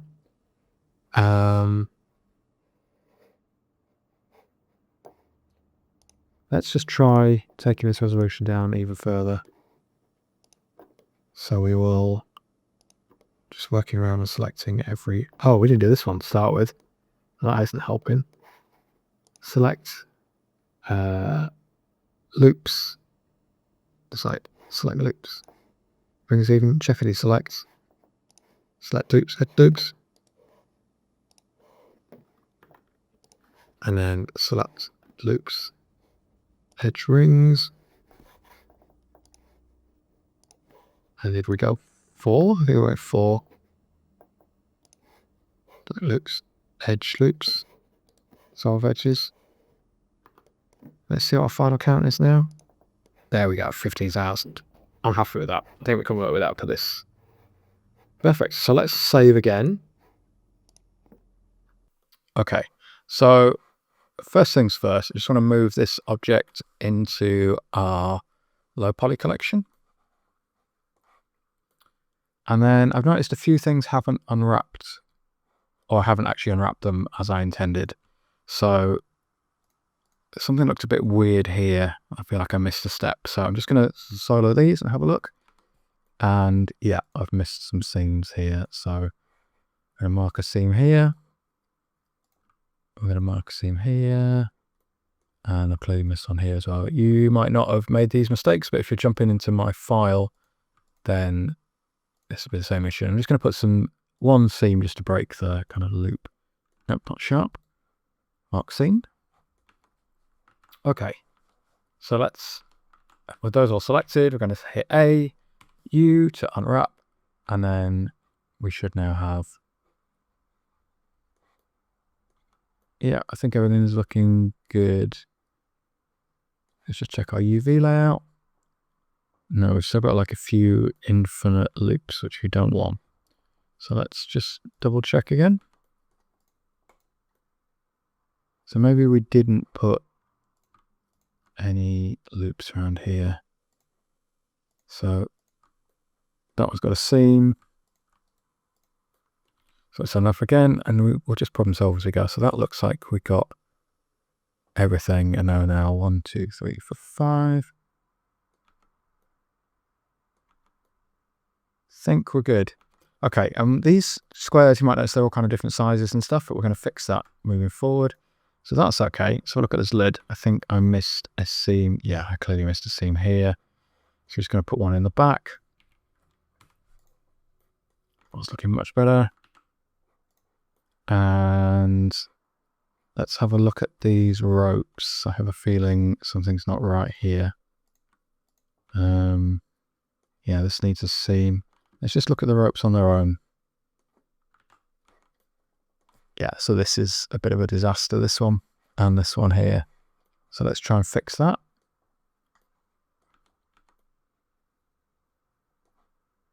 So I think I must assume that it had applied seams on them when it hadn't. So we'll just start by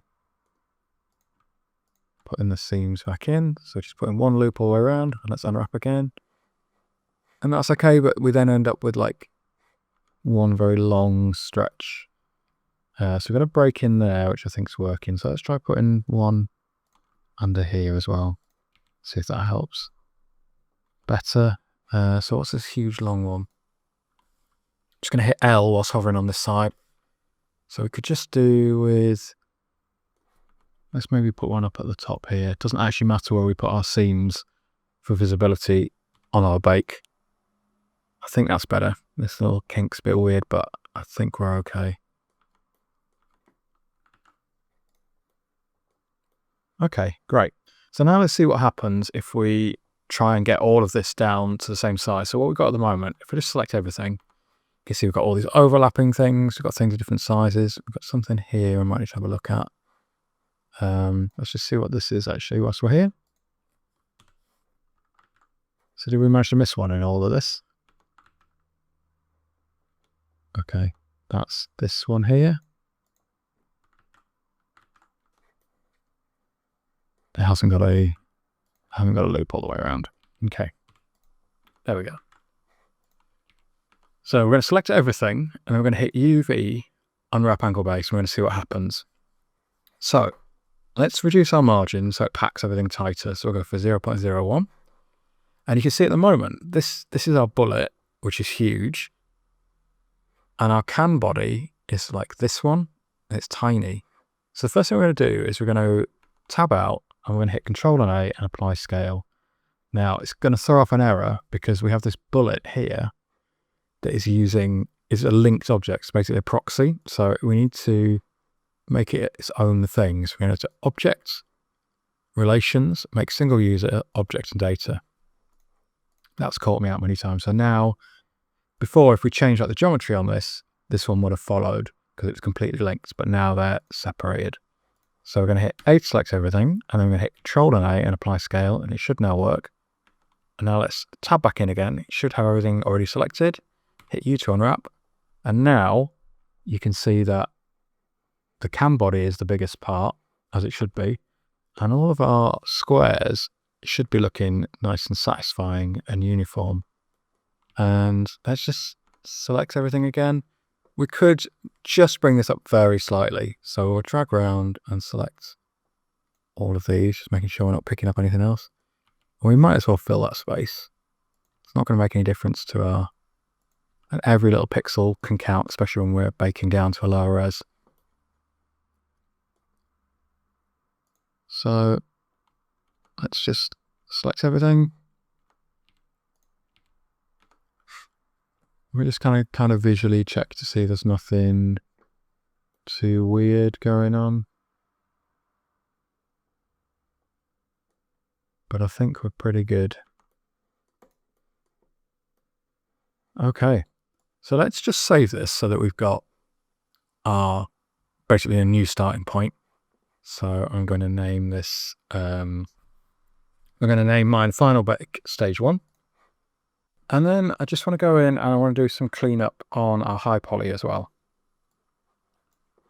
So, you know, obviously I'm a very experienced blender user, but I do make mistakes, and especially when I'm recording long videos in like single settings, daft little mistakes creep in. So that's all my excuses out of the way. So I'm going to delete that because we don't want that anymore. So I noticed that this hasn't actually been unwrapped properly and the textures ended up stretched. So this selects everything and hit U to unwrap angle box. And now our texture's looking correct again. Not sure what happened there. And then I made the decision when I was first doing the unwrap to break these in apart with seams, but it's left us with this. And my kind of logic for doing it was sound, in that if we were using a purely image-based texture, then I wanted as much texture resolution as I could get. But because we're using procedural, it's not important in the same way. So I'm just going to clear these seams. So I'll get rid of this one. And there's just sits any others on there? Don't think so. So hit A, you unwrap angle based. You can see that seam's gone now. I'm just seeing if there's any other. I know there is another seam somewhere, but I think it's hidden. So I'm less worried about that. But this one here is really obvious, so we're going to do the same thing. Whoop. Very clumsy.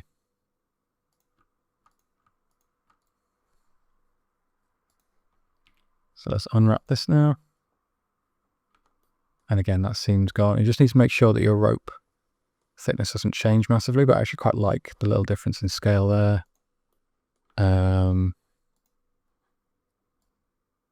Let's do the same here, even though it's probably not super important at this stage.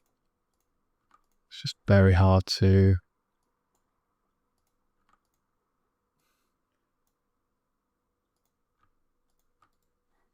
Clear seam. Clear seam. And we'll unwrap these the same way.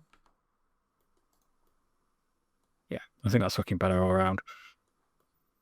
This stuff isn't essential, but it's just worth doing. Let's sort this one out as well. It's worth doing these things now because you're going to see that baking is quite a slow, fiddly process. And if you need to go back and redo it, like, you know, if you change your UV islands at any point, that's everything changed. It all has to be redone. So make sure you're happy before we go forward. And we rotate this. I feel like I keep messing about with this one. We'll just set the origin to geometry.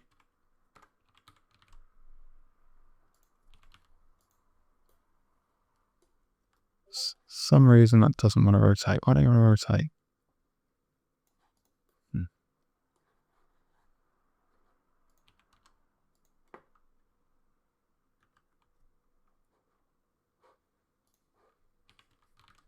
There we go. I've got any locations turned off for some reason. Just try and push that visible seam to the back. Well, I think that's better. Okay, so I'm just going to save again. So we're definitely at the same point. So I'm just going to save over that file I've got before, and then we're ready to start baking. What I want to do next is take our low poly and high poly groups, and we're just going to duplicate them. So we'll start with the high poly. I'm just going to turn off this one now. And let's rename this merged. What I like to do is merge everything that I'm baking into a single object, because it speeds up the workflow and it just seems to give me less baking errors. Otherwise it's baking every object in turn. So I'm just going to select everything. I'm going to go Object, Convert to Mesh, and that's going to apply any modifiers that we've got.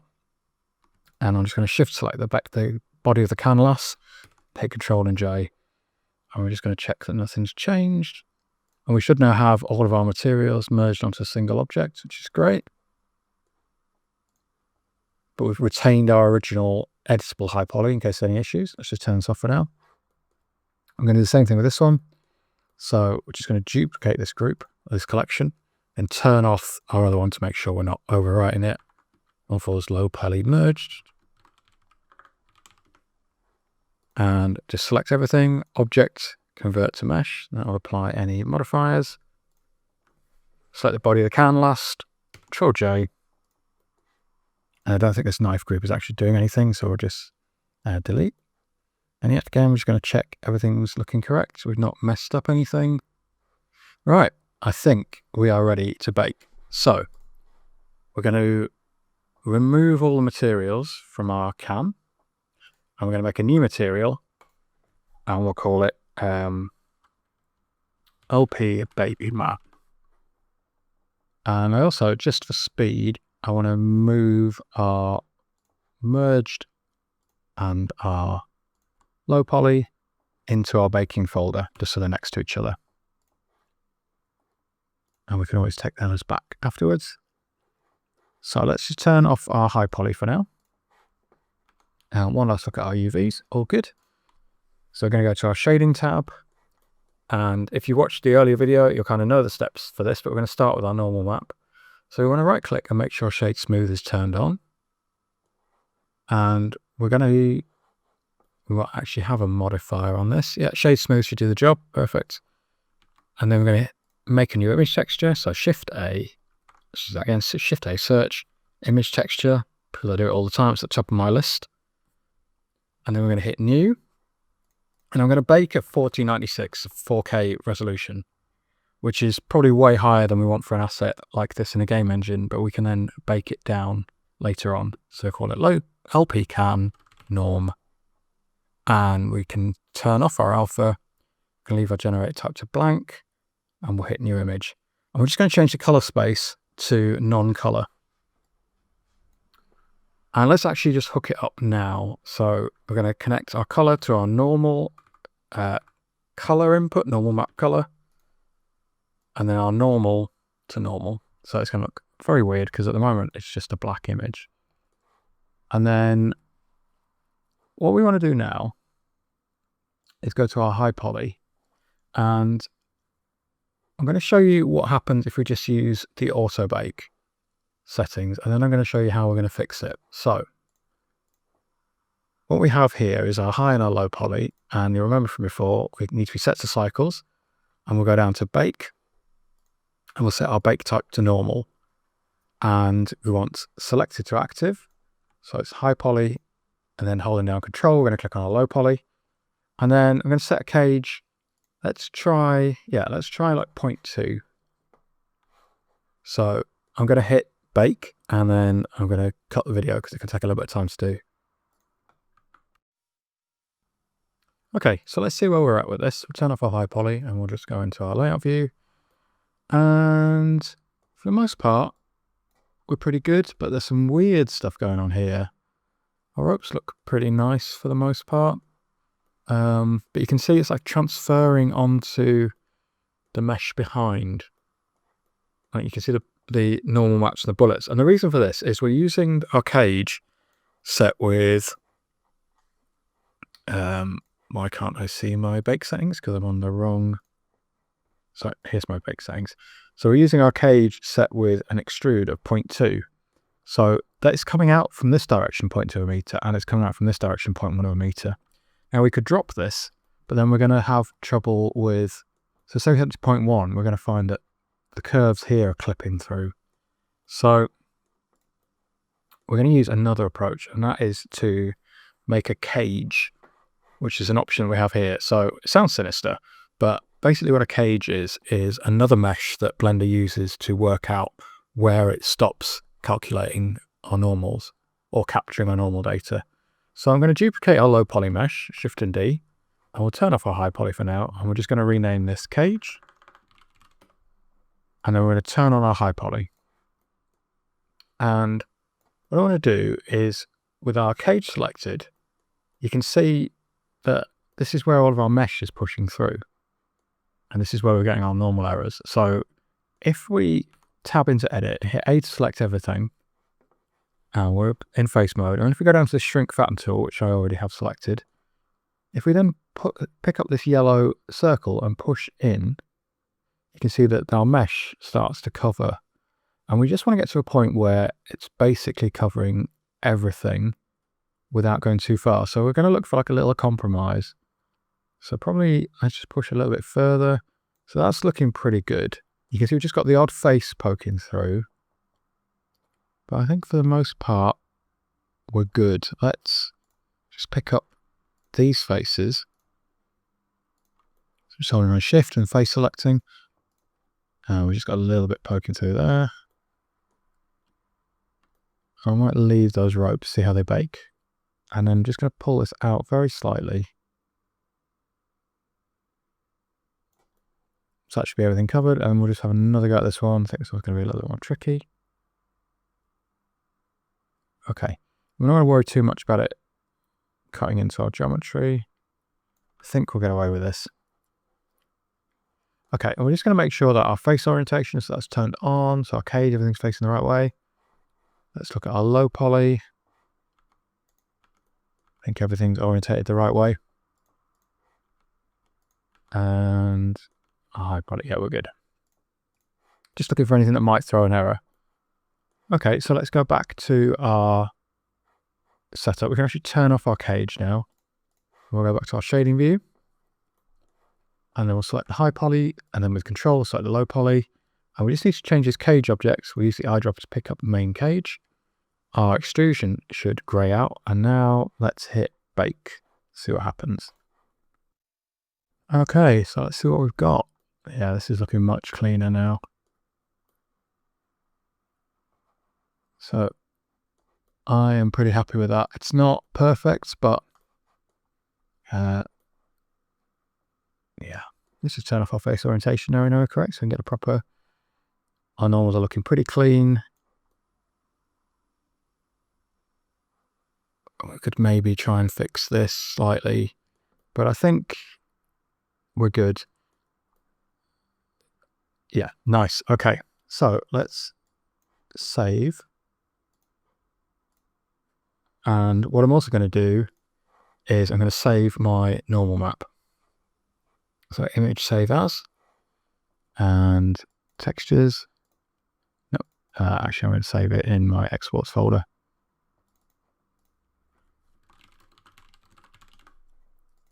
And we're just going to call this, yeah, LP can normal, works for me. Color space, non-color, perfect. Okay, so with that done, let's bake our ambient occlusion map as well. So exactly the same process. I don't know why I typed that in. We're going to make a new image texture. LP can AO. Everything can stay as it is. And we want that set to RGB. And then we're just going to change our map to ambient occlusion. And we shouldn't need to change anything else. So we just need our high poly enabled again. Let's do this. Let's turn off our high poly and run our color into our base color. You're not going to see a dramatic difference, but you can see that now our shading's really popping. There's maybe some slight issues with our tape, but again, I think by the time we put a diffuse texture on it,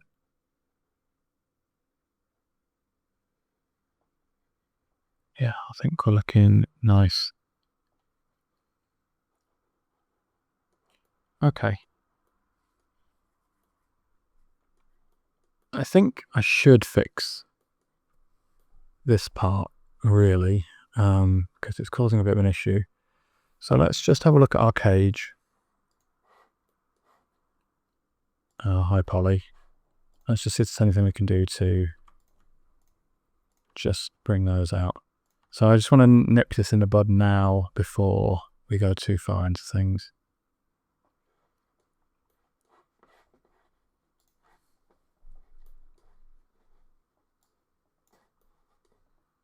So let's just pull these out a little bit. It's still got my normal map texture.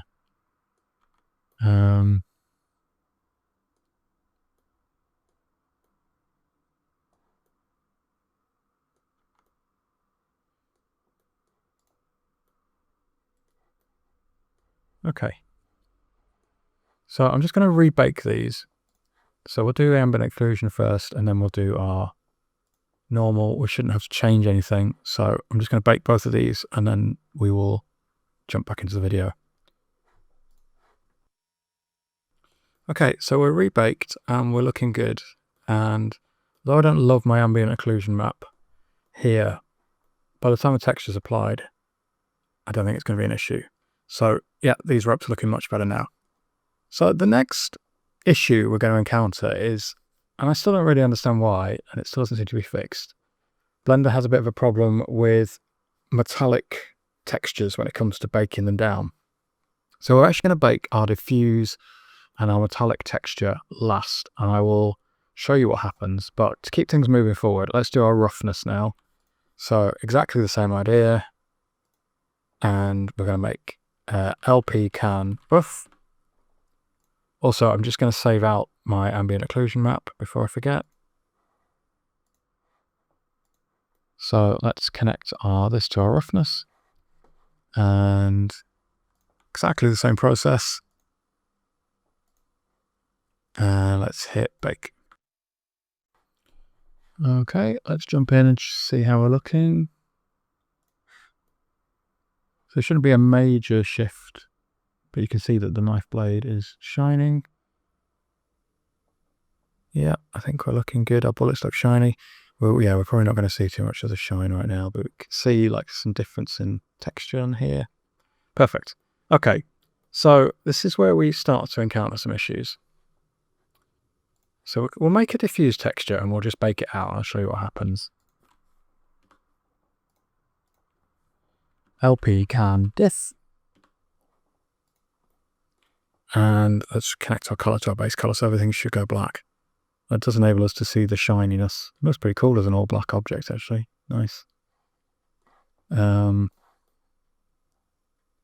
Okay, so I got distracted thinking about, I should do some murdered out black props or something, because that looks pretty cool.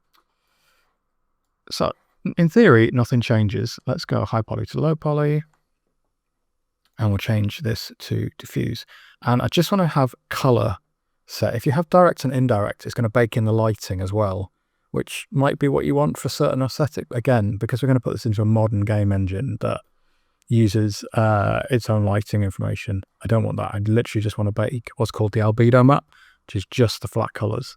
So we're going to hit bake.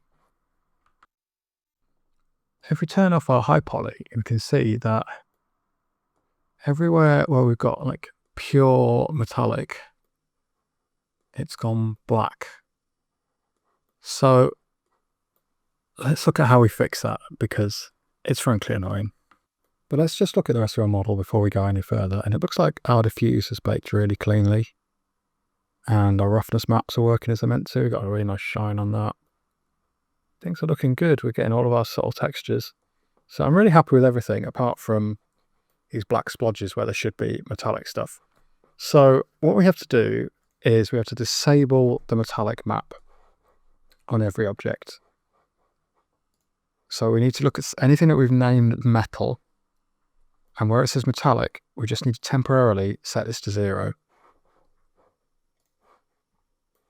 So fortunately, everything that I work on, I always set the metallic to either 1 or 0. Looks like I actually didn't set this to back to metallic, so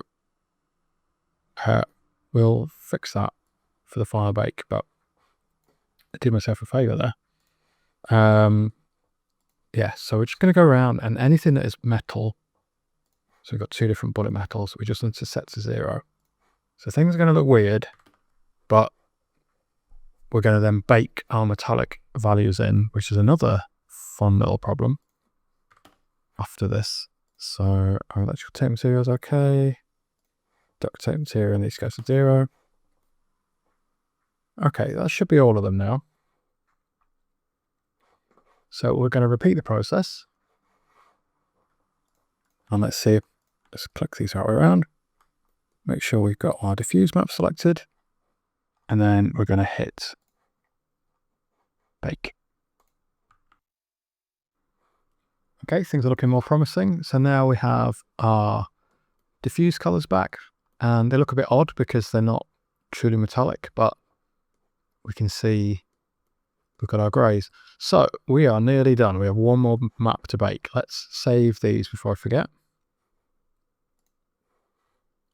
So we've got our diffuse to bake, and we've got our roughness to bake.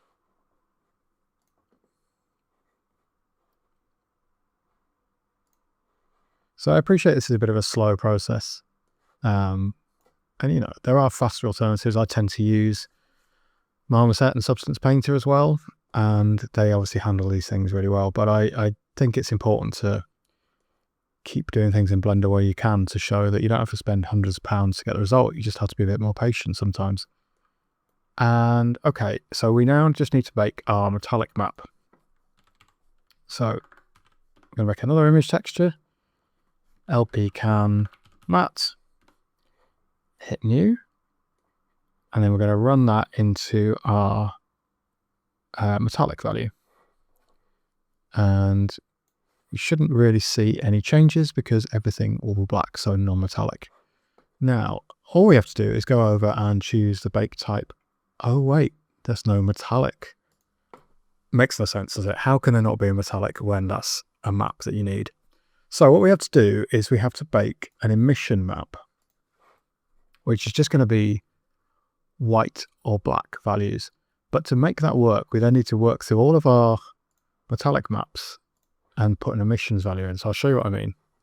So let's bring up our materials again. And again, we're only dealing with the metals.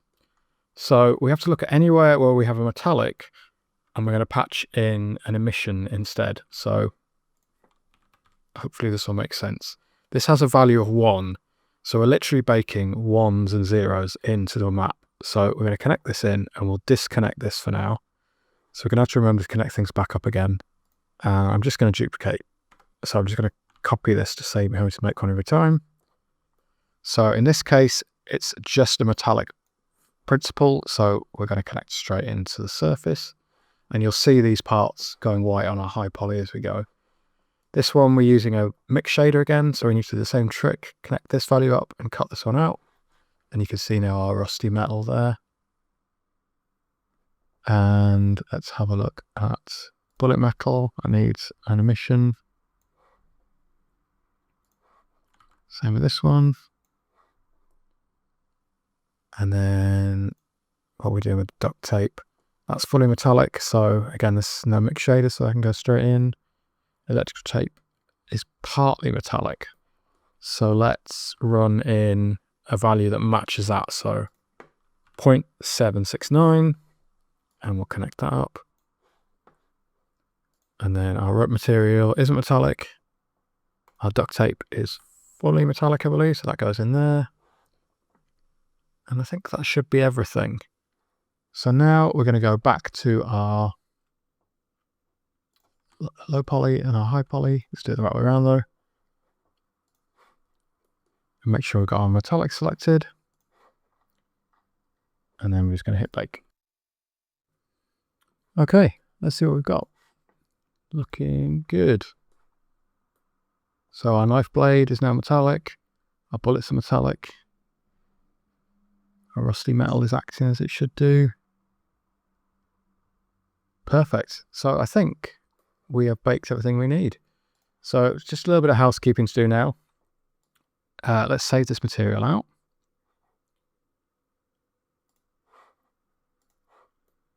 And let's combine our ambient occlusion and our diffuse map in Blender. In a game engine, this is done a little bit differently, but let's just get the result here. So plug our mix in like this, and we'll set it to multiply, and then we'll run our ambient occlusion into the second half. And if we bump our factor up, we should just get more of that shading. So you can play around with that to get what you want.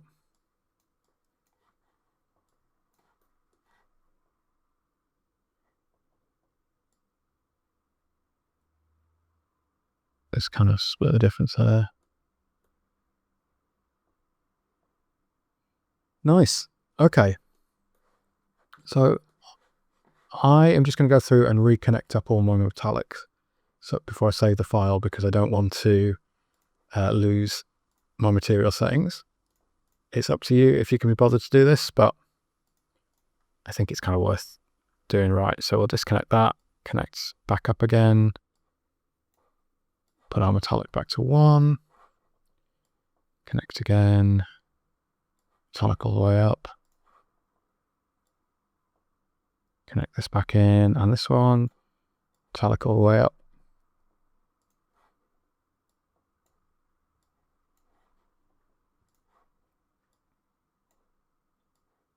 So all your metallic should be going back to 1. I think this is the only exception. And I'll duct tape. So we should be back where we were, and then I'm just going to save this file out, and then we are going to jump into Blender, into Unity, sorry, in a second. But first we need to export the model. Let's just save our file. What I want to do before we go into Unity and export is I'm going to apply a triangulate modifier. And if we now, we're on the, want to look at the low poly. So if we now, this is going very well. Make sure we apply it to low poly. So triangulate, and things are going to look weird. So we just need to change the quad method to fixed. And then I think I'm going to duplicate this again. So let's move these back into their respective folders. So this is going into the high poly. Oh, why didn't that want to move? Oh, because it's not visible. M to move into high poly merged. Nope. Why don't you want to do that? Should I just drag it in? Okay, weird little Blender quirk. And let's move this into our low poly merged. And then I'm going to duplicate this. And we'll move it to a new collection, and we'll call it LP export. Again, it's just that I don't want to flatten anything that I don't need to. So now we can apply this, and you should see that we are perfectly into triangles. And the reason that we're doing this is all the game engines will do that anyway. And I just want to have control over it. I want to make sure that my UVs don't get distorted, so I can see our UVs are still looking okay. And then with this selected, we're going to go, I think I've got my low poly. Just checking I don't got anything weird coming through.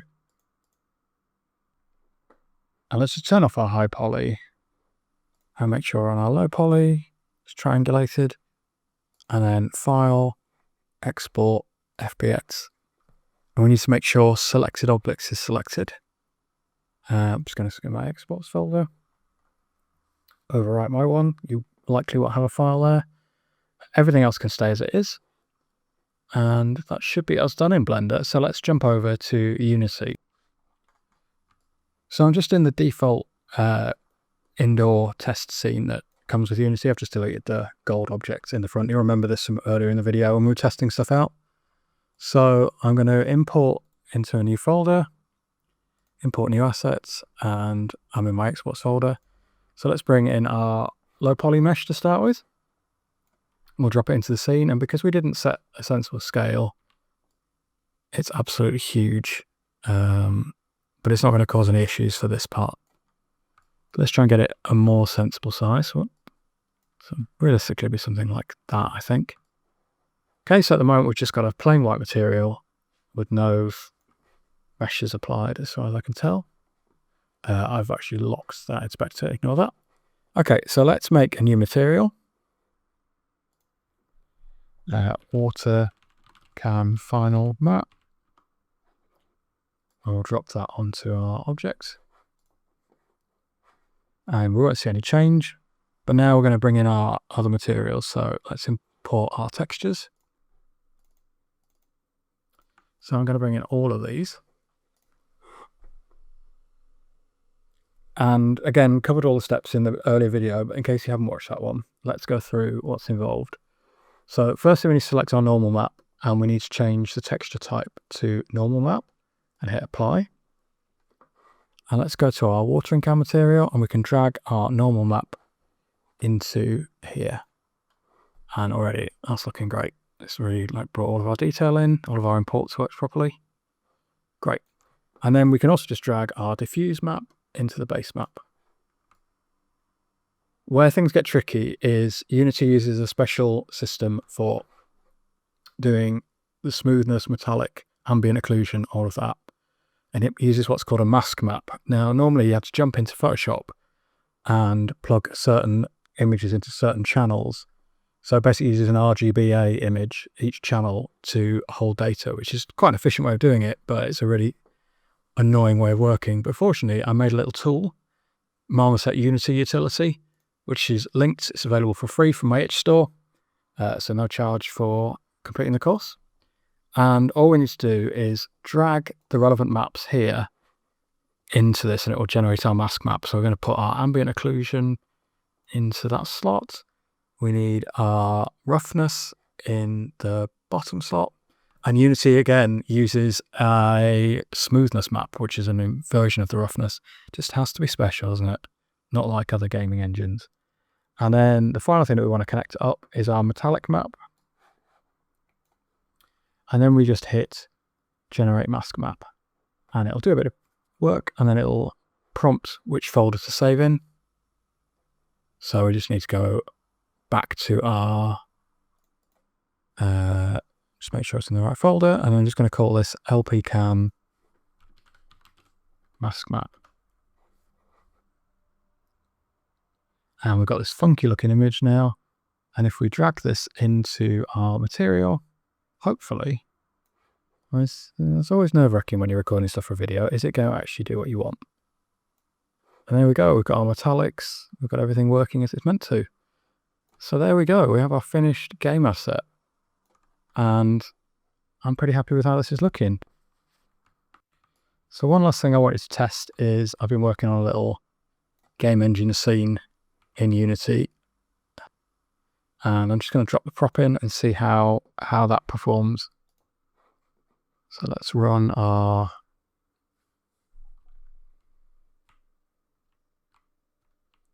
And there we go, we've got it in the scene, got the light interacting with it.